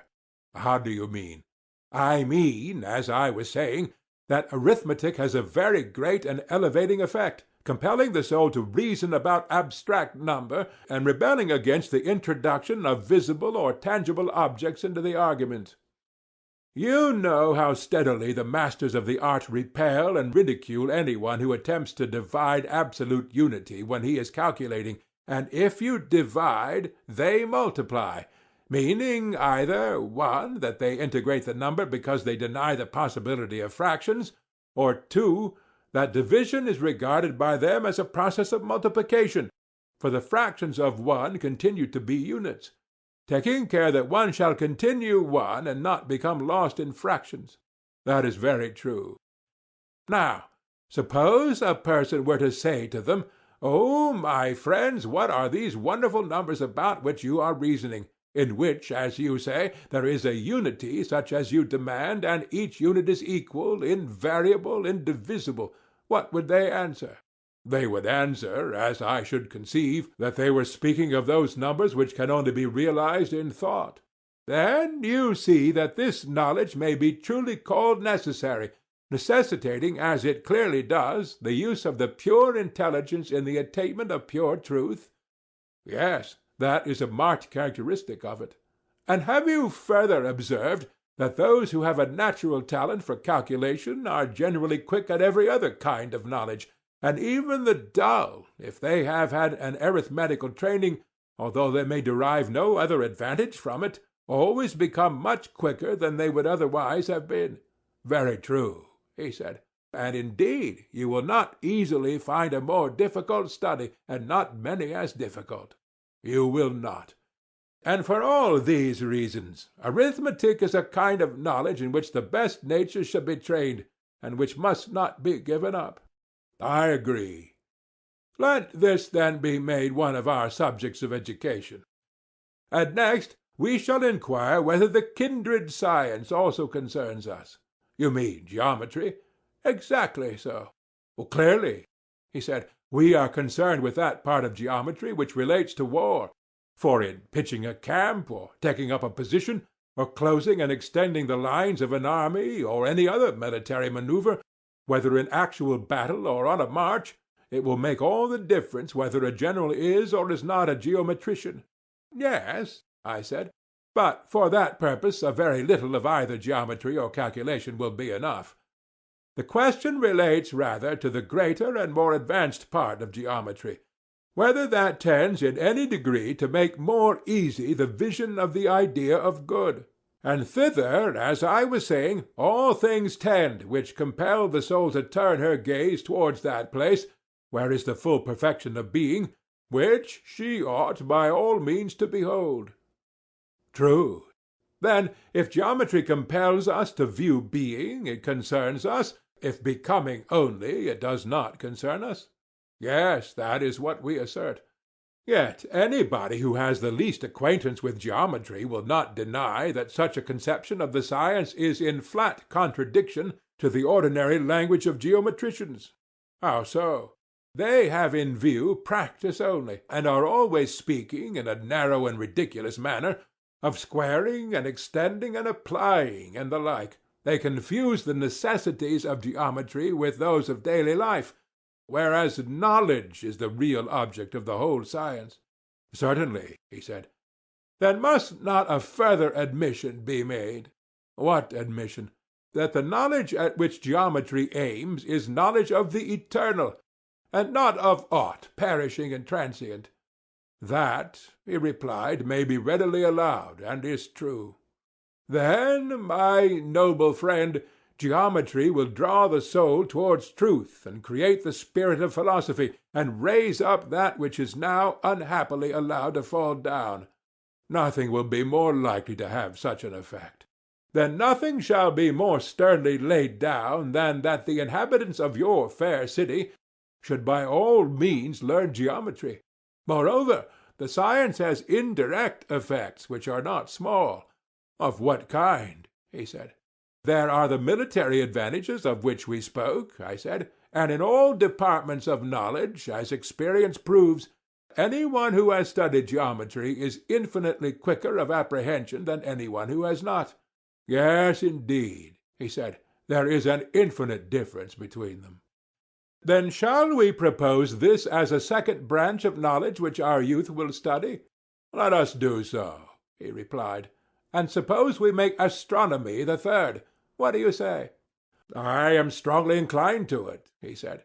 The observation of the seasons and of months and years is as essential to the general as it is to the farmer or sailor. I am amused, I said, at your fear of the world, which makes you guard against the appearance of insisting upon useless studies. And I quite admit the difficulty of believing that in every man there is an eye of the soul which, when by other pursuits lost and dimmed, is by these purified and re-illumined, and is more precious far than 10,000 bodily eyes, for by it alone is truth seen. Now, there are two classes of persons, one class of those who will agree with you and will take your words as a revelation, another class to whom you will be utterly unmeaning, and who will naturally deem them to be idle tales, for they see no sort of profit which is to be obtained from them. And therefore you had better decide at once with which of the two you are proposing to argue. You will very likely say with neither, and that your chief aim in carrying on the argument is your own improvement. At the same time you do not grudge to others any benefit which they may receive. I think that I should prefer to carry on the argument mainly on my own behalf. Then take a step backward, for we have gone wrong in the order of the sciences. End of Book 7, Part 1. Book 7, Part 2, of the Republic, by Plato. What was the mistake? He said.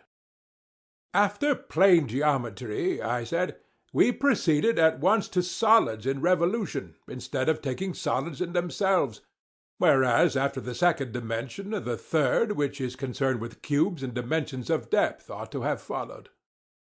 That is true, Socrates, but so little seems to be known as yet about these subjects. Why, yes, I said, and for two reasons. In the first place, no government patronizes them. This leads to a want of energy in the pursuit of them, and they are difficult. In the second place, students cannot learn them unless they have a director. But then a director can hardly be found, and even if he could, as matters now stand, the students, who are very conceited, would not attend to him. That, however, would be otherwise if the whole state became the director of these studies and gave honor to them. Then disciples would want to come, and there would be continuous and earnest search, and discoveries would be made. Since even now, disregarded as they are by the world, and maimed of their fair proportions, and although none of their votaries can tell the use of them, still these studies force their way by their natural charm, and very likely, if they had the help of the state, they would some day emerge into light. Yes, he said, there is a remarkable charm in them, but I do not clearly understand the change in the order. First you began with a geometry of plane surfaces? Yes, I said. And you placed astronomy next, and then you made a step backward. Yes, and I have delayed you by my hurry. The ludicrous state of solid geometry, which, in natural order, should have followed, made me pass over this branch and go on to astronomy, or motion of solids. True. Then, assuming that the science now omitted would come into existence if encouraged by the state, let us go on to astronomy, which will be fourth. The right order, he replied. And now, Socrates, as you rebuked the vulgar manner in which I praised astronomy before, my praise shall be given in your own spirit. For every one, as I think, must see that astronomy compels the soul to look upwards, and leads us from this world to another. Every one but myself, I said. To every one else this may be clear, but not to me. And what then would you say? I should rather say that those who elevate astronomy into philosophy appear to me to make us look downwards and not upwards. "What do you mean?" he asked. "You," I replied, "have in your mind a truly sublime conception of our knowledge of the things above, and I dare say that if a person were to throw his head back and study the fretted ceiling, you would still think that his mind was the percipient, and not his eyes.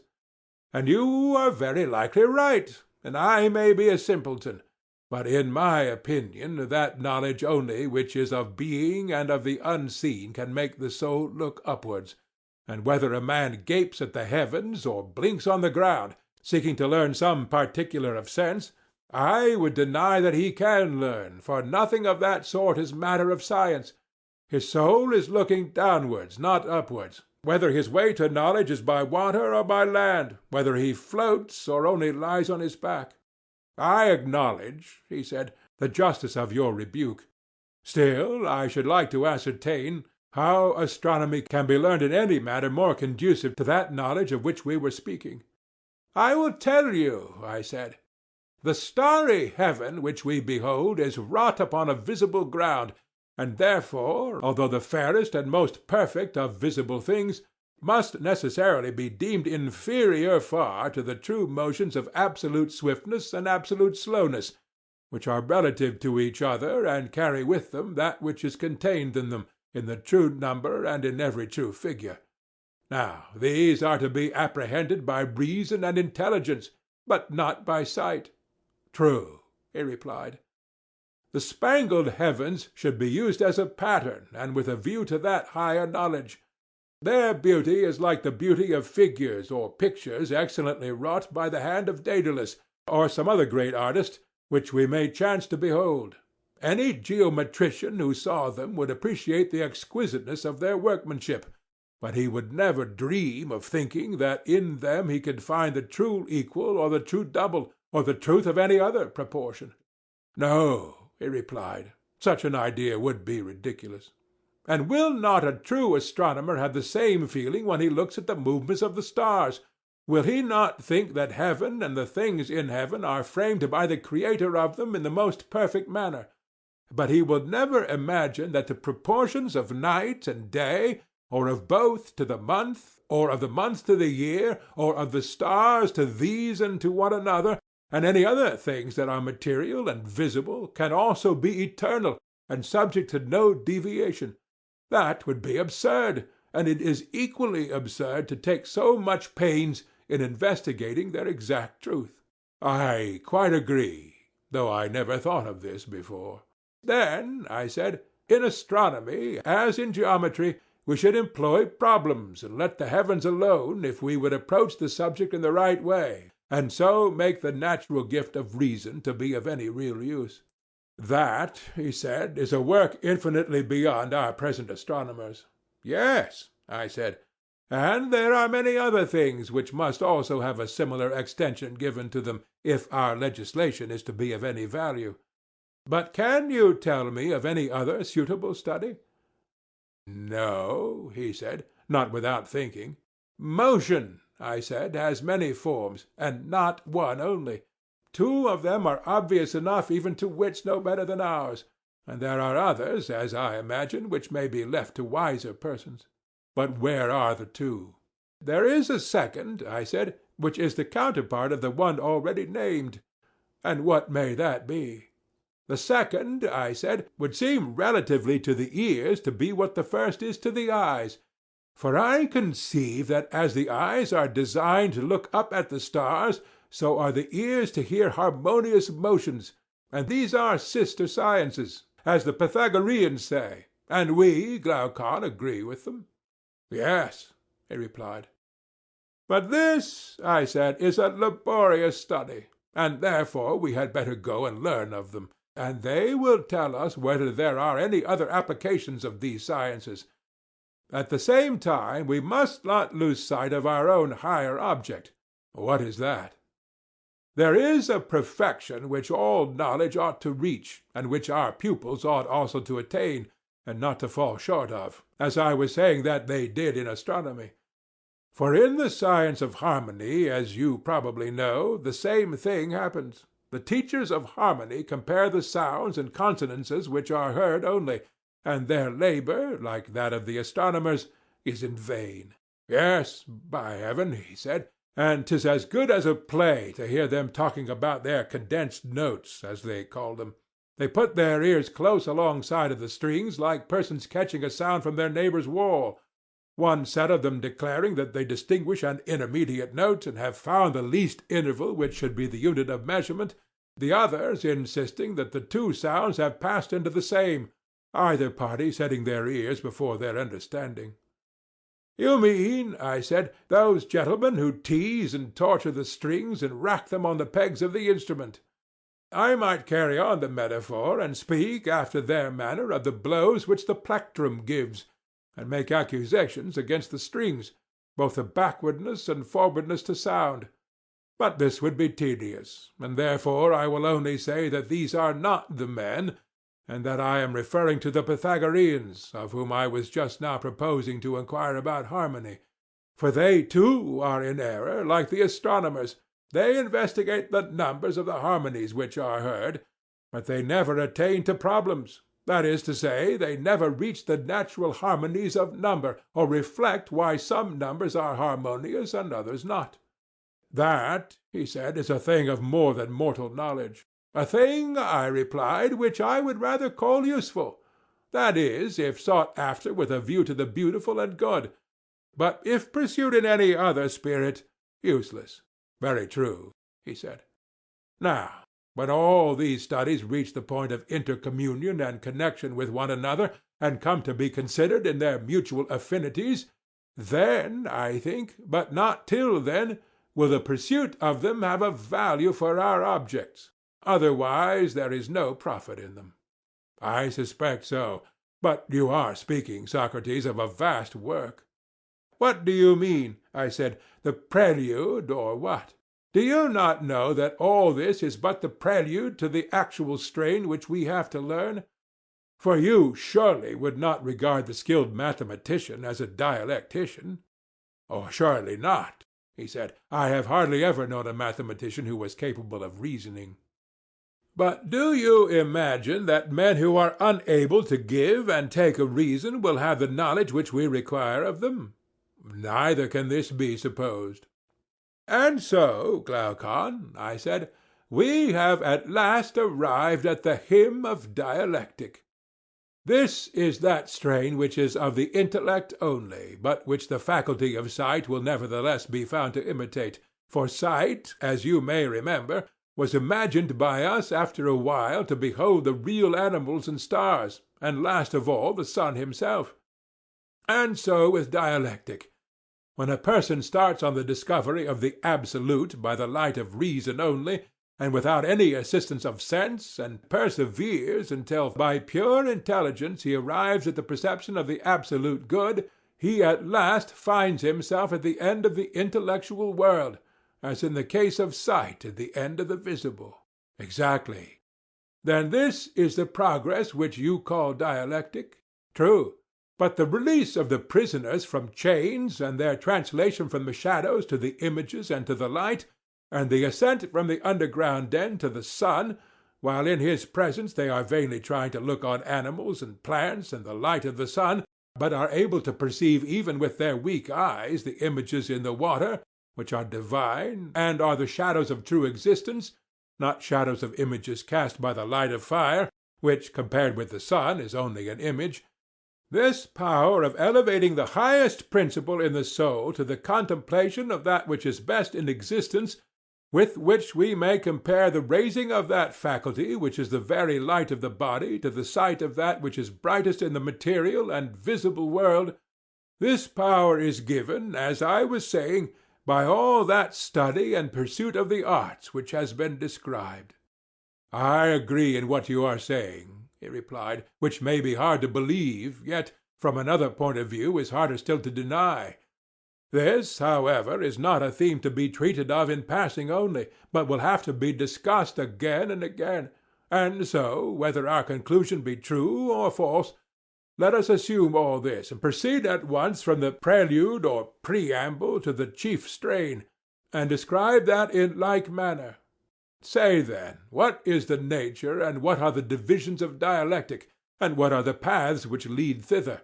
For these paths will also lead to our final rest. Dear Glaucon, I said, you will not be able to follow me here, though I would do my best, and you should behold not an image only, but the absolute truth, according to my notion.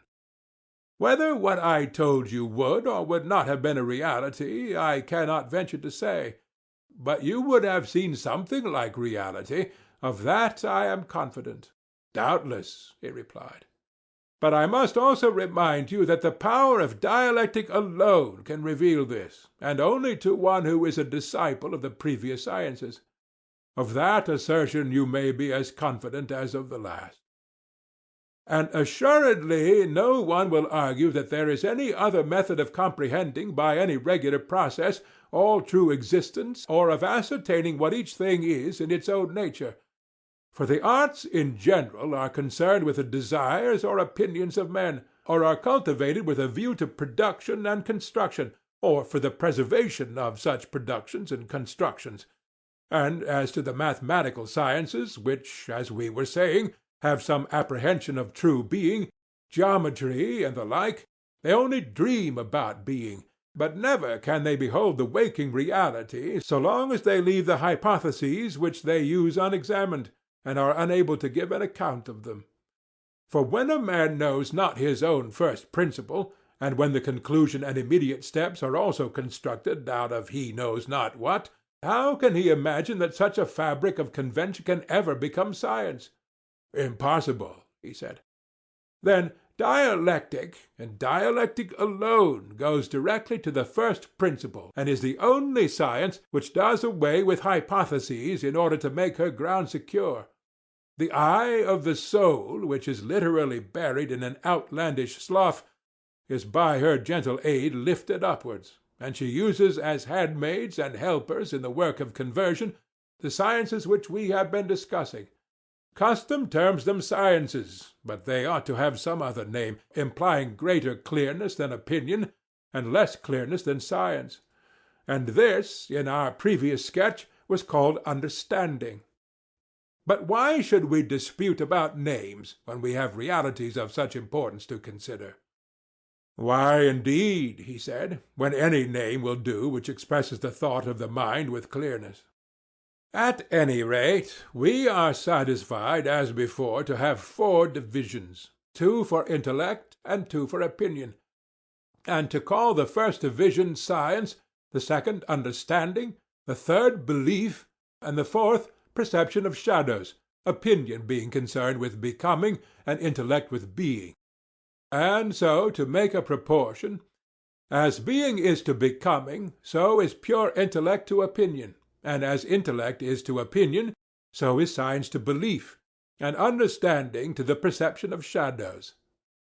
But let us defer the further correlation and subdivision of the subjects of opinion and of intellect, for it will be a long inquiry, many times longer than this has been.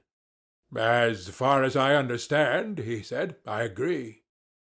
And do you also agree, I said, in describing the dialectician as one who attains a conception of the essence of each thing, and he who does not possess, and is therefore unable to impart this conception, in whatever degree he fails, may in that degree also be said to fail in intelligence? Will you admit so much? Yes, he said, how can I deny it? And would you say the same of the conception of the good?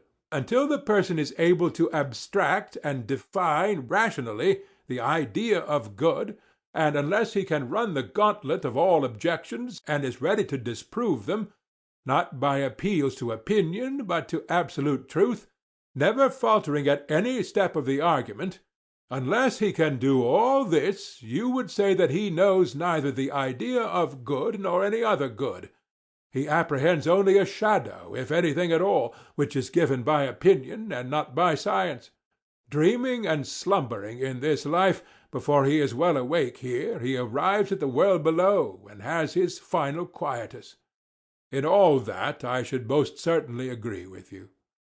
And surely you would not have the children of your ideal state, whom you are nurturing and educating, if the ideal ever becomes a reality, you would not allow the future rulers to be like posts, having no reason in them, and yet to be set in authority over the highest matters? Certainly not. Then you will make a law that they shall have such an education as will enable them to attain the greatest skill in asking and answering questions? Yes, he said, you and I together will make it. Dialectic, then, as you will agree, is the coping stone of the sciences, and is set over them. No other science can be placed higher. The nature of knowledge can no further go. I agree, he said. But to whom we are to assign these studies, and in what way they are to be assigned, are questions which remain to be considered. Yes, clearly. You remember, I said, how the rulers were chosen before? Certainly, he said. The same natures must still be chosen, and the preference again given to the surest and the bravest, and, if possible, to the fairest. And, having noble and generous tempers, they should also have the natural gifts which will facilitate their education. And what are these? Such gifts as keenness and ready powers of acquisition, for the mind more often faints from the severity of study than from the severity of gymnastics. The toil is more entirely the mind's own, and is not shared with the body. Very true, he replied. Further, he of whom we are in search should have a good memory, and be an unwearied solid man who is a lover of labor in any line, or he will never be able to endure the great amount of bodily exercise and to go through all the intellectual discipline and study which we require of him. Certainly, he said, he must have natural gifts. The mistake at present is that those who study philosophy have no vocation, and this, as I was before saying, is the reason why she has fallen into disrepute. Her true sons should take her by the hand, and not bastards. What do you mean? In the first place, her votary should not have a lame or halting industry. I mean that he should not be half industrious and half idle. As, for example, when a man is a lover of gymnastic and hunting and all other bodily exercises, but a hater rather than a lover of the labor of learning or listening or inquiring, or the occupation to which he devotes himself may be of an opposite kind, and he may have the other sort of lameness. Certainly, he said.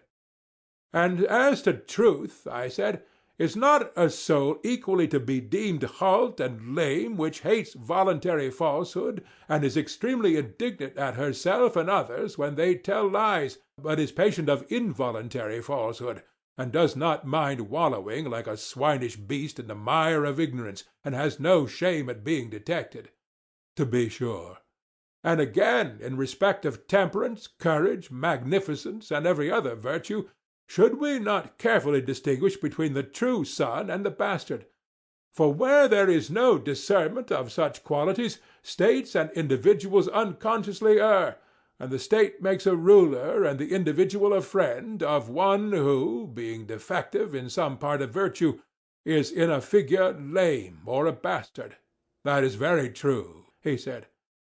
All these things, then, will have to be carefully considered by us, and if only those whom we introduce to this vast system of education and training are sound in body and mind, justice herself will have nothing to say against us, and we shall be the saviors of the Constitution and of the State.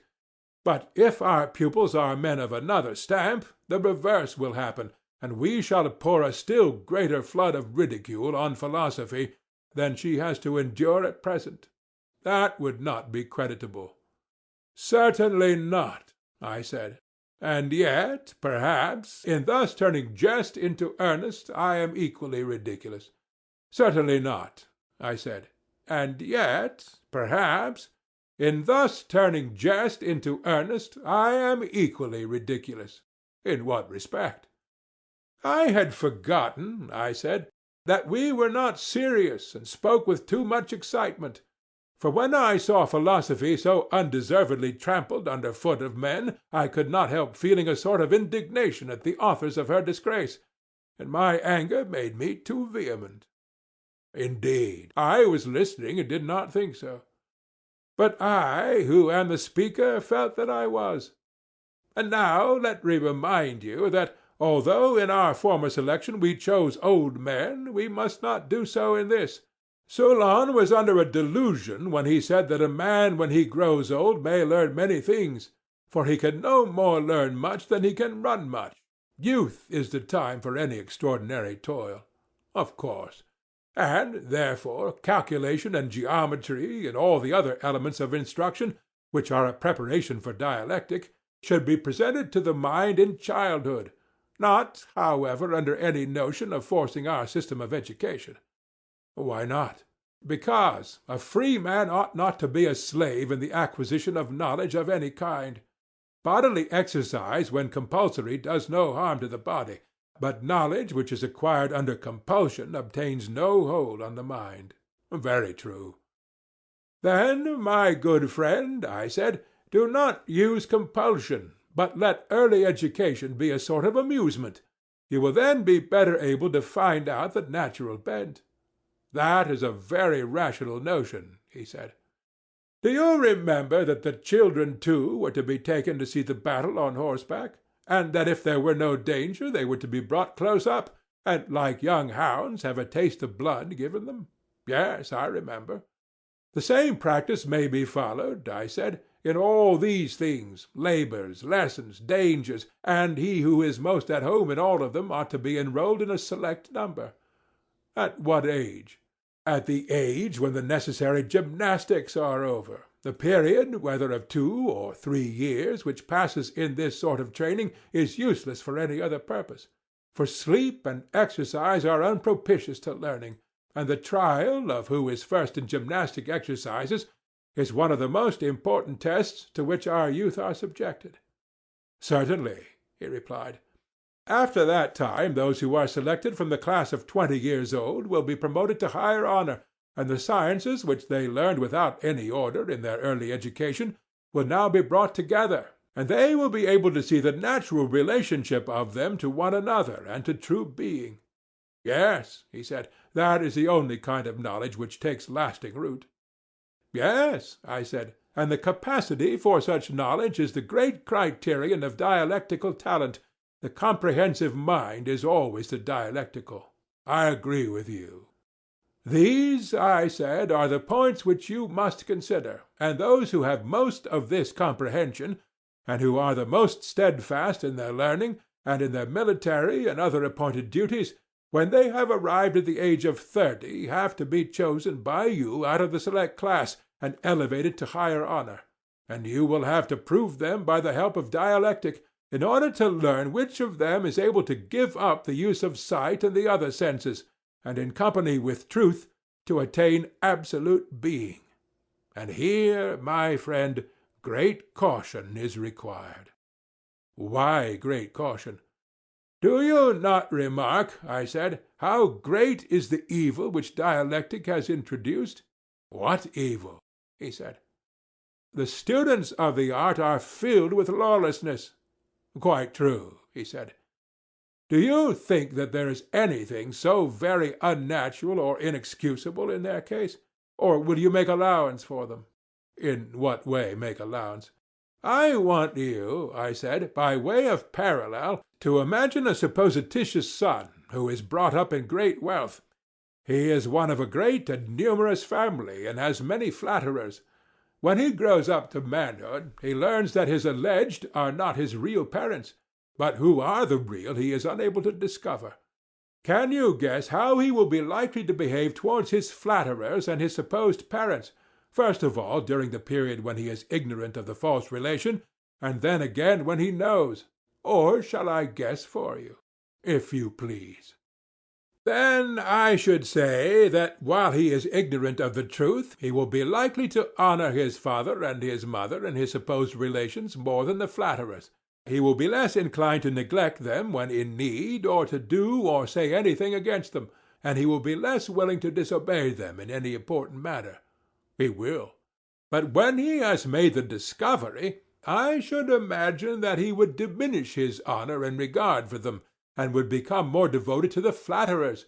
Their influence over him would greatly increase. He would now live after their ways, and openly associate with them, and, unless he were of an unusually good disposition, he would trouble himself no more about his supposed parents or other relations. Well, all that is very probable, but how is the image applicable to the disciples of philosophy? In this way. You know that there are certain principles about justice and honor which are taught us in childhood, and under their parental authority we have been brought up, obeying and honoring them. That is true. There are also opposite maxims and habits of pleasure which flatter and attract the soul, but do not influence those of us who have any sense of right, and they continue to honor and obey the maxims of their fathers. True. Now, when a man is in this state, and the questioning spirit asks what is fair or honorable, and he answers as the legislator has taught him, and then arguments many and diverse refute his words, until he is driven into believing that nothing is honorable any more than dishonorable, or just and good any more than the reverse, and so all of the notions which he most valued, do you think that he will still honor and obey them as before? Impossible. And when he ceases to think them honorable and natural as heretofore, and he fails to discover the true, can he be expected to pursue any life other than that which flatters his desires? He cannot. And from being a keeper of the law he is converted into a breaker of it? Unquestionably. Now, all this is very natural in students of philosophy such as I have described, and also, as I was just now saying, most excusable. Yes, he said, and I may add pitiable. Therefore, that your feelings may not be moved to pity about our citizens who are now 30 years of age, every care must be taken in introducing them to dialectic. Certainly. There is a danger lest they should taste the dear delight too early. For youngsters, as you may have observed, when they first get the taste in their mouths, argue for amusement, and are always contradicting and refuting others in imitation of those who refute them. Like puppy dogs, they rejoice in pulling and tearing at all who come near them. Yes, he said, there is nothing which they like better. And when they have made many conquests, and received defeats at the hands of many, they violently and speedily get into a way of not believing anything which they believed before, and hence, not only they, but philosophy and all that relates to it is apt to have a bad name with the rest of the world. Too true, he said. But when a man begins to get older, he will no longer be guilty of such insanity. He will imitate the dialectician who is seeking for truth, and not the eristic, who is contradicting for the sake of amusement. And the greater moderation of his character will increase, instead of diminishing, the honor of the pursuit. Very true, he said.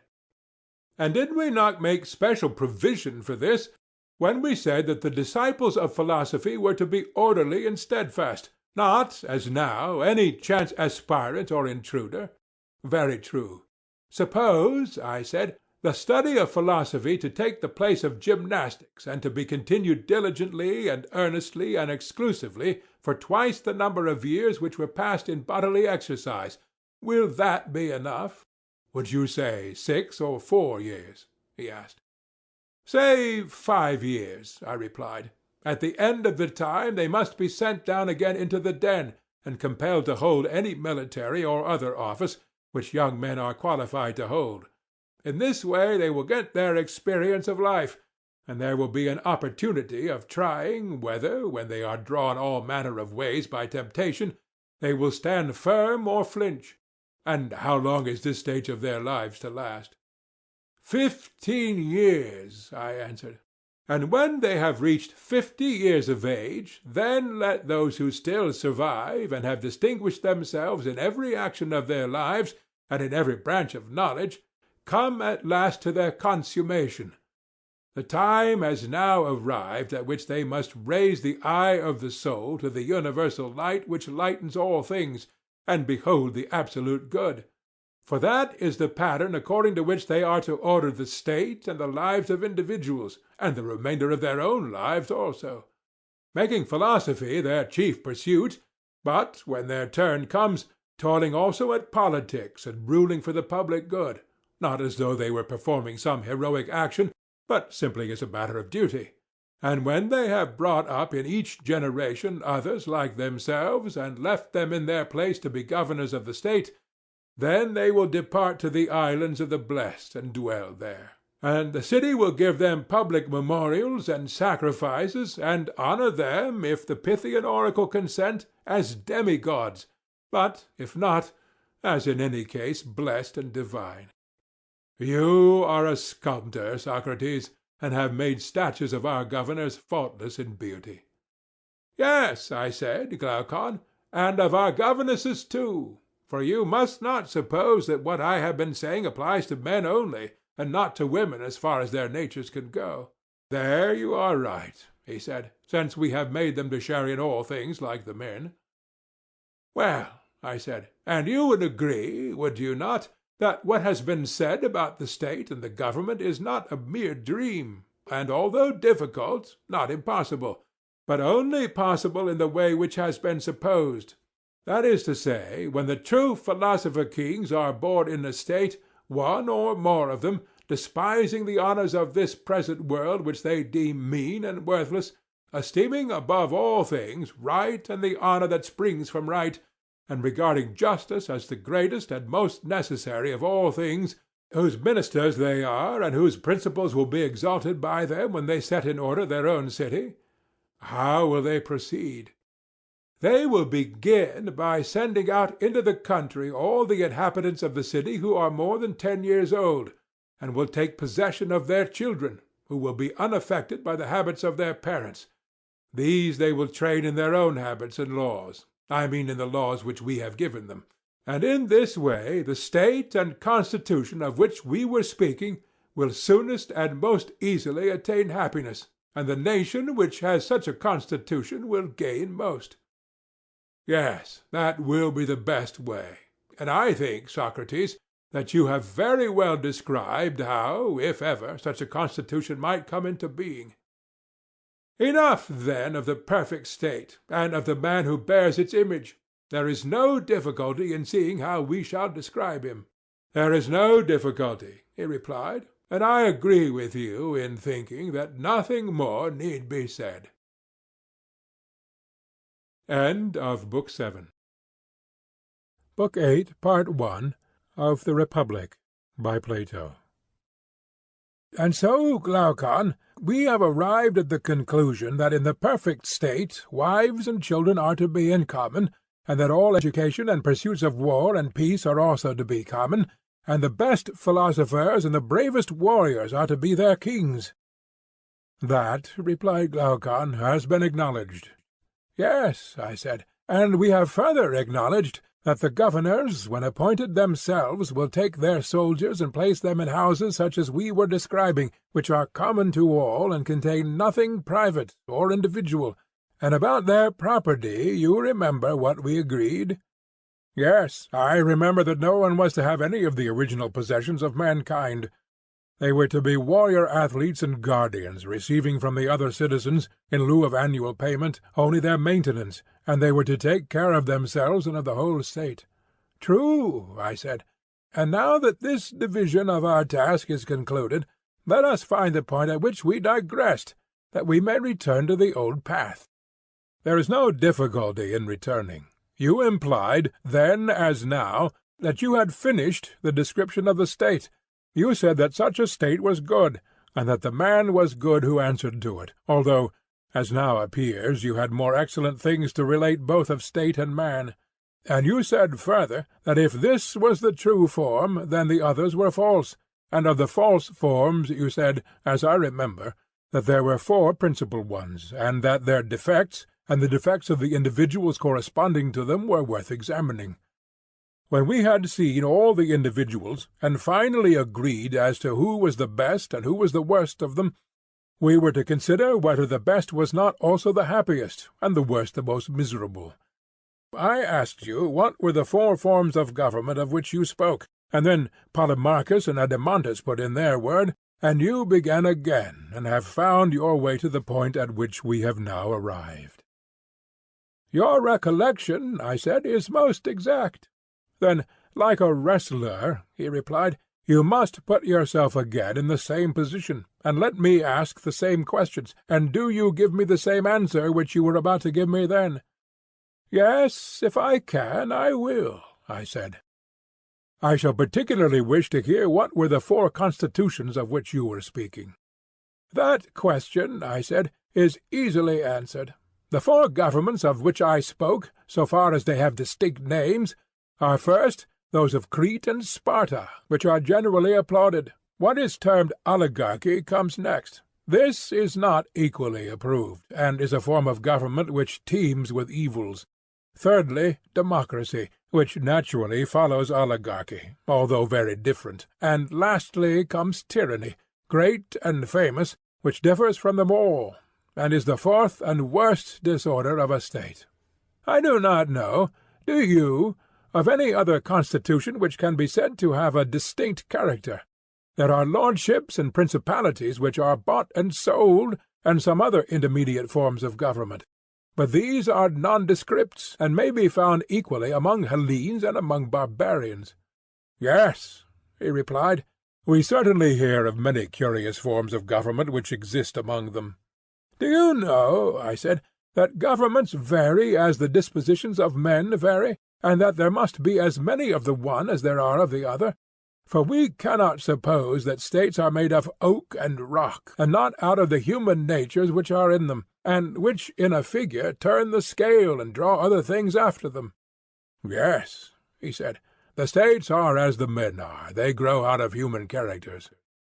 Then if the constitutions of states are 5, the dispositions of individual minds will also be 5. Certainly. Him who answers to aristocracy, and whom we rightly call just and good, we have already described. We have. Then let us now proceed to describe the inferior sort of natures, being the contentious and ambitious, who answer to the Spartan polity, also the oligarchical, democratical, and tyrannical. Let us place the most just by the side of the most unjust, and when we see them, we shall be able to compare the relative happiness or unhappiness of him who leads a life of pure justice or pure injustice. The inquiry will then be completed, and we shall know whether we ought to pursue injustice, as Thrasymachus advises, or in accordance with the conclusions of the argument to prefer justice. Certainly, he replied, we must do as you say. Shall we follow our old plan, which we adopted with a view to clearness, of taking the state first, and then proceeding to the individual, and begin with the government of honour? I know of no name for such a government other than timocracy, and perhaps timarchy. We will compare with this the like character in the individual, and after that consider oligarchy and the oligarchical man, and then again we will turn our attention to democracy and the democratical man, and lastly we will go and view the city of tyranny, and once more take a look into the tyrant's soul, and try to arrive at a satisfactory decision. That way of viewing and judging of the matter will be very suitable. First, then, I said, let us inquire how timocracy, the government of honour, arises out of aristocracy, the government of the best. Clearly, all political changes originate in divisions of the actual governing power. A government which is united, however small, cannot be moved. Very true, he said. In what way, then, will our city be moved, and in what manner will the 2 classes of auxiliaries and rulers disagree among themselves, or with one another? Shall we, after the manner of Homer, pray the Muses to tell us how discord first arose? Shall we imagine them in solemn mockery, to play and jest with us as if we were children, and to address us in a lofty tragic vein, making believe to be in earnest? How would they address us? After this manner. A city which is thus constituted can hardly be shaken, but seeing that everything which has a beginning also has an end, even a constitution such as yours will not last forever, but will in time be dissolved. And this is the disillusion. In plants that grow in the earth, as well as in animals that move on the earth's surface, fertility and sterility of soul and body occur when the circumferences of the circles of each are completed, which in short-lived existences pass over a short space, and in long-lived ones over a long space. But to the knowledge of human fecundity and sterility all the wisdom and education of your rulers will not attain, The laws which regulate them will not be discovered by an intelligence which is alloyed with sense, but will escape them, and they will bring children into the world when they ought not. Now, that which is of divine birth has a period which is contained in a perfect number. But the period of human birth is comprehended in a number in which first increments by involution and evolution, obtaining 3 intervals and 4 terms of like and unlike, waxing and waning numbers, make all the terms commensurable and agreeable to one another.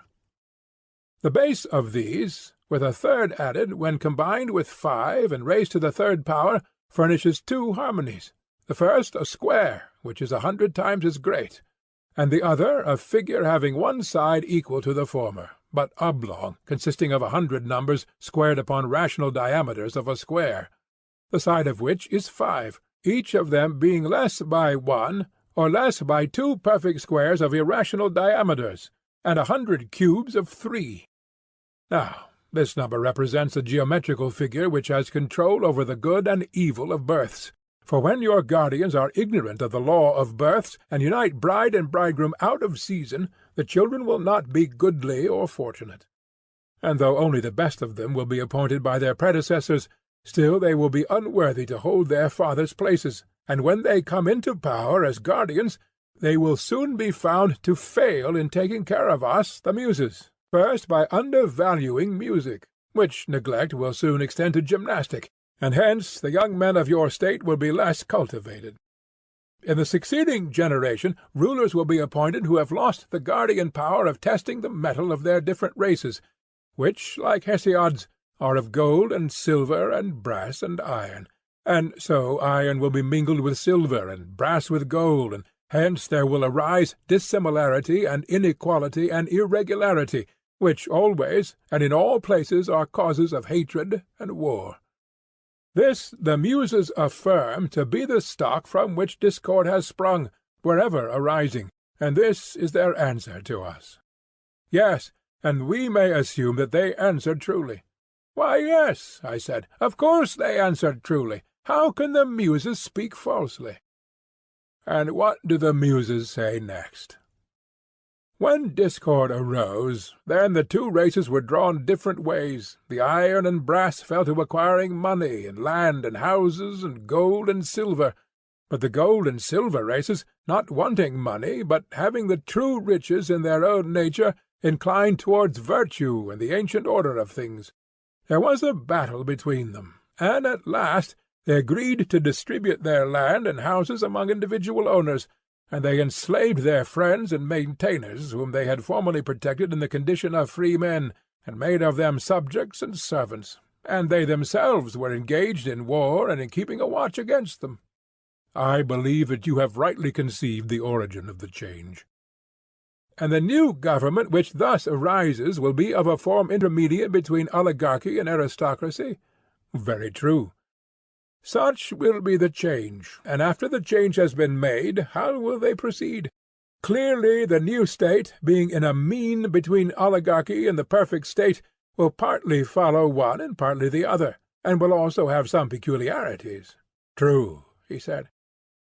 In the honour given to rulers, in the abstinence of the warrior class from agriculture, handicrafts, and trade in general, in the institution of common meals, and in the attention paid to gymnastics and military training, in all these respects this state will resemble the former. True.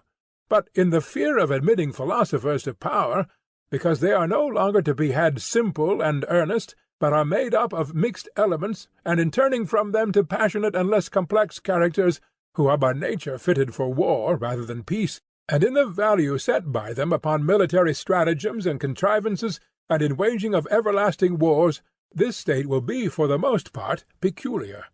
Yes, yes, I said, and men of this stamp will be covetous of money, like those who live in oligarchies. They will have a fierce secret longing after gold and silver, which they will hoard in dark places, having magazines and treasuries of their own for the deposit and concealment of them. Also castles, which are just nests for their eggs, and in which they will spend large sums on their wives, or on any others whom they please. That is most true, he said. And they are miserly, because they have no means of openly acquiring the money which they prize. They will spend that which is another man's on the gratification of their desires, stealing their pleasures and running away like children from the law, their father. They have been schooled not by gentle influences but by force, for they have neglected her who is the true muse, the companion of reason and philosophy, and have honoured gymnastic more than music. Undoubtedly, he said, the form of government which you describe is a mixture of good and evil. Why, there is a mixture, I said, but one thing, and one thing only, is predominantly seen, the spirit of contention and ambition, and these are due to the prevalence of the passionate or spirited element. Assuredly, he said. Such is the origin and such the character of this state, which has been described in outline only. The more perfect execution was not required, for a sketch is enough to show the type of the most perfectly just and the most perfectly unjust, and to go through all the states and all the characters of men, omitting none of them, would be an interminable labour. Very true, he replied. Now, what man answers to this form of government? How did he come into being, and what is he like? I think, said Adeimantus, that in the spirit of contention which characterizes him he is not unlike our friend Glaucon.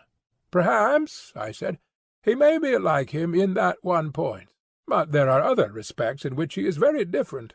In what respects? He should have more of self-assertion and be less cultivated, and yet a friend of culture. And he should be a good listener, but no speaker. Such a person is apt to be rough with slaves, unlike the educated man, who is too proud for that, and he will also be courteous to freemen and remarkably obedient to authority. He is a lover of power and a lover of honour, claiming to be a ruler not because he is eloquent or on any ground of that sort, but because he is a soldier and has performed feats of arms. He is also a lover of gymnastic exercises and of the chase. Yes, that is the type of character which answers to timocracy. Such an one will despise riches only when he is young, but as he gets older he will be more and more attracted to them, because he has a piece of the avaricious nature in him. And he is not single-minded towards virtue, having lost his best guardian. Who was that? Said Adeimantus. Philosophy, I said, tempered with music, who comes and takes up her abode in the man, and is the only saviour of his virtue throughout life. Good, he said. Such, I said, is the timocratical youth, and he is like the timocratical state. Exactly. His origin is as follows. He is often the young son of a brave father who dwells in an ill-governed city, of which he declines the honours and offices, and will not go to law or exert himself in any way, but is ready to waive his rights in order that he may escape trouble. And how does the son come into being? The character of the son begins to develop when he hears his mother complaining that her husband has no place in the government, of which the consequence is that she has no precedence among other women. Further, when she sees her husband not very eager about money, and instead of battling and railing in the law courts or assembly, taking whatever happens to him quietly, and when she observes that his thoughts always centre in himself, while he treats her with very considerable indifference, she is annoyed, and says to her son that his father is only half a man and far too easy-going, adding all the other complaints about her own ill-treatment which women are so fond of rehearsing. Yes, said Adeimantus, they give us plenty of them, and their complaints are so like themselves. And you know, I said, that the old servants also, who are supposed to be attached to the family, from time to time talk privately in the same strain to the son, and if they see any one who owes money to his father, or is wronging him in any way, and he fails to prosecute them, they tell the youth that when he grows up he must retaliate upon people of this sort, and be more of a man than his father. He has only to walk abroad, and he hears and sees the same sort of thing. Those who do their own business in the city are called simpletons, and held in no esteem, while the busybodies are honoured and applauded. The result is that the young man, hearing and seeing all these things, hearing too the words of his father, and having a nearer view of his way of life, and making comparisons of him and others, is drawn opposite ways. While his father is watering and nourishing the rational principle of his soul, the others are encouraging the passionate and the appetitive, and he, being not originally of a bad nature, but having kept bad company, is at last brought by their joint influence to a middle point, and gives up the kingdom which is within him to the middle principle of contentiousness and passion, and becomes arrogant and ambitious. You seem to have described his origin perfectly. Then we have now, I said, the second form of government and the second type of character. We have. Next, let us look at another man who, as Aeschylus says, is set over against another state. Or rather, as our plan requires, begin with the state. By all means. I believe that oligarchy follows next in order. And what manner of government do you term oligarchy? A government resting on a valuation of property, in which the rich have power and the poor man is deprived of it. I understand, he replied. Ought I not to begin by describing how the change from democracy to oligarchy arises? Yes. Well, I said, no eyes are required in order to see how the one passes into the other. How? The accumulation of gold in the treasury of private individuals is the ruin of democracy. They invent illegal modes of expenditure. For what do they or their wives care about the law? Yes, indeed. And then one, seeing another grow rich, seeks to rival him, and thus the great mass of the citizens become lovers of money. Likely enough. And so they grow richer and richer, and the more they think of making a fortune, the less they think of virtue. For when riches and virtue are placed together in the scales of the balance, the one always rises as the other falls. True. And in proportion as riches and rich men are honored in the state, virtue and the virtuous are dishonored. Clearly. And what is honored is cultivated, and that which has no honor is neglected. That is obvious. And so, at last, instead of loving contention and glory, men become lovers of trade and money. They honor and look up to the rich man, and make a ruler of him, and dishonor the poor man. They do so. They next proceed to make a law which fixes a sum of money as the qualification of citizenship. The sum is higher in one place and lower in another, as the oligarchy is more or less exclusive, and they allow no one whose property falls below the amount fixed to have any share in the government. These changes in the constitution they effect by force of arms, if intimidation has not already done their work. Very true. And this, speaking generally, is the way in which oligarchy is established. Yes, he said, but what are the characteristics of this form of government, and what are the defects of which we are speaking? First of all, I said, consider the nature of the qualification. Just think what would happen if pilots were to be chosen according to their property, and a poor man were refused permission to steer, even though he were a better pilot. You mean that they would shipwreck? Yes, and is not this true of the government of anything? I should imagine so. Except a city, or would you include a city? Nay, he said, the case of a city is the strongest of all, inasmuch as the rule of a city is the greatest and most difficult of all. This, then, will be the first great defect of oligarchy? Clearly. And here is another defect which is quite as bad. What defect?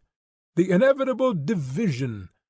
Such a state as not one but two states, the one of poor, the other of rich men, and they are living on the same spot, and always conspiring against one another. That surely is at least as bad. Another discreditable feature is that, for a like reason, they are incapable of carrying on any war. Either they arm the multitude, and then they are more afraid of them than of the enemy, or if they do not call them out in the hour of battle, they are oligarchs indeed, few to fight as there are few to rule, and at the same time their fondness for money makes them unwilling to pay taxes. How discreditable! And, as we said before, under such a constitution the same persons have too many callings. They are husbandmen, tradesmen, warriors, all in one. Does that look well? Anything but well. There is another evil which is perhaps the greatest of all, and to which this state first begins to be liable. What evil? A man may sell all that he has, and another may acquire his property. Yet after the sale he may dwell in the city of which he is no longer a part, being neither trader, nor artisan, nor horseman, nor hoplite, but only a poor helpless creature. Yes, that is an evil which also first begins in this state. The evil is certainly not prevented there, for oligarchies have both the extremes of great wealth and utter poverty. True. But think again. In his wealthy days, while he was spending his money, was a man of this sort a whit more good to the state for the purposes of citizenship? Or did he only seem to be a member of the ruling body, although in truth he was neither ruler nor subject, but just a spendthrift? As you say, he seemed to be a ruler, but was only a spendthrift. May we not say that this is the drone in the house who is like the drone in the honeycomb, and that the one is the plague of the city, as the other is of the hive? Just so, Socrates. And God has made the flying drones at Haemontis all without stings, whereas of the walking drones he has made some without stings, but others have dreadful stings. Of the stingless class are those who in their old age end as paupers. Of the stingers come all the criminal class, as they are termed. Most true, he said. Clearly, then, whenever you see paupers in a state, somewhere in that neighborhood there are hidden away thieves, and cut-purses, and robbers of temples, and all sorts of malefactors. Clearly. Well, I said, and in oligarchical states do you not find paupers? Yes, he said, nearly everybody is a pauper who is not a ruler. And may we be so bold as to affirm that there are also many criminals to be found in them, rogues who have stings, and whom the authorities are careful to restrain by force? Certainly, we may be so bold. The existence of such persons is to be attributed to want of education, ill training, and an evil constitution of the state. True. Such, then, is the form, and such are the evils of oligarchy, and there may be many other evils.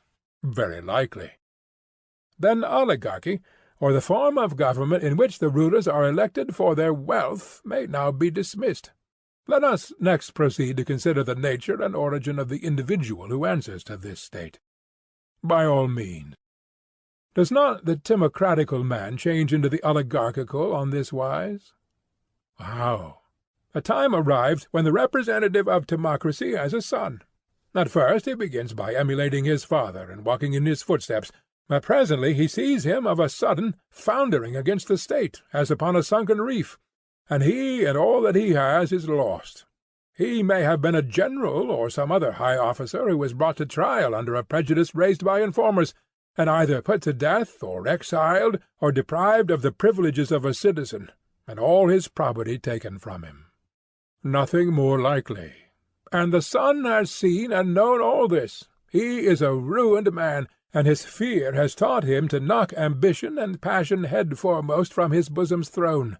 Humbled by poverty, he takes to money-making, and by mean and miserly savings and hard work gets a fortune together.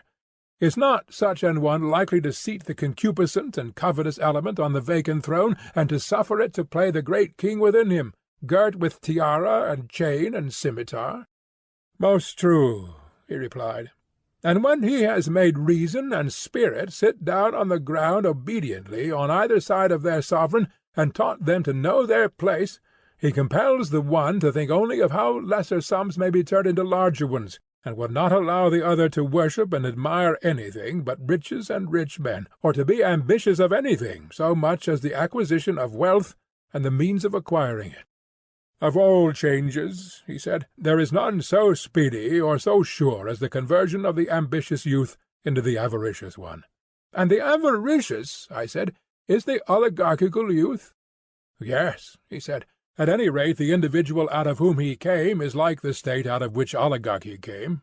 Let us then consider whether there is any likeness between them. Very good. First, then, they resemble one another in the value which they set upon wealth? Certainly. Also in their penurious, laborious character. The individual only satisfies his necessary appetites and confines his expenditure to them. His other desires he subdues, under the idea that they are unprofitable. True.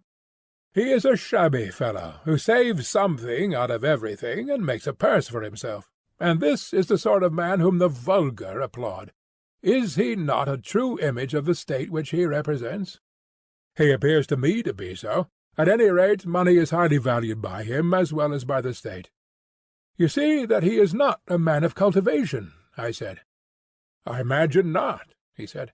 Had he been educated, he would never have made a blind god director of his chorus, or given him chief honour. Excellent, I said. Yet consider, must we not further admit that owing to this vast want of cultivation, there will be found in him drone-like desires as of pauper and rogue, which are forcibly kept down by his general habit of life? True. Do you know where you will have to look if you want to discover his rogueries? Where must I look? You should see him where he has some great opportunity of acting dishonestly, as in the guardianship of an orphan. Aye. It will be clear enough then that in his ordinary dealings, which give him a reputation for honesty, he coerces his bad passions by an enforced virtue, not making them see that they are wrong, or taming them by reason, but by necessity and fear constraining them, and because he trembles for his possessions. To be sure. Yes, indeed, my dear friend. But you will find that the natural desires of the drone commonly exist in him all the same, whenever he has to spend what is not his own. Yes, and they will be strong in him too. That man, then, will be at war with himself. He will be two men, not one. But, in general, his better desires will be found to prevail over his inferior ones. True. For these reasons such an one will be more respectable than most people.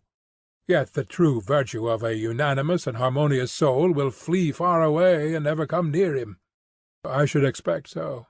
And surely the miser individually will be an ignoble competitor in the state for any prize of victory, or any object of honourable ambition. He will not spend his money in the contest for glory, so afraid is he of awakening his expensive appetites and inviting them to help and join in the struggle. In true oligarchical fashion he fights with a small part only of his resources, and the result commonly is that he loses the prize and saves his money. Very true. Can we no longer doubt, then, that the miser and the money-maker answers to the oligarchical state? There can be no doubt. Next comes democracy. Of this the origin and the nature have still to be considered by us, and then we will inquire into the ways of the democratic man, and bring him up for judgment. That, he said, is our method. Well, I said, and how does the change from oligarchy into democracy arise? Is it not on this wise? The good at which such a state aims is to become as rich as possible, a desire which is insatiable. What then? The rulers, being aware that their power rests upon their wealth, refuse to curtail by law the extravagance of the spendthrift youth, because they gain by their ruin. They take interest from them, and buy up their estates, and thus increase their own wealth and importance. To be sure. There can be no doubt that the love of wealth and the spirit of moderation cannot exist together in citizens of the same state to any considerable extent. One or the other will be disregarded. That is tolerably clear. And in oligarchical states, from the general spread of carelessness and extravagance, men of good family have often been reduced to beggary. Yes, often. And still they remain in the city. There they are, ready to sting and fully armed, and some of them owe money, some have forfeited their citizenship. A third class are in both predicaments, and they hate and conspire against those who have got their property, and against everybody else, and are eager for revolution. That is true. On the other hand, the men of business, stooping as they walk, and pretending not even to see those whom they have already ruined, insert their sting, that is, their money, into some one else who is not on his guard against them, and recover the apparent sum many times over, multiplied into a family of children, and so they make drone and pauper to abound in the state. Yes, he said, there are plenty of them, that is certain. The evil blazes up like a fire, and they will not extinguish it, either by restricting a man's use of his own property, or by any other remedy. What other? One which is the next best, and has the advantage of compelling the citizens to look to their characters. Let there be a general rule that every one shall enter into voluntary contracts at his own risk, and there will be less of this scandalous money-making, and the evils of which we were speaking will be greatly lessened in the state. Yes, they will be greatly lessened. At present, the governors, induced by the motives which I have named, treat their subjects badly, while they and their adherents, especially the young men of the governing class, are habituated to lead a life of luxury and idleness, both of body and mind. They do nothing, and are incapable of resisting either pleasure or pain. Very true. They themselves care only for making money, and are as indifferent as the pauper to the cultivation of virtue. Yes, quite as indifferent.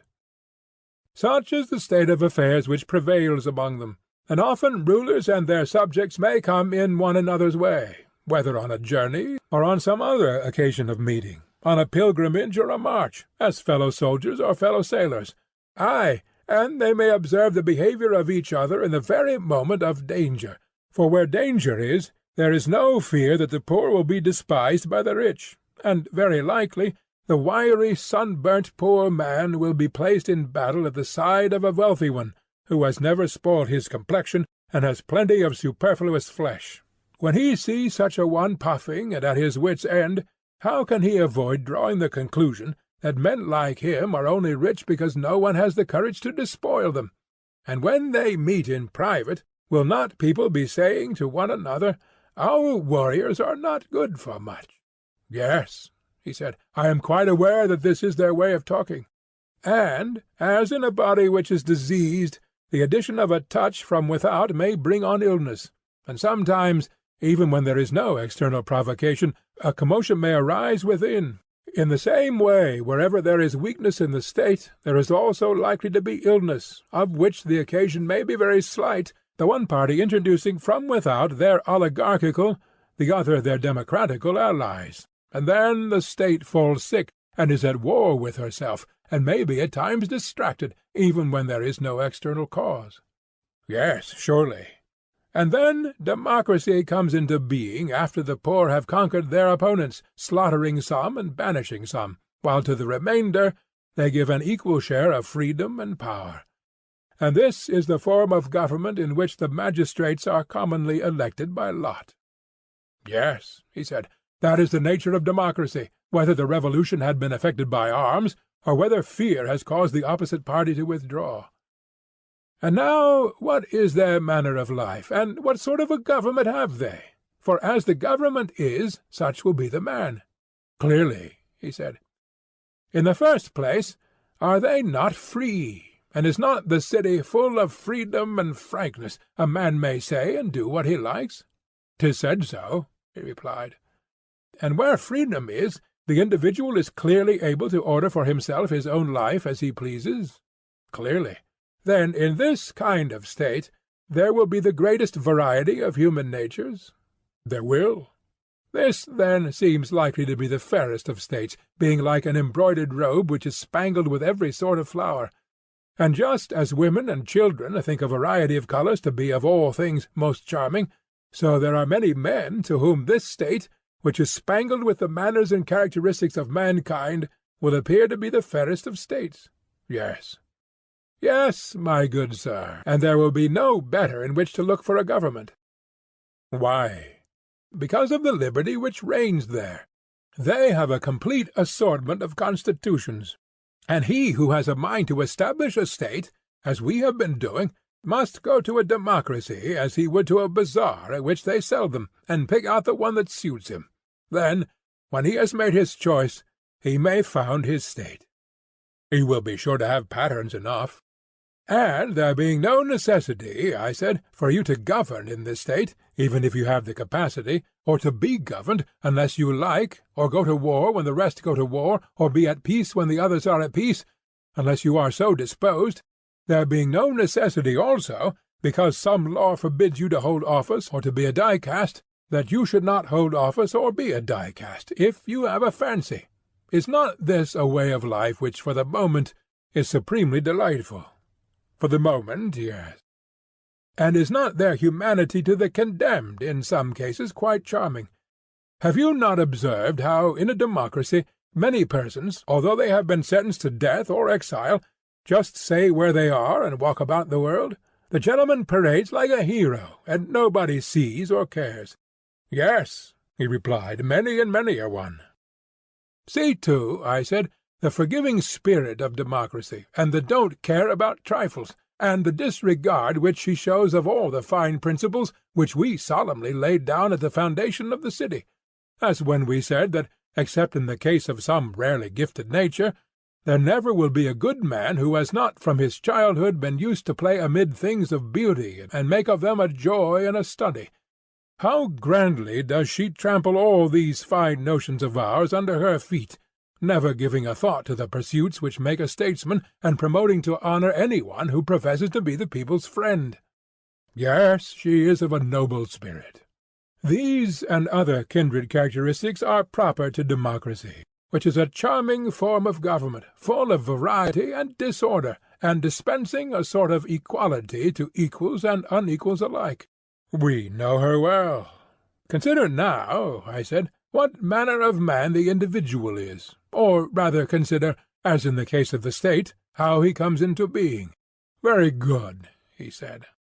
"Is not this the way? He is the son of the miserly and oligarchical father who has trained him in his own habits?" "Exactly. And, like his father, he keeps under, by force, the pleasures which are of the spending and not of the getting sort, being those which are called unnecessary." "Obviously. Would you like, for the sake of clearness, to distinguish which are the necessary and which are the unnecessary pleasures?" "I should." End of Book 8, Part 1. Book 8, Part 2, of the Republic, by Plato. Are not necessary pleasures those of which we cannot get rid, and of which the satisfaction is a benefit to us? And they are rightly called so because we are framed by nature to desire both what is beneficial and what is necessary, and cannot help it? True. We are not wrong, therefore, in calling them necessary. We are not. And the desires of which a man may get rid, if he takes pains from his youth upwards, of which the presence, moreover, does no good, and in some cases the reverse of good, shall we not be right in saying that all these are unnecessary? Yes, certainly. Suppose we select an example of either kind, in order that we may have a general notion of them. Very good. Will not the desire of eating, that is, of simple food and condiments, in so far as they are required for health and strength, be of the necessary class? That is what I should suppose.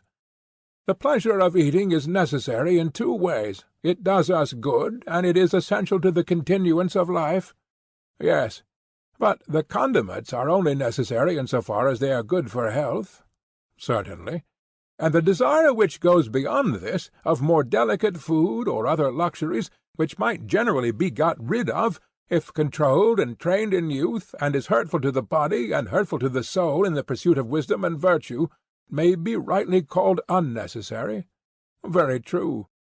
May we not say that these desires spend, and that the others make money because they conduce to production? Certainly. And of the pleasures of love and all other pleasures the same holds good? True. And the drone of whom we spoke was he who was surfeited in pleasures and desires of this sort, and was the slave of the unnecessary desires, whereas he who was subject to the necessary only was miserly and oligarchical. Very true. Again, let us see how the democratical man grows out of the oligarchical. The following, as I suspect, is commonly the process. What is the process? When a young man who has been brought up as we were just now describing in a vulgar and miserly way has tasted drone's honey, and has come to associate with fierce and crafty natures who are able to provide for him all sorts of refinements and varieties of pleasure, then, as you may imagine, the change will begin of the oligarchical principle within him into the democratical. Inevitably. And as in the city like was helping like, and the change was effected by an alliance from without assisting one division of the citizens, so too the young man is changed by a class of desires coming from without to assist the desires within him, that which is akin and alike again helping that which is akin and alike. Certainly.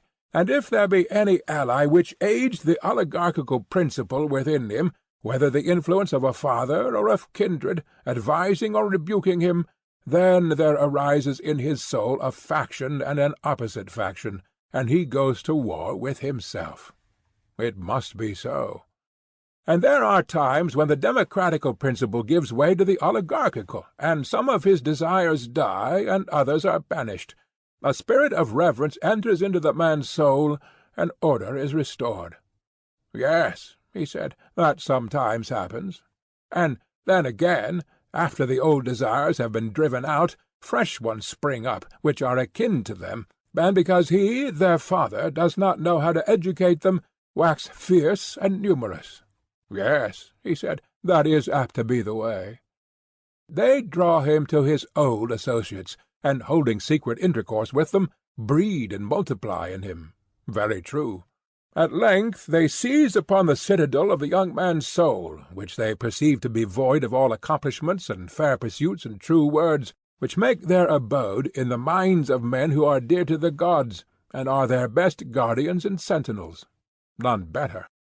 False and boastful conceits and phrases mount upwards and take their place.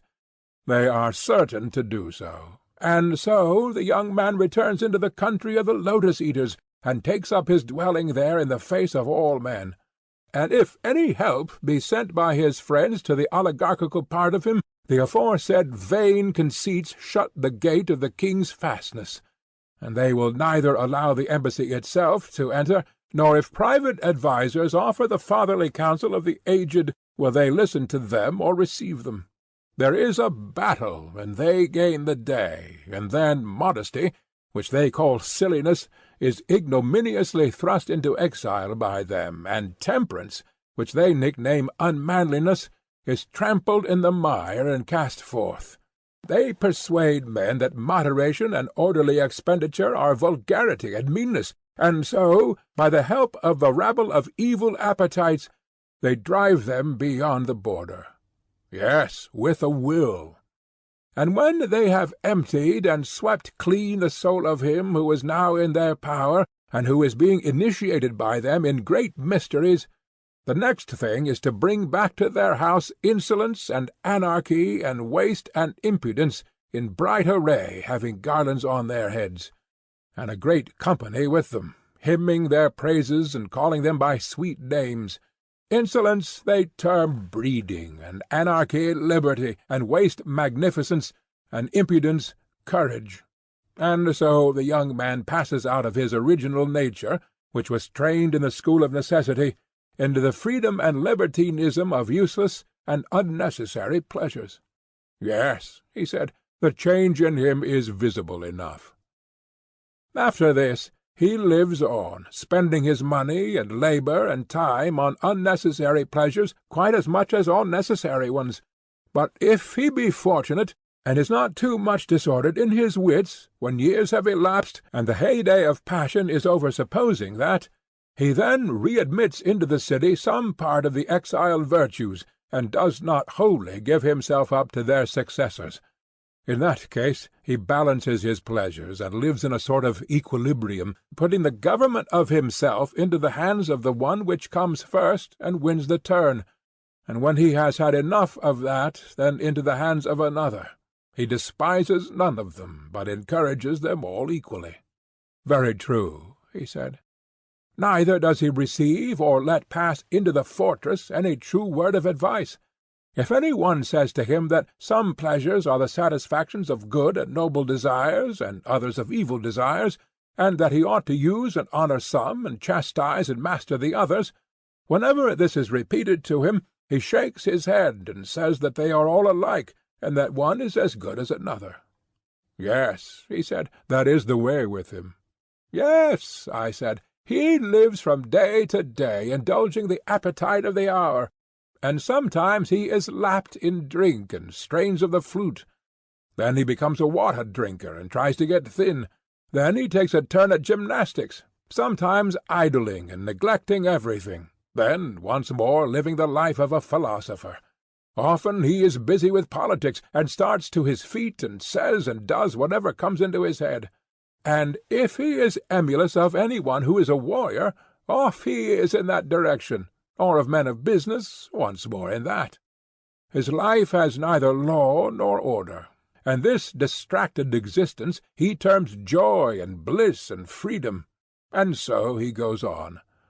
Yes, he replied, he is all liberty and equality.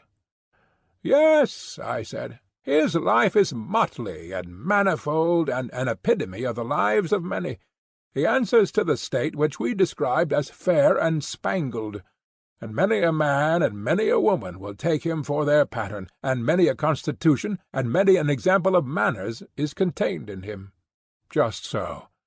Let him then be set over against democracy. He may truly be called the democratic man. Let that be his place, he said. Last of all comes the most beautiful of all, man and state alike, tyranny and the tyrant. These we have now to consider. Quite true, he said. Say then, my friend, in what manner does tyranny arise? That it has a democratic origin is evident. Clearly. And does not tyranny spring from democracy in the same manner as democracy from oligarchy, I mean, after a sort? How?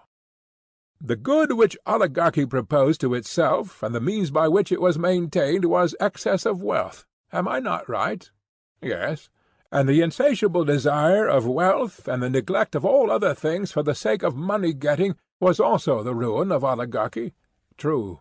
And democracy has her own good, of which the insatiable desire brings her to disillusion? What good? Freedom, I replied, which, as they tell you in a democracy, is the glory of the state, and that therefore in a democracy alone will the free man of nature deign to dwell. Yes, the saying is in everybody's mouth. I was going to observe that the insatiable desire of this and the neglect of other things introduces the change in democracy which occasions a demand for tyranny. How so? When a democracy which is thirsting for freedom has evil cup-bearers presiding over the feast, and has drunk too deeply of the strong wine of freedom, then, unless her rulers are very amenable and give a plentiful draught, she calls them to account and punishes them, and says that they are cursed oligarchs. Yes, he replied, a very common occurrence. Yes, I said, and loyal citizens are insultingly termed by her slaves who hug their chains and men of naught. She would have subjects who are like rulers, and rulers are like subjects. These are men after her own heart, whom she praises and honours, both in private and public. Now, in such a state, can liberty have any limit? Certainly not. By degrees, the anarchy finds a way into private houses, and ends by getting among the animals and infecting them. How do you mean? I mean that the father grows accustomed to descend to the level of his sons, and to fear them, and the son is on a level with his father, he having no respect or reverence for either of his parents, and this is his freedom, and the metic is equal with the citizen, and the citizen with the metic, and the stranger is quite as good as either. Yes, he said, that is the way. And these are not the only evils, I said. There are several lesser ones. In such a state of society the master fears and flatters his scholars, and the scholars despise their masters and tutors. Young and old are all alike, and the young man is on a level with the old, and is ready to compete with him in word or deed. And old men condescend to the young, and are full of pleasantry and gaiety. They are loath to be thought morose and authoritative, and therefore they adopt the manners of the young. Quite true, he said. The last extreme of popular liberty is when the slave bought with money, whether male or female, is just as free as his or her purchaser. Nor must I forget to tell of the liberty and equality of the two sexes in relation to each other. Why not, as Aeschylus says, utter the word which rises to our lips? That is what I am doing, I replied, and I must add that no one who does not know would believe how much greater is the liberty which the animals who are under the dominion of man have in a democracy than in any other state. For truly the she-dogs, as the proverb says, are as good as the she-mistresses, and the horses and asses have a way of marching along with all the rights and dignities of free men, and they will run at anybody who comes in their way if he does not leave the road clear for them, and all things are just ready to burst with liberty. When I take a country walk," he said, "I often experience what you describe. You and I have dreamed the same thing. And above all," I said, "and as the result of all, see how sensitive the citizens become. They chafe impatiently at the least touch of authority, and at length, as you know, they cease to care even for the laws, written or unwritten. They will have no one over them." "Yes," he said, "I know it too well." "Such, my friend," I said, "is the fair and glorious beginning out of which springs tyranny." "Glorious indeed," he said. "But what is the next step?"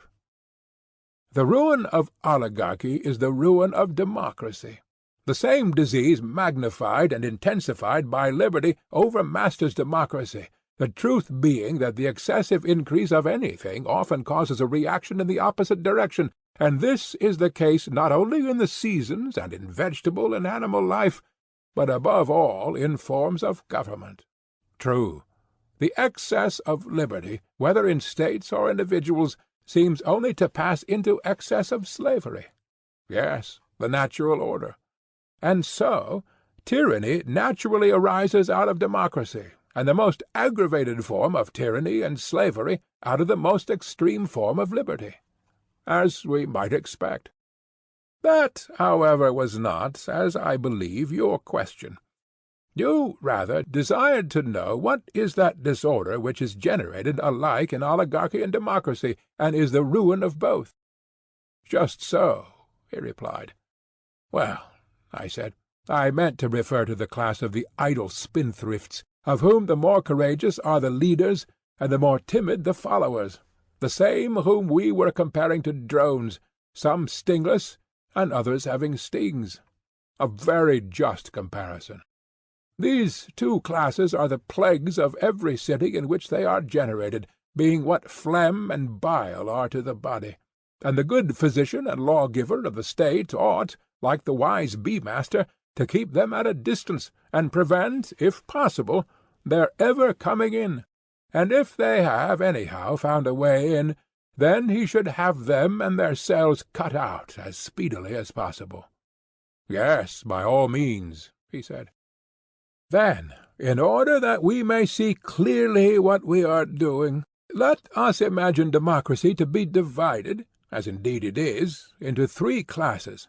For in the first place, freedom creates rather more drones in the democratic than there are in the oligarchical state. That is true, and in the democracy they are certainly more intensified. How so?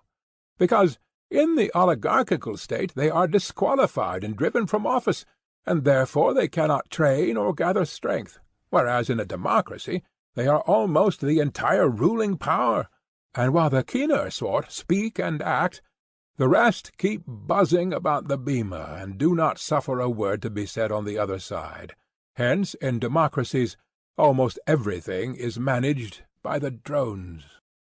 Very true, he said. Then there is another class which is always being severed from the mass. What is that? They are the orderly class, which in a nation of traders is sure to be the richest. Naturally so. They are the most squeezable persons, and yield the largest amount of honey to the drones. Why, he said, there is little to be squeezed out of people who have little. And this is called the wealthy class, and the drones feed upon them. That is pretty much the case, he said. The people are a third class, consisting of those who work with their own hands. They are not politicians, and have not much to live upon. This, when assembled, is the largest and most powerful class in a democracy. True, he said, but then the multitude is seldom willing to congregate unless they get a little honey. And do they not share? I said. Do not their leaders deprive the rich of their estates and distribute them among the people, at the same time taking care to reserve the larger part for themselves? Why, yes, he said, to that extent the people do share.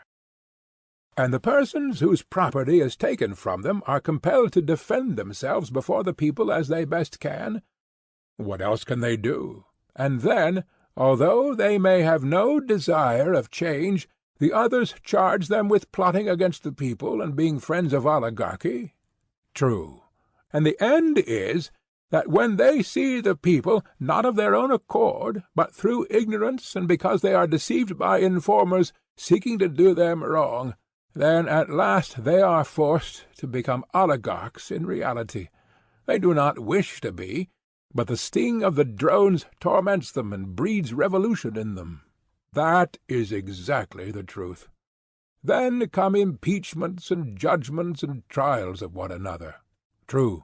The people have always some champion whom they set over them and nurse into greatness. Yes, that is their way. This and no other is the root from which a tyrant springs. When he first appears above ground he is a protector. Yes, that is quite clear. How then does a protector begin to change into a tyrant? Clearly when he does what the man is said to do in the tale of the Arcadian temple of Lycian Zeus. What tale? The tale is that he who has tasted the entrails of a single human victim minced up with the entrails of other victims is destined to become a wolf. Did you never hear it? Oh, yes. And the protector of the people is like him. Having a mob entirely at his disposal, he is not restrained from shedding the blood of kinsmen. By the favourite method of false accusation he brings them into court and murders them, making the life of man to disappear, and with unholy tongue and lips tasting the blood of his fellow-citizens. Some he kills, and others he banishes, at the same time hinting at the abolition of debts and partition of lands. And after this, what will be his destiny? Must he not either perish at the hands of his enemies, or from being a man become a wolf, that is, a tyrant? Inevitably. This, I said, is he who begins to make a party against the rich? The same. After a while he is driven out, but comes back, in spite of his enemies, a tyrant full grown. That is clear. And if they are unable to expel him, or to get him condemned to death by a public accusation, they conspire to assassinate him. Yes, he said, that is their usual way. Then comes the famous request for a bodyguard, which is the device of all those who have got thus far in their tyrannical career. Let not the people's friend, as they say, be lost to them. Exactly. The people readily assent. All their fears are for him. They have none for themselves. Very true. And when a man who is wealthy and is also accused of being an enemy of the people sees this, then, my friend, as the oracle said to Croesus, by pebbly Hermus' shore he flees and rests not, and he is not ashamed to be a coward. And quite right, too, said he, for if he were, he would never be ashamed again. But if he is caught, he dies. Of course. And he, the protector of whom we spoke, is to be seen not larding the plain with his bulk, but himself the overthrower of many, standing up in the chariot of state with the reins in his hand, no longer protector, but tyrant absolute. No doubt, he said. And now let us consider the happiness of the man and also of the state, in which a creature like him is generated. Yes, he said, let us consider that. At first, in the early days of his power, he is full of smiles, and he salutes everyone whom he meets. He to be called a tyrant, who is making promises in public and also in private, liberating debtors and distributing land to the people and his followers, and wanting to be so kind and good to everyone. Of course, he said. But when he has disposed of foreign enemies by conquest or treaty, and there is nothing to fear from them, then he is always stirring up some war or other in order that the people may require a leader. To be sure. Has he not also another object, which is that they may be impoverished by payment of taxes, and thus compelled to devote themselves to their daily wants, and therefore less likely to conspire against him? Clearly. And if any of them are suspected by him of having notions of freedom and of resistance to his authority, he will have a good pretext for destroying them by placing them at the mercy of the enemy, and for all these reasons the tyrant must always be getting up a war. He must. Now he begins to grow unpopular. A necessary result. Then some of those who joined in setting him up, and who are in power, speak their minds to him and to one another, and the more courageous of them cast in his teeth what is being done. Yes, that may be expected. And the tyrant, if he means to rule, must get rid of them. He cannot stop while he has a friend or an enemy who is good for anything. He cannot. And therefore he must look about him and see who is valiant, who is high-minded, who is wise, who is wealthy. Happy man, he is the enemy of them all, and must seek occasion against them whether he will or no, until he has made a purgation of the state. Yes, he said, and a rare purgation. Yes, I said, not the sort of purgation which the physicians make of the body, for they take away the worse and leave the better part, but he does the reverse. If he is to rule, I suppose that he cannot help himself. What a blessed alternative, I said, to be compelled to dwell only with the many bad, and to be by them hated, or not to live at all. Yes, that is the alternative. And the more detestable his actions are to the citizens, the more satellites and the greater devotion in them will he require? Certainly. And who are the devoted band, and where will he procure them? They will flock to him, he said, of their own accord, if he pays them. By the dog, I said, here are more drones, of every sort and from every land. Yes, he said, there are. But will he not desire to get them on the spot? How do you mean? He will rob the citizens of their slaves. He will then set them free, and enroll them in his bodyguard. To be sure, he said, and he will be able to trust them best of all. What a blessed creature, I said, must this tyrant be! He has put to death the others, and has these for his trusted friends.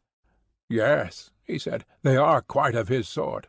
Yes, I said, and these are the new citizens whom he has called into existence, who admire him and are his companions, while the good hate and avoid him. Of course. Verily, then, tragedy is a wise thing, and Euripides a great tragedian. Why so? Why, because he is the author of the pregnant saying, "Tyrants are wise by living with the wise." And he clearly meant to say that they are the wise whom the tyrant makes his companions. Yes, he said, and he also praises tyranny as godlike, and many other things of the same kind are said by him and by the other poets. And therefore, I said, the tragic poets, being wise men, will forgive us and any others who live after our manner, if we do not receive them into our state, because they are the eulogists of tyranny. Yes, he said, those who have the wit will doubtless forgive us. But they will continue to go to the other cities, and attract mobs, and hire voices fair and loud and persuasive, and draw the cities over to tyrannies and democracies. Very true. Moreover, they are paid for this, and receive honour, the greatest honour as might be expected from tyrants, and the next greatest from democracies. But the higher they ascend our constitutional hill, the more their reputation fails, and seems unable, from shortness of breath, to proceed further. True. But we are wandering from the subject. Let us therefore return, and enquire how the tyrant will maintain that fair and numerous and various and ever-changing army of his. If, he said, there are sacred treasures in the city, he will confiscate and spend them, and in so far as the fortunes of attainted persons may suffice, he will be able to diminish the taxes which he would otherwise have to impose upon the people. And when these fail, why, clearly, he said, then he and his boon companions, whether male or female, will be maintained out of his father's estate. You mean to say that the people, from whom he has derived his being, will maintain him and his companions? Yes, he said. They cannot help themselves. But what if the people fly into a passion and aver that a grown-up son ought not to be supported by his father, but that the father should be supported by the son? The father did not bring him into being, or settle him in life, in order that when his son became a man he should himself be the servant of his own servants, and should support him and his rabble of slaves and companions, but that his son should protect him, and by his help he might be emancipated from the government of the rich and aristocratic, as they are termed, and so he bids him and his companions depart, just as any other father might drive out of the house a riotous son and his undesirable associates. By heaven, he said, then the parent will discover what a monster he has been fostering in his bosom, and when he wants to drive him out, he will find that he is weak and his son strong. Why, you do not mean to say that the tyrant will use violence? What, beat his father if he opposes him? Yes, he will, having first disarmed him. Then he is a parricide, and a cruel guardian of an aged parent. And this is real tyranny, about which there can be no longer a mistake. As the saying is, the people who would escape the smoke which is the slavery of free men has fallen into the fire which is the tyranny of slaves. Thus liberty, getting out of all order and reason, passes into the harshest and bitterest form of slavery. True, he said. Very well. And may we not rightly say that we have sufficiently discussed the nature of tyranny, and the manner of the transition from democracy to tyranny? Yes, quite enough, he said. End of Book 8. Book 9, Part 1, of The Republic, by Plato. Last of all comes the tyrannical man, about whom we have once more to ask, how is he formed out of the democratical, and how does he live, in happiness or in misery? Yes, he said, he is the only one remaining. There is, however, I said, a previous question which remains unanswered. What question? I do not think that we have adequately determined the nature and number of the appetites, and until this is accomplished, the enquiry will always be confused. Well, he said, it is not too late to supply the omission. Very true, I said, and observe the point which I want to understand. Certain of the unnecessary pleasures and appetites I conceive to be unlawful.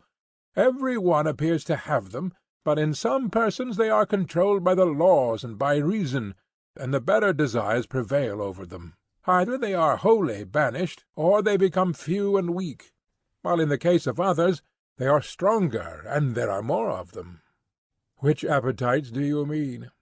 I mean those which are awake when the reasoning and human and ruling power is asleep. Then the wild beast within us, gorged with meat or drink, starts up, and having shaken off sleep, goes forth to satisfy his desires, and there is no conceivable folly or crime, not excepting incest or any other unnatural union, or parricide, or the eating of forbidden food, which at such a time, when he has parted company with all shame and sense, a man may not be ready to commit. Most true, he said.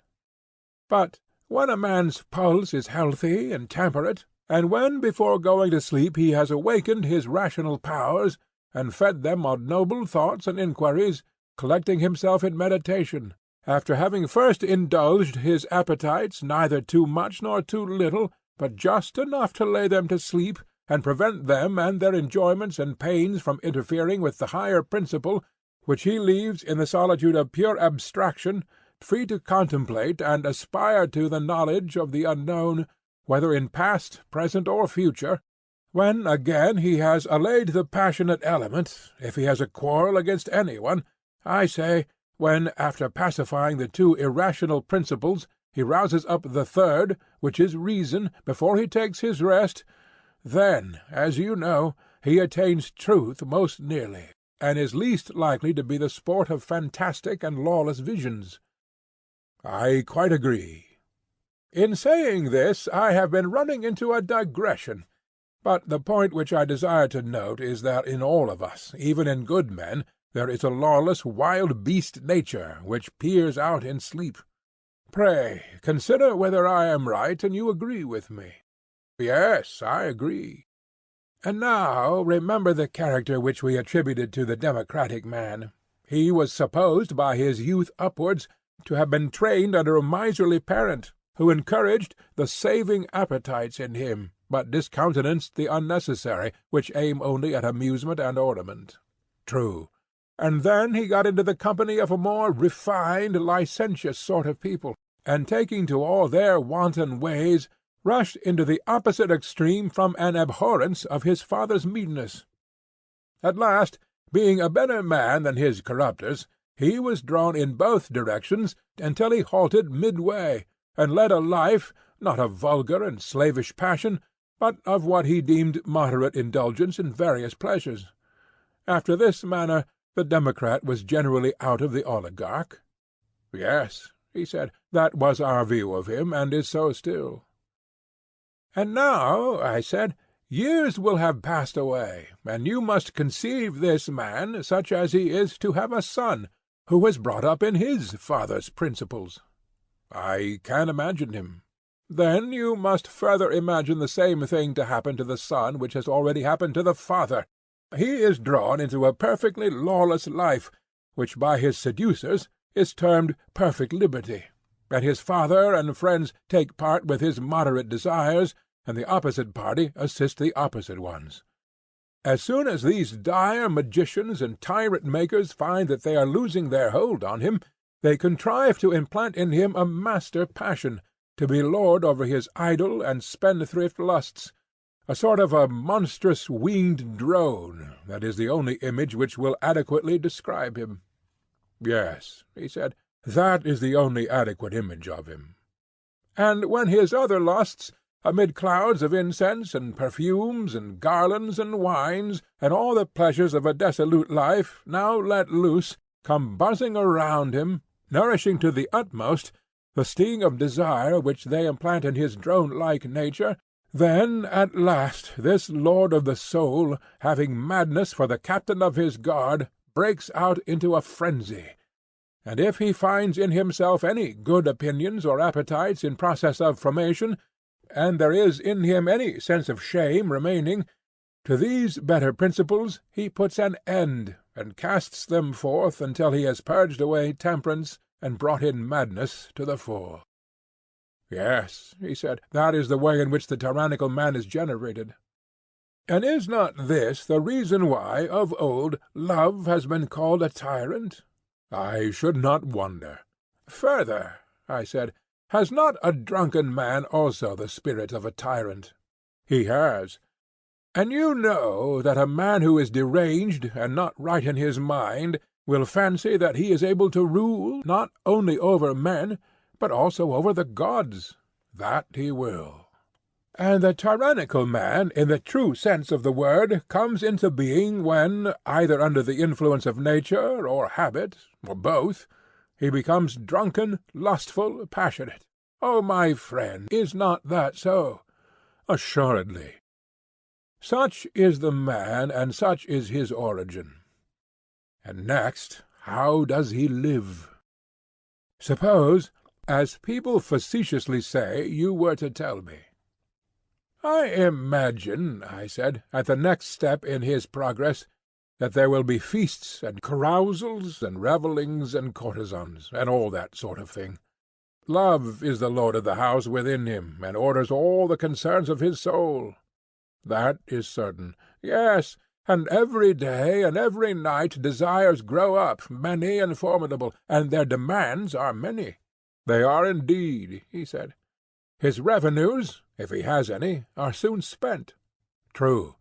Then comes debt and the cutting down of his property." "Of course." "When he has nothing left, must not his desires, crowding in the nest like young ravens, be crying aloud for food, and he, goaded on by them, and especially by Love himself, who is in a manner the captain of them, is in a frenzy, and would fain discover whom he can defraud or despoil of his property, in order that he might gratify them? Yes, that is sure to be the case. He must have money, no matter how, if he is to escape horrid pains and pangs. He must.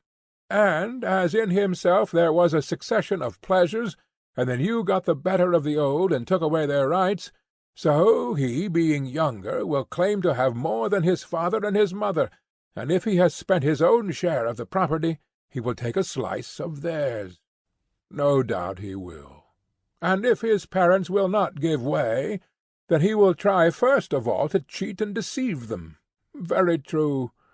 And if he fails, then he will use force and plunder them. Yes, probably. And if the old man and woman fight for their own, what then, my friend? Will the creature feel any compunction at tyrannizing over them? Nay, he said, I should not feel at all comfortable about his parents. But, oh heavens! Adeimantus, on account of some new-fangled love of a harlot, who is anything but a necessary connection, can you believe that he would strike the mother who is his ancient friend, and necessary to his very existence, and would place her under the authority of the other, when she is brought under the same roof with her? Or that, under like circumstances, he would do the same to his withered old father, first and most indispensable of friends, for the sake of some newly found blooming youth who is the reverse of the indispensable? Yes, indeed, he said, I believe that he would. Truly, then, I said, a tyrannical son is a blessing to his father and mother. He is indeed, he replied. He first takes their property, and when that fails, and pleasures are beginning to swarm in the hive of his soul, then he breaks into a house, or steals the garments of some nightly wayfarer. Next he proceeds to clear a temple. Meanwhile, the old opinions which he had when a child, and which gave judgment about good and evil, are overthrown by those others which have just been emancipated, and are now the bodyguard of Love, and share his empire. These, in his democratic days, when he was still subject to the laws and to his father, were only let loose in the dreams of sleep. But now that he is under the dominion of Love, he becomes always and in waking reality what he was then very rarely and in a dream only. He will commit the foulest murder, or eat forbidden food, or be guilty of any other horrid act. Love is his tyrant, and lives lordly in him, and lawlessly, and being himself a king, leads him on, as a tyrant leads a state, to the performance of any reckless deed by which he can maintain himself and the rabble of his associates, whether those whom evil communications have brought in from without, or those who he himself has allowed to break loose within him by reason of a similar evil nature in himself. Have we not here a picture of his way of life? Yes, indeed, he said. And if there are only a few of them in the state, and the rest of the people are well disposed, they go away and become the bodyguard or mercenary soldiers of some other tyrant, who may probably want them for a war. And if there is no war, they stay at home, and do many little pieces of mischief in the city. What sort of mischief? For example, they are the thieves, burglars, cut-purses, footpads, robbers of temples, man-stealers of the community. Or, if they are able to speak, they turn informers, and bear false witness, and take bribes. A small catalogue of evils, even if the perpetrators of them are few in number. Yes, I said, but small and great are comparative terms, and all these things, in the misery and evil which they inflict upon a state, do not come within 1,000 miles of the tyrant. When this noxious class and their followers grow numerous, and become conscious of their strength, assisted by the infatuation of the people, they choose from among themselves the one who has most of the tyrant in his own soul, and him they create their tyrant. Yes, he said, and he will be most fit to be a tyrant.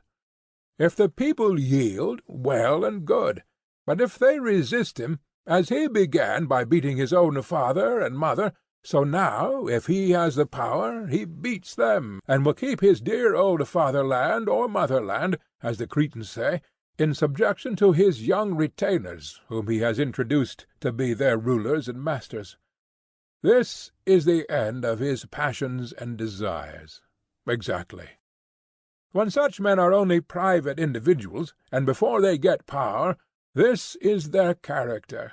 They associate entirely with their own flatterers or ready tools, or if they want anything from anybody, they in their turn are equally ready to bow down before them. They profess every sort of affection for them. But when they have gained their point, they know them no more. Yes, truly. They are always either the masters or servants, and never the friends of anybody. The tyrant never tastes of true freedom or friendship. Certainly not. And may we not rightly call such men treacherous? No question. Also, they are utterly unjust, if we were right in our notion of justice. Yes, he said, and we were perfectly right. Let us then sum up in a word, I said, the character of the worst man. He is the waking reality of what we dreamed. Most true. And this is he who, being by nature most of a tyrant, bears rule, and the longer he lives, the more of a tyrant he becomes. That is certain, said Glaucon, taking his turn to answer. And will not he who has been shown to be the wickedest be also the most miserable? And he who has tyrannized longest and most continually and truly miserable, although this may not be the opinion of men in general? Yes, he said, inevitably. And must not the tyrannical man be like the tyrannical state, and the democratical man like the democratical state, and the same of the others? Certainly. And as state is to state in virtue and happiness, so is man in relation to man? To be sure. Then, comparing our original city, which was under a king, and the city which is under a tyrant, how do they stand as to virtue? They are opposite extremes, he said, for one is the very best, and the other is the very worst. There can be no mistake, I said, as to which is which, and therefore I will at once inquire whether you would arrive at a similar decision about their relative happiness and misery. And here we must not allow ourselves to be panic-stricken at the apparition of the tyrant, who is only a unit, and may perhaps have a few retainers about him. But let us go as we ought into every corner of the city, and look all about, and then we will give our opinion. A fair invitation, he replied, and I see, as every one must, that a tyranny is the wretchedest form of government, and the rule of a king the happiest. And in estimating the men, too, may I not fairly make a like request, that I should have a judge whose mind can enter into and see through human nature? He must not be like a child who looks at the outside and is dazzled at the pompous aspect which the tyrannical nature assumes to the beholder, but let him be one who has a clear insight.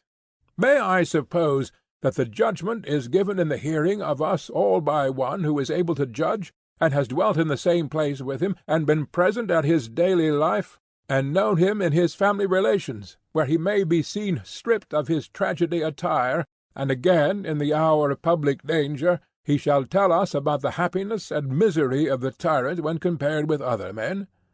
That again, he said, is a very fair proposal.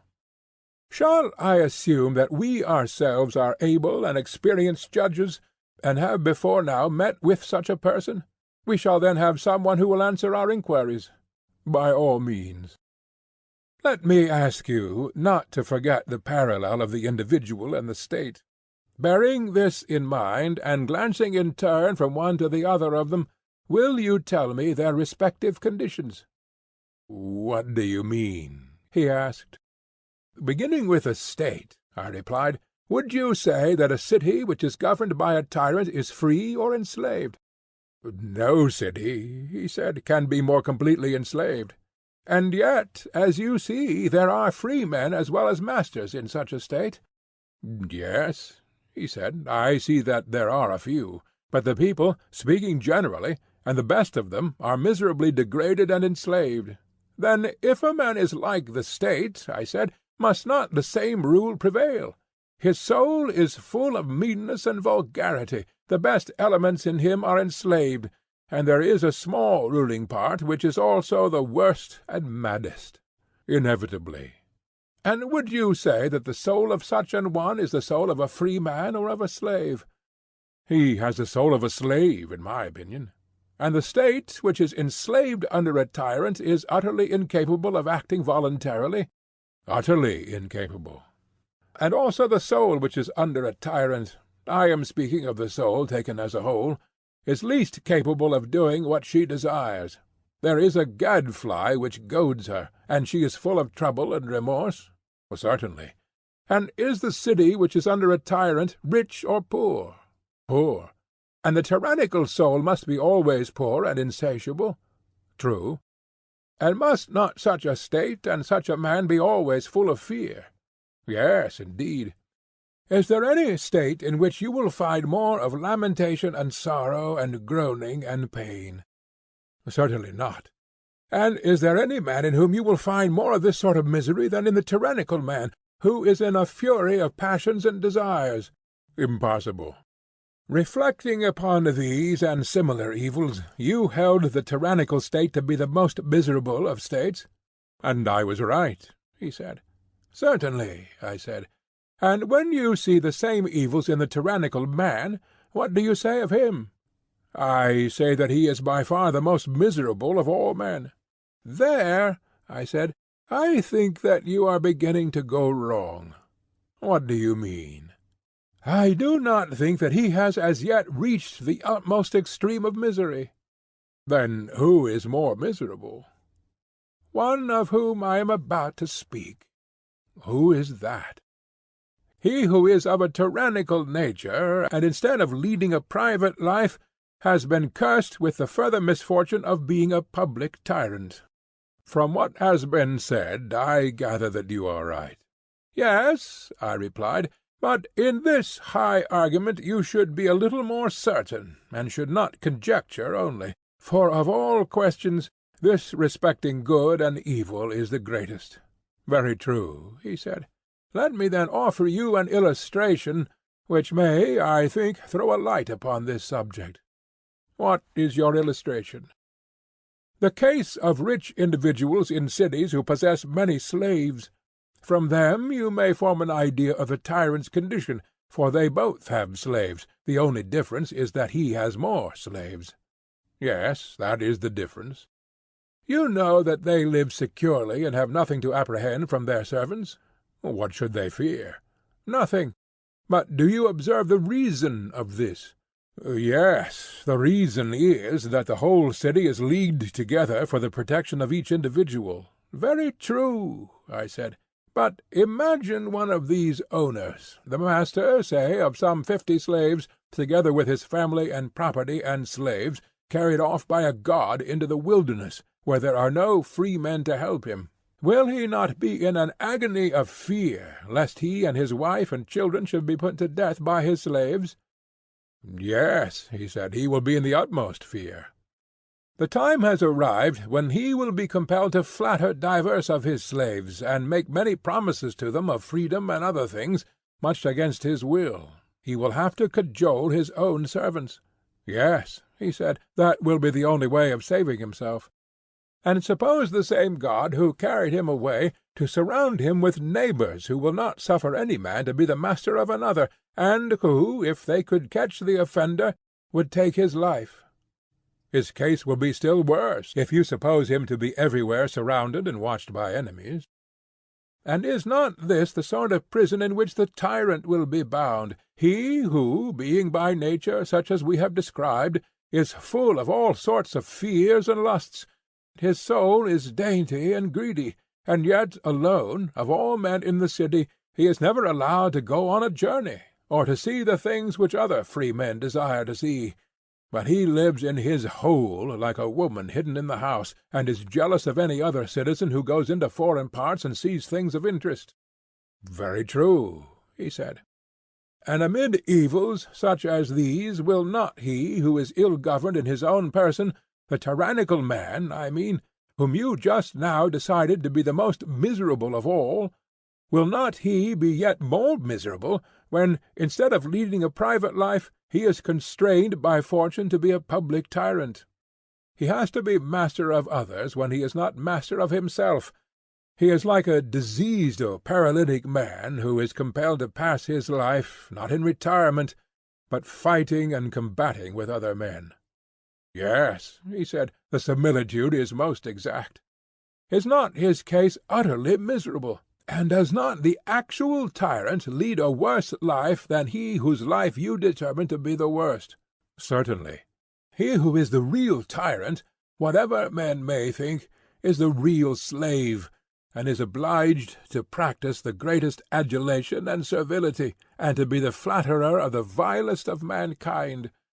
He has desires which he is utterly unable to satisfy, and has more wants than any one, and is truly poor, if you know how to inspect the whole soul of him. All his life long he is beset with fear, and is full of convulsions and distractions, even as the state which he resembles. And surely the resemblance holds. Very true, he said. Moreover, as we were saying before, he grows worse from having power. He becomes and is of necessity more jealous, more faithless, more unjust, more friendless, more impious than he was at first. He is the purveyor and cherisher of every sort of vice, and the consequence is that he is supremely miserable, and that he makes everybody else as miserable as himself. No man of any sense will dispute your words.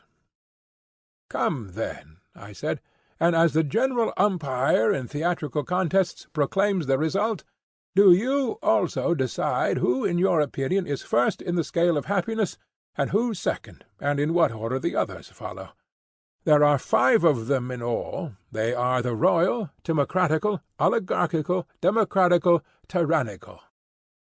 The decision will be easily given, he replied. They shall be choruses coming on the stage, and I must judge them, in the order in which they enter, by the criterion of virtue and vice, happiness and misery.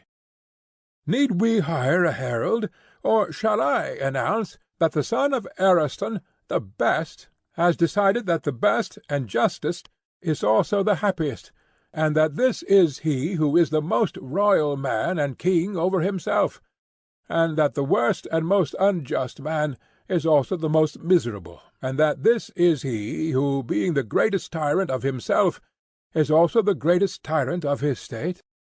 Make the proclamation yourself, he said. And shall I add, whether seen or unseen by gods and men? Let the words be added. Then this, I said, will be our first proof, and there is another, which may also have some weight. What is that? End of Book 9, Part 1 of the Republic. Book 9, Part 2 of the Republic, by Plato. The second proof is derived from the nature of the soul. Seeing that the individual soul, like the state, has been divided by us into 3 principles, the division may, I think, furnish a new demonstration. Of what nature? It seems to me that to these 3 principles 3 pleasures correspond, also 3 desires and governing powers. How do you mean? He said. There is one principle with which, as we were saying, a man learns, another with which he is angry. The third, having many forms, has no special name, but is denoted by the general term appetitive. From the extraordinary strength and vehemence of the desires of eating and drinking and the other sensual appetites, which are the main elements of it. Also money-loving, because such desires are generally satisfied by the help of money. That is true, he said. If I were to say that the loves and pleasures of this third part were concerned with gain, we should then be able to fall back on a single notion, and might truly and intelligibly describe this part of the soul as loving gain or money. I agree with you. Again, is not the passionate element wholly set on ruling and conquering and getting fame? True. Suppose we call it the contentious or ambitious. Would the term be suitable? Extremely suitable. On the other hand, every one sees that the principle of knowledge is wholly directed to the truth, and cares less than either of the others for gain or fame. Far less. Lover of wisdom, lover of knowledge, are titles which we may fitly apply to that part of the soul. Certainly. One principle prevails in the souls of one class of men, another in others, as may happen. Yes. Then we may begin by assuming that there are three classes of men: lovers of wisdom, lovers of honour, lovers of gain. Exactly. And there are three kinds of pleasure, which are their several objects. Very true. Now, if you examine the three classes of men, and ask of them in turn which of their lives is pleasantest, each will be found praising his own, and depreciating that of others. The money-maker will contrast the vanity of honour or of learning, if they bring no money, with the solid advantages of gold and silver. True, he said. And the lover of honour, what will be his opinion? Will he not think that the pleasure of riches is vulgar, while the pleasure of learning, if it brings no distinction, is all smoke and nonsense to him? Very true. And are we to suppose, I said, that the philosopher sets any value on other pleasures in comparison with the pleasure of knowing truth, and in that pursuit abiding, ever learning, not so far indeed from the heaven of pleasure? Does he not call the other pleasures necessary, under the idea that if there are no necessity for them, he would rather not have them? There can be no doubt of that, he replied. Since, then, the pleasures of each class and the life of each are in dispute, and the question is not which life is more or less honourable, or better or worse, but which is the more pleasant or painless, how shall we know who speaks truly? I cannot myself tell, he said. Well, but what ought to be the criterion? Is any better than experience and wisdom and reason? There cannot be a better, he said. Then, I said, reflect. Of the three individuals, which has the greatest experience of all the pleasures which we enumerated? Has the lover of gain, in learning the nature of essential truth, greater experience of the pleasure of knowledge than the philosopher has of the pleasure of gain? The philosopher, he replied, has greatly the advantage, for he has of necessity always known the taste of the other pleasures from his childhood upwards. But the lover of gain, in all his experience, has not of necessity tasted, or I should rather say, even had he desired, could hardly have tasted, the sweetness of learning and knowing truth. Then the lover of wisdom has a great advantage over the lover of gain, for he has a double experience? Yes, very great. Again, has he greater experience of the pleasures of honour, or the lover of honour of the pleasures of wisdom? Nay, he said, all three are honoured in proportion as they attain their object. For the rich man and the brave man and the wise man alike have their crowd of admirers, and as they all receive honour, they all have experience of the pleasures of honour. But the delight which is to be found in the knowledge of true being is known to the philosopher only. His experience, then, will enable him to judge better than any one? Far better. And he is the only one who has wisdom as well as experience? Certainly. Further, the very faculty which is the instrument of judgment is not possessed by the covetous or ambitious man, but only by the philosopher. What faculty? Reason, with whom, as we were saying, the decision ought to rest. Yes, and reasoning is peculiarly his instrument? Certainly. If wealth and gain were the criterion, then the praise or blame of the lover of gain would surely be the most trustworthy? Assuredly. Or if honour, or victory, or courage, in that case the judgment of the ambitious or pugnacious would be the truest? Clearly. But since experience and wisdom and reason are the judges, the only interference possible, he replied, is that pleasures which are approved by the lover of wisdom and reason are the truest. And so we arrive at the result, that the pleasure of the intelligent part of the soul is the pleasantest of the three, and that he of us in whom this is the ruling principle has the pleasantest life. Unquestionably, he said. The wise man speaks with authority when he approves of his own life. And what does the judge affirm to be the life which is next, and the pleasure which is next? Clearly that of the soldier and lover of honour, who is nearer to himself than the money-maker. Last comes the lover of gain. Very true, he said. Twice in succession, then, has the just man overthrown the unjust in this conflict, And now comes the third trial, which is dedicated to Olympian Zeus the Saviour. A sage whispers in my ear that no pleasure except that of the wise is quite true and pure. All others are a shadow only, and surely this will prove the greatest and most decisive of falls? Yes, the greatest. But will you explain yourself? I will work out the subject, and you shall answer my questions. Proceed. Say, then, is not pleasure opposed to pain? True. And there is a neutral state which is neither pleasure nor pain? There is. A state which is intermediate, and a sort of repose of the soul about either. That is what you mean? Yes. You remember what people say when they are sick? What do they say? That after all nothing is pleasanter than health. But then they never knew this to be the greatest of pleasures until they were ill. Yes, I know, he said. And when persons are suffering from acute pain, you must have heard them say that there is nothing pleasanter than to get rid of their pain? I have. And there are many other cases of suffering in which the mere rest and cessation of pain, and not any positive enjoyment, is extolled by them as the greatest pleasure. Yes, he said. At the time they are pleased and well content to be at rest. Again, when pleasure ceases, that sort of rest or cessation will be painful? Doubtless, he said. Then the intermediate state of rest will be pleasure and will also be pain? So it would seem. But can that which is neither become both? I should say not. And both pleasure and pain are motions of the soul, are they not? Yes. But that which is neither was just now shown to be rest and not motion, and in a mean between them. Yes.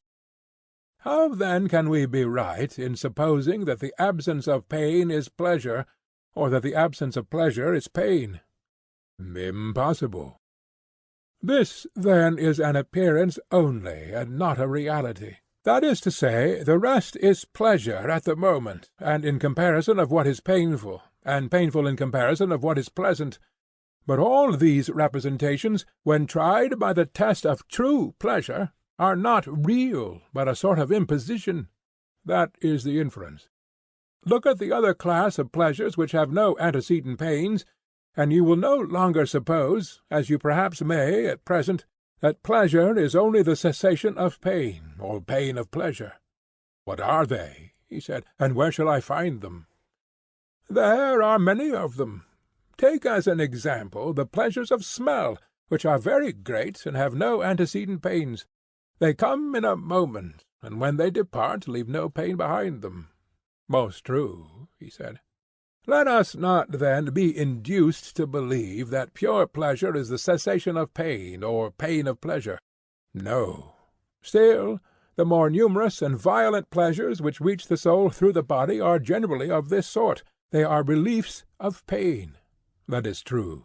And the anticipations of future pleasures and pains are of a like nature? Yes. Shall I give you an illustration of them? Let me hear. You would allow, I said, that there is in nature an upper and lower and middle region? I should. And if a person were to go from the lower to the middle region, would he not imagine that he is going up? And he who is standing in the middle and sees whence he has come would imagine that he is already in the upper region, if he has never seen the true upper world. To be sure, he said. How can he think otherwise? But if he were taken back again, he would imagine, and truly imagine, that he was descending. No doubt. All that would arise out of his ignorance of the true upper and middle and lower regions? Yes. Then can you wonder that persons who are inexperienced in the truth, as they have wrong ideas about many other things, should also have wrong ideas about pleasure and pain and the intermediate state, so that when they are only being drawn towards the painful, they feel pain and think the pain which they experience to be real, and in like manner, when drawn away from pain to the neutral or intermediate state, they firmly believe that they have reached the goal of satiety and pleasure. They, not knowing pleasure, err in contrasting pain with the absence of pain, which is like contrasting black with grey instead of white. Can you wonder, I say, at this? No, indeed. I should be much more disposed to wonder at the opposite. Look at the matter thus. Hunger, thirst, and the like are inanitions of the bodily state? Yes. And ignorance and folly are inanitions of the soul? True. And food and wisdom are the corresponding satisfactions of either? Certainly. And is the satisfaction derived from that which has less, or from that which has more existence, the truer? Clearly, from that which has more. What classes of things have a greater share of pure existence in your judgment? Those of which food and drink and condiments and all kinds of sustenance are examples, or the class which contains true opinion and knowledge and mind and all the different kinds of virtue? Put the question in this way. Which has a more pure being, that which is concerned with the invariable, the immortal, and the true, and is of such a nature, and is found in such natures, or that which is concerned with and found in the variable and mortal, and is itself variable and mortal? Far purer, he replied, is the being of that which is conceived with the invariable. And does the essence of the invariable partake of knowledge in the same degree as of essence? Yes, of knowledge in the same degree. And of truth in the same degree? Yes. And conversely, that which has less of truth will also have less of essence? Necessarily. Then, in general, those kinds of things which are in the service of the body have less of truth and essence than those which are in the service of the soul? Far less. And has not the body itself less of truth and essence than the soul? Yes. What is filled with more real existence, and actually has a more real existence, is more really filled than that which is filled with less real existence and is less real? Of course. And if there is a pleasure in being filled with that which is according to nature, that which is more really filled with more real being will more really and truly enjoy true pleasure, whereas that which participates in less real being will be less truly and surely satisfied, and will participate in an illusory and less real pleasure? Unquestionably. Those, then, who know not wisdom and virtue, and are always busy with gluttony and sensuality, go down and up again as far as the mean, and in this region they move at random throughout life, but they never pass into the true upper world. Thither they neither look, nor do they ever find their way, neither are they truly filled with true being, nor do they taste of pure and abiding pleasure. Like cattle, with their eyes always looking down and their heads stooping to the earth, that is, to the dining-table, they fatten and feed and breed, and in their excessive love of these delights they kick and butt at one another with horns and hoofs which are made of iron, and they kill one another by reason of their insatiable lust. For they fill themselves with that which is not substantial, and the part of themselves which they fill is also unsubstantial and incontinent. Verily, Socrates, said Glaucon, you describe the life of many like an oracle. Their pleasures are mixed with pain. How can they be otherwise? For they were mere shadows and pictures of the true, and are coloured by contrast, which exaggerates both light and shade, and so they implant in the minds of fools insane desires of themselves. And they are fought about as Stesichorus says that the Greeks fought about the shadow of Helen at Troy, in ignorance of the truth. Something of that sort must inevitably happen. And must not the like happen with the spirited or passionate element of the soul?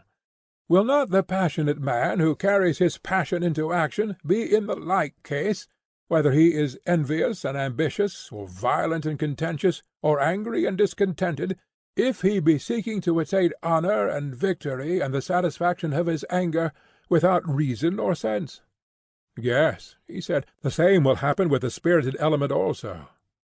Then may we not confidently assert that the lovers of money and honour, when they seek their pleasures under the guidance and in the company of reason and knowledge, and pursue after and win the pleasures which wisdom shows them, will also have the truest pleasures in the highest degree which is attainable to them, inasmuch as they follow truth.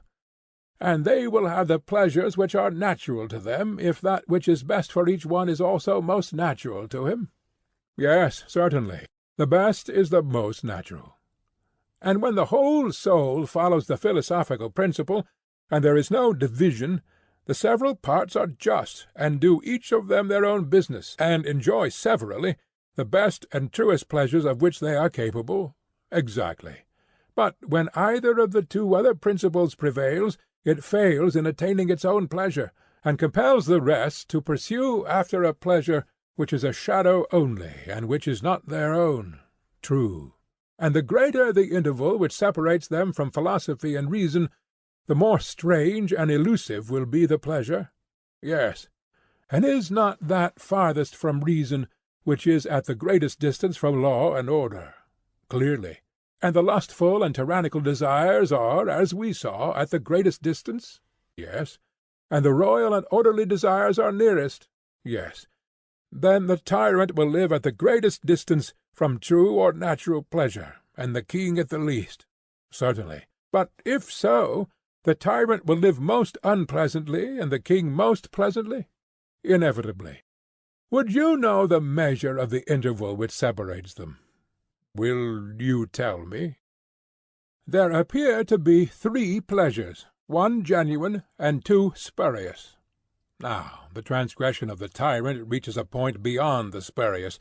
He has run away from the region of law and reason, and taken up his abode with certain slave pleasures which are his satellites, and the measure of his inferiority can only be expressed in a figure. How do you mean? I assume, I said, that the tyrant is in the 3rd place from the oligarch. The democrat was in the middle. Yes. And if there is truth in what has preceded, he will be wedded to an image of pleasure which is thrice removed as to truth from the pleasure of the oligarch? He will. And the oligarch is 3rd from the royal, since we count as one royal and aristocratical? Yes, he is 3rd. Then the tyrant is removed from true pleasure by the space of a number which is 3 times 3. Manifestly. The shadow, then, of tyrannical pleasure determined by the number of length will be a plane figure. Certainly. And if you raise the power and make the plane a solid, there is no difficulty in seeing how vast is the interval by which the tyrant is parted from the king. Yes, the arithmetician will easily do the sum. Or if some person begins at the other end, and measures the interval by which the king is parted from the tyrant in truth of pleasure, he will find him, when the multiplication is completed, living 729 times more pleasantly, and the tyrant more painfully by this same interval. What a wonderful calculation, and how enormous is the distance which separates the just from the unjust in regard to pleasure and pain! Yet a true calculation, I said, and a number which nearly concerns human life, if human beings are concerned with days and nights and months and years. Yes, he said, human life is certainly concerned with them.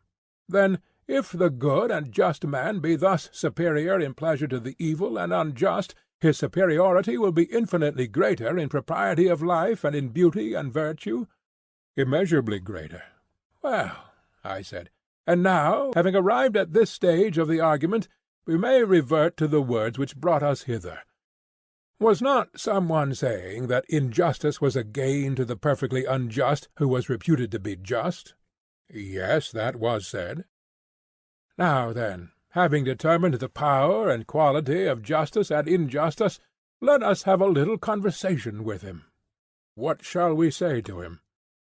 Let us make an image of the soul, that he may have his own words presented before his eyes. Of what sort? An ideal image of the soul, like the composite creations of ancient mythology, such as the Chimera or Scylla or Cerberus, and there are many others in which 2 or more different natures are said to grow into one. There are said of having been such unions. Then do you now model the form of a multitudinous, many-headed monster, having a ring of heads of all manner of beasts, tame and wild, which he is able to generate and metamorphose at will. You suppose marvellous powers in the artist, but as language is more pliable than wax or any similar substance, let there be such a model as you propose. Suppose now that you make a second form as of a lion, and a third of a man, the second smaller than the first, and the third smaller than the second. That, he said, is an easier task, and I have made them as you say. And now join them, and let the three grow into one. That has been accomplished. Next, fashion the outside of them into a single image, as of a man, so that he who is not able to look within, and sees only the outer hull, may believe the beast to be a single human creature. I have done so, he said. And now, to him who maintains that it is profitable for the human creature to be unjust, and unprofitable to be just, let us reply that, if he be right, it is profitable for this creature to feast the multitudinous monster, and strengthen the lion and the lion-like qualities, but to starve and weaken the man, who is consequently liable to be dragged about at the mercy of either of the other two, and he is not to attempt to familiarize or harmonize them with one another. He ought rather to suffer them to fight and bite and devour one another. Certainly, he said, that is what the approver of injustice says. To him the supporter of justice makes answer, that he should ever so speak and act as to give the man within him in some way or other the most complete mastery over the entire human creature. He should watch over the many-headed monster like a good husbandman, fostering and cultivating the gentle qualities, and preventing the wild ones from growing. He should be making the lion heart his ally, and in common care of them all should be uniting the several parts with one another and with himself. Yes, he said, that is quite what the maintainer of justice says. And so, from every point of view, whether of pleasure, honour, or advantage, the approver of justice is right and speaks the truth, and the disapprover is wrong and false and ignorant. Yes, from every point of view. Come now, and let us gently reason with the unjust, who is not intentionally in error.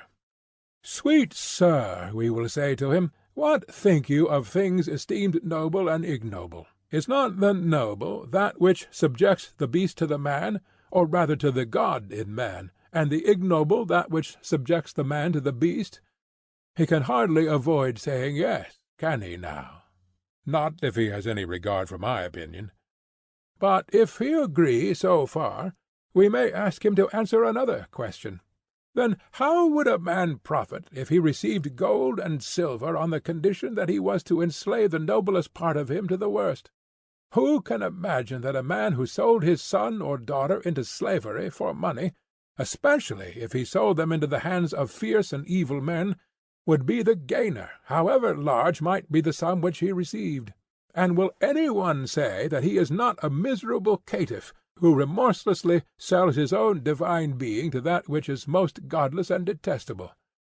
Eriphyle took the necklace of the price of her husband's life, but he is taking a bribe in order to compass a worse ruin. Yes, said Glaucon, far worse, I will answer for him. Has not the intemperate been censured of old, because in him the huge multiform monster is allowed to be too much at large? Clearly. And men are blamed for pride and bad temper, when the lion and serpent element in them disproportionately grows and gains strength? Yes. And luxury and softness are blamed, because they relax and weaken this same creature, and make a coward of him. Very true. And is not a man reproached for flattery and meanness, who subordinates the spirited animal to the unruly monster, and for the sake of money, of which he can never have enough, habituates him in the days of his youth to be trampled in the mire, and from being a lion to becoming a monkey? True, he said.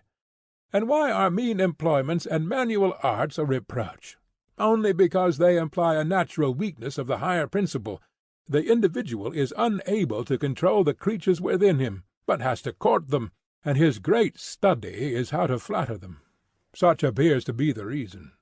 And therefore, being desirous of placing him under a rule like that of the best, we say that he ought to be the servant of the best, in whom the divine rules, not, as Thrasymachus supposed, to the injury of the servant, but because every one had better be ruled by divine wisdom dwelling within him, or, if this be impossible, then by an external authority, in order that we may be all, as far as possible, under the same government, friends and equals.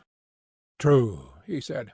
And this is clearly seen to be the intention of the law, which is the ally of the whole city, and is seen also in the authority which we exercise over children, and the refusal to let them be free until we have established in them a principle analogous to the constitution of a state, and, by cultivation of this higher element, have set up in their hearts a guardian and ruler like our own, and when this is done they may go their ways. Yes, he said, the purpose of the law is manifest. From what point of view, then, and on what ground can we say that a man is profited by injustice or intemperance or other baseness, which will make him a worse man, even though he acquire money or power by his wickedness? From no point of view at all. What shall he profit if his injustice be undetected and unpunished?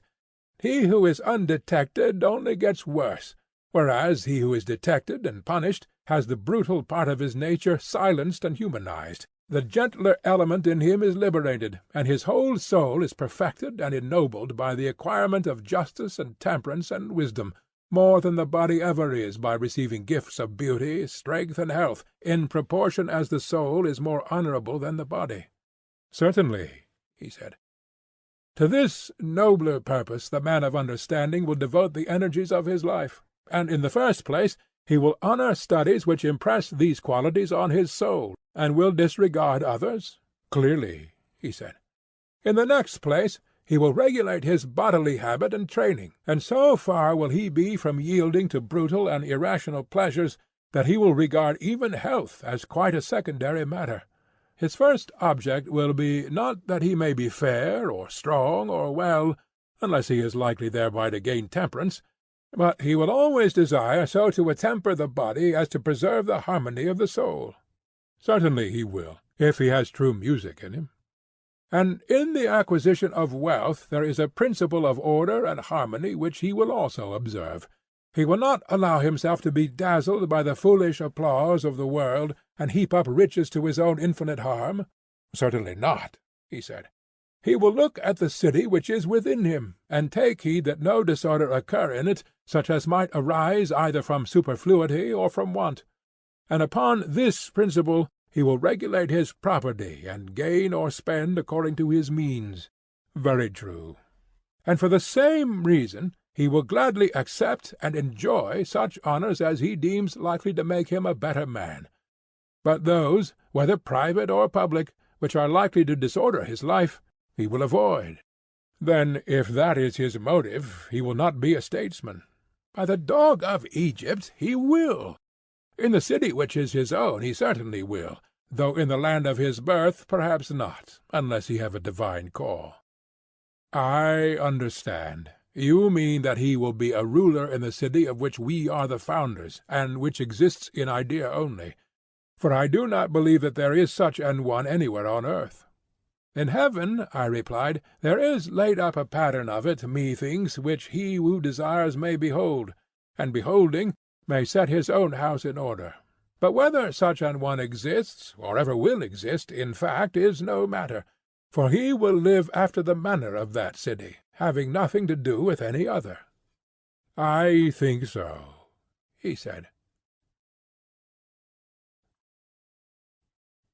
End of Book 9.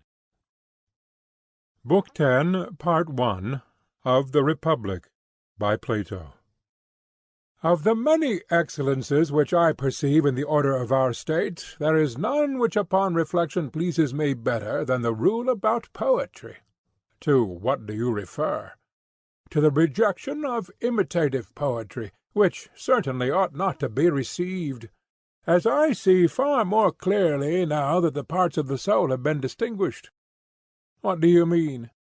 Speaking in confidence, for I should not like to have my words repeated to the tragedians and the rest of the imitative tribe, but I do not mind saying to you that all poetical imitations are ruinous to the understanding of the hearers, and that the knowledge of their true nature is the only antidote to them.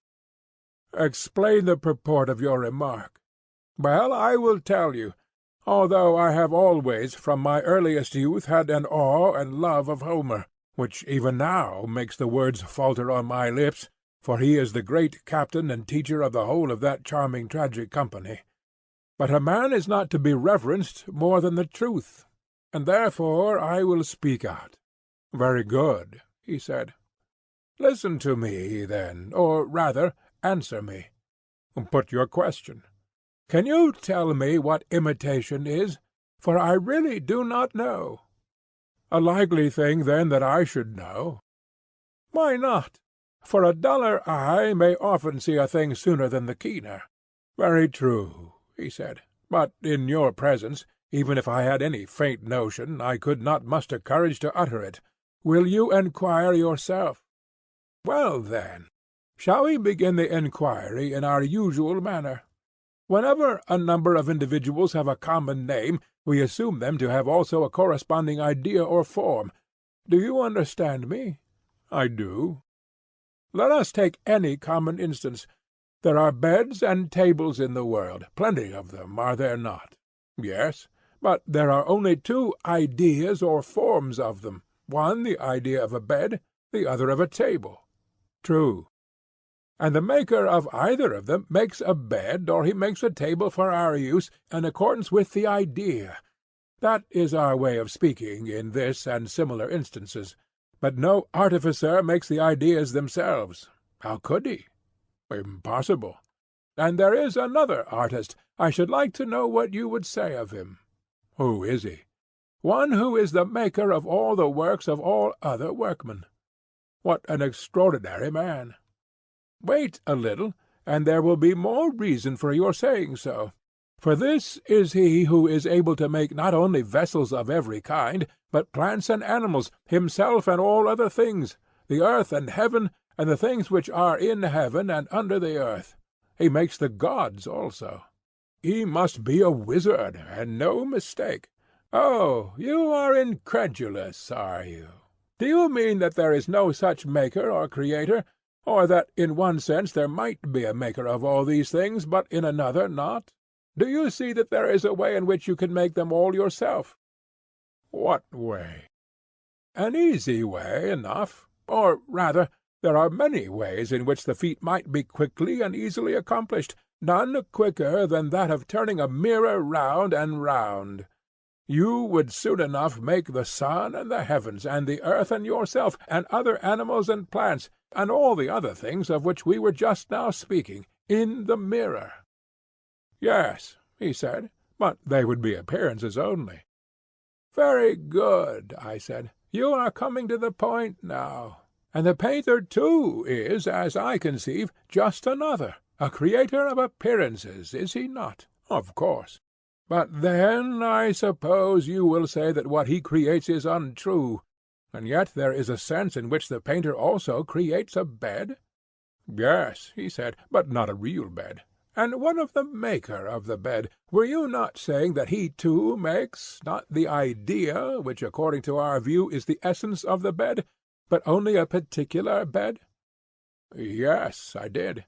Then if he does not make that which exists, he cannot make true existence, but only some semblance of existence. And if any one were to say that the work of the maker of the bed, or any other workman, has real existence, he could hardly be supposed to be speaking the truth. At any rate, he replied, philosophers would say that he was not speaking the truth. No wonder, then, that his work, too, is an indistinct expression of truth. No wonder. Suppose now that by the light of the examples just offered we inquire who this imitator is. If you please. Well, then, here are 3 beds, one existing in nature, which is made by God, as I think we may say, for no one else can be the maker. No. There is another which is the work of the carpenter. Yes, and the work of a painter is a third. Yes. Beds, then, are of 3 kinds, and there are 3 artists who superintend them, God, the maker of the bed, and the painter. Yes, there are 3 of them. God, whether from choice or from necessity, made one bed in nature, and one only. 2 or more such ideal beds neither ever have been nor ever will be made by God. Why is that? Because even if he had made but 2, a third would still appear behind them, which both of them would have for their idea, and that would be the ideal bed, and not the 2 others. Very true, he said. God knew this, and he desired to be the real maker of a real bed, not a particular maker of a particular bed, and therefore he created a bed which is essentially and by nature one only. So we believe. Shall we then speak of him as the natural author or maker of the bed? Yes, he replied, inasmuch as by the natural process of creation he is the author of this and of all other things. And what shall we say of the carpenter? Is he not also the maker of the bed? Yes. But would you call the painter a creator and maker? Certainly not. Yet if he is not the maker, what is he in relation to the bed? I think, he said, that we may fairly designate him as the imitator of that which the others make. Good, I said. Then you call him who is third in the descent from nature an imitator? Certainly, he said. And the tragic poet is an imitator, and therefore, like all other imitators, he is thrice removed from the king and from the truth. That appears to be so. Then about the imitator we are agreed. And what about the painter? I would like to know whether he may be thought to imitate that which originally exists in nature, or only the creations of artists. The latter. As they are, or as they appear, you still have to determine this. What do you mean? I mean that you may look at a bed from different points of view, obliquely, or directly, or from any other point of view, and the bed will appear different. But there is no difference in reality, and the same of all things. Yes, he said, the difference is only apparent. Now, let me ask you another question. Which is the art of painting designed to be, an imitation of things as they are, or as they appear, of appearance or of reality? Of appearance. Then the imitator, I said, is a long way off the truth, and can do all things because he lightly touches on a small part of them, and that part an image. For example, a painter will paint a cobbler, carpenter, or any other artist, though he knows nothing of their arts, and, if he is a good artist, he may deceive children or simple persons when he shows them his picture of a carpenter from a distance, and they will fancy that they are looking at a real carpenter. Certainly. And whenever any one informs us that he has found a man who knows all the arts, and all things else that anybody knows, and every single thing with a higher degree of accuracy than any other man, whoever tells us this, I think that we can only imagine him to be a simple creature, who is likely to have been deceived by some wizard or actor whom he met, and whom he thought all-knowing, because he himself was unable to analyze the nature of knowledge and ignorance and imitation. Most true. And so, when we hear persons saying that the tragedians and Homer, who is at their head, know all the arts and all things human, virtue as well as vice, and divine things too, for that the good poet cannot compose well unless he knows his subject, and that he who has not this knowledge can never be a poet, we ought to consider whether here also there may not be a similar illusion. Perhaps they may have come across imitators and been deceived by them. They may not have remembered, when they saw their works, that these were but imitations thrice removed from the truth, and could easily be made without any knowledge of the truth, because they are appearances only, and not realities. Or, after all, they may be in the right, and poets do really know the things about which they seem to the many to speak so well. The question, he said, should by all means be considered.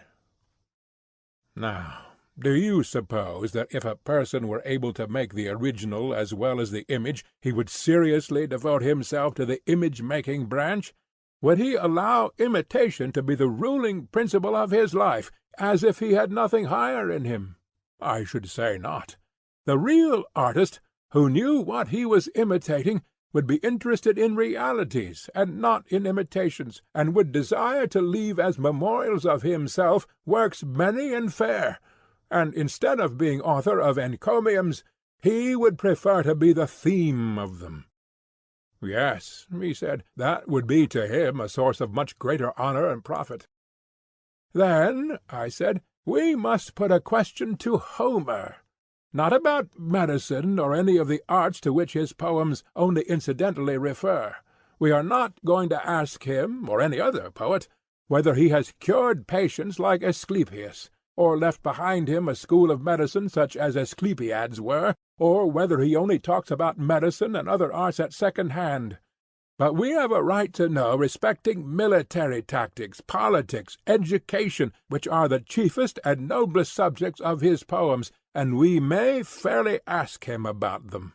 Friend Homer, then we say to him, if you are only in the second remove from truth in what you say of virtue, and not in the third, not an image-maker or imitator, and if you are able to discern what pursuits make men better or worse in private or public life, tell us what state was ever better governed by your help.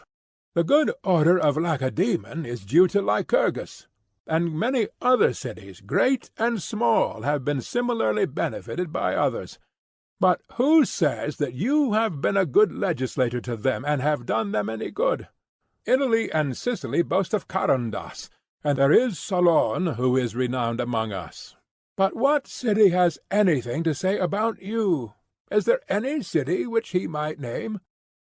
I think not, said Glaucon. Not even the Homerids themselves pretend that he was a legislator. Well, but is there any war on record which was carried on successfully by him, or aided by his counsels, when he was alive? There is not. Or is there any invention of his applicable to the arts or to human life, such as Thales the Milesian, or Anacharsis the Scythian, and other ingenious men have conceived, which is attributed to him? There is absolutely nothing of the kind. But if Homer never did any public service, was he privately a guide or teacher of any?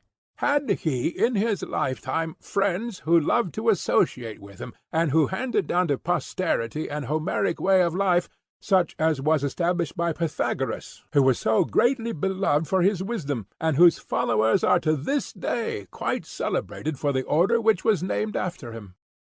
Nothing of the kind is recorded of him. For surely, Socrates, Creophilus, the companion of Homer, that child of flesh, whose name always makes us laugh, might be more justly ridiculed for his stupidity, if, as is said, Homer was greatly neglected by him and others in his own day when he was alive.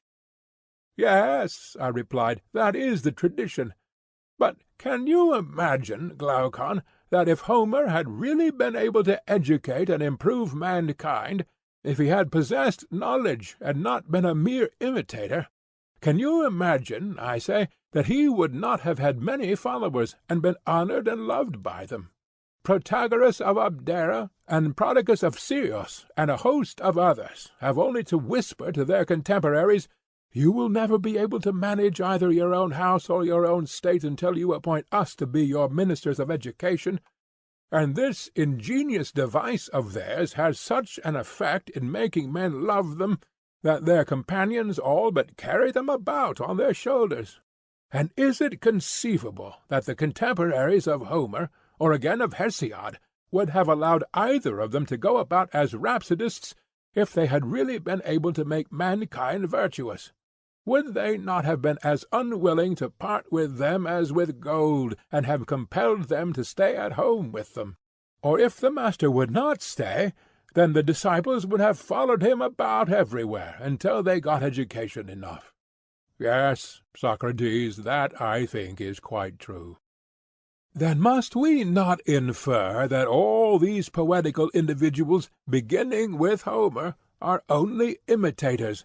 They copy images of virtue and the like, but the truth they never reach.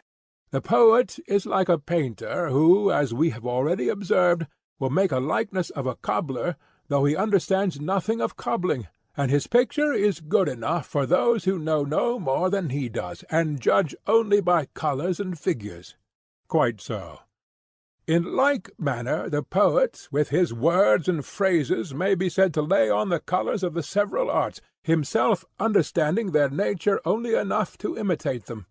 And other people, who are as ignorant as he is, and judge only from his words, imagine that if he speaks of cobbling, or of military tactics, or of anything else, in metre and harmony and rhythm, he speaks very well. Such is the sweet influence which melody and rhythm by nature have. And I think that you must have observed again and again what a poor appearance the tales of poets make, when stripped of the colours which music puts upon them, and recited in simple prose. Yes, he said. They are like faces which were never really beautiful, but only blooming, and now the bloom of youth has passed away from them. Exactly. Here is another point. The imitator or maker of the image knows nothing of true existence. He knows appearances only. Am I not right? Yes. Then let us have a clear understanding, and not be satisfied with half an explanation. Proceed. Of the painter we saw that he will paint reins, and he will paint a bit. Yes. And the worker in leather and brass will make them? Certainly. But does the painter know the right form of the bit and reins? Nay, hardly even the workers in brass and leather who make them. Only the horseman who knows how to use them. He knows their right form. Most true. And may we not say the same of all things? What? That there are 3 arts which are concerned with all things, one which uses, another which makes, a third which imitates them. Yes. And the excellence or beauty or truth of every structure, animate or inanimate, and every action of man, is relative to the use for which nature or the artist has intended them. True. Then the user of them must have the greatest experience of them, and he must indicate to the maker the good or bad qualities which develop themselves in use. For example, the flute-player will tell the flute-maker which of his flutes is satisfactory to the performer. He will tell him how he ought to make them, and the other will attend to his instructions. Of course. The one knows, and therefore speaks with authority about the goodness and badness of flutes, while the other, confiding in him, will do what he is told by him. True. The instrument is the same, but about the excellence or badness of it, the maker will only attain to a correct belief, and this he will gain from him who knows, by talking to him, and being compelled to hear what he has to say, whereas the user will have knowledge. True. But will the imitator have either? Will he know from use whether or no his drawing is correct or beautiful, or will he have right opinion from being compelled to associate with another who knows and gives him instructions about what he should draw? Neither. Then he will no more have true opinion than he will have knowledge about the goodness or badness of his imitations? I suppose not. The imitative artist will be in a brilliant state of intelligence about his own creations? Nay, very much the reverse. And still he will go on imitating without knowing what makes a thing good or bad, and may be expected therefore to imitate only that which appears to be good to the ignorant multitude? Just so.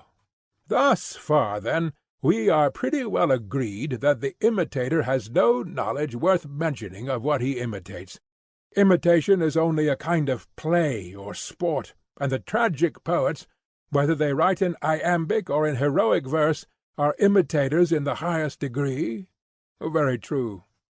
And now tell me, I conjure you, has not imitation been shown by us to be concerned with that which is thrice removed from the truth? Certainly. And what is the faculty in man to which imitation is addressed? What do you mean? I will explain. The body, which is large when seen near, appears small when seen at a distance. True. And the same object appears straight when looked at out of the water, and crooked when in the water, and the concave becomes convex, owing to the illusion about colours to which the sight is liable. Thus every sort of confusion is revealed within us, and this is that weakness of the human mind on which the art of conjuring and of deceiving by light and shadow and other ingenious devices imposes, having an effect upon us like magic. True. And the arts of measuring and numbering and weighing come to the rescue of the human understanding. There is the beauty of them, and the apparent greater or less or more or heavier no longer have the mastery over us, but give way before calculation and measure and weight. Most true. And this surely must be the work of the calculating and rational principle in the soul? To be sure. And when this principle measures and certifies that some things are equal and that some are greater or less than others, there occurs an apparent contradiction. True. But were we not saying that such a contradiction is impossible? The same faculty cannot have contrary opinions at the same time about the same thing? Very true. Then that part of the soul which has an opinion contrary to measure is not the same with that which has an opinion in accordance with measure? True. And the better part of the soul is likely to be that which trusts to measure and calculation? Certainly. And that which is opposed to them is one of the inferior principles of the soul? No doubt. This was the conclusion at which I was seeking to arrive when I said that painting or drawing and imitation in general, when doing their own proper work, are far removed from truth, and the companions and friends and associates of a principle within us which is equally removed from reason, and that they have no true or healthy aim. Exactly. The imitative art is an inferior who marries an inferior, and has inferior offspring. Very true. And is this confined to the sight only, or does it extend to the hearing also, relating in fact to what we term poetry? Probably the same would be true of poetry. Do not rely, I said, on a probability derived from the analogy of painting. But let us examine further, and see whether the faculty with which poetical imitation is concerned is good or bad. By all means. We may state the question thus. Imitation imitates the actions of men, whether voluntary or involuntary, on which, as they imagine, a good or bad result has ensued, and they rejoice or sorrow accordingly. Is there anything more? No, there is nothing else. But in all this variety of circumstances is the man at unity with himself? Or rather, as in the instance of sight there was confusion and opposition in his opinions about the same things, so here also is there not strife and inconsistency in his life, though I need hardly raise the question again, for I remember that all this has been already admitted, and the soul has been acknowledged by us to be full of these and 10,000 similar oppositions occurring at the same moment. And we were right, he said. Yes, I said, thus far we were right. But there was an omission which must now be supplied. What was the omission? Were we not saying that a good man, who has the misfortune to lose his son, or anything else which is most dear to him, will bear the loss with more equanimity than another? Yes. But will he have no sorrow? Or shall we say that, although he cannot help sorrowing, he will moderate his sorrow? The latter, he said, is the truer statement. Tell me, will he be more likely to struggle and hold out against his sorrow when he is seen by his equals, or when he is alone? It will make a great difference whether he is seen or not. When he is by himself he will not mind saying or doing many things which he would be ashamed of any one hearing or seeing him do. True. There is a principle of law and reason in him which bids him resist, as well as a feeling of his misfortune which is forcing him to indulge his sorrow. True. But when a man is drawn in two opposite directions, to and from the same object, this, as we affirm, necessarily implies two distinct principles in him. Certainly. One of them is ready to follow the guidance of the law. How do you mean? The law would say that to be patient under suffering is best, and that we should not give way to impatience, as there is no knowing whether such things are good or evil, and nothing is gained by impatience, Also because no human thing is of serious importance, and grief stands in the way of that which at that moment is most required." "What is most required?" he asked. "That we should take counsel about what has happened, and when the dice have been thrown, order our affairs in the way which reason deems best, not, like children who have had a fall, keeping hold of the part struck, and wasting time in setting up a howl, but always accustoming the soul forthwith to apply a remedy, raising up that which is sickly and fallen, banishing the cry of sorrow by the healing art." "Yes," he said, "that is the true way of meeting the attacks of fortune." "Yes," I said, "and the higher principle is ready to follow this suggestion of reason?"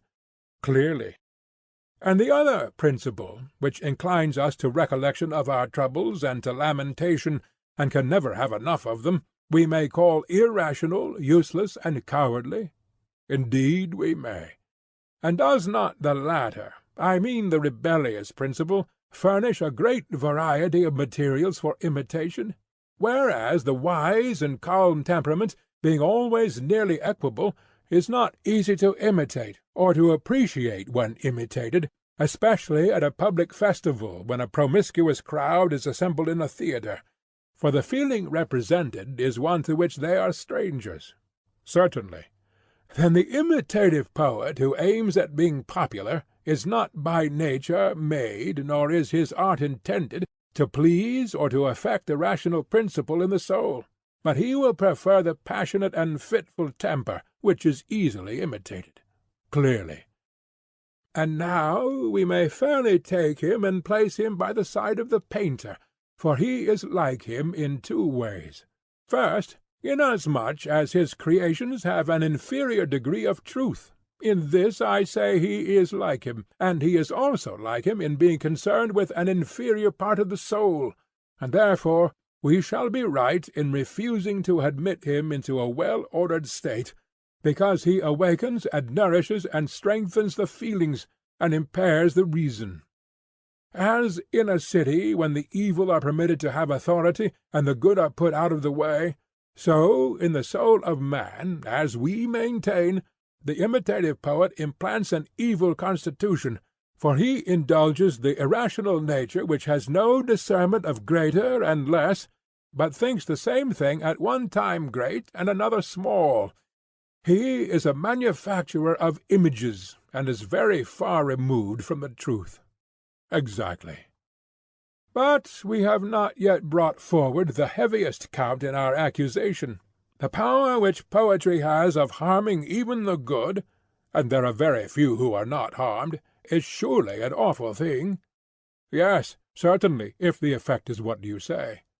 "Hear and judge.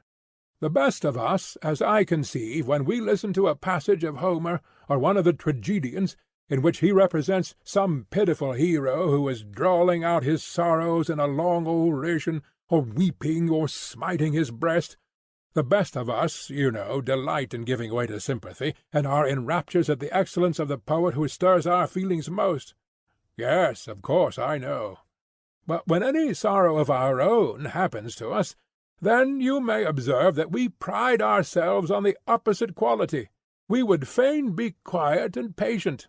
This is the manly part, and the other, which delighted us in the recitation, is now deemed to be the part of a woman." "Very true," he said. "Now, can we be right in praising and admiring another who is doing that which any one of us would abominate and be ashamed of in his own person?" "No," he said, "that is certainly not reasonable." "Nay," I said, "quite reasonable from one point of view." "What point of view?"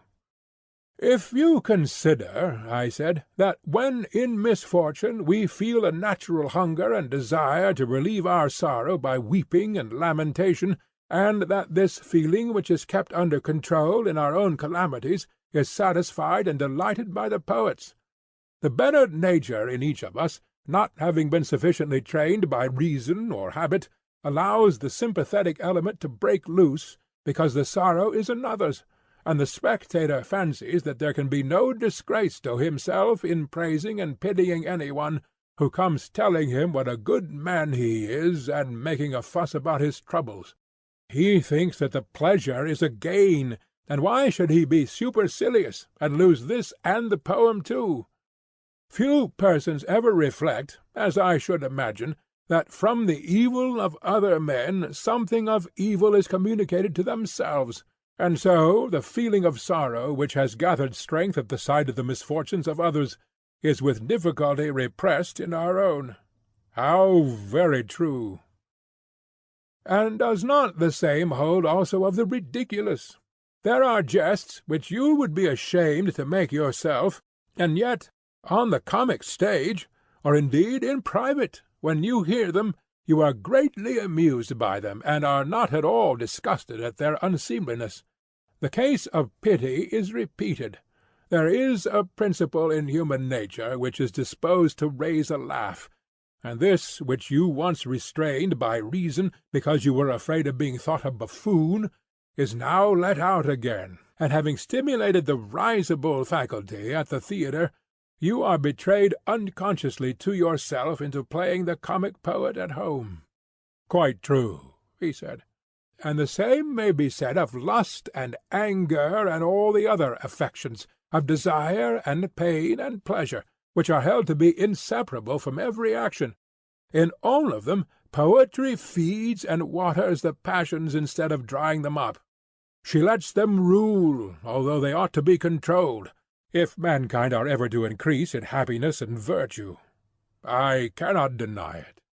Therefore, Glaucon, I said, whenever you meet with any of the eulogists of Homer declaring that he has been the educator of Hellas, and that he is profitable for education and for the ordering of human things, and that you should take him up again and again, and get to know him and regulate your whole life according to him, we may love and honor those who say these things.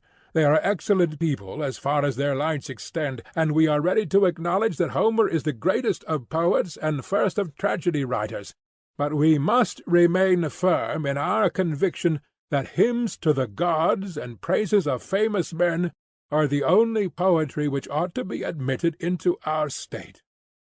For if you go beyond this, and allow the honeyed muse to enter, either in epic or lyric verse, not law and the reason of mankind, which by common consent have ever been deemed best, but pleasure and pain will be the rulers in our state. That is most true, he said.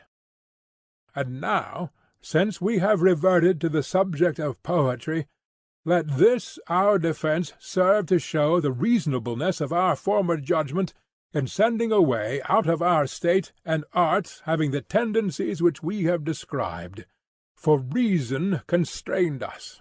But that she may not impute to us any harshness or want of politeness, let us tell her that there is an ancient quarrel between philosophy and poetry, of which there are many proofs, such as the saying of the yelping hound howling at her lord, or of one mighty in the vain talk of fools, and the mob of sages circumventing Zeus, and the subtle thinkers who are beggars after all. And there are innumerable other signs of ancient enmity between them. Notwithstanding this, let us assure our sweet friend and the sister arts of imitation that if she will only prove her title to exist in a well-ordered state, we shall be delighted to receive her. We are very conscious of her charms, but we may not on that account betray the truth. I dare say, Glaucon, that you are as much charmed by her as I am, especially when she appears in Homer. Yes, indeed, I am greatly charmed. Shall I propose, then, that she be allowed to return from exile, but upon this condition only, that she make a defence of herself in lyrical or some other metre? Certainly, and we may further grant to those of her defenders who are lovers of poetry, and yet not poets, the permission to speak in prose on her behalf. Let them show not only that she is pleasant, but also useful to states and to human life, and we will listen in a kindly spirit. For if this can be proved, we shall surely be the gainers. I mean, if there is a use in poetry as well as delight. Certainly, he said, we shall be the gainers. If her defence fails, then, my dear friend, like other persons who are enamoured of something, but put a restraint upon themselves when they think their desires are opposed to their interests, so too must we, after the manner of lovers, give her up, though not without a struggle. We too are inspired by that love of poetry which the education of noble states has implanted in us, and therefore we would have her appear at her best and truest.